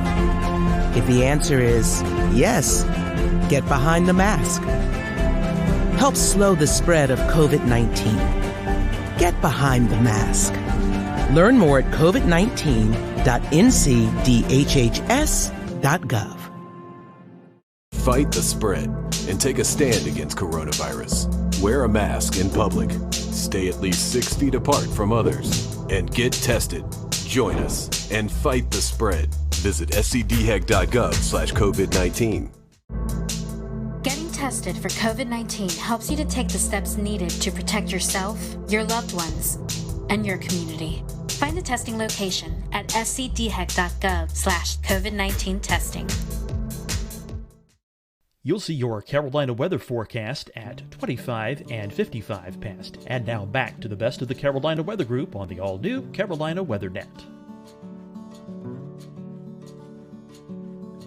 A lot of the structures really were just torn apart. It was EF2 damage, but a lot of mobile homes, a lot of weakly built structures there didn't stand a chance at all. Based on the strength of the storms that day. So like we usually see in North Carolina, a lot of times the tornadoes are short-lived and on the grand scale rather weak. This was just, there were a ton of tornadoes and most of them were really strong ones by our measure, at least too. So the damage was much worse than we usually see in a tornado outbreak. It was tough to watch. I remember a lot of people really, if they weren't personally affected by it, emotionally they certainly were, and there was a big outreach to try and help folks in the weeks following. So I have a question, Tim, coming back to you. How do you think the public responded as these warnings were going off and folks were being warned, hey, look, stay inside. These tornadoes are canvassing a wide area. There's no exacts, but do you feel like a majority of the public really responded well to that, or do you think maybe it was a learning lesson for a lot of folks? Well, I think it is difficult. Every event is different, right? And I think after this event, probably people took warnings more seriously because this was such a significant one and really a generational one. On that day, I can't really speak to how individual folks reacted. I think it was hard for them to understand. It was such a beautiful, bright, and sunny day in most of the areas until those storms got right up on top of you. So it was almost difficult to understand to the layperson how serious the weather really was. So a lot of these tornado warnings, like Dan was saying earlier, these storms are going 60, 80 miles per hour. The polygons were pretty big to account for that size, and you might have the warning going off and you're still in the sunshine, right? So that's not a typical response where you're going to shelter right away. You might take your time. So I do think that there was, number one, a challenge with it being a midday on a Saturday, a little harder for folks to maybe be paying attention normally. I guess it was always a case-by-case basis, but you look at the fatalities, there were a lot. There were just a lot. So I do think it was a learning lesson for a lot of folks after. After all these storms had passed and the days following the event, you guys had to go out and conduct storm surveys. What did that look like, and how busy were y'all? Because that was a lot of tornadoes to cover. And so within the first day, we knew we needed to get the fatal tornadoes that were long track. We needed to get those really well defined. And so we got those done. And then there were still some additional surveys on those two, but then really you spent the rest of the week going out into different areas. It took about a week to survey the entire area. You get to get all the tornadoes in. But we focused on the ones that we knew were the worst, that there was the most attention on, just to get the EF rating, the tracks, the intensity, really identifying how the people died. When we lost people, that's a tough thing to have to do, to go out there and work with families that have lost everything. And a lot of times they're out there picking over their stuff. You want to learn what they've gone through a little bit, but you've also got to be very careful. But most people really do want to talk to you and tell you their story. So we get out there and interact with them. The Lowe's was just an incredible story where they had heard the warning. And then somebody came in to the front of the Lowe's and basically said the tornado's coming. And I remember we talked to the manager. He got on the loudspeaker in the store and just told everybody to go to the back where the bathrooms were. There's more infrastructure in the back. And of course, the tornado hit. It blew in those big sliding glass doors. It blew those in. The whole front wall of the Lowe's hardware blows in, and the front roof collapsed. And so the manager in that Lowe's, I mean, who knows how many lives he saved? But there was a lot of good stories like that. But there was a lot of tough stories with a lot of loss through the day. That makes it tough. But it took us a week to get our hands around all of the damage across central North Carolina. What's your lasting memory from this event? If you could share it with the folks who are watching, what's your lasting memory from the event? I'll start with you first, Jeremy. Well, with me, I think it was just even more than the tornado itself was just a surreal feeling that entire day, and the surreal feel of the atmosphere, those winds, like I said, that were inflow into the storms themselves. Just the, I don't know, kind of nervous, like Mike Mays almost being a little bit scared. I think we all were a little bit. I mean, at least I was at the same time as being, excited to possibly see a tornado. Of course, I don't want to see anyone get hurt. Nothing quite compares to what that system did. Everything from the speed to the tops of the storms being, in a lot of cases, kind of lower topped, and especially the moment where it went from the squall line into breaking up into those individual supercells. And seeing that, like Jeremy said, happen in a couple of frames on radar, if AKA 10 minutes in time, all of a sudden it went from a messy situation to you have 8 of the most textbook supercells in a line sweeping across the state at a high speed. Being in the middle of that and seeing the actual sun break through the squall line as those storms separated was just a surreal moment, something that I haven't seen happen in North Carolina since. Or anywhere really for that matter. I mean, every now and then a strong storm system will separate from a squall line to supercells, but I've never seen anything to that degree. This was a long week event for us because it took a long time to get all the surveys done. But I mean, going back to that day, things I remember, obviously being in the office, but just how well everything did work. We did lose, more people than obviously you never want to lose anybody. We saved a lot of lives that day, and so going out there and seeing how much devastation there was and how many people were doing the right thing and seeing how well things went in the weather office. I remember watching WRAL, like Mike was talking earlier, and they had tornado emergency just in big bold red across the bottom of the TV set. They were on wall-to-wall coverage. We were getting great spotter reports. It was one of those days where everybody was intensely worried. We all had a heightened awareness, but everything really worked the way it was supposed to work. I mean, everything we had practiced, all the work we've done with the media and Skywarn and the training inside the office, it just all came together. And so, while we lost people that day, and that's always a tragic thing, there was a lot of things that did work and a lot of people came together and I'd say performed at a top level. And at the end of the day, it saved lives. For me, I was definitely still a kid at the moment. I think I was 23 years old or 24 years old or something like that. And thankfully, Jerry Jackson, who I was working with at the time, he had drilled with us, very basic severe weather coverage do's and don'ts. Like 3 simple things. Tell folks where the storm is, where it's going, what they should do, and then tell them again. And if you have more than one storm, do 1, 2, 3, however many you have, then go back to the first one. So we really boiled it down to basics. I think we did a pretty good job that day. And I think, this event really prepared me for further events down the road to not get too amped up, too nervous or whatever. Just kind of keep it simple, tell folks what they need to know and what they need to do. And that's really the whole reason why we're here, right? So this is a big moment for North Carolina and, just personally for me and kind of seeing what the weather can do and why we're here. I do remember one point, I couldn't tell you what time it was, but it was just, we had a little Viper radar system from Barron in the office. That was our primary drive thing. And I remember we would go out and expand and zoom into like Kansas or Oklahoma when they would be having their events, and we would see what the radar would look like. And I remember just thinking to myself at some point, I should be seeing I-35. I should be seeing like, OKC and Wichita as delineators here. Instead, I'm seeing Kinston and Goldsboro, and it was just really crazy to see those kind of returns. Everything classic supercells all lined up in a row. Gentlemen, we definitely appreciate your time tonight. Thank you for going over this with us. Thank you guys who are watching tonight. Thank you for allowing us to step back in Carolina weather history and talk about this event. Be sure to check out this week. We'll be posting some more updates about this event throughout our social media pages, so be sure to check that as well. So for everyone here at the Carolina Weather Group, we hope you have a great evening, and we'll talk to you next time.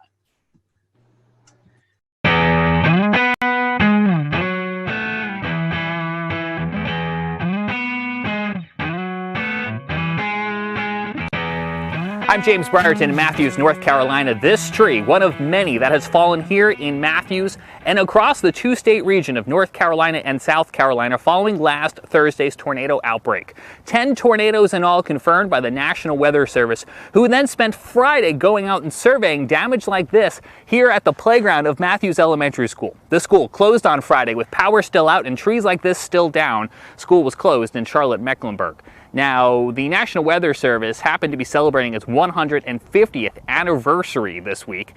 We're going to be talking about that coming up. The important life-saving mission they played today was all created over a century and a half ago. But first, let's talk more about the recovery efforts here in Matthews and across the region. This tree, the EF1 tornado coming through here on Thursday, caused damage across the region. 95-mile-per-hour winds knocking down trees like this, and also unfortunately taking down some homes where the roofs were damaged when big trees like this fell. All in all, we had about 2 storm deaths across the region, and that's too many.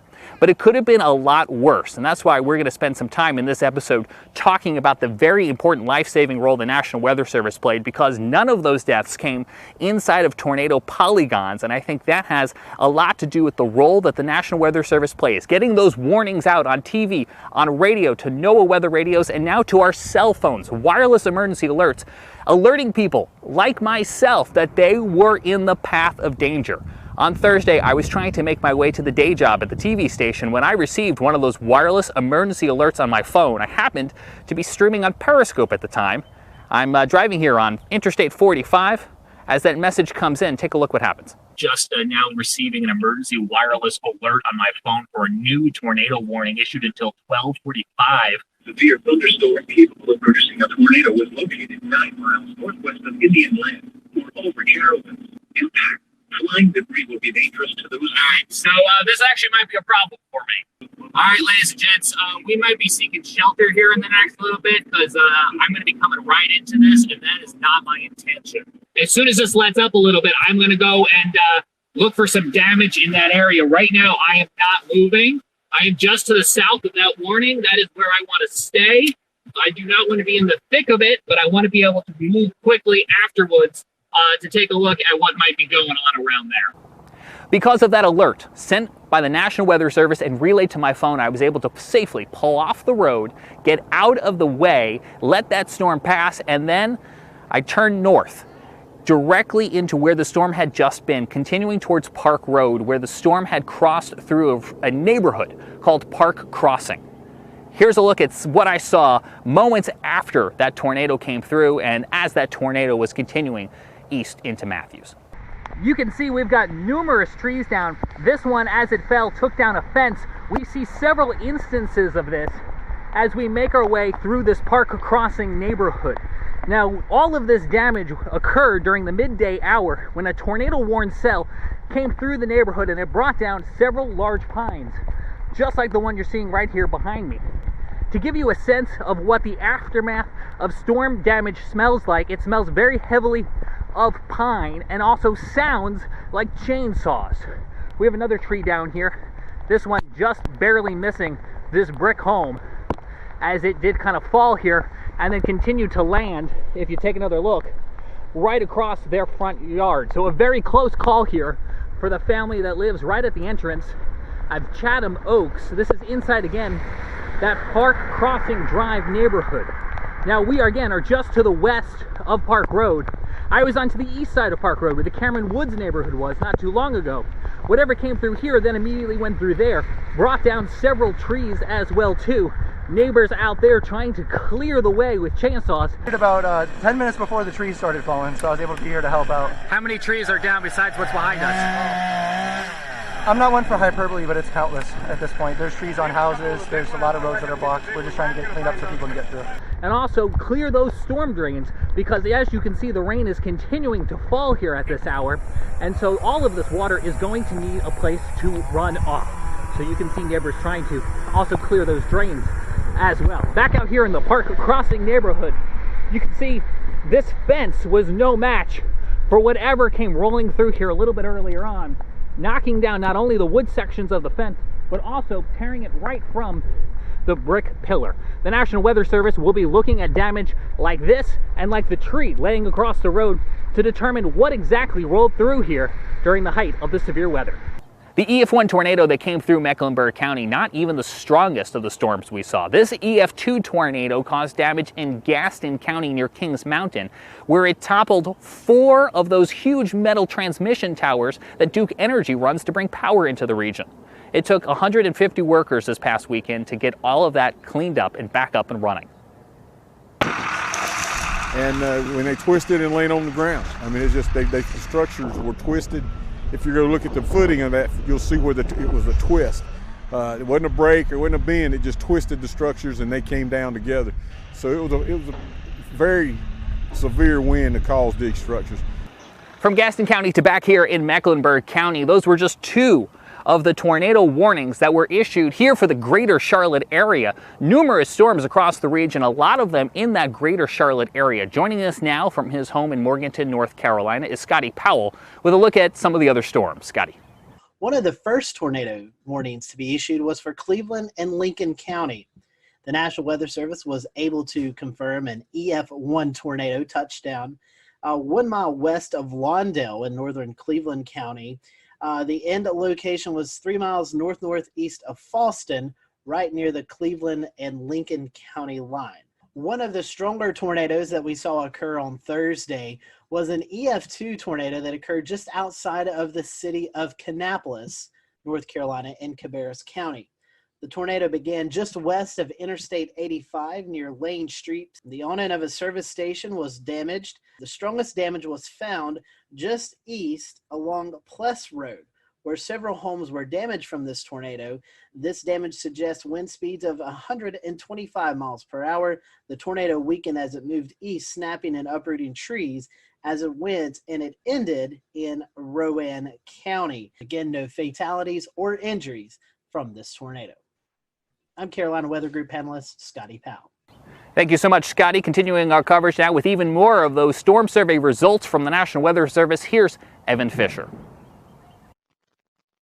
One of the first tornadoes to occur last Thursday happened in Spartanburg, South Carolina. Now, this one touched down pretty early in the day, before noon. It had a path length of 10.26 miles, so the second longest of the day, and a rating of EF1. This tornado did the most damage near the mall, just to the west, Westgate Mall in Spartanburg. As you can see here, there's a bunch of EF1 damage indicators near the mall area. However, as it tracked closer to Spartanburg, it did weaken a bit, and as it passed through downtown, there was minimal tree damage with just EF0. We had a pair of tornadoes in Stanley County, North Carolina, the first of which was pretty short-lived, only 0.4 miles long, with a maximum width of 100 yards.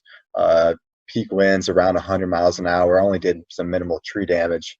However, the other one was a little bit longer with a path length of 7.3 miles, albeit discontinuous damage. But you can see here that there was damage indicators on the eastern side. Then again over here where there was a little bit more civilization. This tornado occurred just to the west of Albemarle, out in kind of a rural area. But nonetheless, this one did damage a child care center, ripping off some roofing, as well as damaging some manufactured homes with trees that fell onto these homes. This one actually had a maximum width of 1/4 mile, 400 yards, which is one of the more impressive widths of any of the tornadoes on Thursday. Moving a little bit further east, I guess all the way to the east, we actually had one tornado up in northeastern North Carolina in Gates County. As you can see, compared to all the others, if we zoom out, the rest of the tornadoes were down here near Greenville and Charlotte and Greensboro and Raleigh. However, there was one up here in Gates County, rated an EF0. We kind of flip over to the damage survey here. Tracked for about 3 miles with peak winds of 85 miles an hour. Touched down near Taylor Mill Road and Askew Road and crossed Turner before doing some tree damage, as well as a few homes suffered damage, mainly from falling branches. From Evan Fisher now to Tim Pounds, who joins us with a look outside a storm that crossed from Georgia into South Carolina. Well, thanks, James. The storm team out of the Columbia, South Carolina office of the National Weather Service confirmed that an EF1 tornado touched down in southwestern Aiken County. This occurred near Vaucluse in the Springfield Church Road area near Stableview Farm. Luckily, there were no injuries or fatalities indicated with this storm. And it was a pretty short-lived storm with maximum wind speeds of 105 mile an hour. The tornado only had a path length of about 1.15 miles and a maximum width of 75 yards.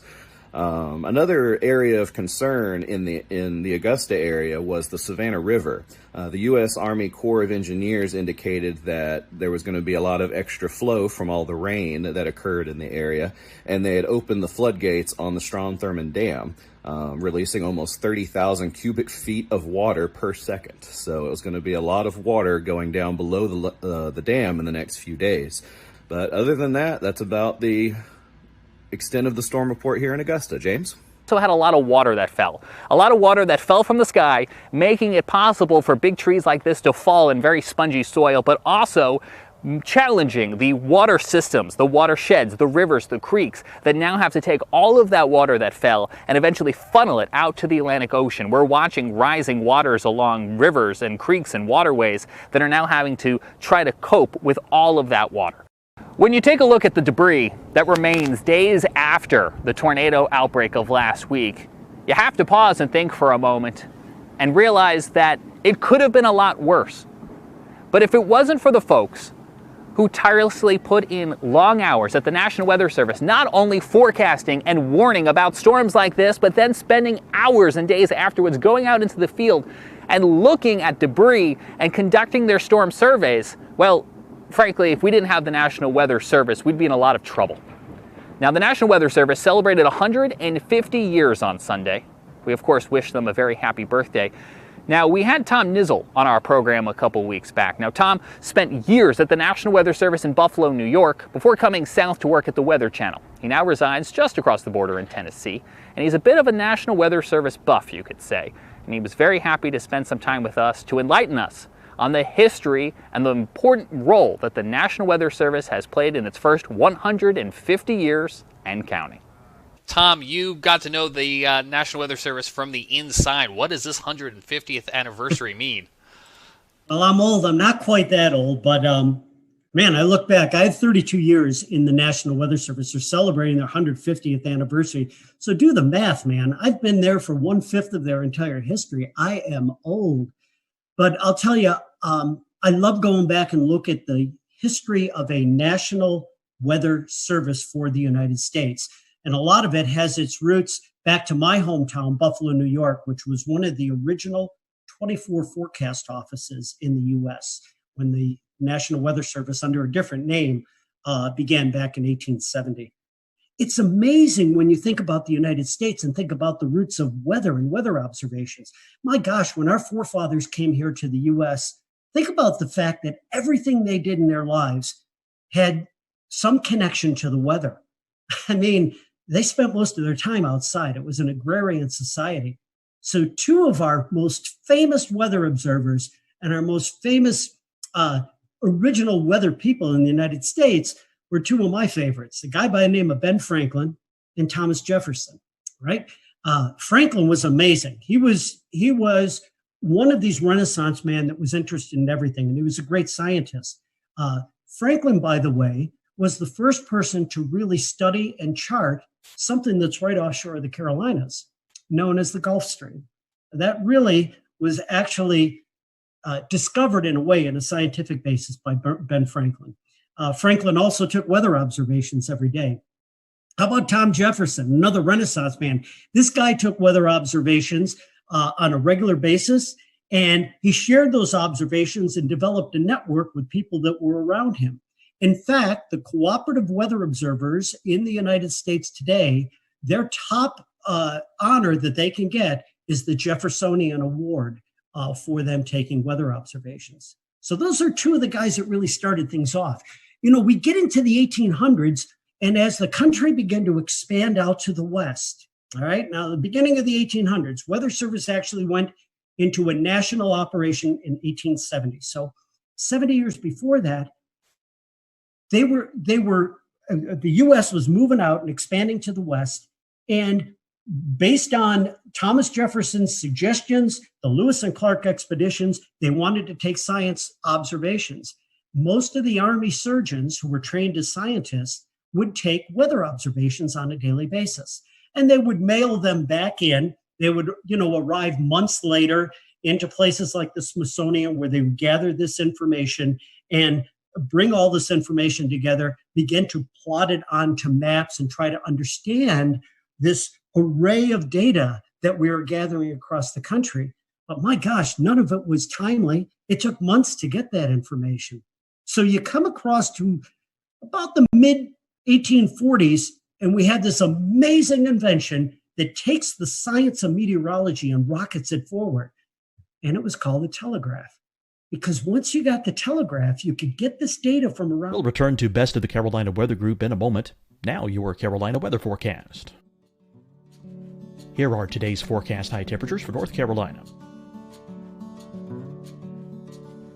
Here are the forecast lows for tonight for North Carolina. Here are tomorrow's forecast high temperatures. And here's forecast rainfall across North Carolina tomorrow. Here are the forecast highs for the day after tomorrow.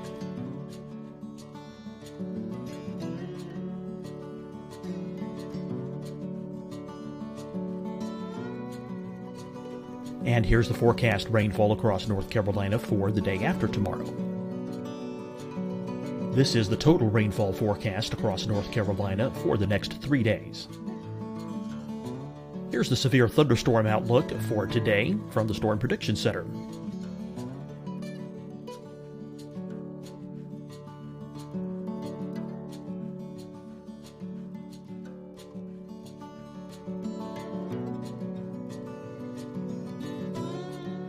Here are the forecast high temperatures for today for South Carolina. Here are the low temperatures for today for South Carolina. Here's the probability of precipitation forecast across South Carolina today. And here are the rain chances across South Carolina tonight. Here are tomorrow's forecast highs across South Carolina. Here are the forecast low temperatures for tomorrow for South Carolina. And here is the probability of precipitation across South Carolina tomorrow. Here's the precipitation chances across South Carolina tomorrow night. Here are the forecast highs for the day after tomorrow in South Carolina. Here are the forecast low temperatures across South Carolina for the day after tomorrow. And here are the rain chances across South Carolina for the day after tomorrow. And South Carolina's probability of precipitation for that night. Here's the Storm Prediction Center's severe thunderstorm outlook across South Carolina for today through tonight. Here's the Storm Prediction Center's severe thunderstorm outlook across South Carolina for tomorrow and tomorrow night. And here's the Storm Prediction Center's severe thunderstorm outlook across South Carolina for the day after tomorrow through that night.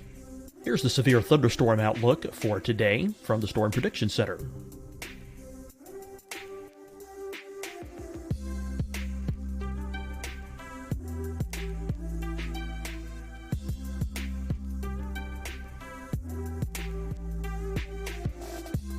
And now here's a live look at weather radar across the southeast. Hi everyone, I'm Dr. Mandy Cohen, Secretary of the North Carolina Department of Health and Human Services. And when you follow the 3 W's, you protect your family and your neighbors from COVID-19.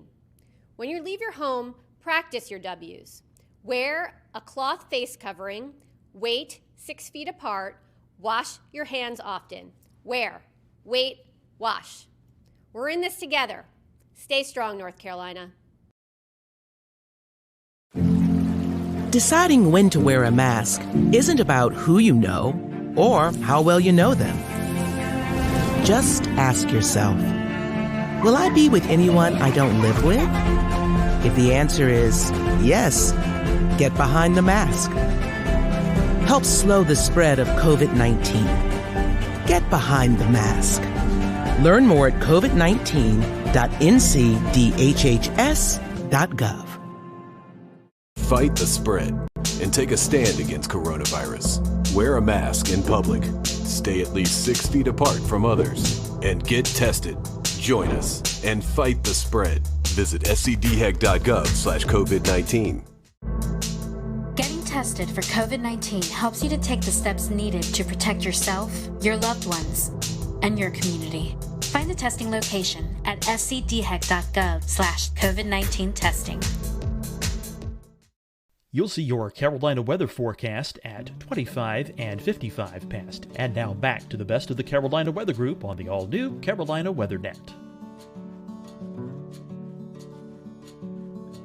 And in almost real time, you could get it to one central area where that data could be compiled.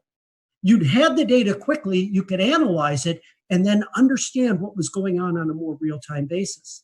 And this was all done at a place called the Smithsonian Institution.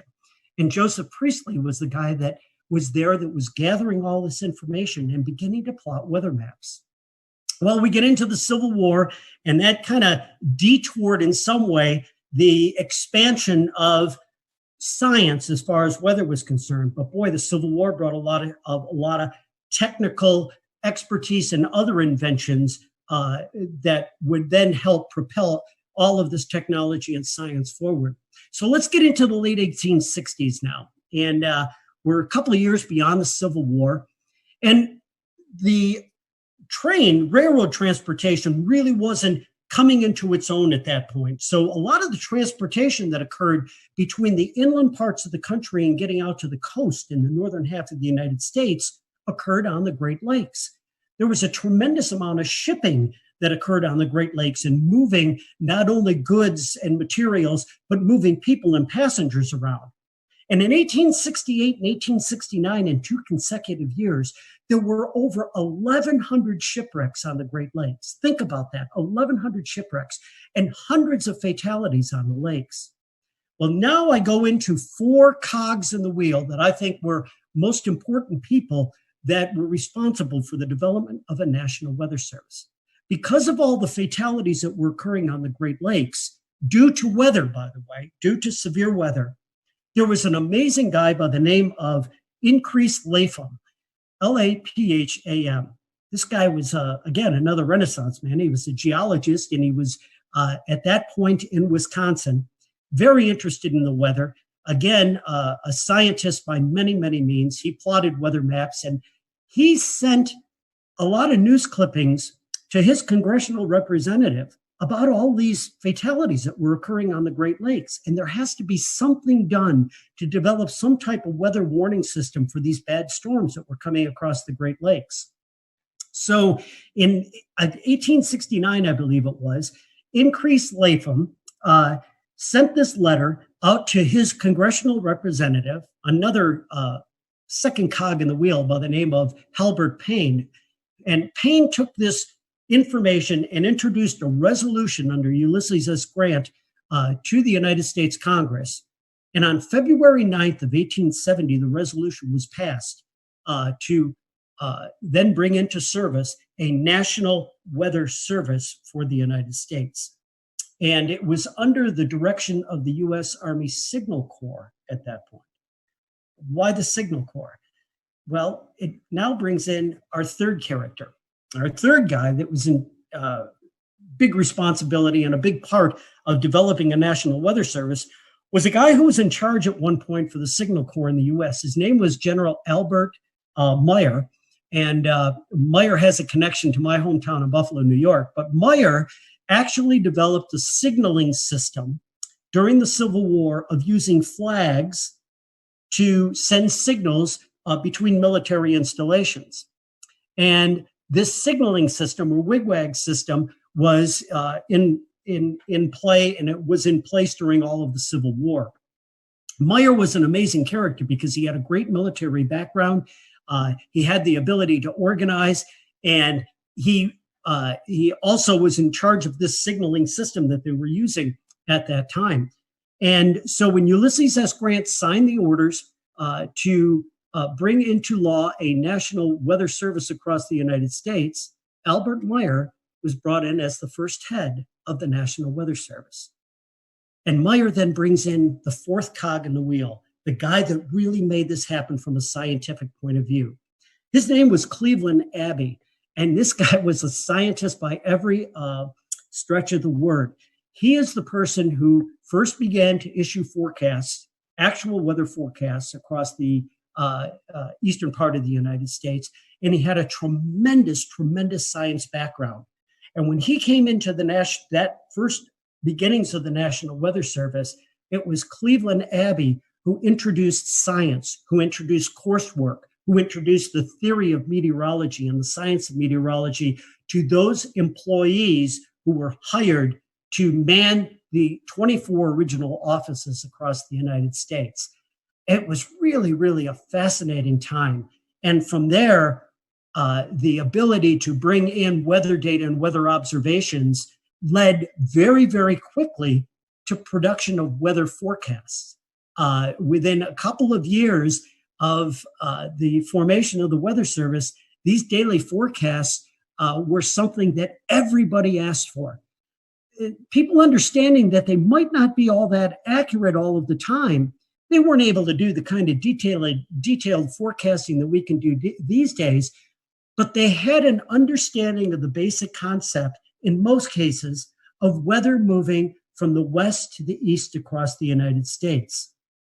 With the ability to plot these maps, the early forecasters were able to trace storms. And as storms were moving from Chicago to Detroit to Cleveland to Buffalo and out to New York City, these forecasters could time to some degree the occurrence of this bad weather that was coming in that direction. And as they would do that, they would put these signal flags outside of places like post offices and other places where the public would frequent within these towns and cities.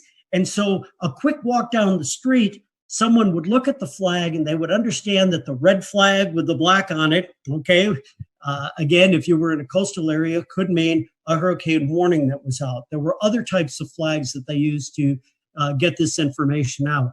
But it was amazing how quickly the science grew and how quickly the Weather Service expanded as we went through that time frame right after the Civil War. Tom, if you think back to what they started with and what we have today, if you could imagine, what do you think they would make of all the tools we have today? Well, it'd be like being on a different planet. I mean, you think about the fact that, yeah, they were getting weather observations, but there was no such thing as a satellite to monitor the weather from space, a radar to look at precipitation, even heaven forbid, a computer model, something that would actually foretell by using basic laws of mathematics what the weather would be like several days or maybe even into weeks in advance. It would be like a different world. And by the way, because I'm such a senior person at this point with a history of being in the National Weather Service, I came into the Weather Service at a time before computers were even introduced into weather forecast offices. At a time where there was something called a teletype machine, a machine where it actually typed out the weather observations onto this giant typewriter. And as weather forecasters, we would rip that information off of this machine and sit down and hand plot and draw weather maps. I got to do that when I was an intern in my first couple of years within the National Weather Service. And to go from that to what we have today is amazing. So I can't imagine what someone like Cleveland Abbey would be thinking if we were able to place them into a science office like we have within the National Weather Service today. This is a very specific reference, and I'm not sure how many of our listeners will know it, but if you've ever been in the New York metropolitan area, and Tom, you're obviously from the state, and you listen to 1010 Winds AM, they have that tick tick tick tick tick tick tick tick tick tick tick tick. That's what I'm imagining when you say teletype, just all of that constant automatic typing. So the RFK bridge getting up to the Bronx is also very slow, and because of that, leaving Manhattan. That brings back memories for me, because that was the background noise in the Weather Service. It was like the old newsroom where you heard that, and that was the teletypes rattling away. I'm going back to my history. Only 35, 40 years ago in the National Weather Service, when I first came online, that's when we were first beginning to get satellite pictures, we'll call them, into the National Weather Service office. Now, we get satellite data today at minute intervals. It comes in on the computer. We run these huge loops at any resolution in any part of the globe on a regular basis. Everybody can do that online these days. In the weather office back then, we would get one image that would come in every hour. And if you wanted to do an animation of what was going on, all those images were placed on a clipboard. And you literally would take your fingers and take the pictures and let them go. And you could see the clouds moving across the eastern part of the United States. That was our animation back then. And that was after a tremendous increase in science and technology. It's fascinating because, as we all know, wars are terrible. War is hell. But wars also bring out tremendous advances in technology. And, World War II pilots, they were responsible for discovering the jet stream. As we got into World War II and immediately after, we developed the first large-scale upper air network across the United States with the launching of radiosonde balloons twice a day to get that information from the upper atmosphere, because weather occurs on 3 dimensions, right, throughout that depth of the atmosphere.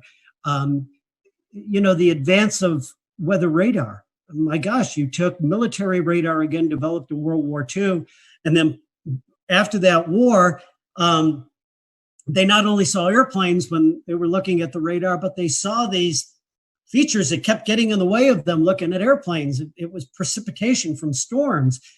And, we turned that into the ability to monitor weather systems and then get into the tremendous science of severe weather and understanding tornado genesis and tropical storm formation from all of that technology. So it's just been amazing to watch the history. And it all began back there in 1870 when there was concern for the loss of life on the Great Lakes and of course, along the coastal areas from shipping as well. Tommy, you're talking about the advances in technology. One thing that kind of comes to mind is the advances in the warning process. Trying to explain to the younger generations that we didn't have things like cell phones, right? Just a generation or two ago, with these text messages and alerts that came across at any time of the day or night, the ability to communicate that information has saved countless lives and will continue to do so. And the ability now to be able to put out 911 messages to a huge area, an entire community, to get that information out, has been married with the technology that allows us to be more confident to get those warnings out by being able to use something like a Doppler radar to understand what we should be warning on and what we should not be warning on. Because in the early years of issuing severe weather warnings in particular, but certainly all types of warnings, much of the public was very frustrated with the fact that the weather forecaster may, for lack of a better term, cry wolf a lot of times and send these warnings and watches out and not be able to verify them because we just didn't have the technology to do that. But we've got that technology now. And to be able to then marry that to the ability for people to get warnings anywhere at any time, day or night, it has just gone a tremendous way to save lives across this nation. Talking about communication, and then I'll toss it off to someone else. One of the biggest tools that I think we all in this chat utilize is NWS chat, and the ability for the forecasters and the weather office to communicate with TV, radio, storm spotters out in the field. I mean, just the instant communication that we have, I think, is pretty cool, and it's cool to see the advances in the National Weather Service with that. You know, that's a really important point. And what it's done also is it's changed the responsibilities and the type of work that goes on within the National Weather Service offices. A decade, now I should say more than that, a generation ago, the main job of the National Weather Service forecaster, the meteorologist, was to issue the forecast. And now we have many, many tools that allow that process to be very, very fast, very efficient, and very smooth. But what the forecasters do now, where they really, really make a difference, is what we refer to as decision support or decision support services. That ability to get that information and get it out and let our special customers know exactly what is happening, when it is happening, contacting emergency managers and working with the emergency management community to have their resources ready to go, to be ready to respond when the weather is coming through. And also, you mentioned this tool that is used on computers called NWS Chat. It's the ability for the forecast office to chat or to talk or message to many of its users, its media, its emergency management system, those types of individuals, to get the most reliable and timely information back and forth from those communities and sending out their thoughts from the National Weather Service offices. I found it fascinating when I worked at the Weather Channel that we, within a matter, and I mean this, within a matter of less than a minute in many instances, a damage report, say somebody had a half-inch hail that came down in their neighborhood outside of Charleston, South Carolina. And they sent a report in on their phone to the National Weather Service saying, we got hail here. Within a matter of a minute or so, the Weather Service gets the report, pops it into a computer that goes into this system.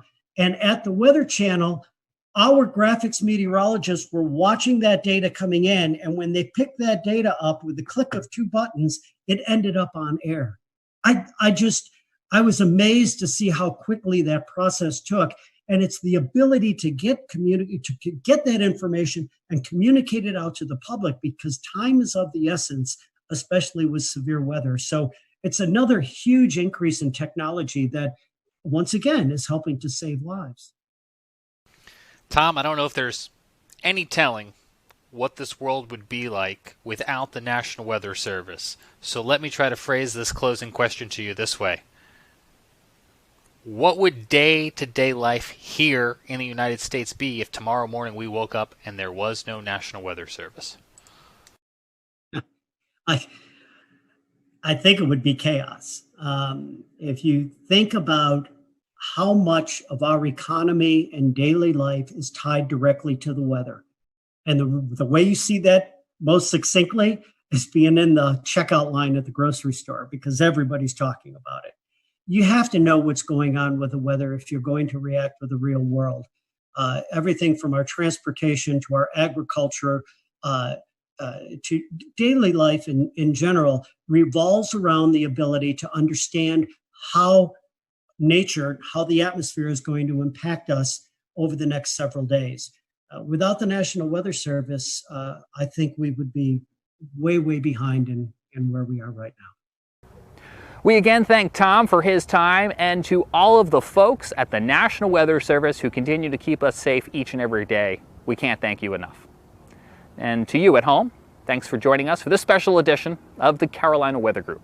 For all of us, I'm James Brierton in Matthews, North Carolina. We'll see you again real soon.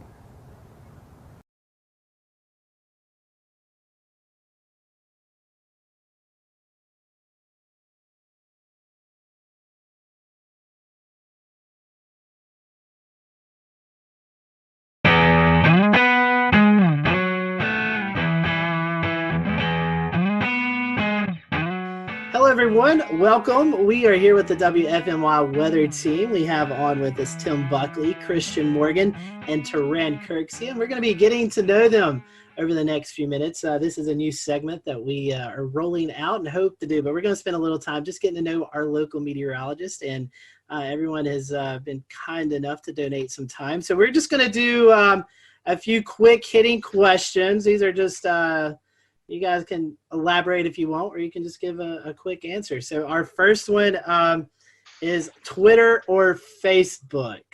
Which do you prefer more, Twitter or Facebook? I'll start with Tim. Twitter, as long as it's not bad Twitter. But I like weather Twitter. Okay. Christian? Definitely Twitter. Facebook has the ability to take something you posted 3 days ago and highlight it 3 days later, which makes the information very much out of date. So I feel like Twitter, if you can't say it in 140 characters, then you're saying too much. All right, here's one. I don't know if you guys have dabbled in these as much. TikTok or Snapchat?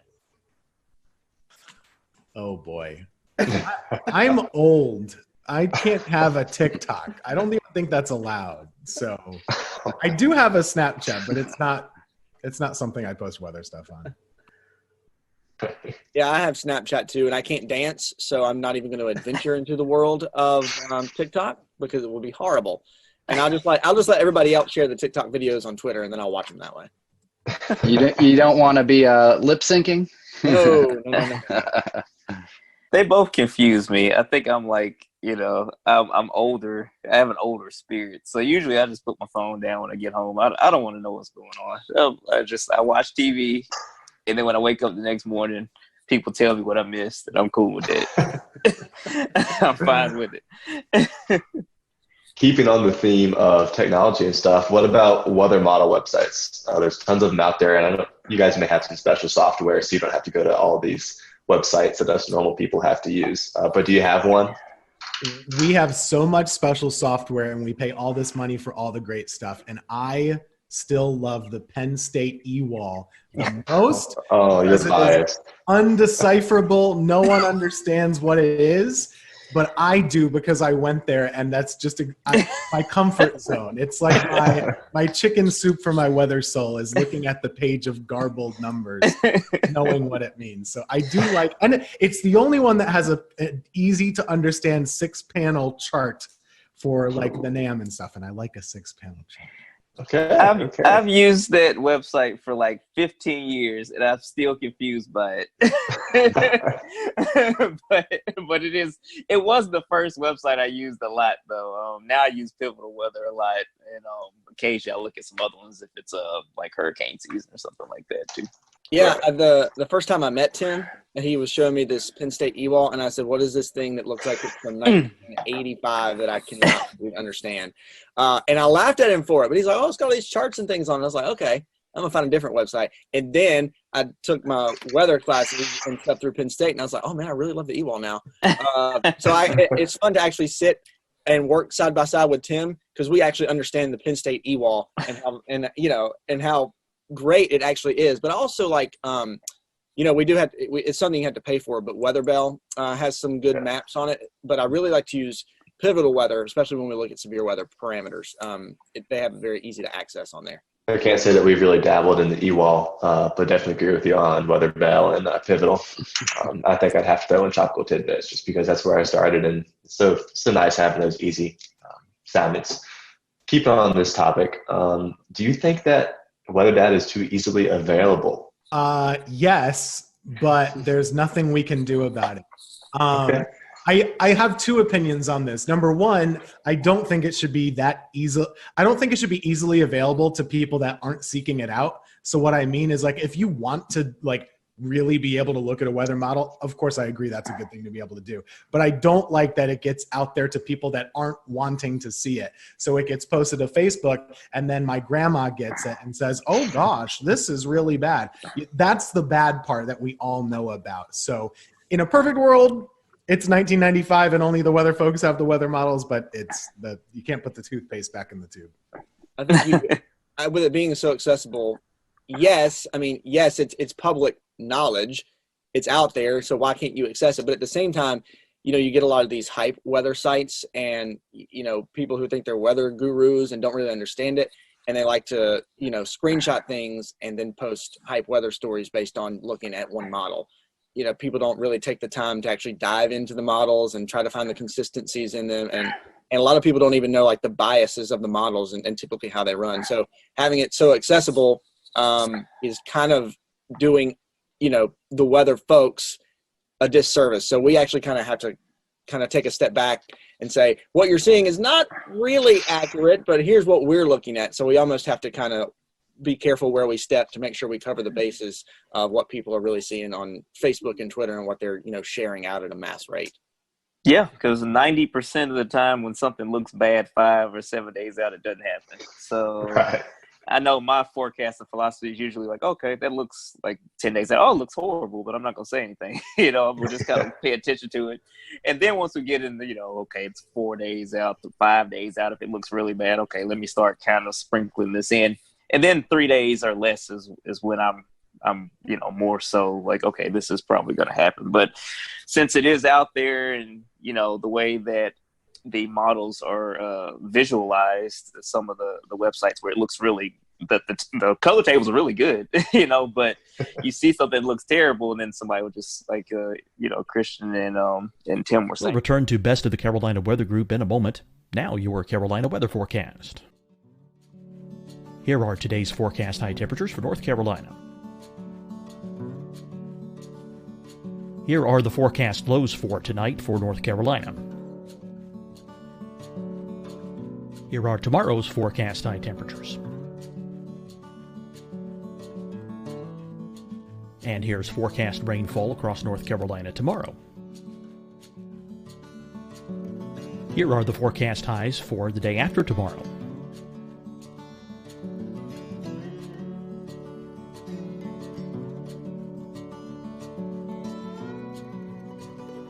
And here's the forecast rainfall across North Carolina for the day after tomorrow.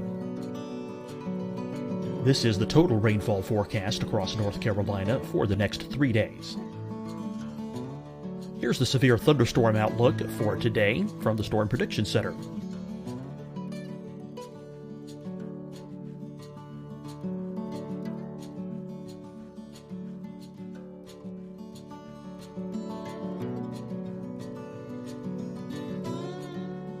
Here are the forecast high temperatures for today for South Carolina. Here are the low temperatures for today for South Carolina. Here's the probability of precipitation forecast across South Carolina today. And here are the rain chances across South Carolina tonight. Here are tomorrow's forecast highs across South Carolina. Here are the forecast low temperatures for tomorrow for South Carolina. And here is the probability of precipitation across South Carolina tomorrow. Here's the precipitation chances across South Carolina tomorrow night.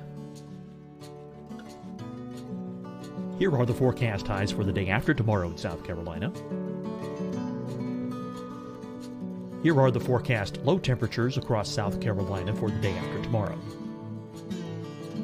And here are the rain chances across South Carolina for the day after tomorrow.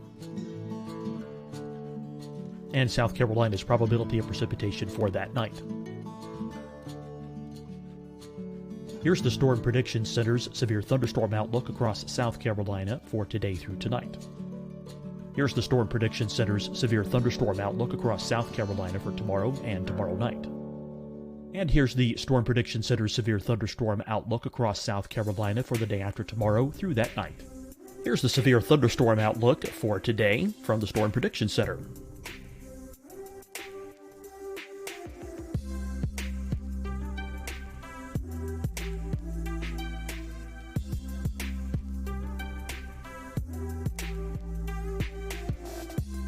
And now here's a live look at weather radar across the southeast.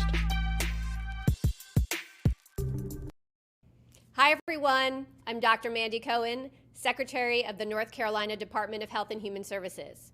And when you follow the 3 W's, you protect your family and your neighbors from COVID-19. When you leave your home, practice your W's. Wear a cloth face covering, wait 6 feet apart, wash your hands often. Wear, wait, wash. We're in this together. Stay strong, North Carolina. Deciding when to wear a mask isn't about who you know or how well you know them. Just ask yourself, will I be with anyone I don't live with? If the answer is yes, get behind the mask. Help slow the spread of COVID-19. Get behind the mask. Learn more at covid19.ncdhhs.gov. Fight the spread and take a stand against coronavirus. Wear a mask in public. Stay at least 6 feet apart from others. And get tested. Join us and fight the spread. Visit scdhec.gov/COVID-19.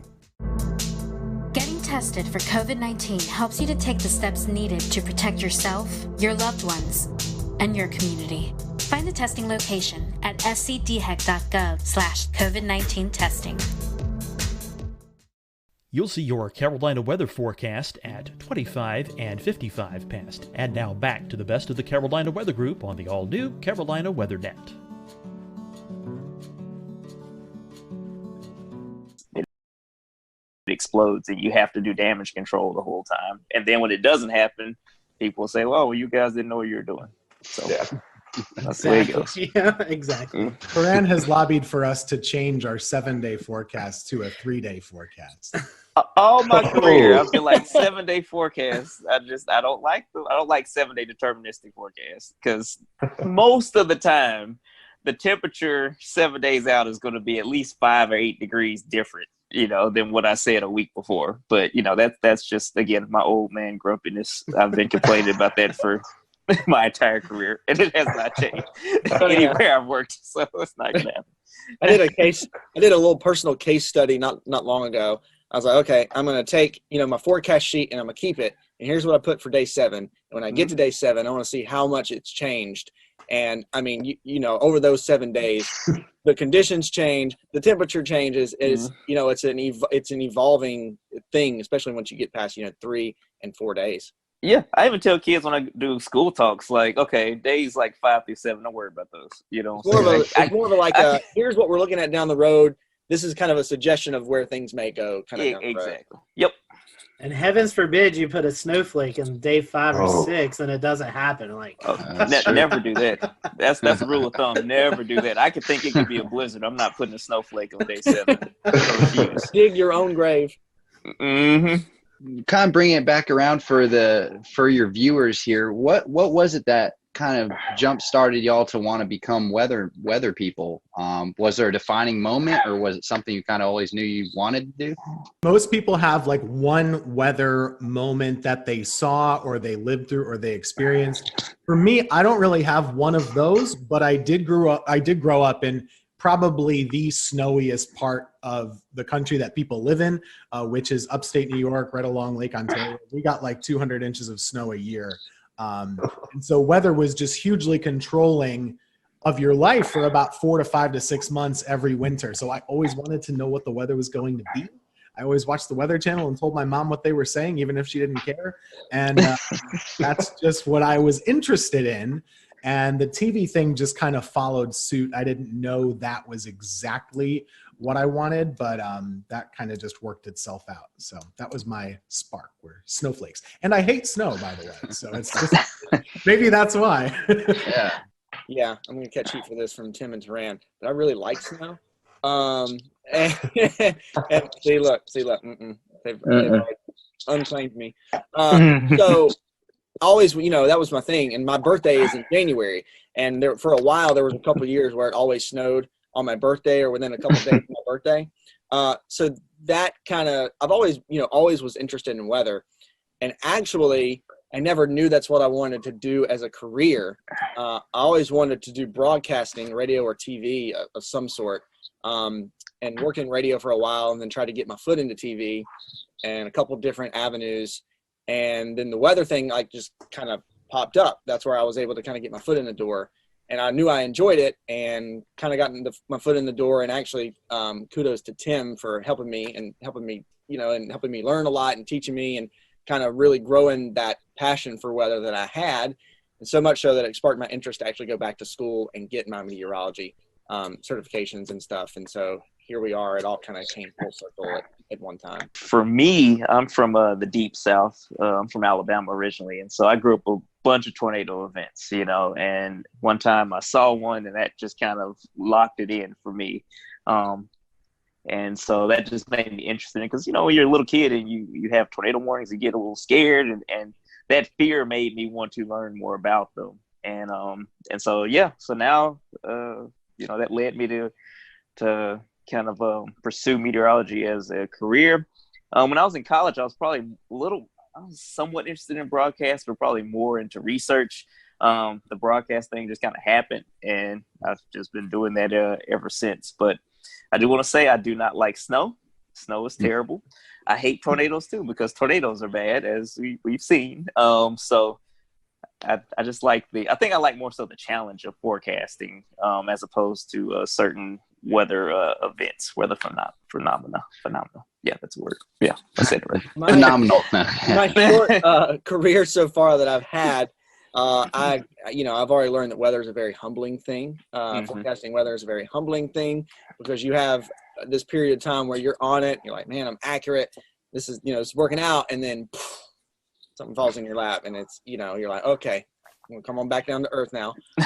But yeah, so the challenge is fun. And also, weather is one of those things, like, you think about it now, we've got everything going on with the coronavirus, but weather doesn't stop. Like, it's something that never changes, and it's something that's always happening, no matter what's going on. And people always, no matter what they're doing, whether they're staying at home, or whether this is a normal period in time where people are going to work and kind of coming and going as they please, weather affects everybody in some way, shape, or form. And to be able to, be one of the folks who's actually looking at that and helping you kind of plan your day, providing that service for you, I think is something that internally, and in my mind, I really, really enjoy. I have a running joke with Turan. I guess you've been here about 3 years or so, man, like that. Mm-hmm. And when he was on his interview, he was asking, what's the weather really like in the Carolinas? And, he's been in Oklahoma and Mississippi. And I say, you know what, man, we don't get that much severe weather. Every now and then we get a tornado. Every now and then we get some hurricanes, but they're mainly at the coast, and we're in the Piedmont. And every once a year or so we get some snow, and sometimes it's big, but it's not much. And then weather just happened all the time, and we had lots of tornadoes. We had a Greensboro tornado. We had all these hurricanes that came right into the Piedmont, all this crazy snow. So it's Turan's fault. So it is. Is it following you, Turan? Clearly, it must be. I'm sorry. I apologize to everyone. So now I'm connecting the dots, because first we blamed it on Grant Gilmore when he left. And so now it's actually Tim's fault, because he said we don't really get, and ever since then all heck's broken. Jinxed us. Yeah. That's right. Everything was quiet when Grant was here. When he left, it just went crazy. Note to self, no claims about North Carolina weather at all. A quick follow up there, Turan. The tornado that you saw, you were younger and you had a clear kind of visible of that.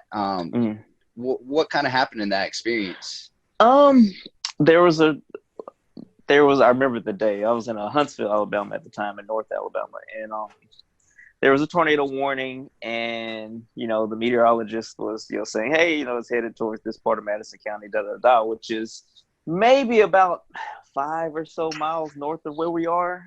Then the power kind of flickered or went out, and of course, we look outside. So you're not supposed to do that. And we were looking north, and you could barely see it, in the distance, but I could see it, and I was like, oh my gosh, that's wow. This is it.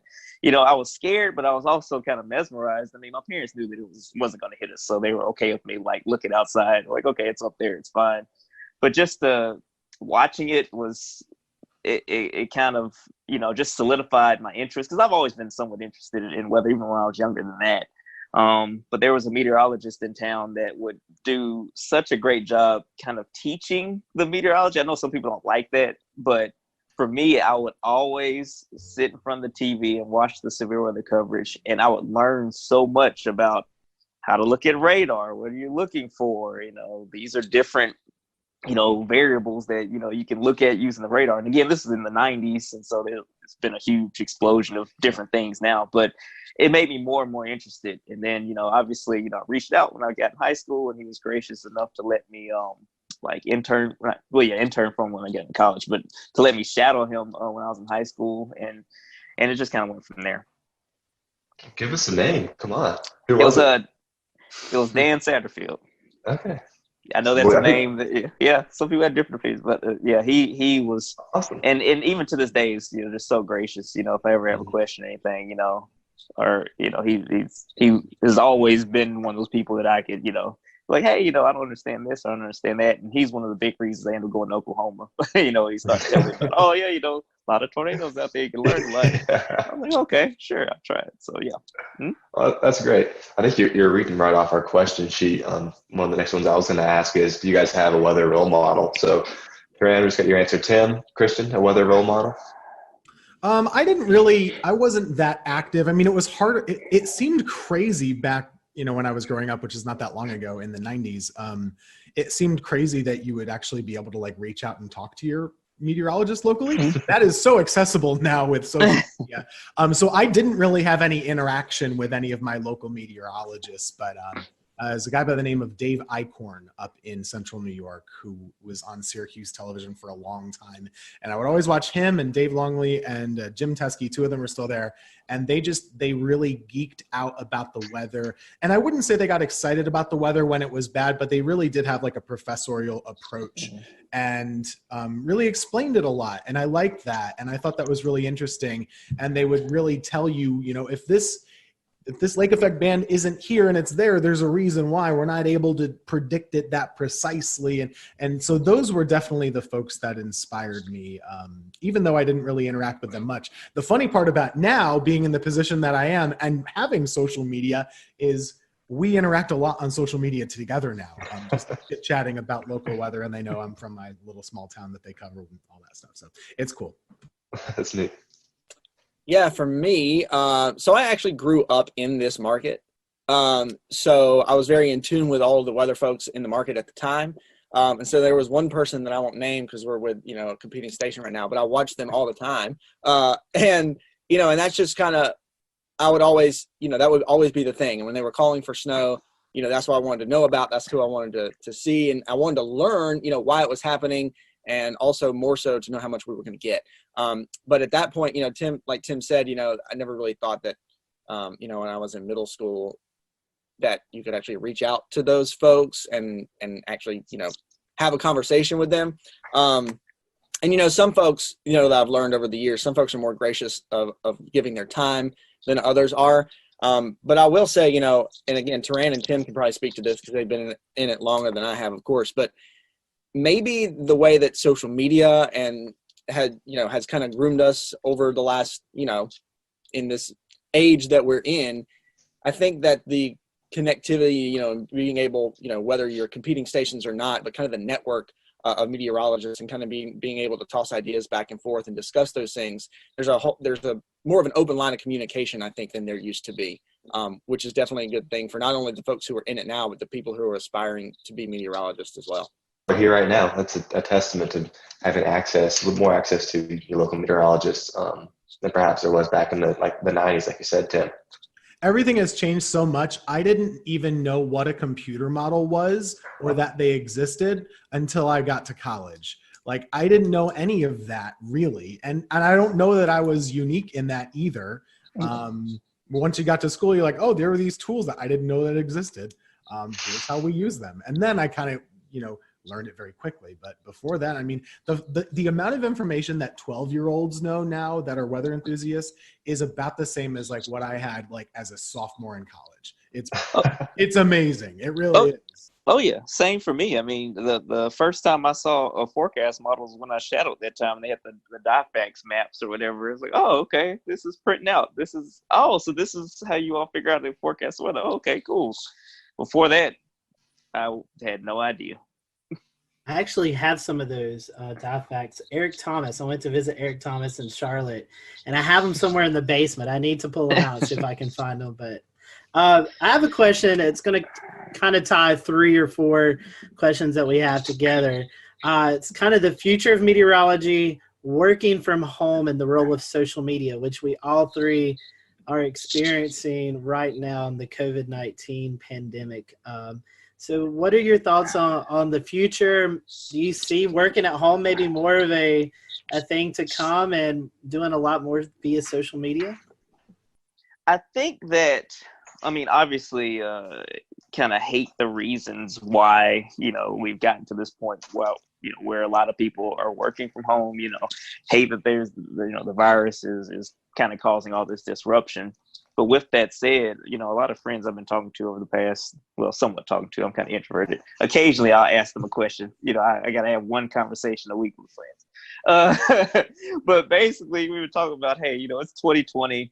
The idea of going into an office every day in many industries is antiquated. If you're in sales or something like that, why do you have to go into an office building when you could just make your calls from home, or you can go and drive to your different sales spots from home and work out of your home office and maybe go to the office once a week.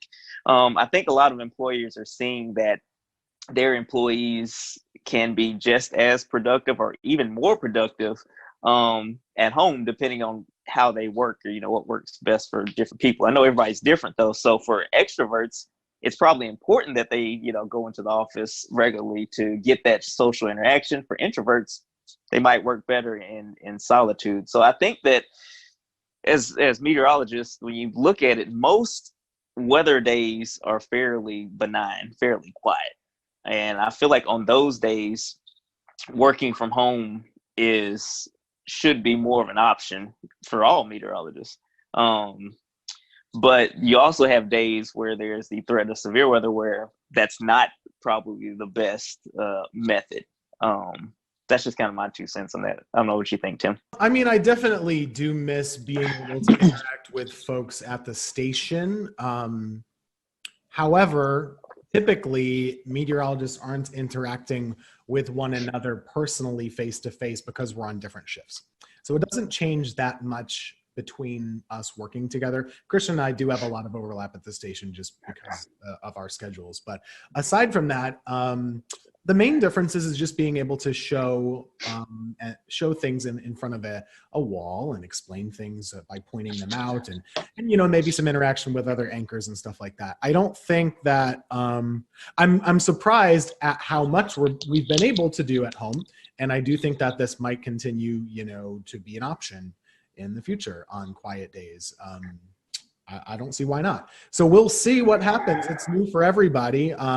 So what we did learn this past week, though, and whenever this is aired, we had a tornado situation back on this past Monday. That is something that very much needs to be at the station. Mm-hmm. And just the reason for that is, we don't have backup power at home. Mm-hmm. The building does, and we can explain it. And I think there's a comfort to folks at home who are able to actually see us at work. On top of it, we got it covered. Don't worry. Agreed.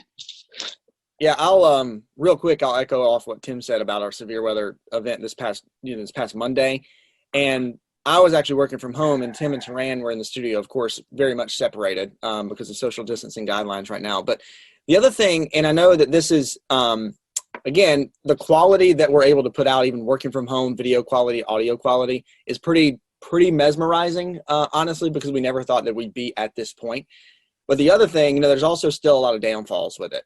And one of those being the fact that when you remote into whatever weather software you have, there's going to be some sort of latency at whatever rate, which does, I noticed this working from home on Monday. When you have that, it does make storm tracking, especially in like a severe weather event, it makes it more difficult because, you're trying to move the map around, and because of the latency you may have in some, like if you're remoting into a computer, well, you might have moved past it too much, and then you got to kind of scoot it back a little bit. There's just so many extra steps, and even extra seconds can be crucial in a severe weather event.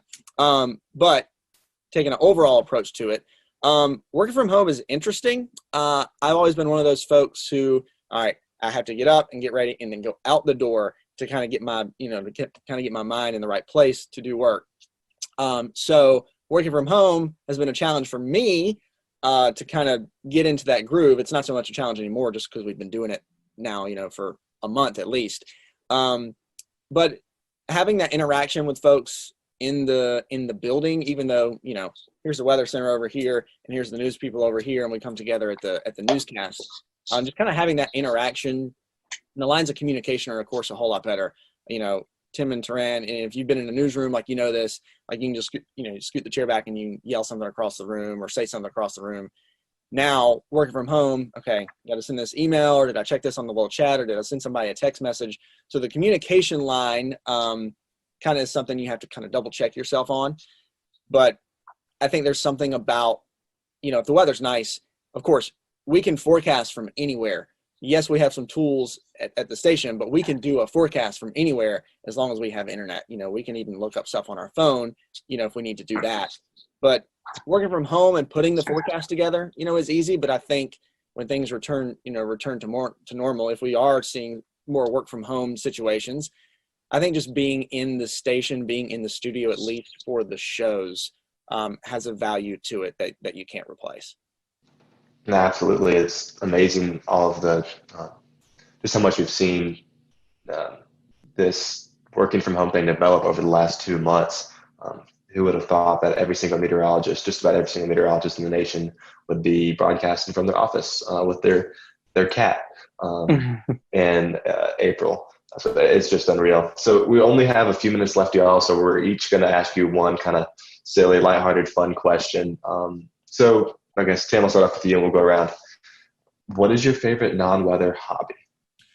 Favorite non-weather hobby? Getting outside and hiking and taking pictures. That's it. Great choice. And I know it's supposed to be fast, but I got this hobby, I think, by a product of working weather. And the reason is when I moved to Greensboro, I was working weekends. My days off were Wednesday and Thursday. No one in the world, let alone in our building, has days off on Wednesday, Thursday. So I had nothing to do. So I got in my car and I would drive to pretty places like Hanging Rock or the Blue Ridge Parkway or something like that. I would drive a long way and get to know the area. And then I got to know hiking. And at the time, I was just taking pictures on my iPhone. And then I kind of, started getting a better camera. I don't take as good pictures as Dan, but I try. He's my inspiration for good photos as well. So that's my hobby. Christian, Taran? Music for me. I'm a drummer in a 10-piece party and dance band that plays across the Southeast quite a bit. So music is my outlet. And then I love being outdoors. So even though I'm not that great at it, I love going golfing. And that's the nice thing from working from home. Like, even on these days, if I don't go in until the afternoon, the days working from home, I can just, walk out or go to the golf course and walk a couple holes and kind of get my fresh air for the day. And so, yeah, but music is my main hobby. Golf would be the second one. I like to spend time outside as well. Just kind of sitting outside is always nice. And I like the barbecue, which is a verb and a noun. Okay. It's a verb and a noun. Contrary to popular belief. Read the dictionary, it's a verb and noun.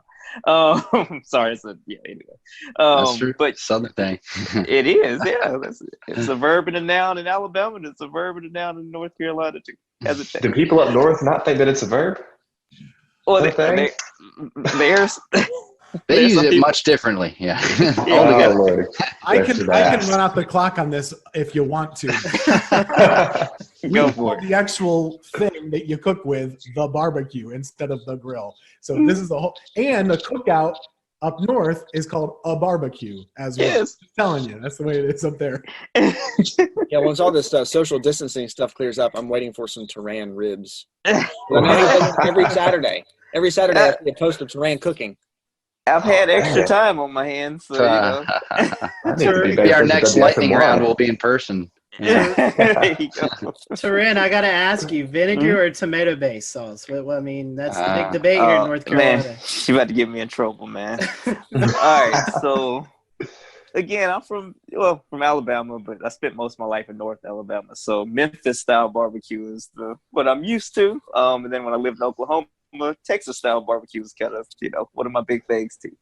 I like more tomato-based Oh no. barbecue sauce. Like you have to put, for me, I do put like, some apple cider vinegar as I'm cooking it, but I don't just like douse it in it. Like I just want a little bit of tang and then more sweetness. That's just what I prefer.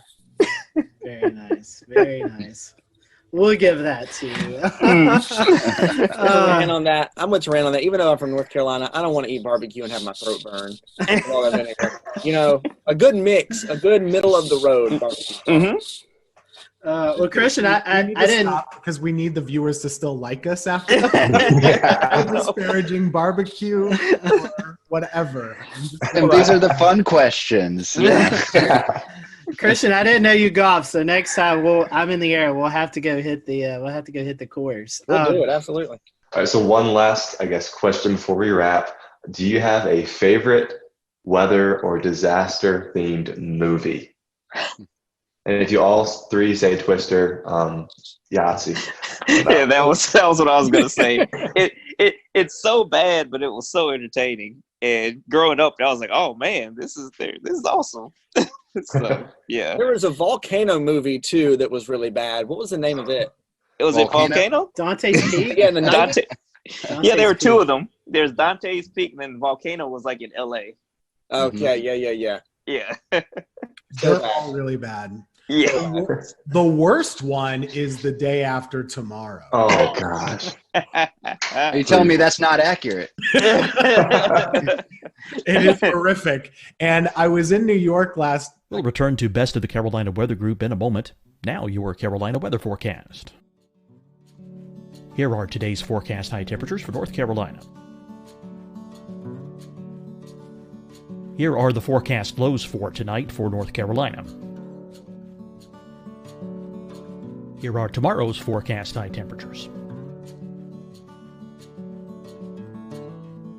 And here's forecast rainfall across North Carolina tomorrow. Here are the forecast highs for the day after tomorrow.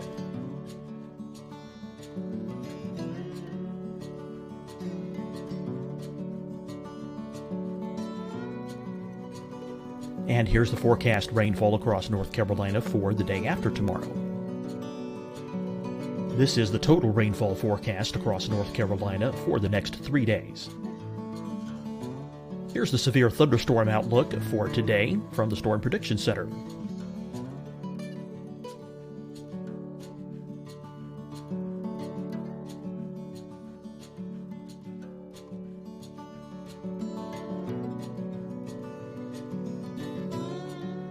Here are the forecast high temperatures for today for South Carolina. Here are the low temperatures for today for South Carolina. Here's the probability of precipitation forecast across South Carolina today. And here are the rain chances across South Carolina tonight. Here are tomorrow's forecast highs across South Carolina. Here are the forecast low temperatures for tomorrow for South Carolina. And here is the probability of precipitation across South Carolina tomorrow. Here's the precipitation chances across South Carolina tomorrow night. Here are the forecast highs for the day after tomorrow in South Carolina. Here are the forecast low temperatures across South Carolina for the day after tomorrow. And here are the rain chances across South Carolina for the day after tomorrow. And South Carolina's probability of precipitation for that night. Here's the Storm Prediction Center's severe thunderstorm outlook across South Carolina for today through tonight. Here's the Storm Prediction Center's severe thunderstorm outlook across South Carolina for tomorrow and tomorrow night. And here's the Storm Prediction Center's severe thunderstorm outlook across South Carolina for the day after tomorrow through that night. Here's the severe thunderstorm outlook for today from the Storm Prediction Center.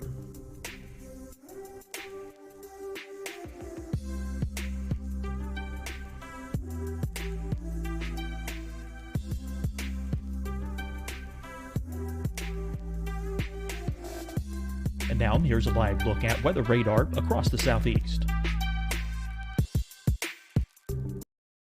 Hi, everyone. I'm Dr. Mandy Cohen, Secretary of the North Carolina Department of Health and Human Services.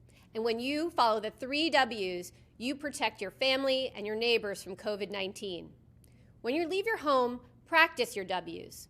Wear a cloth face covering, wait 6 feet apart, wash your hands often. Wear, wait, wash. We're in this together. Stay strong, North Carolina. Deciding when to wear a mask isn't about who you know or how well you know them. Just ask yourself, will I be with anyone I don't live with?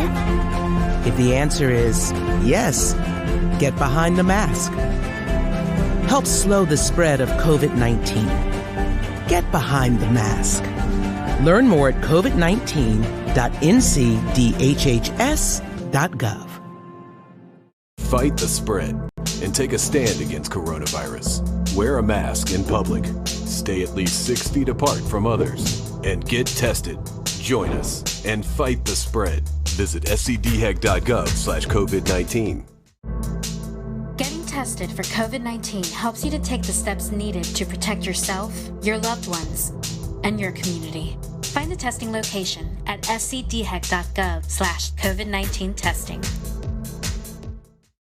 You'll see your Carolina weather forecast at 25 and 55 past. And now back to the best of the Carolina Weather Group on the all-new Carolina Weather Net. York Public Library, which is a great free place to go. You should go sometime and check it out. It's beautiful. I took a picture in there and said, oh, it's a great place to visit. And everybody posted, this is where they filmed Day After Tomorrow. Jake Gyllenhaal is all over these places. I was like, oh no, I'm reliving this horrible movie. Oh, well, guys, I have one question. I know you're talking about places to visit. We want to give a little love to the Triad areas. So what's your favorite place to visit? If you have visitors coming to the Greensboro, High Point, Winston-Salem area, where is your favorite place to go visit? Where would you recommend to people? Could I guess, vote for Hanging Rock, or is that too far away? I really like. That's great. I really like the parks. Hanging Rock is amazing, and I love just hiking up and stuff. And that's probably one of the cooler, public parks I've been to in the state. Pilot Mountain's a great hike too. It's in the Triad, and it's probably, if we're talking Triad specific, that's probably my favorite. But if somebody's visiting the Triad, a couple, it's a quick shot up to the mountains and the Blue Ridge Parkway too. So we have a lot in our backyard. That's the nice thing about being in the Triad. We got a lot of great places here, but also a quick drive in a car, and you can take a quick day trip, whether beach, mountains, whatever it is. All those places are great. I will be like the ambassador. If you guys have any questions about where to eat, where to drink, where to go, outside, there are so many good parks here, seriously. And just having lived in multiple states and multiple places, most places don't have as many parks as we do and as many good parks as we do. And I really appreciate the dedication to saving outdoor spaces. City of Greensboro, every lake, there's a trail around it at all points. That's crazy. And there's really great opportunity to get outside, and we don't have traffic, and we have good food, good stuff. So come on down whenever you're allowed to, and we'll give you a good recommendation. I'm sold, Tim. Dan likes it here. Okay, good. We certainly appreciate your time today. We talked about social media, so I'd feel bad if I didn't say, hey, give your guys a plug. How can they follow you guys on social media? Sure. Twitter or Facebook. Of course, mine is Tim Buckley WX. Just search Tim Buckley Meteorologist on Facebook. You can find me there. Instagram too, but I don't post much weather there. And mine is just TK Weather, like weather spelled out. So TK and then weather spelled out on, the internet. So I'm on there. On the Google machine, just Google it. Just Google it. Yeah, Twitter, Facebook, Instagram for me too. C Morgan WX on Twitter, and then you can just search Christian Morgan WFMY on Facebook, and then C Morgan WX on Instagram as well. Awesome. Well, we appreciate your time. Thank you guys for watching. Hope you enjoyed it. We'll do another one of these soon. Thanks, guys. Yeah, thanks, y'all.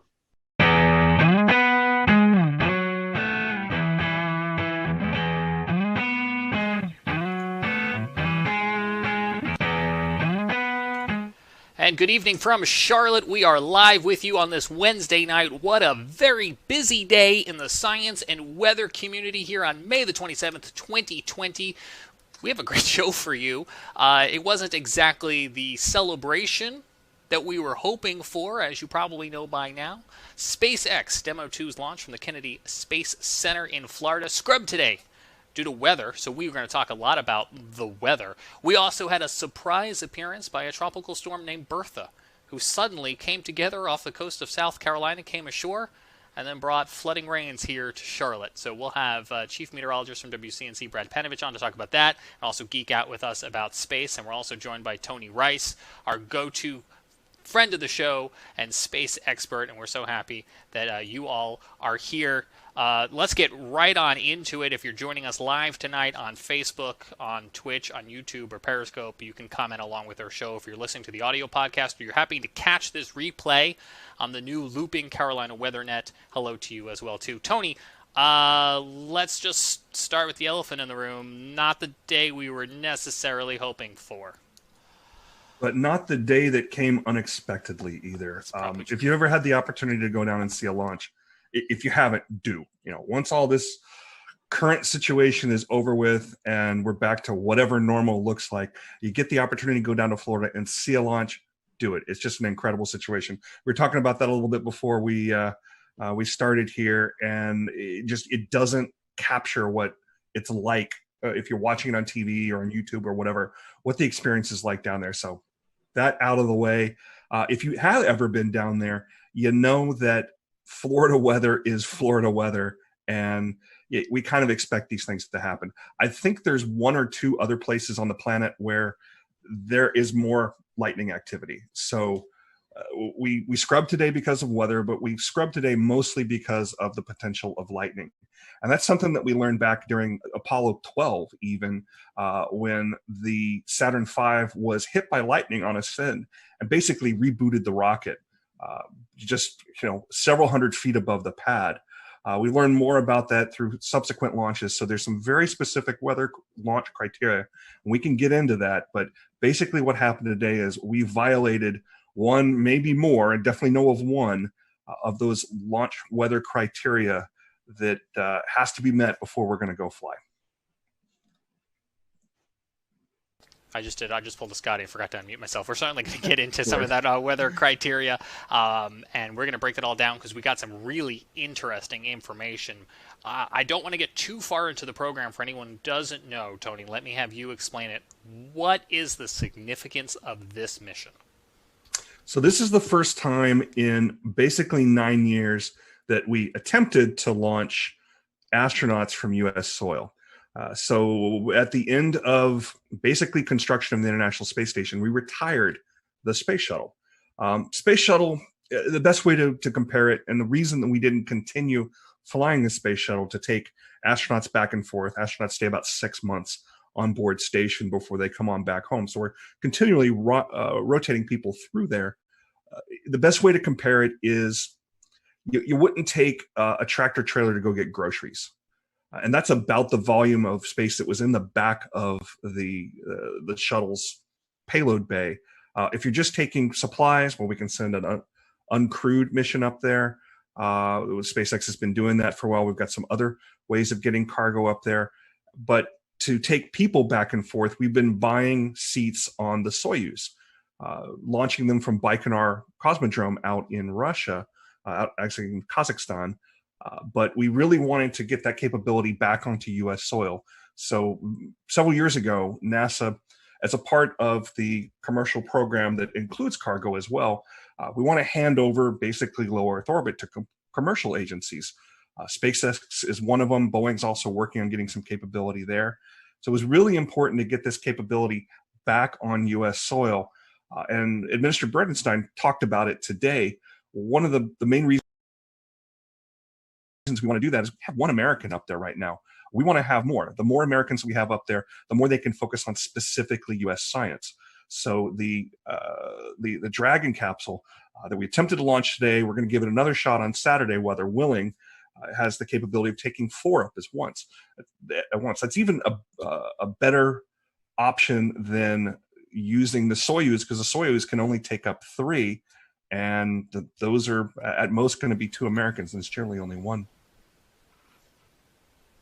The Soyuz as well, and I don't know if others feel this way, but when I watch it, I feel like it's something straight out of a James Bond Soviet Union era technology, and that is like the complete opposite of what SpaceX has developed here, because they not only did hopefully a very efficient rocket based on what we've seen with the uncrewed missions, but also, and Brad, you were touching on this before the show, there's a little bit of style that they incorporated into not only the spacecraft but also the suits we're seeing here. Yeah, they're very interesting. I love the helmets. The rest of it, I don't know. It almost looks like some kind of weird like leisure suit, and then they've got like shrimping boots on or something. Those were actually designed by a Hollywood costume designer. Elon Musk went out and specifically got one of the costume designers that was working on Marvel films and said, you go sketch us up something. You tell us what these are supposed to look like. Then they handed it over to the geeks who actually made it work and made it functional so it can protect the astronauts when it needs to protect them. But yeah, the helmets are cool. Those cool helmets, I love. They do look pretty cool, don't they? I will say one thing about the Soyuz, though. If you've ever seen pictures of the outside of the space station, you can pick those Russian elements out really, really easy. They're bulbous. And the reason they're bulbous is because a sphere is a very strong thing and can hold pressure really well. But the thing about Soyuz and the thing about those older rockets and those older capsules is the thing that you really want to have underneath of you and around you when you're in space is something that is well tested. And those rockets have been around a long, long time and are very well worn and have had the bugs worked out of them. We had an incident a couple of years ago where one of the solid rocket motors that come off during ascent bumped into the capsule, and they ended up having to going into an abort mode that they hadn't done in I don't know for how long. But previous to that, we really hadn't had any incidents with the Soyuz. The Soyuz is old-fashioned, and it doesn't look that great. It certainly isn't as sexy as what SpaceX is doing out there with their nice, clean cockpit and reverse lighting. Much like you have over your shoulder there, Brad. You've got some style there as well. But it's very functional and it's very reliable.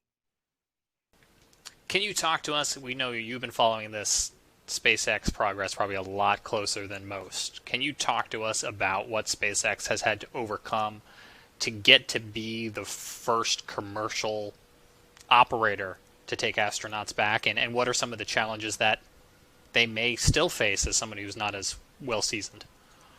Yeah, well, they're still going to have to face some challenges there, simply because you got to have the first flight sometime. And it's kind of a first flight and it kind of isn't. It's on a well-proven rocket. The Falcon 9 has a pretty good safety record. We've only lost a couple of them. But what they really have going for them is iterations. They've flown these things over and over and over. So they had an opportunity to perfect it. Does that mean that it's perfect? Certainly not. But it is sufficient to the point where not only SpaceX is comfortable with it, but if you listen to the NASA administrator and the folks that are involved in these kind of decisions, particularly during flight readiness reviews that have been going on for the last couple of weeks, they're confident. They have enough confidence to put those 2 astronauts on top of them. So what they have ahead of them is they'll learn something on this flight. Hopefully it'll go off without a hitch on Saturday. Hopefully the weather will cooperate, but they're going to learn some things. There's going to be something that didn't go quite right. There'll be something that can be improved upon. When you listen to the call during the launch, one of the last people you hear from is a flight test director. And that may seem a little odd that, we got 2 people on top of this rocket and we're about to send it off into orbit and we're still testing. But this is absolutely a test. The name of this mission is Demo 2. It's a follow-on Demo 1. Demo 1 was pretty much what you're going to see on Saturday. but without the astronauts. Every one of these things is a test, and it's a way to gather more data and to improve on things. The setback that SpaceX had, I don't even remember how long ago, it was sometime last year or maybe even the year before that, where they lost one of the Crew Dragon capsules on the pad because of some of the hypergolic fuels that that are used on orbit. They're fuels that basically, if you put part A and part B together, you create an explosion. You point that explosion in the right direction, you got thrust. There was, I believe it was a leak that they basically lost that capsule. That capsule was all but pulverized. So that was a bit of a setback to them because they didn't get as much data as they would have hoped from something like that. You learn more from your failures than you do from your successes. So this is some of the most instrumented spacecraft ever. They're gathering tons and tons of data from it. So once we do get this launch off, they're going to be gathering lots of information and improving things. So Tony, what's the relationship between NASA and SpaceX? Who's kind of responsible for what? NASA is the customer. They put out the requirements, and SpaceX is the contractor fulfilling those requirements. It's kind of a similar relationship as the DoD would have with any of their contractors, if you're familiar with that world at all. That being said, though, there's a fair amount of oversight that NASA still has in this, particularly because of the human spaceflight aspect here. There are people on board this thing. There are former astronauts that are involved in all of those reviews. And somebody asked during one of the press conferences this week, who in NASA, if anybody, can raise their hand and say, no, something's not right, something's not safe. And the answer that was given by the administrator was anybody involved in the review panels. And SpaceX reiterated that they have a culture that they're trying to promote there, where anybody that's involved in building something can and should raise concerns as well.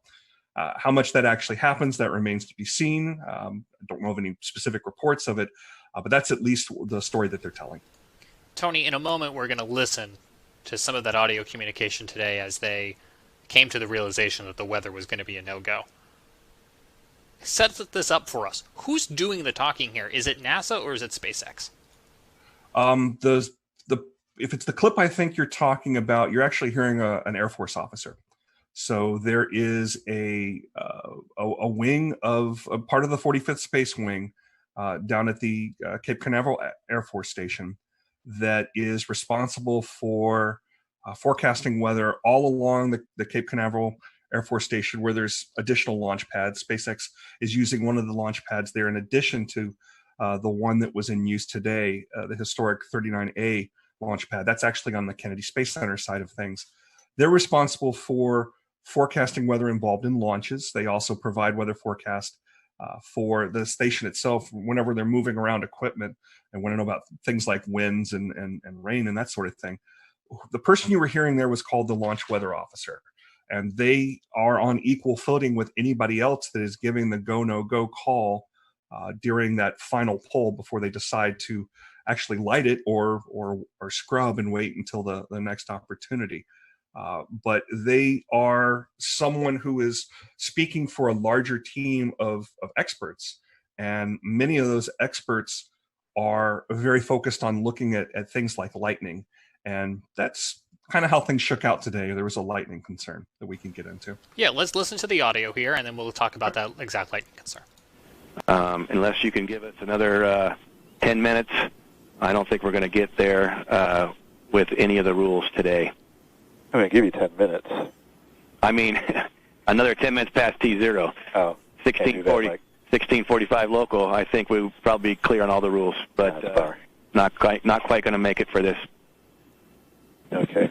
We're going to check back in with you in about 2 minutes, and then I'll call it up at about T-minus 17 minutes. Okay. Yeah, there's some of them are starting to count down, but we still have one above 2,000. So if that gets below... So Tony was talking there a little bit as we came back about some of the liquid oxygen. You can explain that to us as well, too. But, Tony, what we were hearing there was about 20 minutes left in countdown, and they were so close, we think, to getting the weather rules all in agreement, and it just didn't come together. Yeah, it just didn't line up quite right. They were keeping an eye on some cells out towards Orlando, and very excitedly noticing that the cells were starting to break up. I was watching them, live there as well. There's a rule that says several of the rules mention 10 nautical miles, which if you've ever been down in that area, runs out not quite to Titusville and I-95. So you're watching any of that weather between the Space Coast and Orlando to see if those cells are going to continue moving forward, going to continue building intensity, or are going to break up. And the positives were that it looked like they were breaking up, and they certainly were. But that's not the only consideration that they're making there. What they were mentioning was field mill generators, and they dot all around not just Air Force property and NASA property. As you're driving out along the beeline heading back towards Orlando, you might notice some very tall towers out in what look like swamps or farmers field or something like that. These are more weather towers that exist further out towards Orlando because, as you can see, all the weather moves from the from the west to the east. So they're monitoring that as that goes along. These field mills, they're about the size of a large coffee can, and they have a spinning disc inside of them. And what they're doing is measuring the electric potential of the atmosphere, and they're measured in volts per meter. So there's everything has some level, some acceptable level, and it's about 1,000 to 1,500 volts per meter. And there's that, and you can see all those circles with the plus sign through them. Those are all field mills. I don't know which ones particularly were violating, but there was enough of them violating where they were running up over 2,000 volts per meter. I heard on the weather loop that wasn't sufficient to clear in time. They did see that voltage potential going down, and they did say about, like they said, about 10 minutes after launch, conditions were right where they could have launched. So it's worth pointing out here, too, that this was an instantaneous launch. If that was a shuttle sitting on the pad and it had sufficient fuel, we might have been able to launch today because the shuttle had a wide enough window. It carried extra fuel. It had some additional steering capability that was not designed into the Falcon 9. The Falcon 9 was designed more for efficiency. We know that we can come back the next day and try to launch again. But the shuttle was designed in such a way that we could launch as far as up to 10 minutes after the planned launch time and still steer back into that plane. But the Falcon 9, you launch the second that you planned on launching, or you don't launch. It's not a matter of throttling up and catching back up to where you planned on being. Once you're in the wrong orbital plane, you'll never catch up with station. So that's why it was set up that way. So we've read through your tweet from earlier today, and it was kind of interesting seeing the different types of criteria needed to launch or to stop a launch. Mm-hmm. Do you want to kind of speak to more of some of these different conditions that can get in the way of a launch occurring, or what it takes to actually do it? If you don't mind, bring that graphic up, and you guys are the weather weenies here, so feel free to jump in on anything you see here that catches your eye. There's basically, we'll call it three things that they're looking at. Precipitation is one of them. We don't want to launch through precipitation. That's just a no-go. The other thing is clouds, and the clouds kind of go two ways. There's a thick cloud rule that's in place. We have launched other missions through clouds, uncrewed missions, and you see a really brightening of the cloud as the plume goes through it. But for a crewed mission where we want to keep eyes on the vehicle, particularly during a test like this, where the high definition video, they're basically shooting through telescopes that are on these. They look like old World War II guns. That can elevate and follow the track of the vehicle as it goes up. We want to keep eyes on that. So that thick cloud rule is another one. But the rest of the cloud rules, when you really look at them in depth, they are all about lightning. Anvil clouds. Once a cumulus cloud has matured and a storm has matured to the point where you start seeing those overshooting tops as it's touching the bottom of the stratosphere, that's the kind of thing that really worries a launch weather officer because it's got the potential to generate a lot of lightning. Lightning's very bad for rockets. I mentioned that earlier, how Apollo 12 was struck by lightning. Smoke in the area can trigger lightning. The rockets themselves can trigger lightning. That plume that is coming off the rocket can act as a bit of a grounding rod, and the lightning is drawn to the vehicle itself because it's trying to find that path to the ground, and the plume itself can create a path to the ground. So any potential for lightning in the area we want to avoid. A good percentage of those launch weather criteria that you see there is about avoiding lightning. Yeah, Tony, I was going to say the lightning is concerned, but I can see 2 or 3 other ones, especially the convective debris one and the within 10 nautical miles of an anvil. Those were all met as well. So it wasn't, and I think it wasn't just one storm. They had storms exiting and also storms coming in. They were kind of surrounded. It was just a bad situation. As soon as I was looking at the radar and saw the lightning, I was like, this did not look good. Yeah, the times when I'm down there, I definitely have radar on my phone out watching it, and you can watch the storms boil up, little tiny cells boil up halfway between Orlando and the Space Coast. And it's that convective action as the sea breezes come on that really can create some of that. Didn't see a whole ton of that this afternoon, really did this morning. Saw those boil up, move across, dissipate. We're mostly seeing, more organized storms move across, or cells, I should say, move across Central Florida. Hey, Tony, I have a question. What was the precise flight path? Was it to the northeast, southeast? What direction was it going to go? All these flights are going to go to the northeast, and they're following the same inclination that the International Space Station has. So when you're looking at an orbit, we'll return to Best of the Carolina Weather Group in a moment. Now your Carolina weather forecast. Here are today's forecast high temperatures for North Carolina. Here are the forecast lows for tonight for North Carolina. Here are tomorrow's forecast high temperatures. And here's forecast rainfall across North Carolina tomorrow. Here are the forecast highs for the day after tomorrow.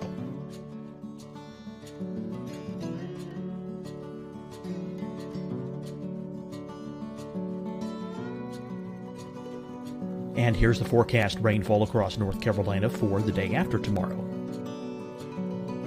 This is the total rainfall forecast across North Carolina for the next 3 days. Here's the severe thunderstorm outlook for today from the Storm Prediction Center.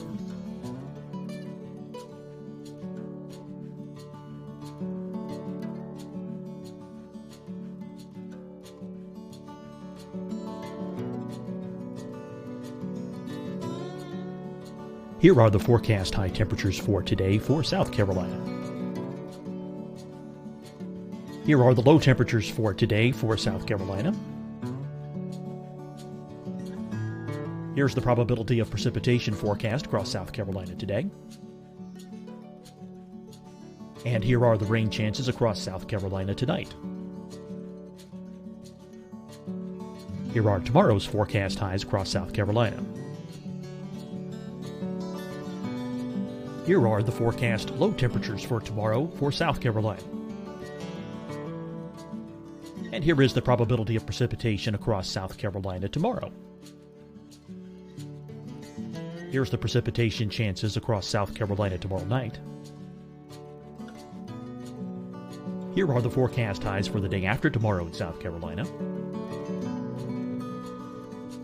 Here are the forecast low temperatures across South Carolina for the day after tomorrow. And here are the rain chances across South Carolina for the day after tomorrow. And South Carolina's probability of precipitation for that night. Here's the Storm Prediction Center's severe thunderstorm outlook across South Carolina for today through tonight. Here's the Storm Prediction Center's severe thunderstorm outlook across South Carolina for tomorrow and tomorrow night. And here's the Storm Prediction Center's severe thunderstorm outlook across South Carolina for the day after tomorrow through that night. Here's the severe thunderstorm outlook for today from the Storm Prediction Center.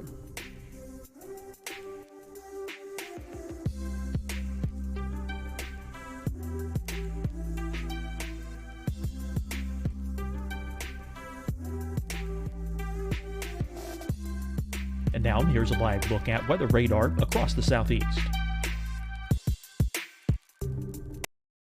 Hi, everyone. I'm Dr. Mandy Cohen, Secretary of the North Carolina Department of Health and Human Services. And when you follow the 3 W's, you protect your family and your neighbors from COVID-19. When you leave your home, practice your W's. Wear a cloth face covering, wait 6 feet apart, wash your hands often. Wear, wait, wash. We're in this together. Stay strong, North Carolina. Deciding when to wear a mask isn't about who you know or how well you know them. Just ask yourself, will I be with anyone I don't live with? If the answer is yes, get behind the mask. Help slow the spread of COVID-19. Get behind the mask. Learn more at covid19.ncdhhs.gov. Fight the spread and take a stand against coronavirus. Wear a mask in public. Stay at least 6 feet apart from others. And get tested. Join us and fight the spread. Visit scdhec.gov/COVID-19. Getting tested for COVID-19 helps you to take the steps needed to protect yourself, your loved ones, and your community. Find the testing location at scdhec.gov/COVID-19 testing. You'll see your Carolina weather forecast at 25 and 55 past. And now back to the best of the Carolina Weather Group on the all-new Carolina WeatherNet. Equator, and you measure that angle between the equator and wherever your flight path is, and it's I have the exact number. It's 50-some degrees, so it kind of runs up the East Coast, almost parallel to it.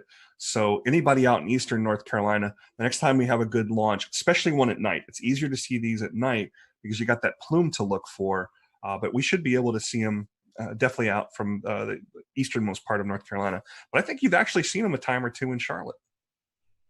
Yeah, we got lucky with that sunrise launch because the sun was coming up and it illuminated the plume on the horizon, and it was spectacular. It freaked people out, but as soon as I saw it, I knew right away. I'm like, oh, this is awesome. It was just the perfect setup of lighting and angle and everything. Brad, Venus freaks people out, so. Well, Tony, I have a question. We're talking about the weather and it kind of scrubbed this launch. So what happens now? I mean, what do you think the mindset of these astronauts are? I mean, now you get pumped up for this, and now it's kind of wait a few more days. I think this is a bit of muscle memory for them. It is not built up in their mind, maybe to the point where we think it might be, because they've done this so many times. There's a comment made on the broadcast today. Well, we got another good dry run. And in their minds, that's probably what this was, a more organized dry run with more cameras and more attention. They saw this as a positive thing. This was another chance to check out the suits. This was another chance to check out, make sure those Teslas would make it to the launch pad without any problems there. I didn't see any superchargers on the launch pad, so I guess those things were fully charged before they popped the astronauts in there. It was another chance to see their families. They've been in quarantine for a good amount of time. That's normal. We always quarantine our astronauts before they go, something we learned back in the Apollo days. So they've done this so many times in simulations and in dry runs and things like that, that this is kind of business as usual. This is their office. I'm sure they wanted to fly today, and they would have rather gone today than have to wait a couple more days. But it's another chance to do a little more study. It's another chance to work through some of these things in their heads. So in the end, it's a positive thing. Tony, actually playing on the screen right now is some emotional video of them saying goodbye to their family, and it's most notable in these coronavirus times that they are 6 feet apart and social distancing. But I think you just hit upon it too, in that space is a very sterile environment, and there typically are some separation and some quarantine. Can you talk at all about, did coronavirus amplify that? Not really. The main thing that the main impact that it had on this launch was in the support personnel. The folks that are working directly with the astronauts, this is the operations checkout building. It's existed since I believe the Gemini days, or definitely during the Apollo days. This is where there's some small apartments the astronauts stay in. There's some dining facilities. There's, of course, a kitchen there. And there's folks that support that. So there's fewer people involved with that. And the people involved with that were in their own quarantine as well. But this, that distancing you saw there, there used to be when the astronauts would arrive from Houston into the Kennedy Space Center, near that landing strip where their aircraft would come in, there was this drainage ditch, that the families would be on one side and the astronauts would be on the other. And that was where they said their goodbyes. So it's very common for the families to be separated from the astronauts just for their safety. One thing that's worth noting in that great video where you saw the two boys, the similarities with these two astronauts are kind of fun. They both have two boys about the same age. Both the astronauts are about the same age. They joined NASA. They were accepted into the astronaut class of 2000. So there's a similarity there. They're both test pilots. One was in the Air Force, one was in the Marine Corps. They both married astronauts as well. And both of their wives have PhDs. One's an oceanographer and the other is a mechanical engineer. But they're kind of similar in that regard. So it's really cool that they got to see their families here. And the one thing I really like about the Tesla is once those doors are shut and those guys are sealed in, the boys got to go up and wave goodbye to their fathers a little bit closer. You didn't get that in the Astra van. They just hopped on board and headed out there. Kind of brings us right back around to that whole stylistic difference we're seeing now with SpaceX in 2020. Did we think Elon Musk was going to put them on a motorhome and send them out there? No, he's going to send them out there like this. I did like the addition of the worm logo too, the old worm logo type. I was going to ask you that. That was going to be my end question. But is that your preference over what I learned today is otherwise called the meatball? The meatball, NASA has three logos. The meatball is what you see on the door there, and each one of those little items on there, the red swoosh represents aeronautics. You see some stars back there. Obviously, that's representing the space aspect of NASA. NASA's covering both aeronautics and space exploration. But the NASA logo, the stylized logo type, the worm logo we call it, I remember that from when I was growing up. So it's kind of nice to see it back. I don't have a preference personally. I think it's great to see them both. Tony, is there anything maybe we didn't ask you about that was on your mind today that you think would be important to include in tonight's conversation? Something to look for in the future. Well, obviously, we will keep an eye on the weather on Saturday and Sunday. The next launch opportunities, Saturday at 3:22 p.m. NASA's TV is going to start about 12:15 with coverage. So there'll be plenty of things to see there. There's a backup opportunity on Sunday at 3 o'clock. So hopefully we'll be able to get this thing off this weekend. But once that's finished, the next set of astronauts that go up on this Crew Dragon, I believe they're going to use all four seats. So we'll see this really starting to meet the demands that it was set out there for. And keep in mind that this isn't the only commercial human space flight effort that is out there, that NASA is partnering with a commercial entity. Next, we're going to see Boeing. And we don't have dates on when that's going to be, but Boeing has a Starliner, is what they call their capsule. And it's going to be on top of an Atlas rocket, which is put out by United Launch Alliance. SpaceX builds both their capsule and their vehicle, and the launch vehicle, the Falcon 9. But there's an additional partnership with United Launch Alliance, which NASA has a long, long history with. Just about every uncrewed mission, all the robotic missions through the Jet Propulsion Laboratory that are out there studying the sun, studying Mars. We're going to have a launch of the Curiosity rover's twin, Perseverance, here in July. That's going to be on a United Launch Alliance rocket as well. That's a very well-proven rocket, too. It's actually the rocket I've seen launch the most. The times I've gone down there mostly to see uncrewed launches. So keep an eye out for that as well. Is the plan here to get some commercialized versions of the International Space Station up there orbiting? That's one of the things that's being discussed, and it's certainly not going to be the last station up there. It is the most expensive, most complicated things humans have ever built. So I don't think SpaceX is going to be putting up their own version of this anytime soon. Are there commercial benefits to having an ability to do science and do manufacturing and low Earth orbit and taking advantage of the microgravity? Absolutely. We're doing things like we're even 3D printing human organs on station, something that you just can't do in the normal gravitational environment of Earth. You have to be up there in microgravity to do it. So there's applications. That's something that's going to happen. Is it going to happen in short order? Probably not. But there's definitely applications in space, and that's the direction things are going. Tony, we appreciate your time. Our fingers are crossed that we can get this off the ground this weekend and return United States astronauts to the space station from U.S. soil. Hopefully the weather cooperates. And I think you've got some TV obligations coming up there in the Raleigh area. And so we'll let folks in that area know they can catch you here in a little bit on TV. And we appreciate you squeezing us into your very busy day. Does anybody want to go on record and make weather predictions for Saturday? Or are we gonna launch on Saturday? It's Florida, like you said, Tony.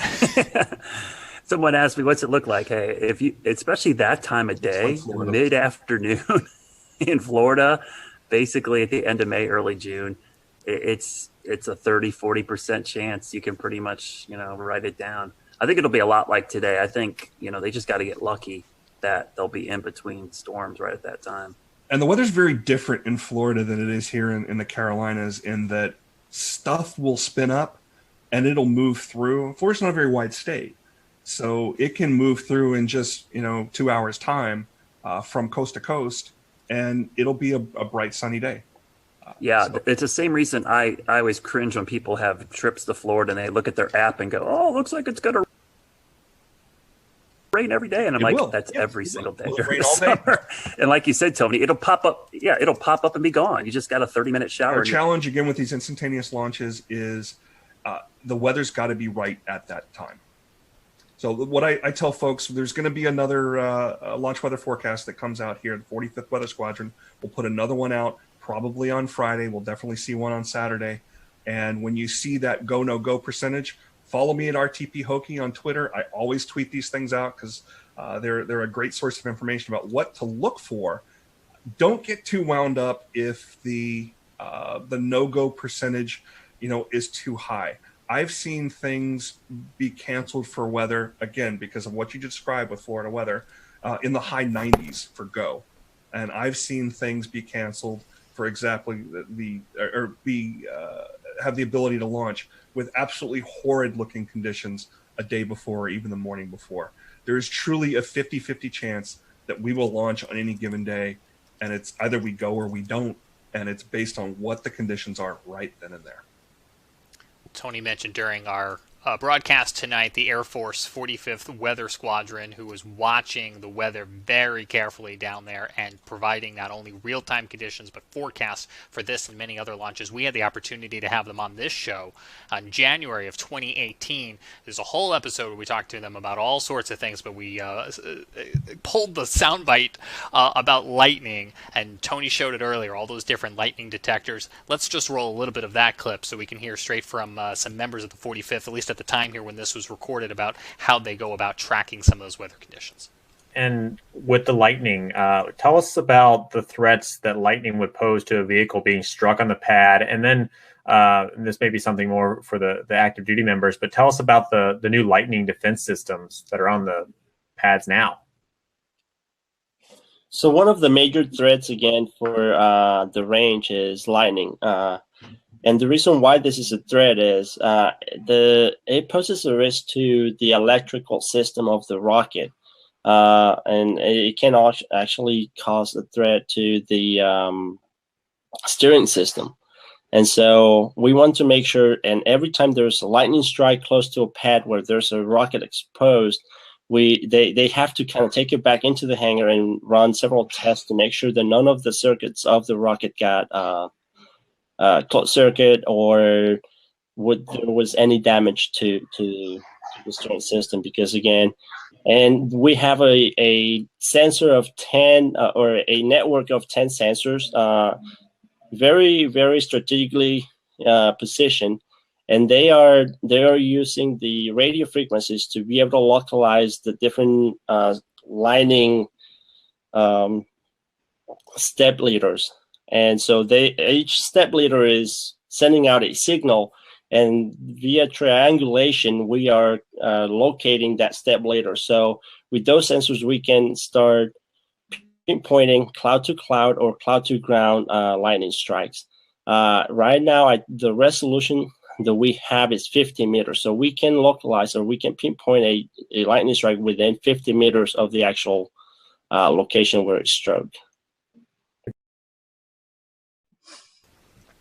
Some very interesting stuff. You can find that show in the Carolina Weather Group archive. We also have it looping this week if you're checking out our new nonstop Carolina Weather Net channel on YouTube and on Twitch. We want to switch gears now and talk a little bit about the surprise that was Tropical Storm Bertha today. We'll bring in Brad in a minute to talk about some of the lingering flooding concerns. It looks like we still have one of the 2 flash flood warnings right now at this 9 o'clock hour here in Charlotte, but I know Jared Smith in Charleston is on a tight time crunch as well too. And Jared, you guys woke up in the bullseye of this thing this morning. Yeah, it started as a we knew that something was going to happen.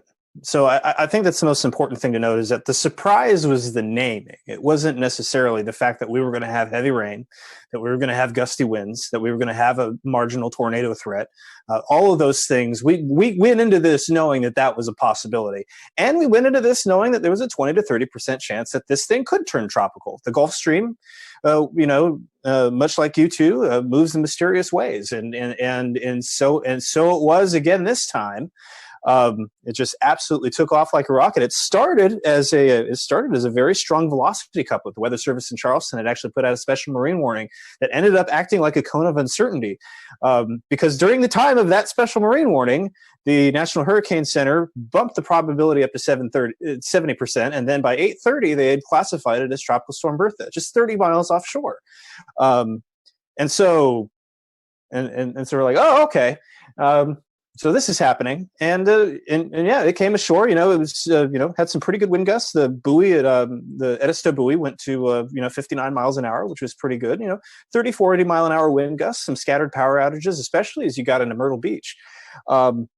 Wasn't that bad. We've had way worse. We had tornadoes last week, right? And we had even heavier rain. Of course, we had flooding downtown, as we often do, but we had that even worse last week. So. Again, we kind of knew that there was going to be something here. The fact that it got named when it did, it was kind of like, okay, but you could see it. I mean, you could see it coming together on the radar, and that guy, it started developing a little lies. Like, wait a second. You start to see that it's expanding out from being this water spout producing supercell to something a little bit more, a little bit broader. So. It was caught us by surprise a little bit as far as that development. But again, we knew that this was going to kind of be how it went. There was nothing really surprising about that part. No major problems here in Charleston aside from the flooding that we're used to. But now it's just going to go up the gut and send a bunch of rain up there. We did set a rainfall record at the airport today, 2.08 inches, new record. Breaks a record set in 1977 of 2 inches straight on the dot. So we got another pretty good deluge of rain after the bone dry start to May. So yeah, it was an interesting day. I'm still getting comments tonight on Twitter and Facebook saying, "Is like, oh wait, there was a tropical storm? What?"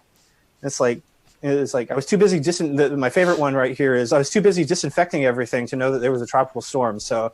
To give you a general idea of what kind of event Bertha was here, really wasn't that big. But did you say that we're up the gut? Because that's what I took away from what you just said. Yeah.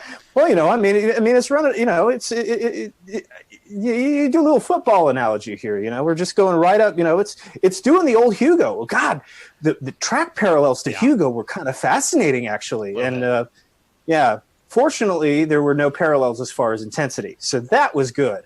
So that got some locals, buzzing a little bit as far as like, ooh, that looks familiar. We've seen that before.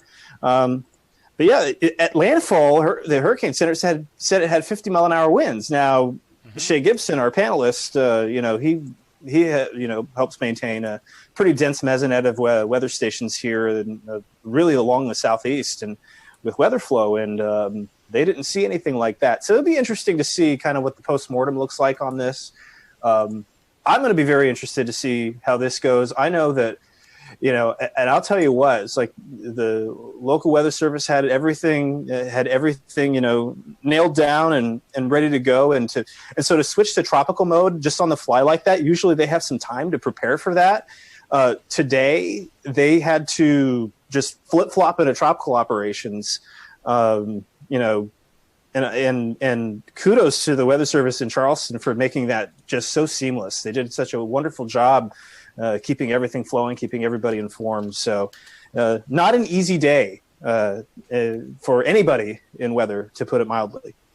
Well, Brad, your colleague to the south, Chief Meteorologist Efron Alfante at WLTX, had a graphic. I was just looking to see if he tweeted it. I saw it on the air earlier that kind of just did a timeline, and I'm going to paraphrase because I don't have it in front of me, but it was essentially 5:30 advisory, 20% chance, 7:30 advisory, 70% chance, and then somewhere at like 9:30 it was like landfall.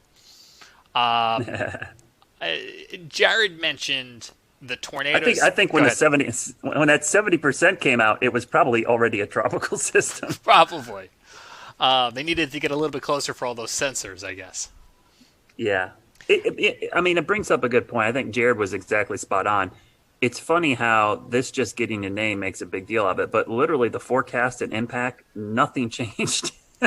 It's like I joked all day. It's like, hey, our rain now has a name. It's like pretty much, we were forecasting the flood threat. The timing was exact. I was calling it a tropical low for the last 3 days. I really wasn't referring to it as a tropical wave because it looked like it was going to have some spin to it. All those short range guidance had some rotation. But it is interesting that it gets a name, and it's, the B storm, it's weird. It's the third time in the last 10 years we've had the B storm before June 1st. So that is rare, but it's happened a lot more frequently in the last 10 years. And I looked it up today, and I'm pretty sure, I think it tied for the third or fourth earliest B storm on record, at least formation-wise. But it's probably going to set a record for the shortest duration tropical system because I think it was last year we had the A storm. Was it Andrea? Only like 3/4 of a day did it maintain tropical characteristics. So this will be interesting to see what kind of longevity stats it's going to come up with. But the thing to remember about these is, I think as a communicator with the public, is the name really isn't important. It's the impacts. And I think if people focus on the impacts more, the name is not that big of a deal. For instance, everybody was freaking out about this today, but it honestly did less damage and issues to us than a cutoff no-name low last week, which plagued us with flooding for 4 days, tornadoes, straight line winds. So it's a really good wake-up call about how we communicate weather impacts. I know for insurance purposes, especially on the coast, that the naming is a big deal for deductibles and stuff. But in the grand scheme of things, the overall impacts did not change at all just because we gave it a name today. Can you talk about how last week's weather, and I don't mean to make any assumptions in the question, set us up for the flooding risk today, how it all kind of came together? Oh, I've been fascinated by watching the flooding. We had a lot of flooding in Charlotte, a lot of creeks, and I saw a couple creeks come up with only 1.25 inches of rain. That's almost, I never seen that happen. The problem was everything's saturated. That 1.25 inches of rain went right into the creek. Nothing soaked in. So we had several creeks flood almost instantaneously because of the 4 to 6 inches of rain we had last week. There's just, it's like a wet sponge, trying to clean up a wet table with a wet sponge. You just spreading the water around. You're not really soaking anything up. And so today we actually set a rainfall record as well. I'm glad Jared brought that up because I had to check. in Charlotte, we did set a rainfall record for today as well. 1.55 broke, or 1.64 broke the old record of 1.55 in 1981. So I think that's the 9th or 10th 1 inch or more rainfall in a day this year. I think that's a record for this early in the year as well. So yeah, last week's rain really set the table for the flooding issues today. And we're going to see a lot of the creeks and streams continue to rise in the next 24 hours because this is all running off back into the Catawba, the Rocky River. It's flowing into the PD. I bet you're going to see some pretty substantial and surprising crest on some of these rivers because people don't expect the little bit of rain we got today to cause a quick jump in water levels. And just watch any of the storms that pop up the next 2 days. They'll be more scattered, but any one of those is probably going to produce flash flooding pretty quickly. I've been doing a lot of talking in this episode. I want to just pause for a moment and see if anyone else wants to hop in so I don't steal all the questions. I'll just say, normally with these tropical systems, the foothills really, we really wring out the moisture, but it's not been too bad up this way. It's more like Brad said, along the 77 corridor onto the east where most of the flooding has been. Last week, it was a lot of rain as well, but we didn't see as much flooding because of the breaks and things that happened. We didn't see a lot of flash flooding. So we've got lucky, but like Brad said, I think it's time to dry out for a few days. It's been awful saturated. The good news too is this thing was moving. If it was 6 miles per hour slower, I think we would have major issues in the Charlotte area because we started seeing the water come up real quickly right at the tail end of that last rain band. If it stuck over us a little bit longer, I think we would have a lot of water rescues and a lot of issues in Charlotte. So I think we got pretty lucky with that forward speed, almost moving 25, 30 miles an hour by the time it got up our way. I think what's interesting is one of the comments I've been getting a lot today, and I think this is always one that's kind of the public sees these early storms and they go, uh-oh, looks like a bad season. And then honestly, it doesn't really mean a whole lot for the season.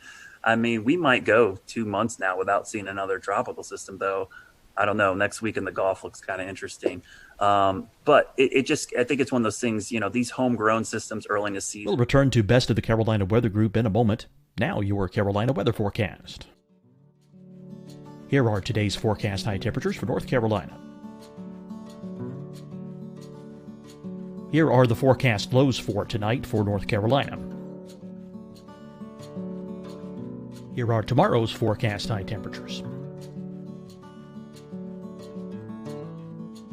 And here's forecast rainfall across North Carolina tomorrow. Here are the forecast highs for the day after tomorrow.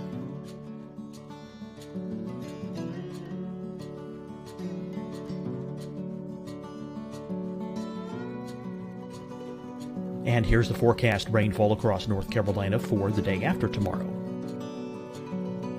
This is the total rainfall forecast across North Carolina for the next 3 days. Here's the severe thunderstorm outlook for today from the Storm Prediction Center.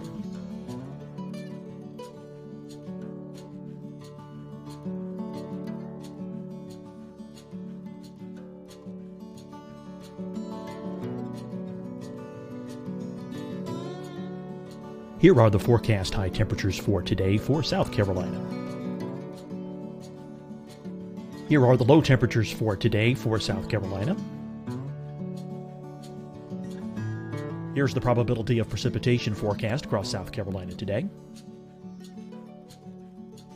And here are the rain chances across South Carolina tonight.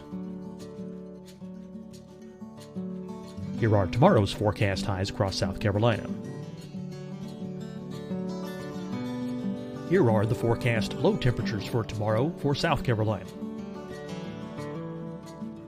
And here is the probability of precipitation across South Carolina tomorrow. Here's the precipitation chances across South Carolina tomorrow night. Here are the forecast highs for the day after tomorrow in South Carolina. Here are the forecast low temperatures across South Carolina for the day after tomorrow.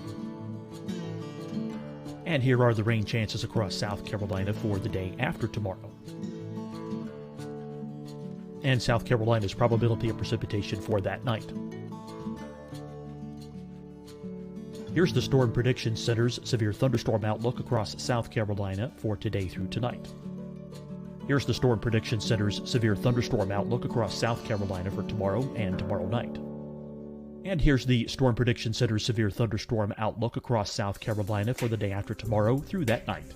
Here's the severe thunderstorm outlook for today from the Storm Prediction Center.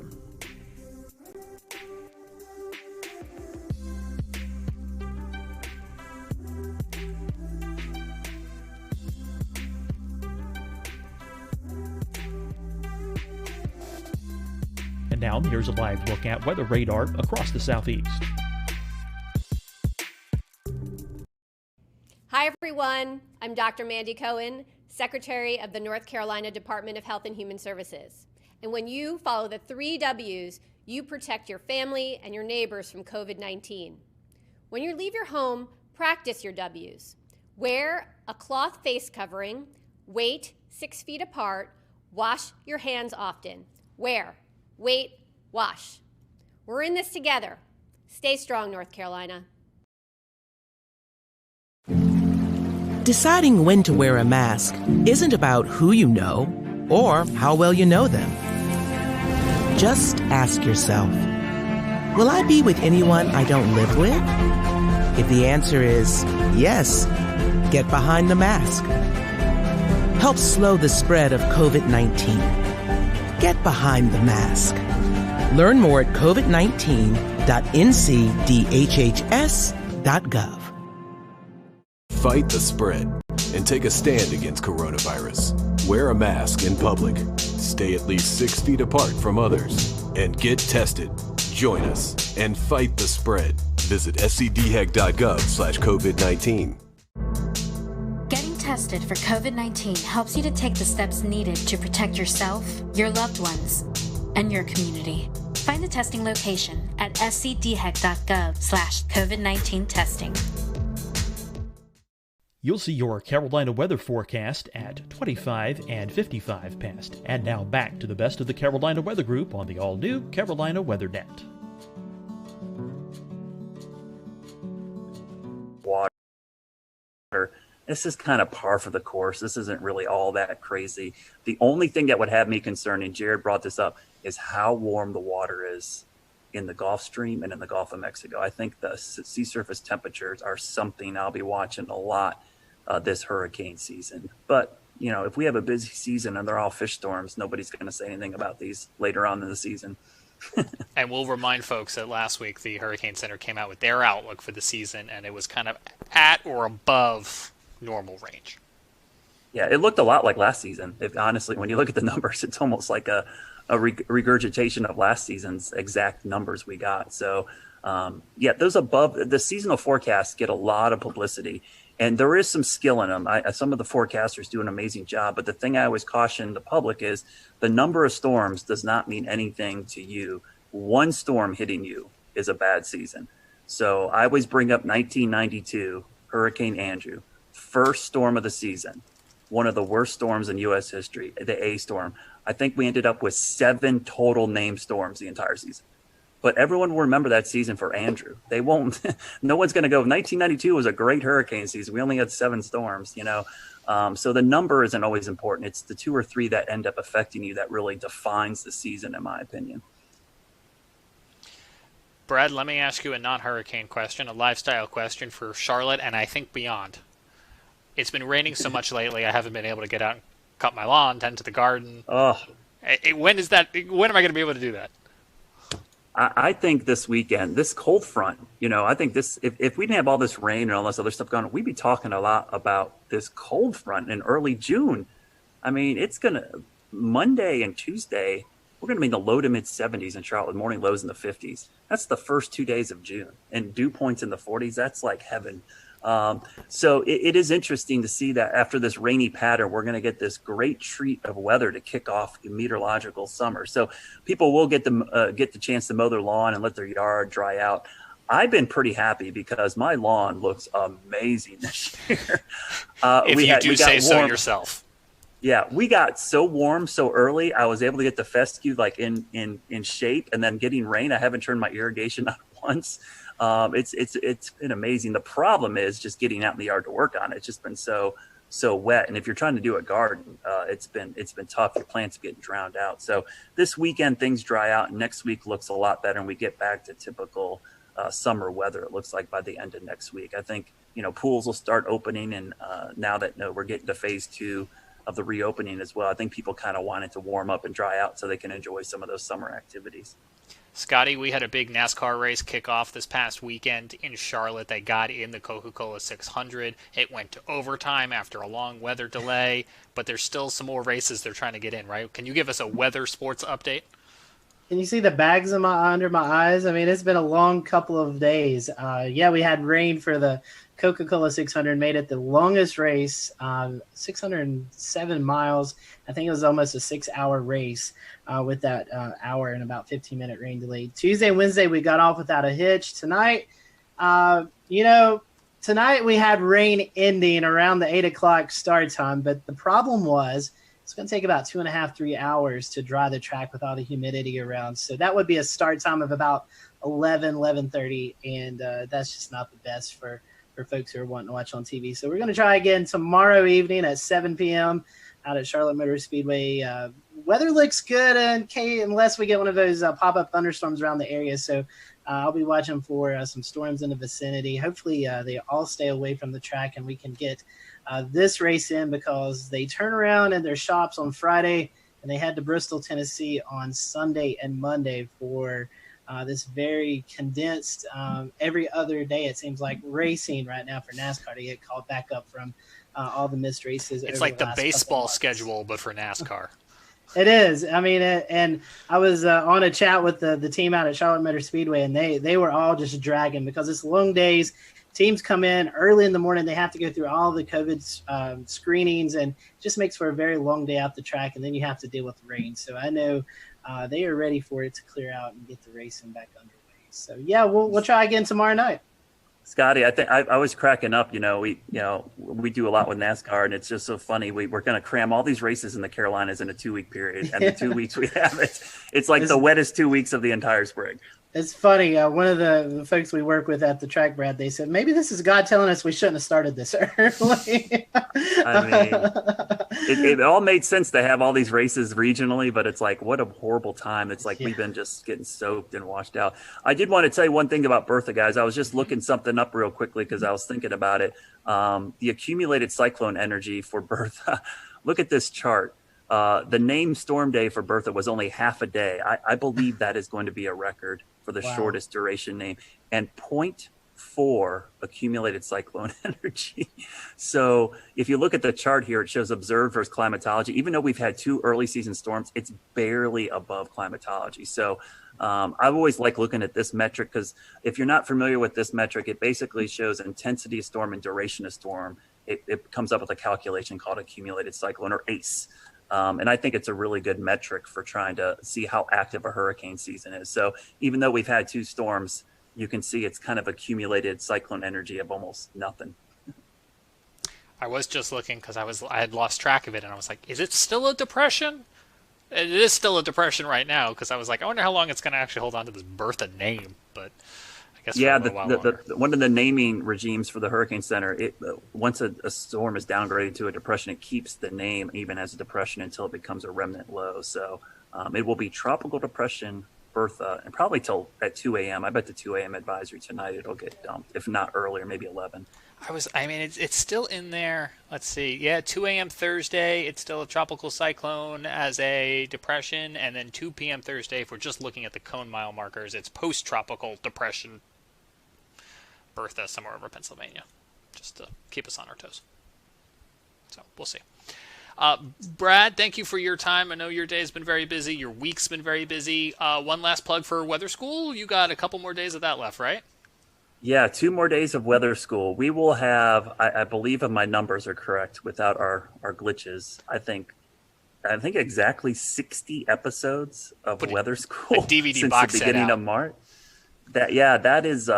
That's pretty impressive that we've been able to do that every single day at 1 o'clock. We've done a weather segment online live and on YouTube. So 2 more days of the school year. I will be happy. I love doing them, but I'll be honest with you, it's made for some long days, especially when you have to get up and start at 11 o'clock producing this thing and get your day rolling, and then try to teach 2 kids in your house their homeschooling as well. So it's been an interesting. I love it, but I love the fact that it's all online, James. That's the great thing about it, is that archive is there now, and people can go back and use these. They're evergreen. They're going to be able to go back, and that playlist is on the WCNC's YouTube channel, and you can go watch them and use them for lessons in the fall, next spring, whenever. They're always going to be there. So that's the cool thing about it. Absolutely. Do want to acknowledge you guys have been working real hard on those. You've been doing some long days because you've still got television due until 11:35 at night. But yeah, WCNC.com/weather school will take you over to that playlist, and they'll live there forever. And so a lot of hard work, and now you've got this great archive that folks can utilize at any point.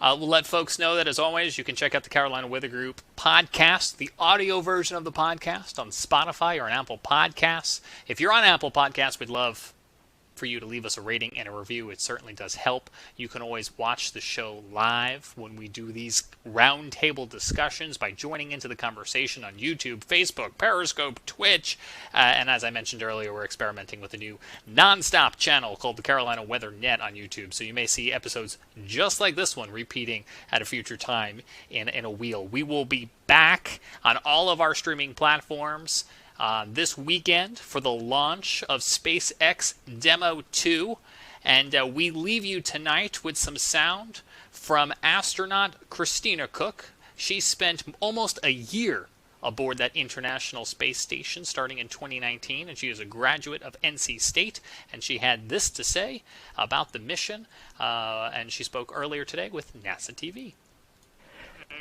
Thank you, Marina. I now have the distinct pleasure of being joined by one of NASA's record-setting astronauts and a recent resident aboard the International Space Station, Christina Cook. Christina, thanks for joining us. Great to be with you, Dan. Christina, we're coming up on 20 years of continuous human presence on the space station, and you were one of those humans. What's it like to see a new milestone like this launch unfold after so much history already? So much history indeed. It is really just such a testament to NASA. Not only are we pushing the boundaries of knowledge and discovery and exploration, but we're pushing the boundaries on how we accomplish that mission. We're bringing in commercial partners. We're fostering a space economy. So we're making sure that we're always pushing forward, always taking that next step. I think it's such a privilege to be part of an organization that recognizes if we're not actually making steps and innovating every single time we do this, then we're not truly answering humanity's call to explore and to push those boundaries. Christina, I know Bob and Doug are veterans themselves, but what advice do you have for Bob and Doug, given your experience as a long-duration station crew member? Well, being able to live on board the International Space Station and work there is just such a privilege. You know, you're a steward of this amazing laboratory that's bringing so many benefits down to Earth and also learning how we can push farther into the universe. So it is quite an honor, and I think that's the main thing about how it feels to be up there for a long duration. You know, in terms of advice, Bob and Doug have been great mentors for me. They've given me advice for so many years. It's strange to be the one who could be in a position to offer them anything. But I would say that as, you know, shuttle flyers, they used to participate in missions that were really, really intense, go, go, go all the time. Long duration space flight is more of a marathon than a sprint. So I would tell them to take that moment, enjoy it, and, you know, really welcome the opportunity to have part of your mission be taking it all in and sharing that with the people that got you there. Thanks again, Christina. Always a pleasure to hear from you, and fantastic words. Thank you for sharing. Thank you. My pleasure.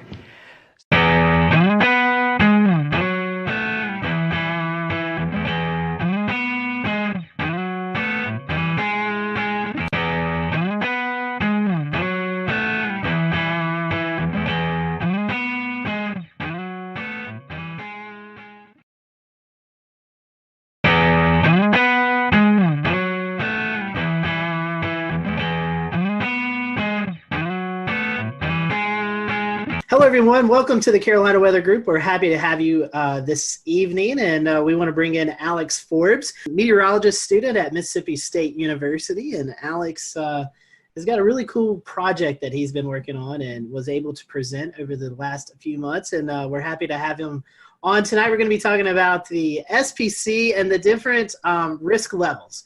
You know, sometimes you hear us talk about marginal, slight, moderate, all that good stuff. Well, Alex was able to interview you all with some assistance from some meteorologists and kind of get a better understanding of when we mention these things, what do you actually learn from it? So tonight we're going to be talking about that and some of his findings. We'll let Alex promote his social media towards the end of the show. So if you do have any questions that you'd like to tweet towards him, you can send them his way, and he can maybe help you out a little bit more with some of his research. So Evan, I know you and I, we're excited to talk about this. We saw this project a couple of weeks ago presented, and we're ecstatic to have Alex on with us tonight. So Alex, before we kind of get into the meat of the subject, first time guest with us. So we want to thank you for that. And we always ask the first time guest question. How did you decide this is what you want to do? How did you catch the weather bug? So for me, it was first grade. It was March. There was a line of severe storms that came through Metro Atlanta, and I still don't know to this day whether or not it was a tornado or straight line winds. We were never surveyed, so I don't know. But a tree fell on the corner of my house, right over there. And it fell on the house and it fell on the ground, woke me up at 4 a.m. And that was what planted the seed. But I didn't really start to get into weather and meteorology until about 4th or 5th grade. And it just evolved over time. It started off with, or it continued with me doing the weather for the elementary news. And then, in middle school and high school and so forth, it just kept building and building and building. And lo and behold, I'm a senior now at Mississippi State. So something worked out. So in Georgia, I know Georgia has a meteorology program. What made you decide to go to Mississippi State? Yeah, so I want to do TV. Georgia has a fantastic geography program of which meteorology is a part of. They just recently added the meteorology degree, but Mississippi State is known for broadcasting, and that makes a difference. Plus, it's not exactly far from me. Mississippi State's, or Starkville, is about 4.5 hours. It's close enough, and their scholarships they offer for out-of-state students is fantastic. So it really became a no-brainer. As a Florida Gator fan, I'd much rather cheer for Mississippi State than the Georgia Bulldogs. I know James won't be happy about that. But. Well, it's a matter of fact. So that's right. That's right. Well, let's before we get in trouble, let's talk about what you've done some research on. The Storm Prediction Center, Alex. We see these outlooks posted, especially in the spring and summertime, thunderstorm outlooks with severe weather. So you decided to kind of dig into it and kind of ask the public what they think of these words that we tossed out. But before we kind of get into your research, let's briefly go into each category. I know you had to do some research about those categories and basically kind of what kind of weather we see with those. Can you talk to us a little bit about those categories and what they mean, and maybe then we can lead into some of your research. Yeah, so the Storm Prediction Center issues convective outlooks. You might know them as the avocado maps. Typically, it's a green region with a yellow region inside of that, with an orange region inside of that. Sometimes you get the moderate, which is the red, and the high, which is the pinkish purple color. So what I did was a belief that has existed among broadcast meteorologists for a long time is that the names don't work. So marginal is you might see a storm. If you do, it could be severe. There's a certain percentage assigned to each of these that's arbitrary, and it doesn't mean a lot to the public. So I'm not even going to get into them because they're meant for meteorologists. Slight is a step up from marginal. You'll probably see storms. A couple of them might be severe. Enhanced is, okay, there's going to be storms. Probably half of them, give or take, might be severe. Moderate's like, okay, this is serious. There's going to be storms. They're probably going to be severe. And high is, there's storms. They're going to be severe. There's going to be, in most cases, tornadoes. Loss of life is a concern, so forth.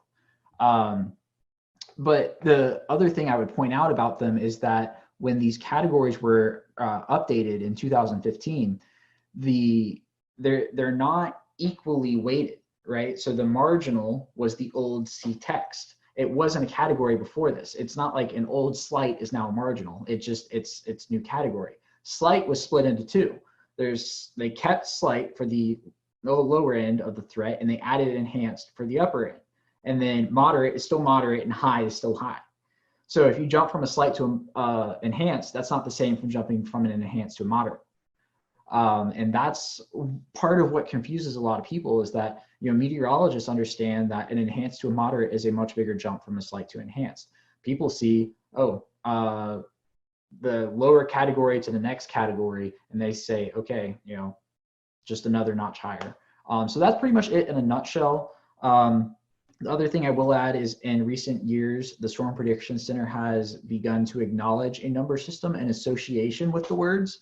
You'll see that on a few of their graphics, but it's not widespread use yet. So you reached out to the public to kind of do a survey and to see how people were handling the threats and interpreting all of the different lingo that's associated with them. What led you to choosing the Southeast as your kind of study group area? Yeah, so there's been studies in the past that show the Southeast United States is emerging as the new tornado hotspot within the United States. A lot of severe weather studies are based out of the traditional tornado alley: Oklahoma, Kansas, Nebraska, Arkansas. Also, I live in the Southeast. I want to know what people around me think. I want to work in the Southeast. I want to know what my potential viewers one day think right now.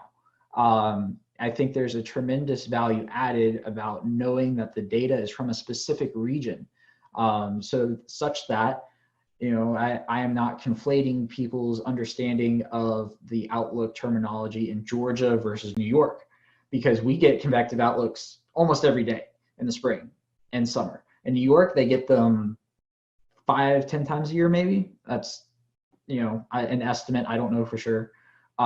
So I think there's tremendous value added in having a specific area and understanding that and what those people think in that spot. So what'd you find? I know that's kind of a big question with a big answer, but tell us about it. 4,000 responses culminated into this. And the headline is that what meteorologists, the hierarchy of the words that the Storm Prediction Center uses, that the meteorologists understand, is not understood by the public. Now, I will throw this caveat in there, in that the convective outlooks technically are not designed for the public. They never were, they still aren't. They are designed for meteorologists to take and then interpret and relate to the public. But that does not negate the fact that they are used on TV channels, social media, everything that the public sees almost in terms of weather on a regular basis. So what the biggest thing is that the current hierarchy, the marginal, slight, enhanced, moderate, high, is what the SPC uses, and what the public perceives as the hierarchy of those words with no context is slight as the first level, marginal, which is the second, moderate, the third, enhanced, which is the fourth, and the fifth being high. So the high is the only category that translates from one to the other. So it's a problem. The results even surprised me to an extent. I expected the moderate and enhanced flip, but I did not expect the slight and marginal flip. It's something that needs to be taken into account, because whether we like it or not, the public has become the primary consumers of the convective outlooks. And if there's a disparity in what people believe, especially when it's conveying life-threatening information, perhaps days in advance, it matters. So that's the SPC part in a nutshell. There were some other pieces of the puzzle that was good news. Over 95% of people correctly identified alerts like a tornado watch, tornado warning, severe thunderstorm watch, severe thunderstorm warning. 82% either agreed or strongly agreed that a severe thunderstorm, the term severe thunderstorm, means that the storm is capable of causing as much damage as a tornado. So, something's getting through to these people with those terms. So that just brings up another conclusion that I had, that people should use the term severe thunderstorm, warning watch, as opposed to thunderstorm warning or watch, which I see on occasion. It's not widespread use, but I just thought I'd throw that in there. And how people receive alerts was also measured in this. Close to 70% of people received an alert through their mobile weather app. So, That is more than 2/3 of the respondents to this survey who, keep in mind, are weather savvy because they most likely found this on a social media channel through a meteorologist. But still, we are at 70% of people now. Now, I will include that I did not specify the wireless emergency alerts as a different option because I don't think people know the difference. But still, 70% of people are dependent on their phones for an alert, and that's where they receive it first. And when an alert is issued, 61.8% of people say they turn to local television, which is a meaningful number. So if somebody's getting a tornado warning on their phone, they're turning on the TV to whatever meteorologist they follow and trust for information. So that's an interesting point because social media, especially weather Twitter, we're all involved in weather Twitter. We're like, we get our weather information from Twitter a lot of the times. Yes. But the vast majority of the general people out there in the Southeast aren't on weather Twitter. They're not like us. They aren't going to see your tornado warning post or, whatever post you're doing.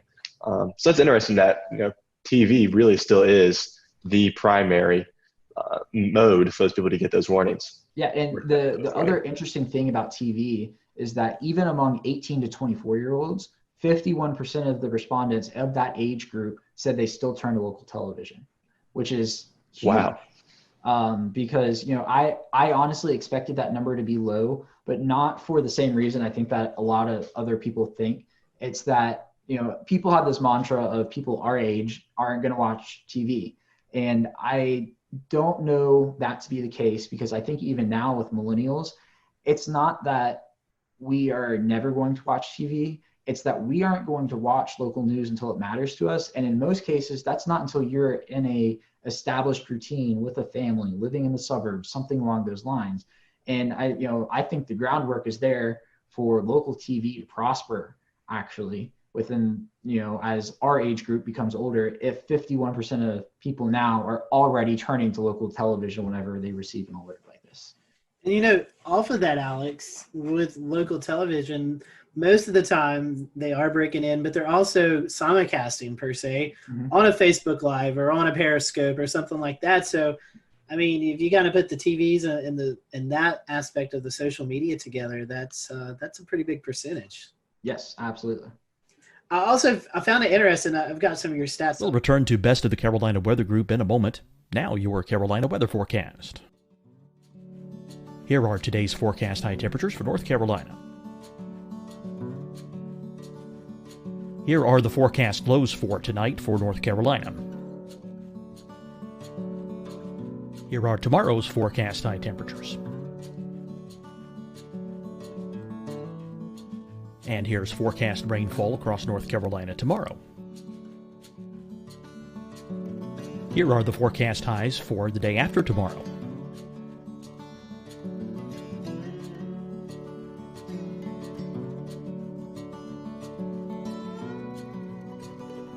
And here's the forecast rainfall across North Carolina for the day after tomorrow. This is the total rainfall forecast across North Carolina for the next 3 days. Here's the severe thunderstorm outlook for today from the Storm Prediction Center.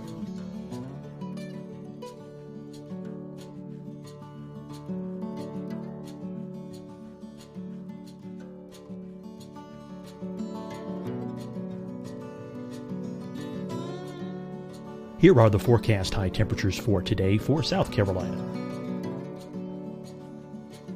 Here are the low temperatures for today for South Carolina. Here's the probability of precipitation forecast across South Carolina today. And here are the rain chances across South Carolina tonight. Here are tomorrow's forecast highs across South Carolina. Here are the forecast low temperatures for tomorrow for South Carolina. And here is the probability of precipitation across South Carolina tomorrow. Here's the precipitation chances across South Carolina tomorrow night. Here are the forecast highs for the day after tomorrow in South Carolina. Here are the forecast low temperatures across South Carolina for the day after tomorrow. And here are the rain chances across South Carolina for the day after tomorrow. And South Carolina's probability of precipitation for that night. Here's the Storm Prediction Center's severe thunderstorm outlook across South Carolina for today through tonight. Here's the Storm Prediction Center's severe thunderstorm outlook across South Carolina for tomorrow and tomorrow night. And here's the Storm Prediction Center's severe thunderstorm outlook across South Carolina for the day after tomorrow through that night. Here's the severe thunderstorm outlook for today from the Storm Prediction Center.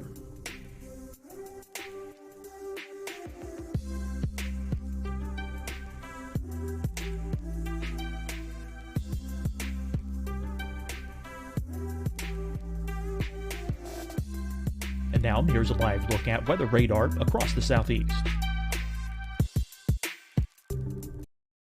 Hi, everyone. I'm Dr. Mandy Cohen, Secretary of the North Carolina Department of Health and Human Services.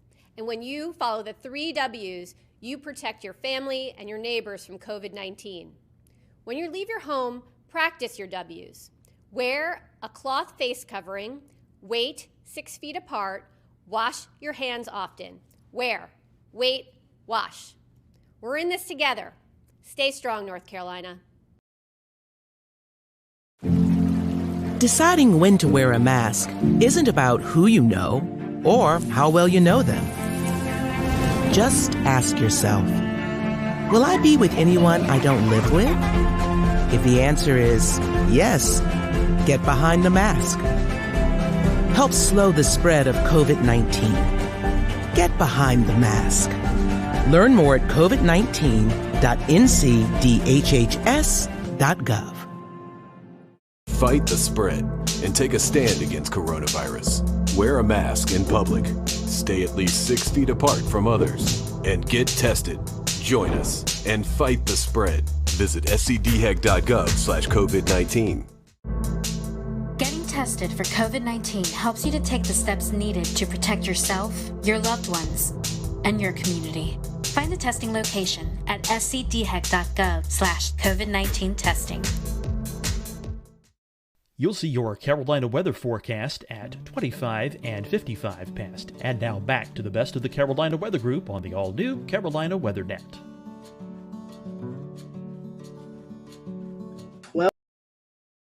12.3% of folks receive their warning first by NOAA Weather Radio. That's something that I guess I'm a little shocked by that, because I wouldn't think 12% of the people would even have a NOAA Weather Radio. Yeah, so keep in mind the people who took the survey are weather savvy, because they probably found it through a meteorologist on social media. I would point out, though, is I don't remember exactly who did the study, what year it was. I just remember it was 10 plus years ago that the NOAA Weather Radio number was at like 60%, and it's down to 12. And, you know, I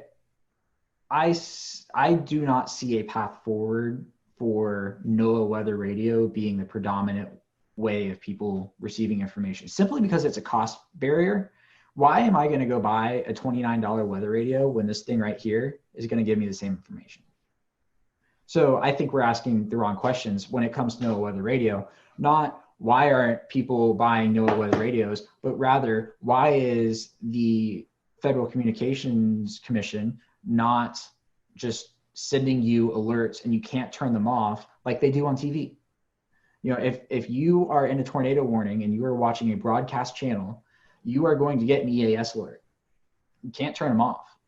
So there's precedent to do it. And I seriously think, you know, close to 70% of people are already relying on these. Why not just make it mandatory? And have that be the de facto NOAA Weather Radio. Now, I don't think they're ever going to go away. I think there's still a use for them. You know, what happens when your phone dies? What happens when there's a hurricane and you run out of power, your generator's out of gas, and you know you can crank a weather radio? That's the most extreme case, but I don't think they're going to be the main. In fact, they're already not the mainstream way of receiving alerts, and I don't think they're ever going to be again. I know you're doing some of these questions also about when they hear these warnings issued about taking shelter or alerting friends and stuff. Can you kind of go in some of those details, what you found out? Yeah. So I asked about 4 alert types in particular: the severe thunderstorm watch, the tornado watch, severe thunderstorm warning, and tornado warning. And I asked when a blank is issued, I blank. So the other part of the blank is take shelter, alert friends and neighbors, monitor weather conditions, check social media, watch local television, and watch national television. Of those 4 questions, there's nothing I really found surprising. For each one, social media was between 80 and 90% with combined degree. For the troubling, I guess a troubling aspect is for a severe thunderstorm watch. 22% of people said that they take shelter. But keep in mind, these are the same people who accurately picked out a severe thunderstorm watch definition. 97.2% of these respondents correctly identified a severe thunderstorm watch. So, it comes down to people's interpretation of what take shelter means. Does that mean you just stay inside all day? Does it mean you go to the lowest level, most interior room? I don't know. But I mean, there wasn't anything that, is a red flag in the results specifically for those 4 questions. You were talking about wanting to go broadcast TV in the Southeast. So keeping that in mind, there's a lot of different styles of severe weather coverage. I think you have some folks who just kind of say, present the radar. And then you have folks like James Spann who really gets down into the specifics, like it's going to affect the Dollar General in town X or town Y. I know you may have not surveyed the folks on that, but what is your opinion on that? What do you think is most useful for those folks who are turning into TV watching this coverage? Yeah, no, absolutely. The most precise you can be, the better.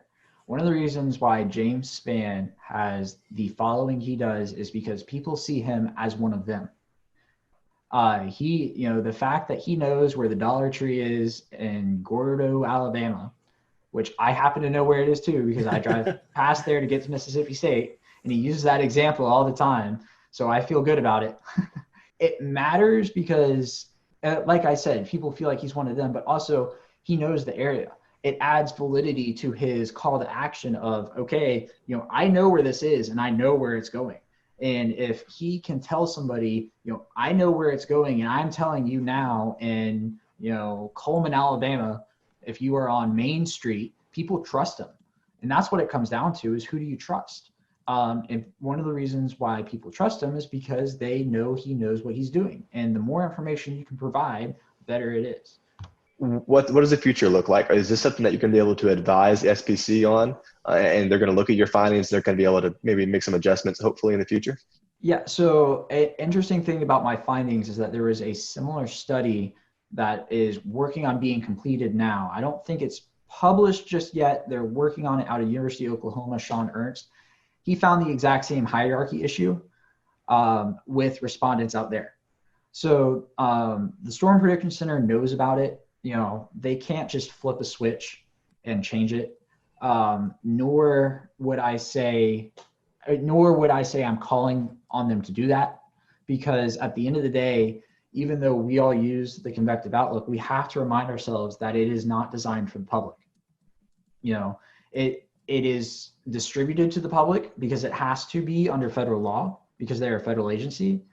But at the end of the day, my main goal in publishing this was providing the groundwork to broadcasters and using a 1 through 5 scale to describe those terms, because a number scale is a universally identified language. 1, 2, 3, 4, 5 means the same thing in English as it does in Spanish, as in French, as in German, and it's already used for things like the Saffir-Simpson scale, the enhanced Fujita scale. People understand that the higher the number is, the worse the threat is.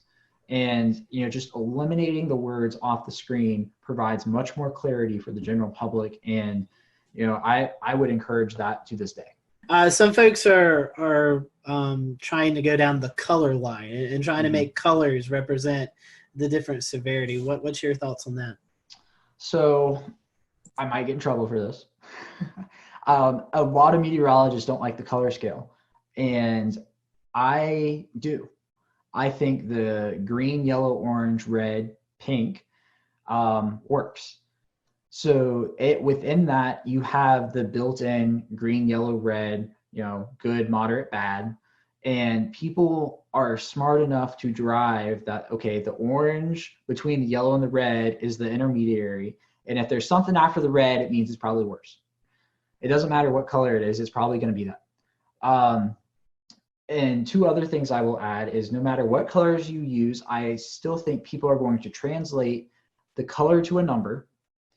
If you show them two areas and you have, if you show them a green and a yellow area and the yellow area is inside and you've got a legend up top and there's the 5 colors, they're going to translate with that. Okay, so it's the first 2 colors and the yellow is the second worst. So, and there's the whole principle of a region within a region, right? You're not going to get a moderate area that is surrounded by a marginal area directly. You're always going to have a leveled marginal, slight, enhanced, moderate, high as it stands now with that area. And I think people are smart enough to be able to derive that if there's a region within another region, the higher threat is in that smaller region that is entirely contained.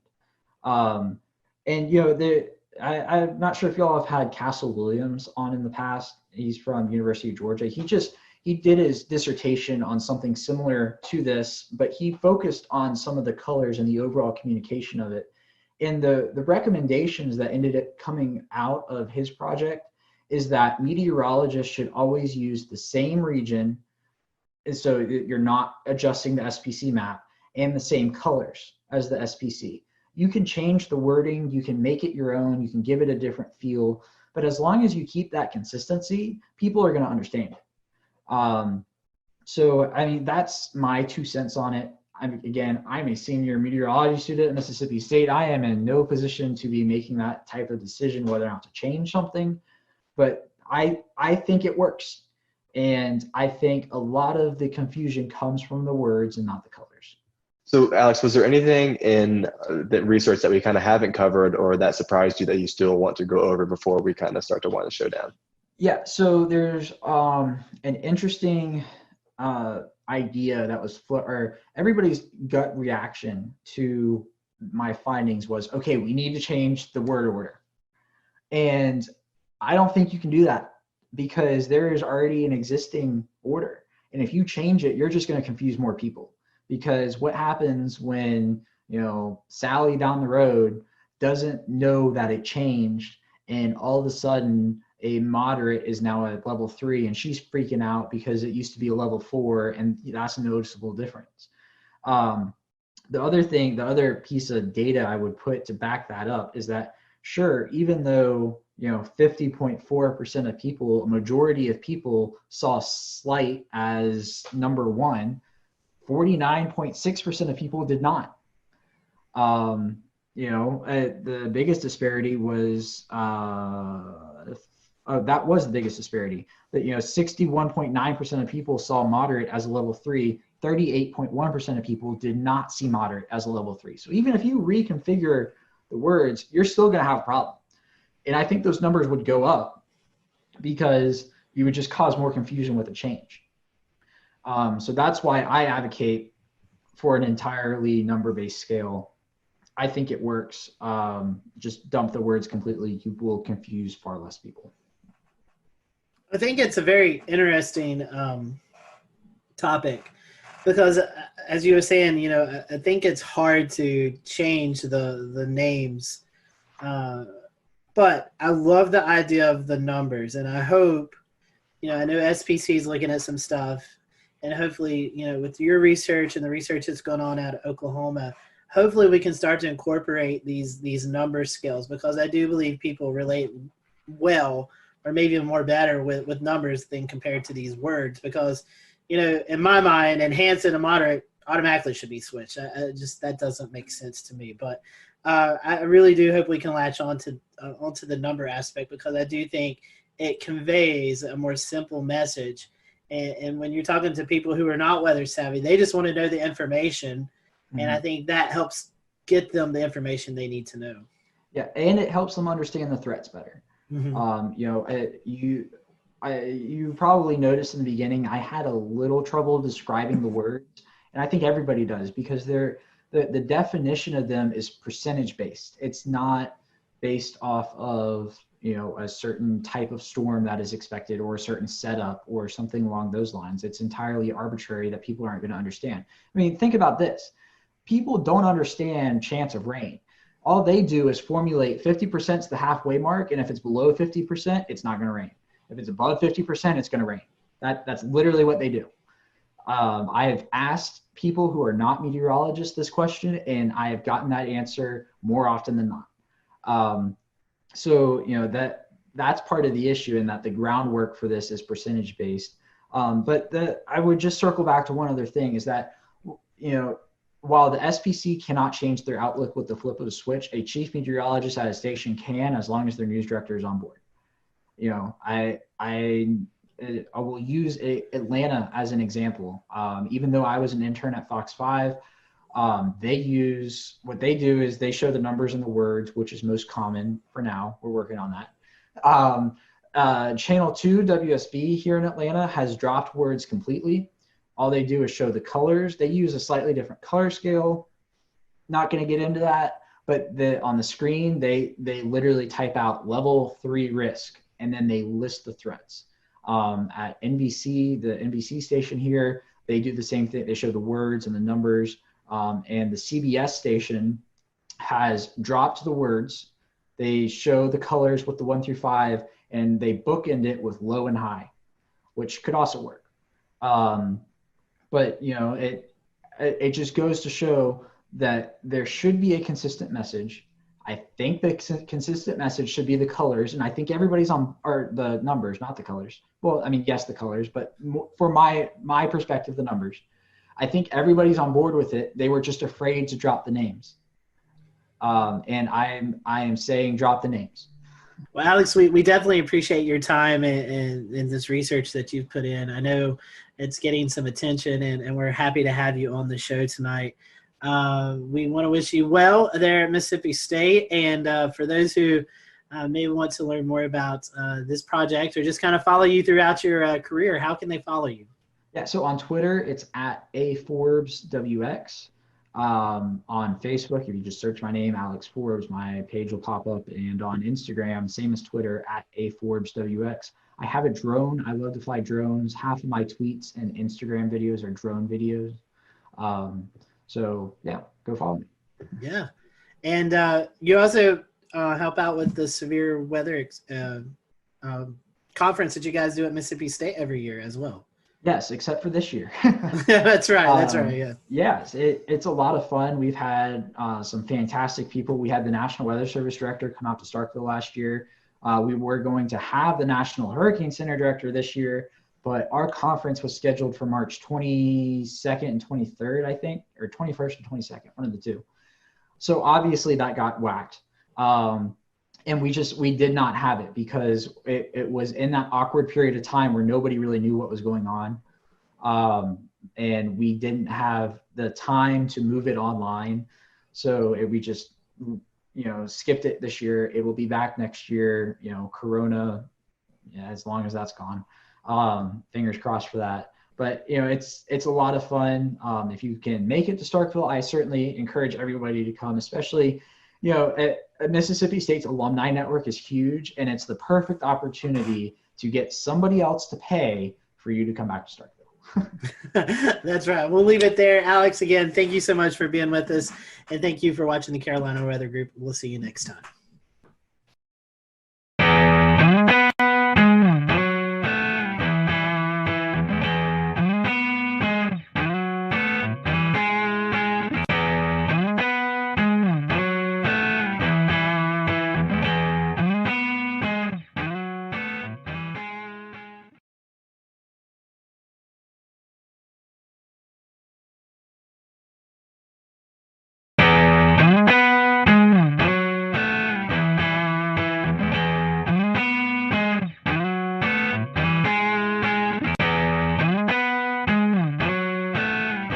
Hello, everyone. Welcome to the Carolina Weather Group, show number 304. We all hope you've had a great start to the new year. Tonight, we have on with us Aubrey Urbanowitz. She is the chief meteorologist at WHSV in Harrisonburg, Virginia. And so you may know Aubrey if you listen to a lot of weather podcasts. Aubrey is a panelist on the Weather Brains, and we're going to definitely dig into that.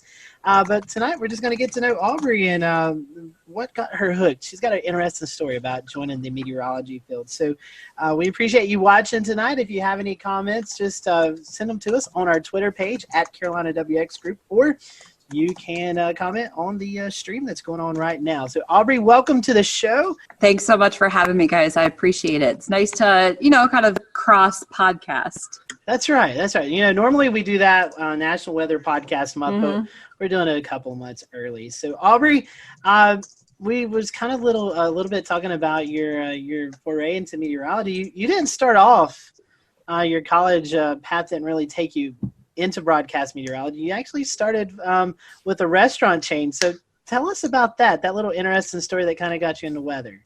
So I had zero aspiration to be on television. I was, when I kind of went through high school and started college, I really wasn't sure what I wanted to do. So I had a great job at Chili's restaurant. I kind of worked my way up and I started to become a corporate trainer.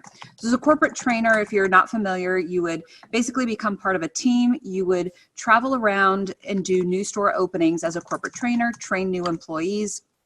And you kind of got to see a lot of the country. In fact, I got to do several international openings. And, I just kind of got to meet a lot of people. And it was on a lot of these new openings where I kind of discovered my passion for weather. So I started doing openings in 2003. In 2004 and 2005, Chili's had this goal of opening 100 plus restaurants. And if you think back meteorologically, in 2004, 2005, what happened? Hurricane season. 2004, that's when Florida was almost wiped off the map by all 4 hurricanes. I was in 2 of those, 2 of the 4. Hurricane Katrina was kind of a turning point for me, really. I was sent back to Louisiana to help rebuild some stores after I had been there and evacuated. For Katrina, I was there during Rita, and I ended up being there for 3 months. I was in Louisiana so long, they ended up starting to take state taxes out of my checks. So after that, I went back I was living in Johnson City, Tennessee at the time, and I went and saw Mark Reynolds at WJHL, who responded to an email that I had sent and brought me into the TV studio, and I asked him questions, and I wanted to be behind the scenes. I thought maybe, producing, I can make graphics, I was good with computers, and he said, there's no jobs in that, you need to be in front of the camera. And I said, oh, that's not me, that's not what I want to do. And he said, you can do it. I think you can do this. And he said, I want you to take a look at this program. And he pointed me in the direction of Mississippi State. And somehow blindly, I agreed to it and kind of followed his advice. And within maybe a couple weeks, I was enrolled or accepted into the Mississippi State distance program. And I was able to not only take classes and finish my degree, but also I was still able to travel with Chili's for at least 2 years and still able to do corporate openings. And so I got an internship and yada, yada, yada. I got my first job at WHSV in Harrisonburg, Virginia, and fell in love with this place. Absolutely never intended to be here past my 2-year contract, and re-signed, got promoted. Here's the thing. I got promoted to a Monday through Friday position from weekends after I think 7 or 8 months. After working in a restaurant for 12 years, meaning weekends and nights for 12 years, I thought, wow, I have weekends off. The rest is history. And I could not have asked for a more amazing place, a beautiful area. And now my brother moved here 4 years ago. My parents just moved here in May. So now I've got family here, which a lot of meteorologists, unless you move to your home market, you can't say that. So I just feel very blessed and kind of lucky. Now, Aubrey, you mentioned that you had no interest in going on TV. So none. From one industry into a completely different industry, where did you gain your experience on how to get yourself ready to go on camera and do live weather forecasting. Is that something you learned along the way? I know there's probably some folks that'll be watching that might be interested in seeing how you transitioned into that to get your confidence level up to be able to forecast on camera. So it was all the leadership in Chili's. It was the training role that I had. Working for Chili's for so long, I knew every item. I was quality control. I knew exactly what little details went on every single menu item. I could recite that menu backwards and forwards. I could teach. And so when I started training and teaching these menu items the Chili's way and how to serve and how to bartend, I was confident in that because I knew that material. So when I learned how to present and train, I was confident in that material. So when I finally was able to teach that, that's what gave me the confidence as I became a leader in that material. And so it was actually kind of that transition that I learned to be able to present myself on camera. Once I was comfortable and kind of was able to, I guess, get used to the fact that I was on camera, learn some breathing exercises and not think about the fact that I was on camera, it just kind of transitioned because I just envisioned myself talking to people like I'm talking to a group, like I'm training people, giving them the information that I know, like I'm teaching them the menu items, I'm teaching them the forecast. And so it was kind of that. You think it's two completely different worlds, but it's actually kind of very similar.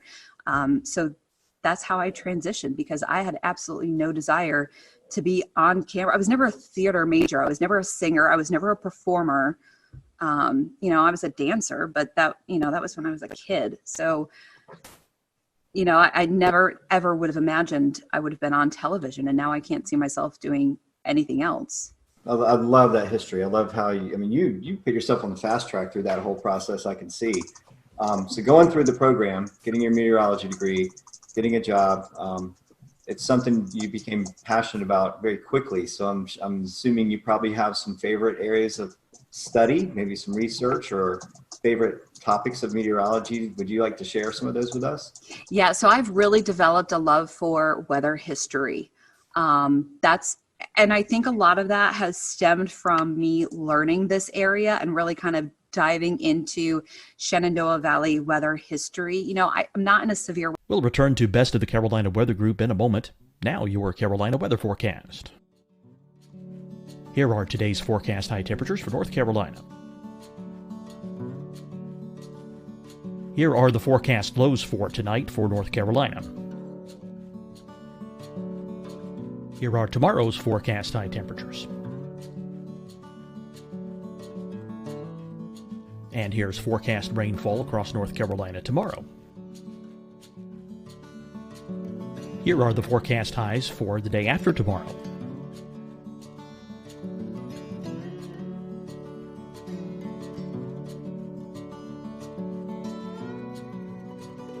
And here's the forecast rainfall across North Carolina for the day after tomorrow. This is the total rainfall forecast across North Carolina for the next 3 days. Here's the severe thunderstorm outlook for today from the Storm Prediction Center.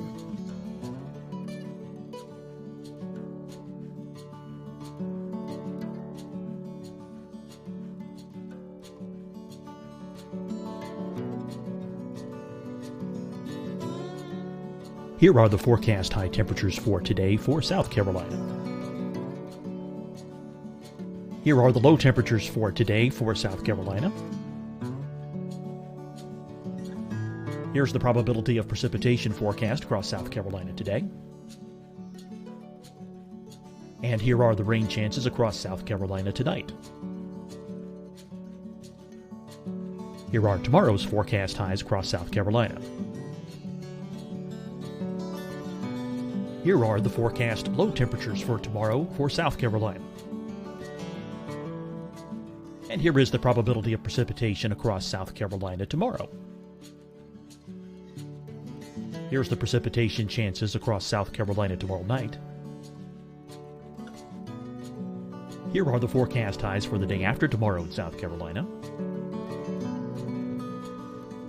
Here are the forecast low temperatures across South Carolina for the day after tomorrow. And here are the rain chances across South Carolina for the day after tomorrow. And South Carolina's probability of precipitation for that night. Here's the Storm Prediction Center's severe thunderstorm outlook across South Carolina for today through tonight. Here's the Storm Prediction Center's severe thunderstorm outlook across South Carolina for tomorrow and tomorrow night. And here's the Storm Prediction Center's severe thunderstorm outlook across South Carolina for the day after tomorrow through that night. Here's the severe thunderstorm outlook for today from the Storm Prediction Center.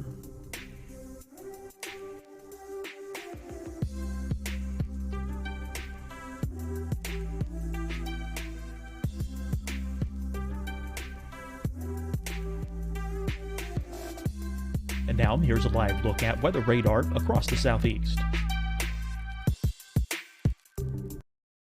Hi, everyone. I'm Dr. Mandy Cohen, Secretary of the North Carolina Department of Health and Human Services. And when you follow the 3 W's, you protect your family and your neighbors from COVID-19. When you leave your home, practice your W's. Wear a cloth face covering, wait 6 feet apart, wash your hands often. Wear, wait, wash. We're in this together. Stay strong, North Carolina.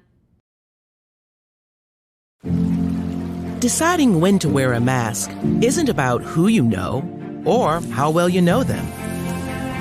Just ask yourself, will I be with anyone I don't live with? If the answer is yes, get behind the mask. Help slow the spread of COVID-19. Get behind the mask. Learn more at covid19.ncdhhs.gov. Fight the spread and take a stand against coronavirus. Wear a mask in public. Stay at least 6 feet apart from others. And get tested. Join us and fight the spread. Visit scdhec.gov/COVID-19. Getting tested for COVID-19 helps you to take the steps needed to protect yourself, your loved ones, and your community. Find the testing location at scdhec.gov/COVID-19 testing. You'll see your Carolina weather forecast at 25 and 55 past. And now back to the best of the Carolina Weather Group on the all-new Carolina WeatherNet. Of every kind of weather, we do get 4 seasons.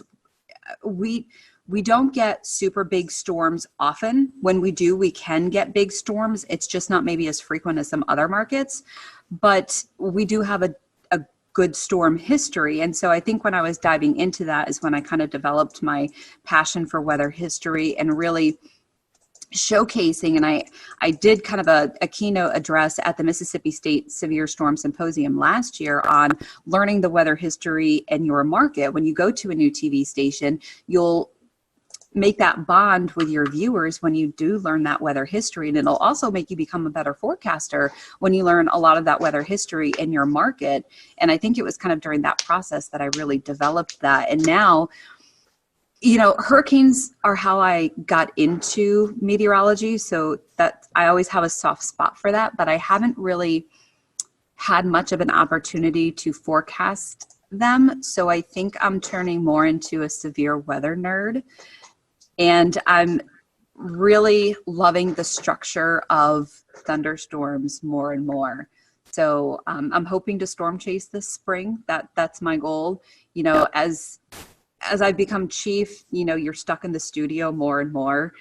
So you don't get an opportunity to see the sky as much, even though we all love to watch the sky. So I think I'm going to try and do that, but also try to, you know, watch the sky more and more. So yeah, thunderstorms are definitely the sweet spot.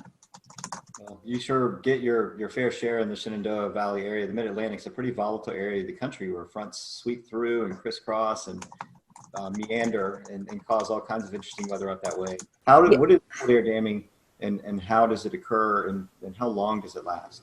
So the cold air damming is kind of a special feature that happens in between the mountains. You can get kind of a stronger event, which can go all the way down from the mid-Atlantic, all the way down the mountains into Georgia and the Carolinas. You can get kind of a weaker event that maybe will affect part of Virginia. part of northern Virginia, and then you kind of end up with a really big temperature gradient in between a couple of areas. And a lot of that comes from high pressure. Some of that comes from coastal storms. So you have high pressure that moves over New England. Sometimes it moves over Pennsylvania. And due to that position of the high, when you have that clockwise flow, that brings in not only the cooler air from the north, but also the cooler maritime air, that cooler moist air from the Atlantic. And that cooler air is more dense, so it sinks in between the mountains. It can be intensified when you have an area of low pressure that moves along the coast. When you have that counterclockwise circulation, especially moving up the Carolinas, sometimes you can get some of your big icing events that way. You can also get some of your big snow events that way, depending on how deep that cold air is. So sometimes when you have maybe a weaker event, you can get a pretty decent temperature gradient. In fact, the February tornado event a couple years ago in Virginia, that was a cold air damming situation, or what we call a wedge event, where the Roanoke Valley was in the 70s. That wedge started to lift northward. Stanton, Virginia, which is in my viewing area, it's the southern part of my viewing area, started to erode out of that wedge, and temperatures started to get into the upper 60s, where Harrisonburg, just 30 miles away, was stuck at 46 degrees. You can have, let's see, even just last week, we had a wedging event where temperatures were, I think, a 30-degree spread within about an hour drive. So, you know, you can have a partly cloudy wedge, you can have a sunny wedge. Most times you have low clouds, stratiform clouds, a lot of drizzle. And then, of course, in the wintertime, you have to watch for your precipitation because you can get a lot of icing events. But temperatures are very interesting when you're forecasting the wedge. You know, I've learned that whatever you forecast, you know, drop it another 10, 15 degrees. Hey, Aubrey, Yeah. I was wondering, Ben, your newest meteorologist back there, have you prepared him for the wedge? I mean, does he know what he's getting himself into? I have not prepared Ben for the wedge fully yet, although the good news is they're asking if I've prepared you for the wedge yet. The good news is Ben is from Richmond, and Ben also went to Virginia Tech. So Ben is also familiar with the wedge. So. He's good then. He's good. Yeah, so he definitely knows. But, you know, kind of the key to the wedge is to follow the dew point. You know, you'll do a lot better if you can follow the dew point at least. And whatever the models think and you doubt, just drop it another 5 degrees. That's always a safe bet. So, Aubrey, I want to reverse one of Shay's questions from earlier and ask, so the Shenandoah Valley has unique, you know, interesting weather, but also some difficult systems that are just hard to forecast. What are some of the hardest systems to forecast in the Shenandoah Valley? Well, even something like today, you know, we had a shortwave trough kind of rotating through behind yesterday's storm. And a lot of times when we have that happen, or we have a trough coming through after a cold front, we get this wonderful blast of upslope snow showers or the orographic lift across the Allegheny Mountains. So where I am in the Shenandoah Valley, we average about 20 to 25 inches of snow a year. Within a 2-hour drive, the Alleghenies average 100 to 110 inches of snow a year. So you equate the difference with they get lake effect snow all the time. So when you have these shortwave troughs moving through, or you have the orographic lift, especially when you have strong wind and just enough of that maybe vorticity or upper level energy rotating through, you can get these snow squalls, these snow bands. So you have to watch out for those. And what happened this morning was I expected some of those snow bands. One, it was more intense. And two, they dropped a lot farther south, about 45 miles further south than I expected. So I'm always cautious of those. And so it's kind of just more about communication, because a lot of times the models don't fully pick up on those. You have to kind of watch for the hints. And so it's kind of one of those things where, okay, I'm looking for some snow squalls. Maybe I'll kind of generalize it. Instead of specifically saying, okay, I'm expecting some of these mainly in the Northern Valley, maybe I'll say, you know, this is what's possible tomorrow. this is what snow squalls are capable of. And, you know, if you get in a snow squall, it can drop a dusting to an inch in some areas. But if you don't get one, you're going to have sunshine.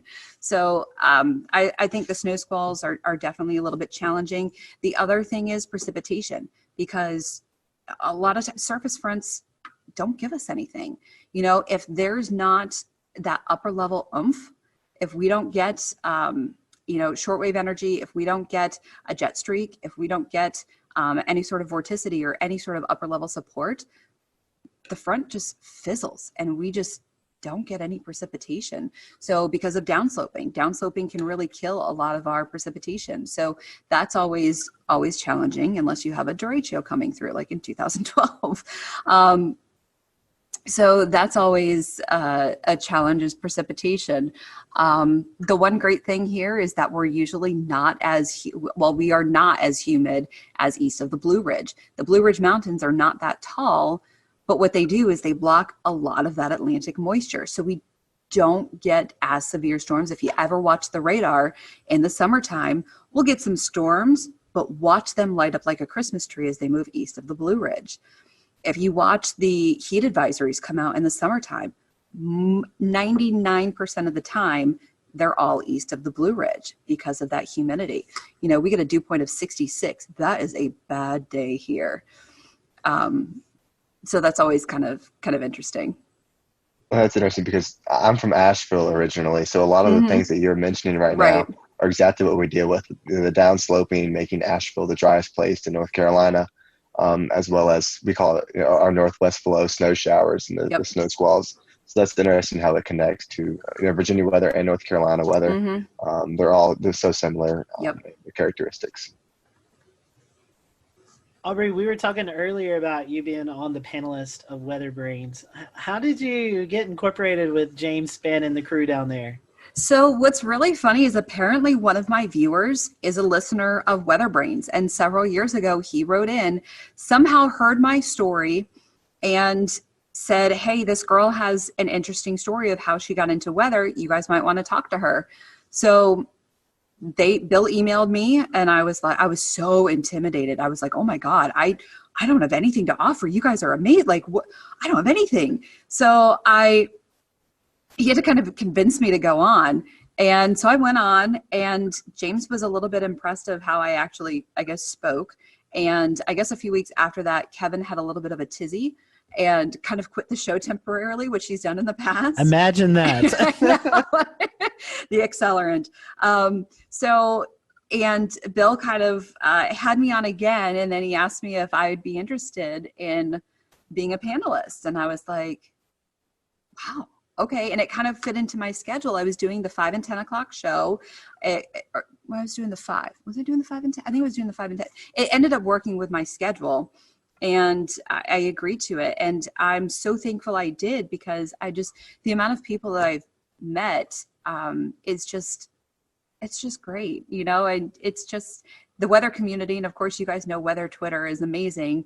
And the amount of things that I've learned, and with my schedule now, I don't always get the opportunity to complete the show. So I have to kind of go back later, but it's just the coolest. And that's pretty cool. That's a cool story. That's something.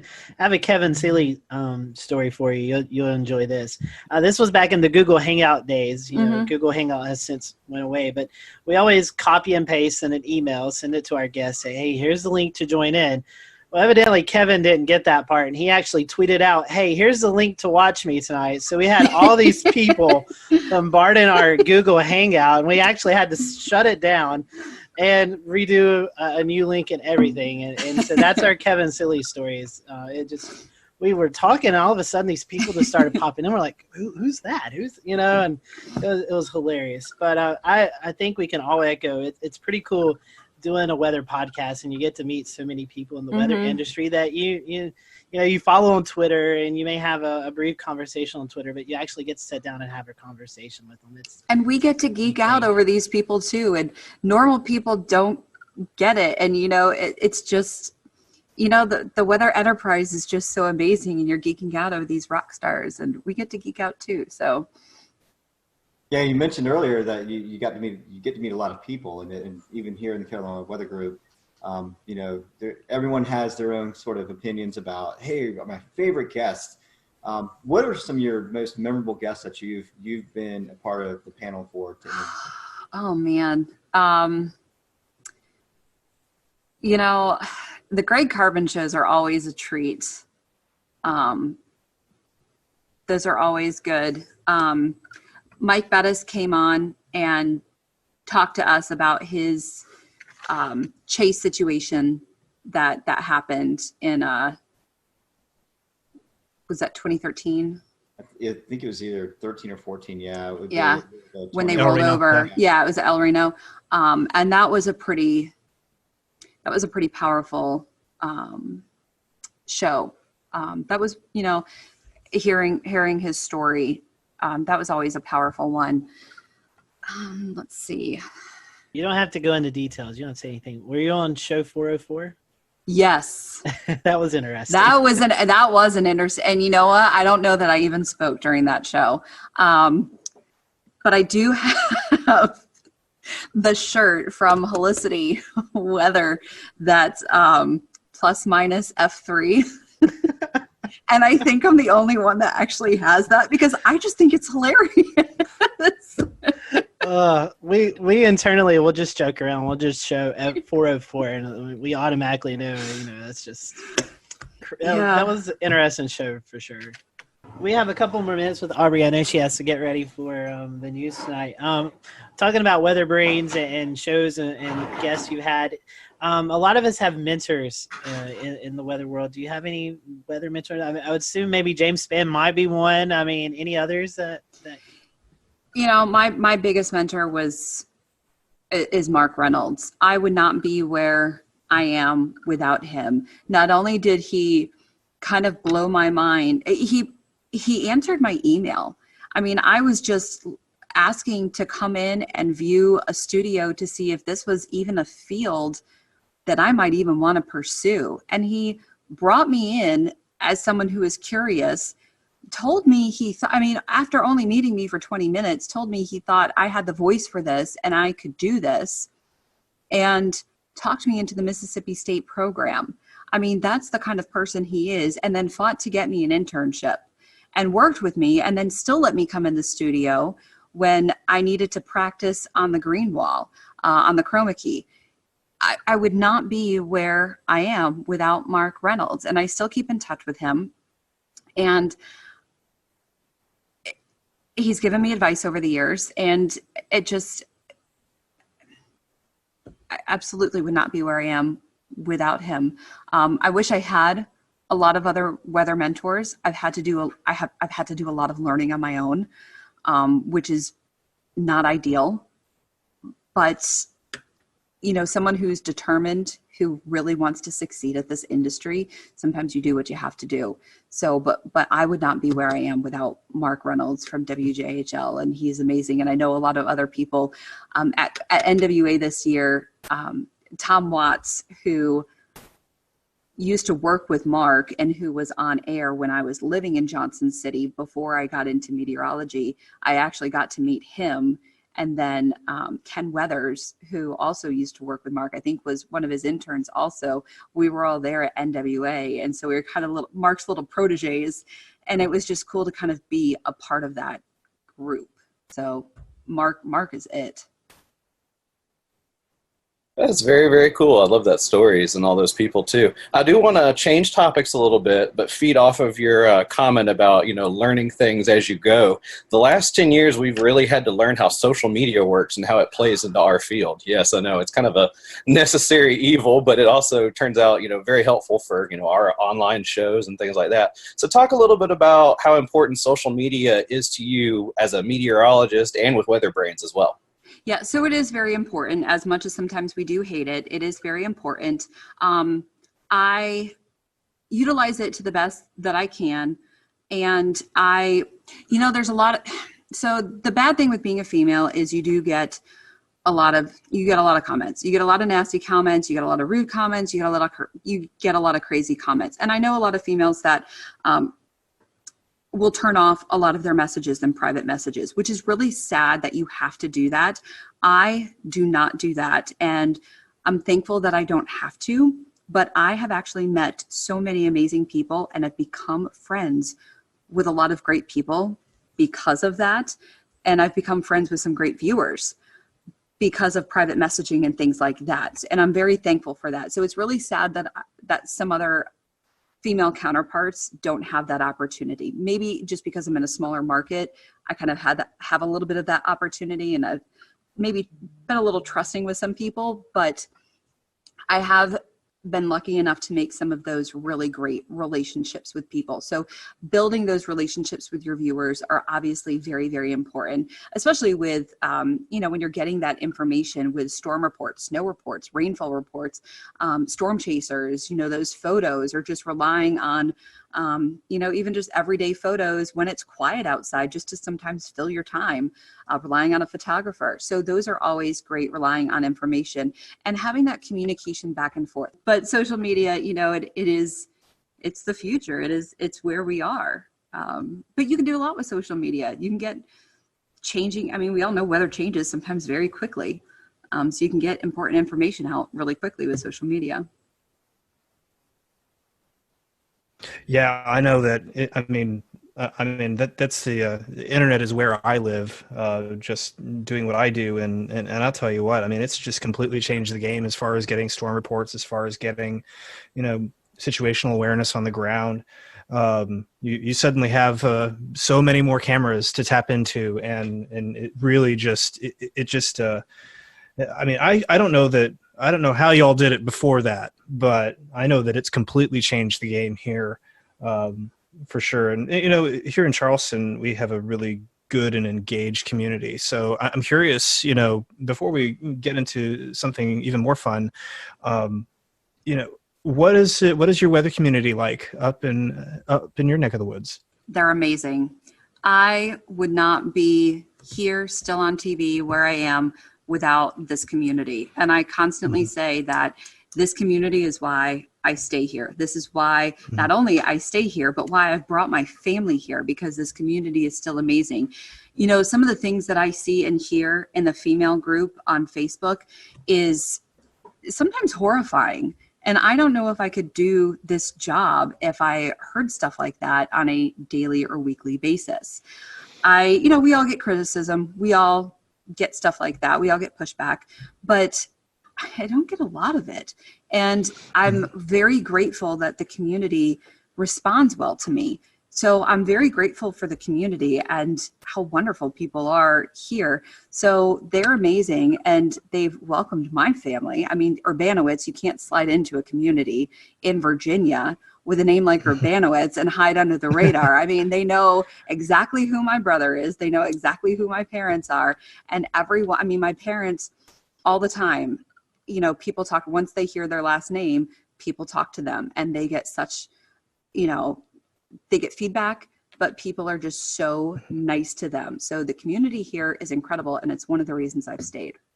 That's wonderful. That's wonderful. Well, Aubrey, we've certainly enjoyed getting to know you tonight, and we appreciate you donating some time to us. If our folks want to watch social media we were just talking about, if they want to follow you on social media, how can they do that? So on Twitter, I'm very active on Twitter. So it's at WHSV AUBS, AUBS. AUBS is kind of my little nickname. And then on Facebook, just search for Meteorologist Aubrey. I tell people you don't have to spell the last name if you just search for Meteorologist Aubrey. And then on Instagram, let me get my Instagram out, because I think, yes, WXAUBS, WXAUBS on Instagram, or as I call it, the gram. The gram. Yeah, Evan runs our gram. That's his title. So yeah, I should be better at it. It's a lot of pictures of my dog. Well, Aubrey, thank you so much, and we hope that, I know you guys haven't had a lot of winter either, so we hope you get some winter up your way sometimes in the coming weeks. But we appreciate you spending some time with us, and tell everybody at the Weather Brains, that we said hello, and we look forward to hopefully working with you guys during the National Weather Podcast Month later on this year. Of course. Thanks for having me on, guys. Appreciate it. Always good to see you. Thanks, Aubrey. And thank you guys for watching the Carolina Weather Group. As always, you can follow us at Carolina WX on Twitter or Carolina Weather Group on Facebook. If you have any suggestions or guests that you'd like for us, just reach out to us. We'd love to see those suggestions and work our best to get those guests or topics on the show. Until next week, we hope you have a great week, and we'll see you later here on the Carolina Weather Group.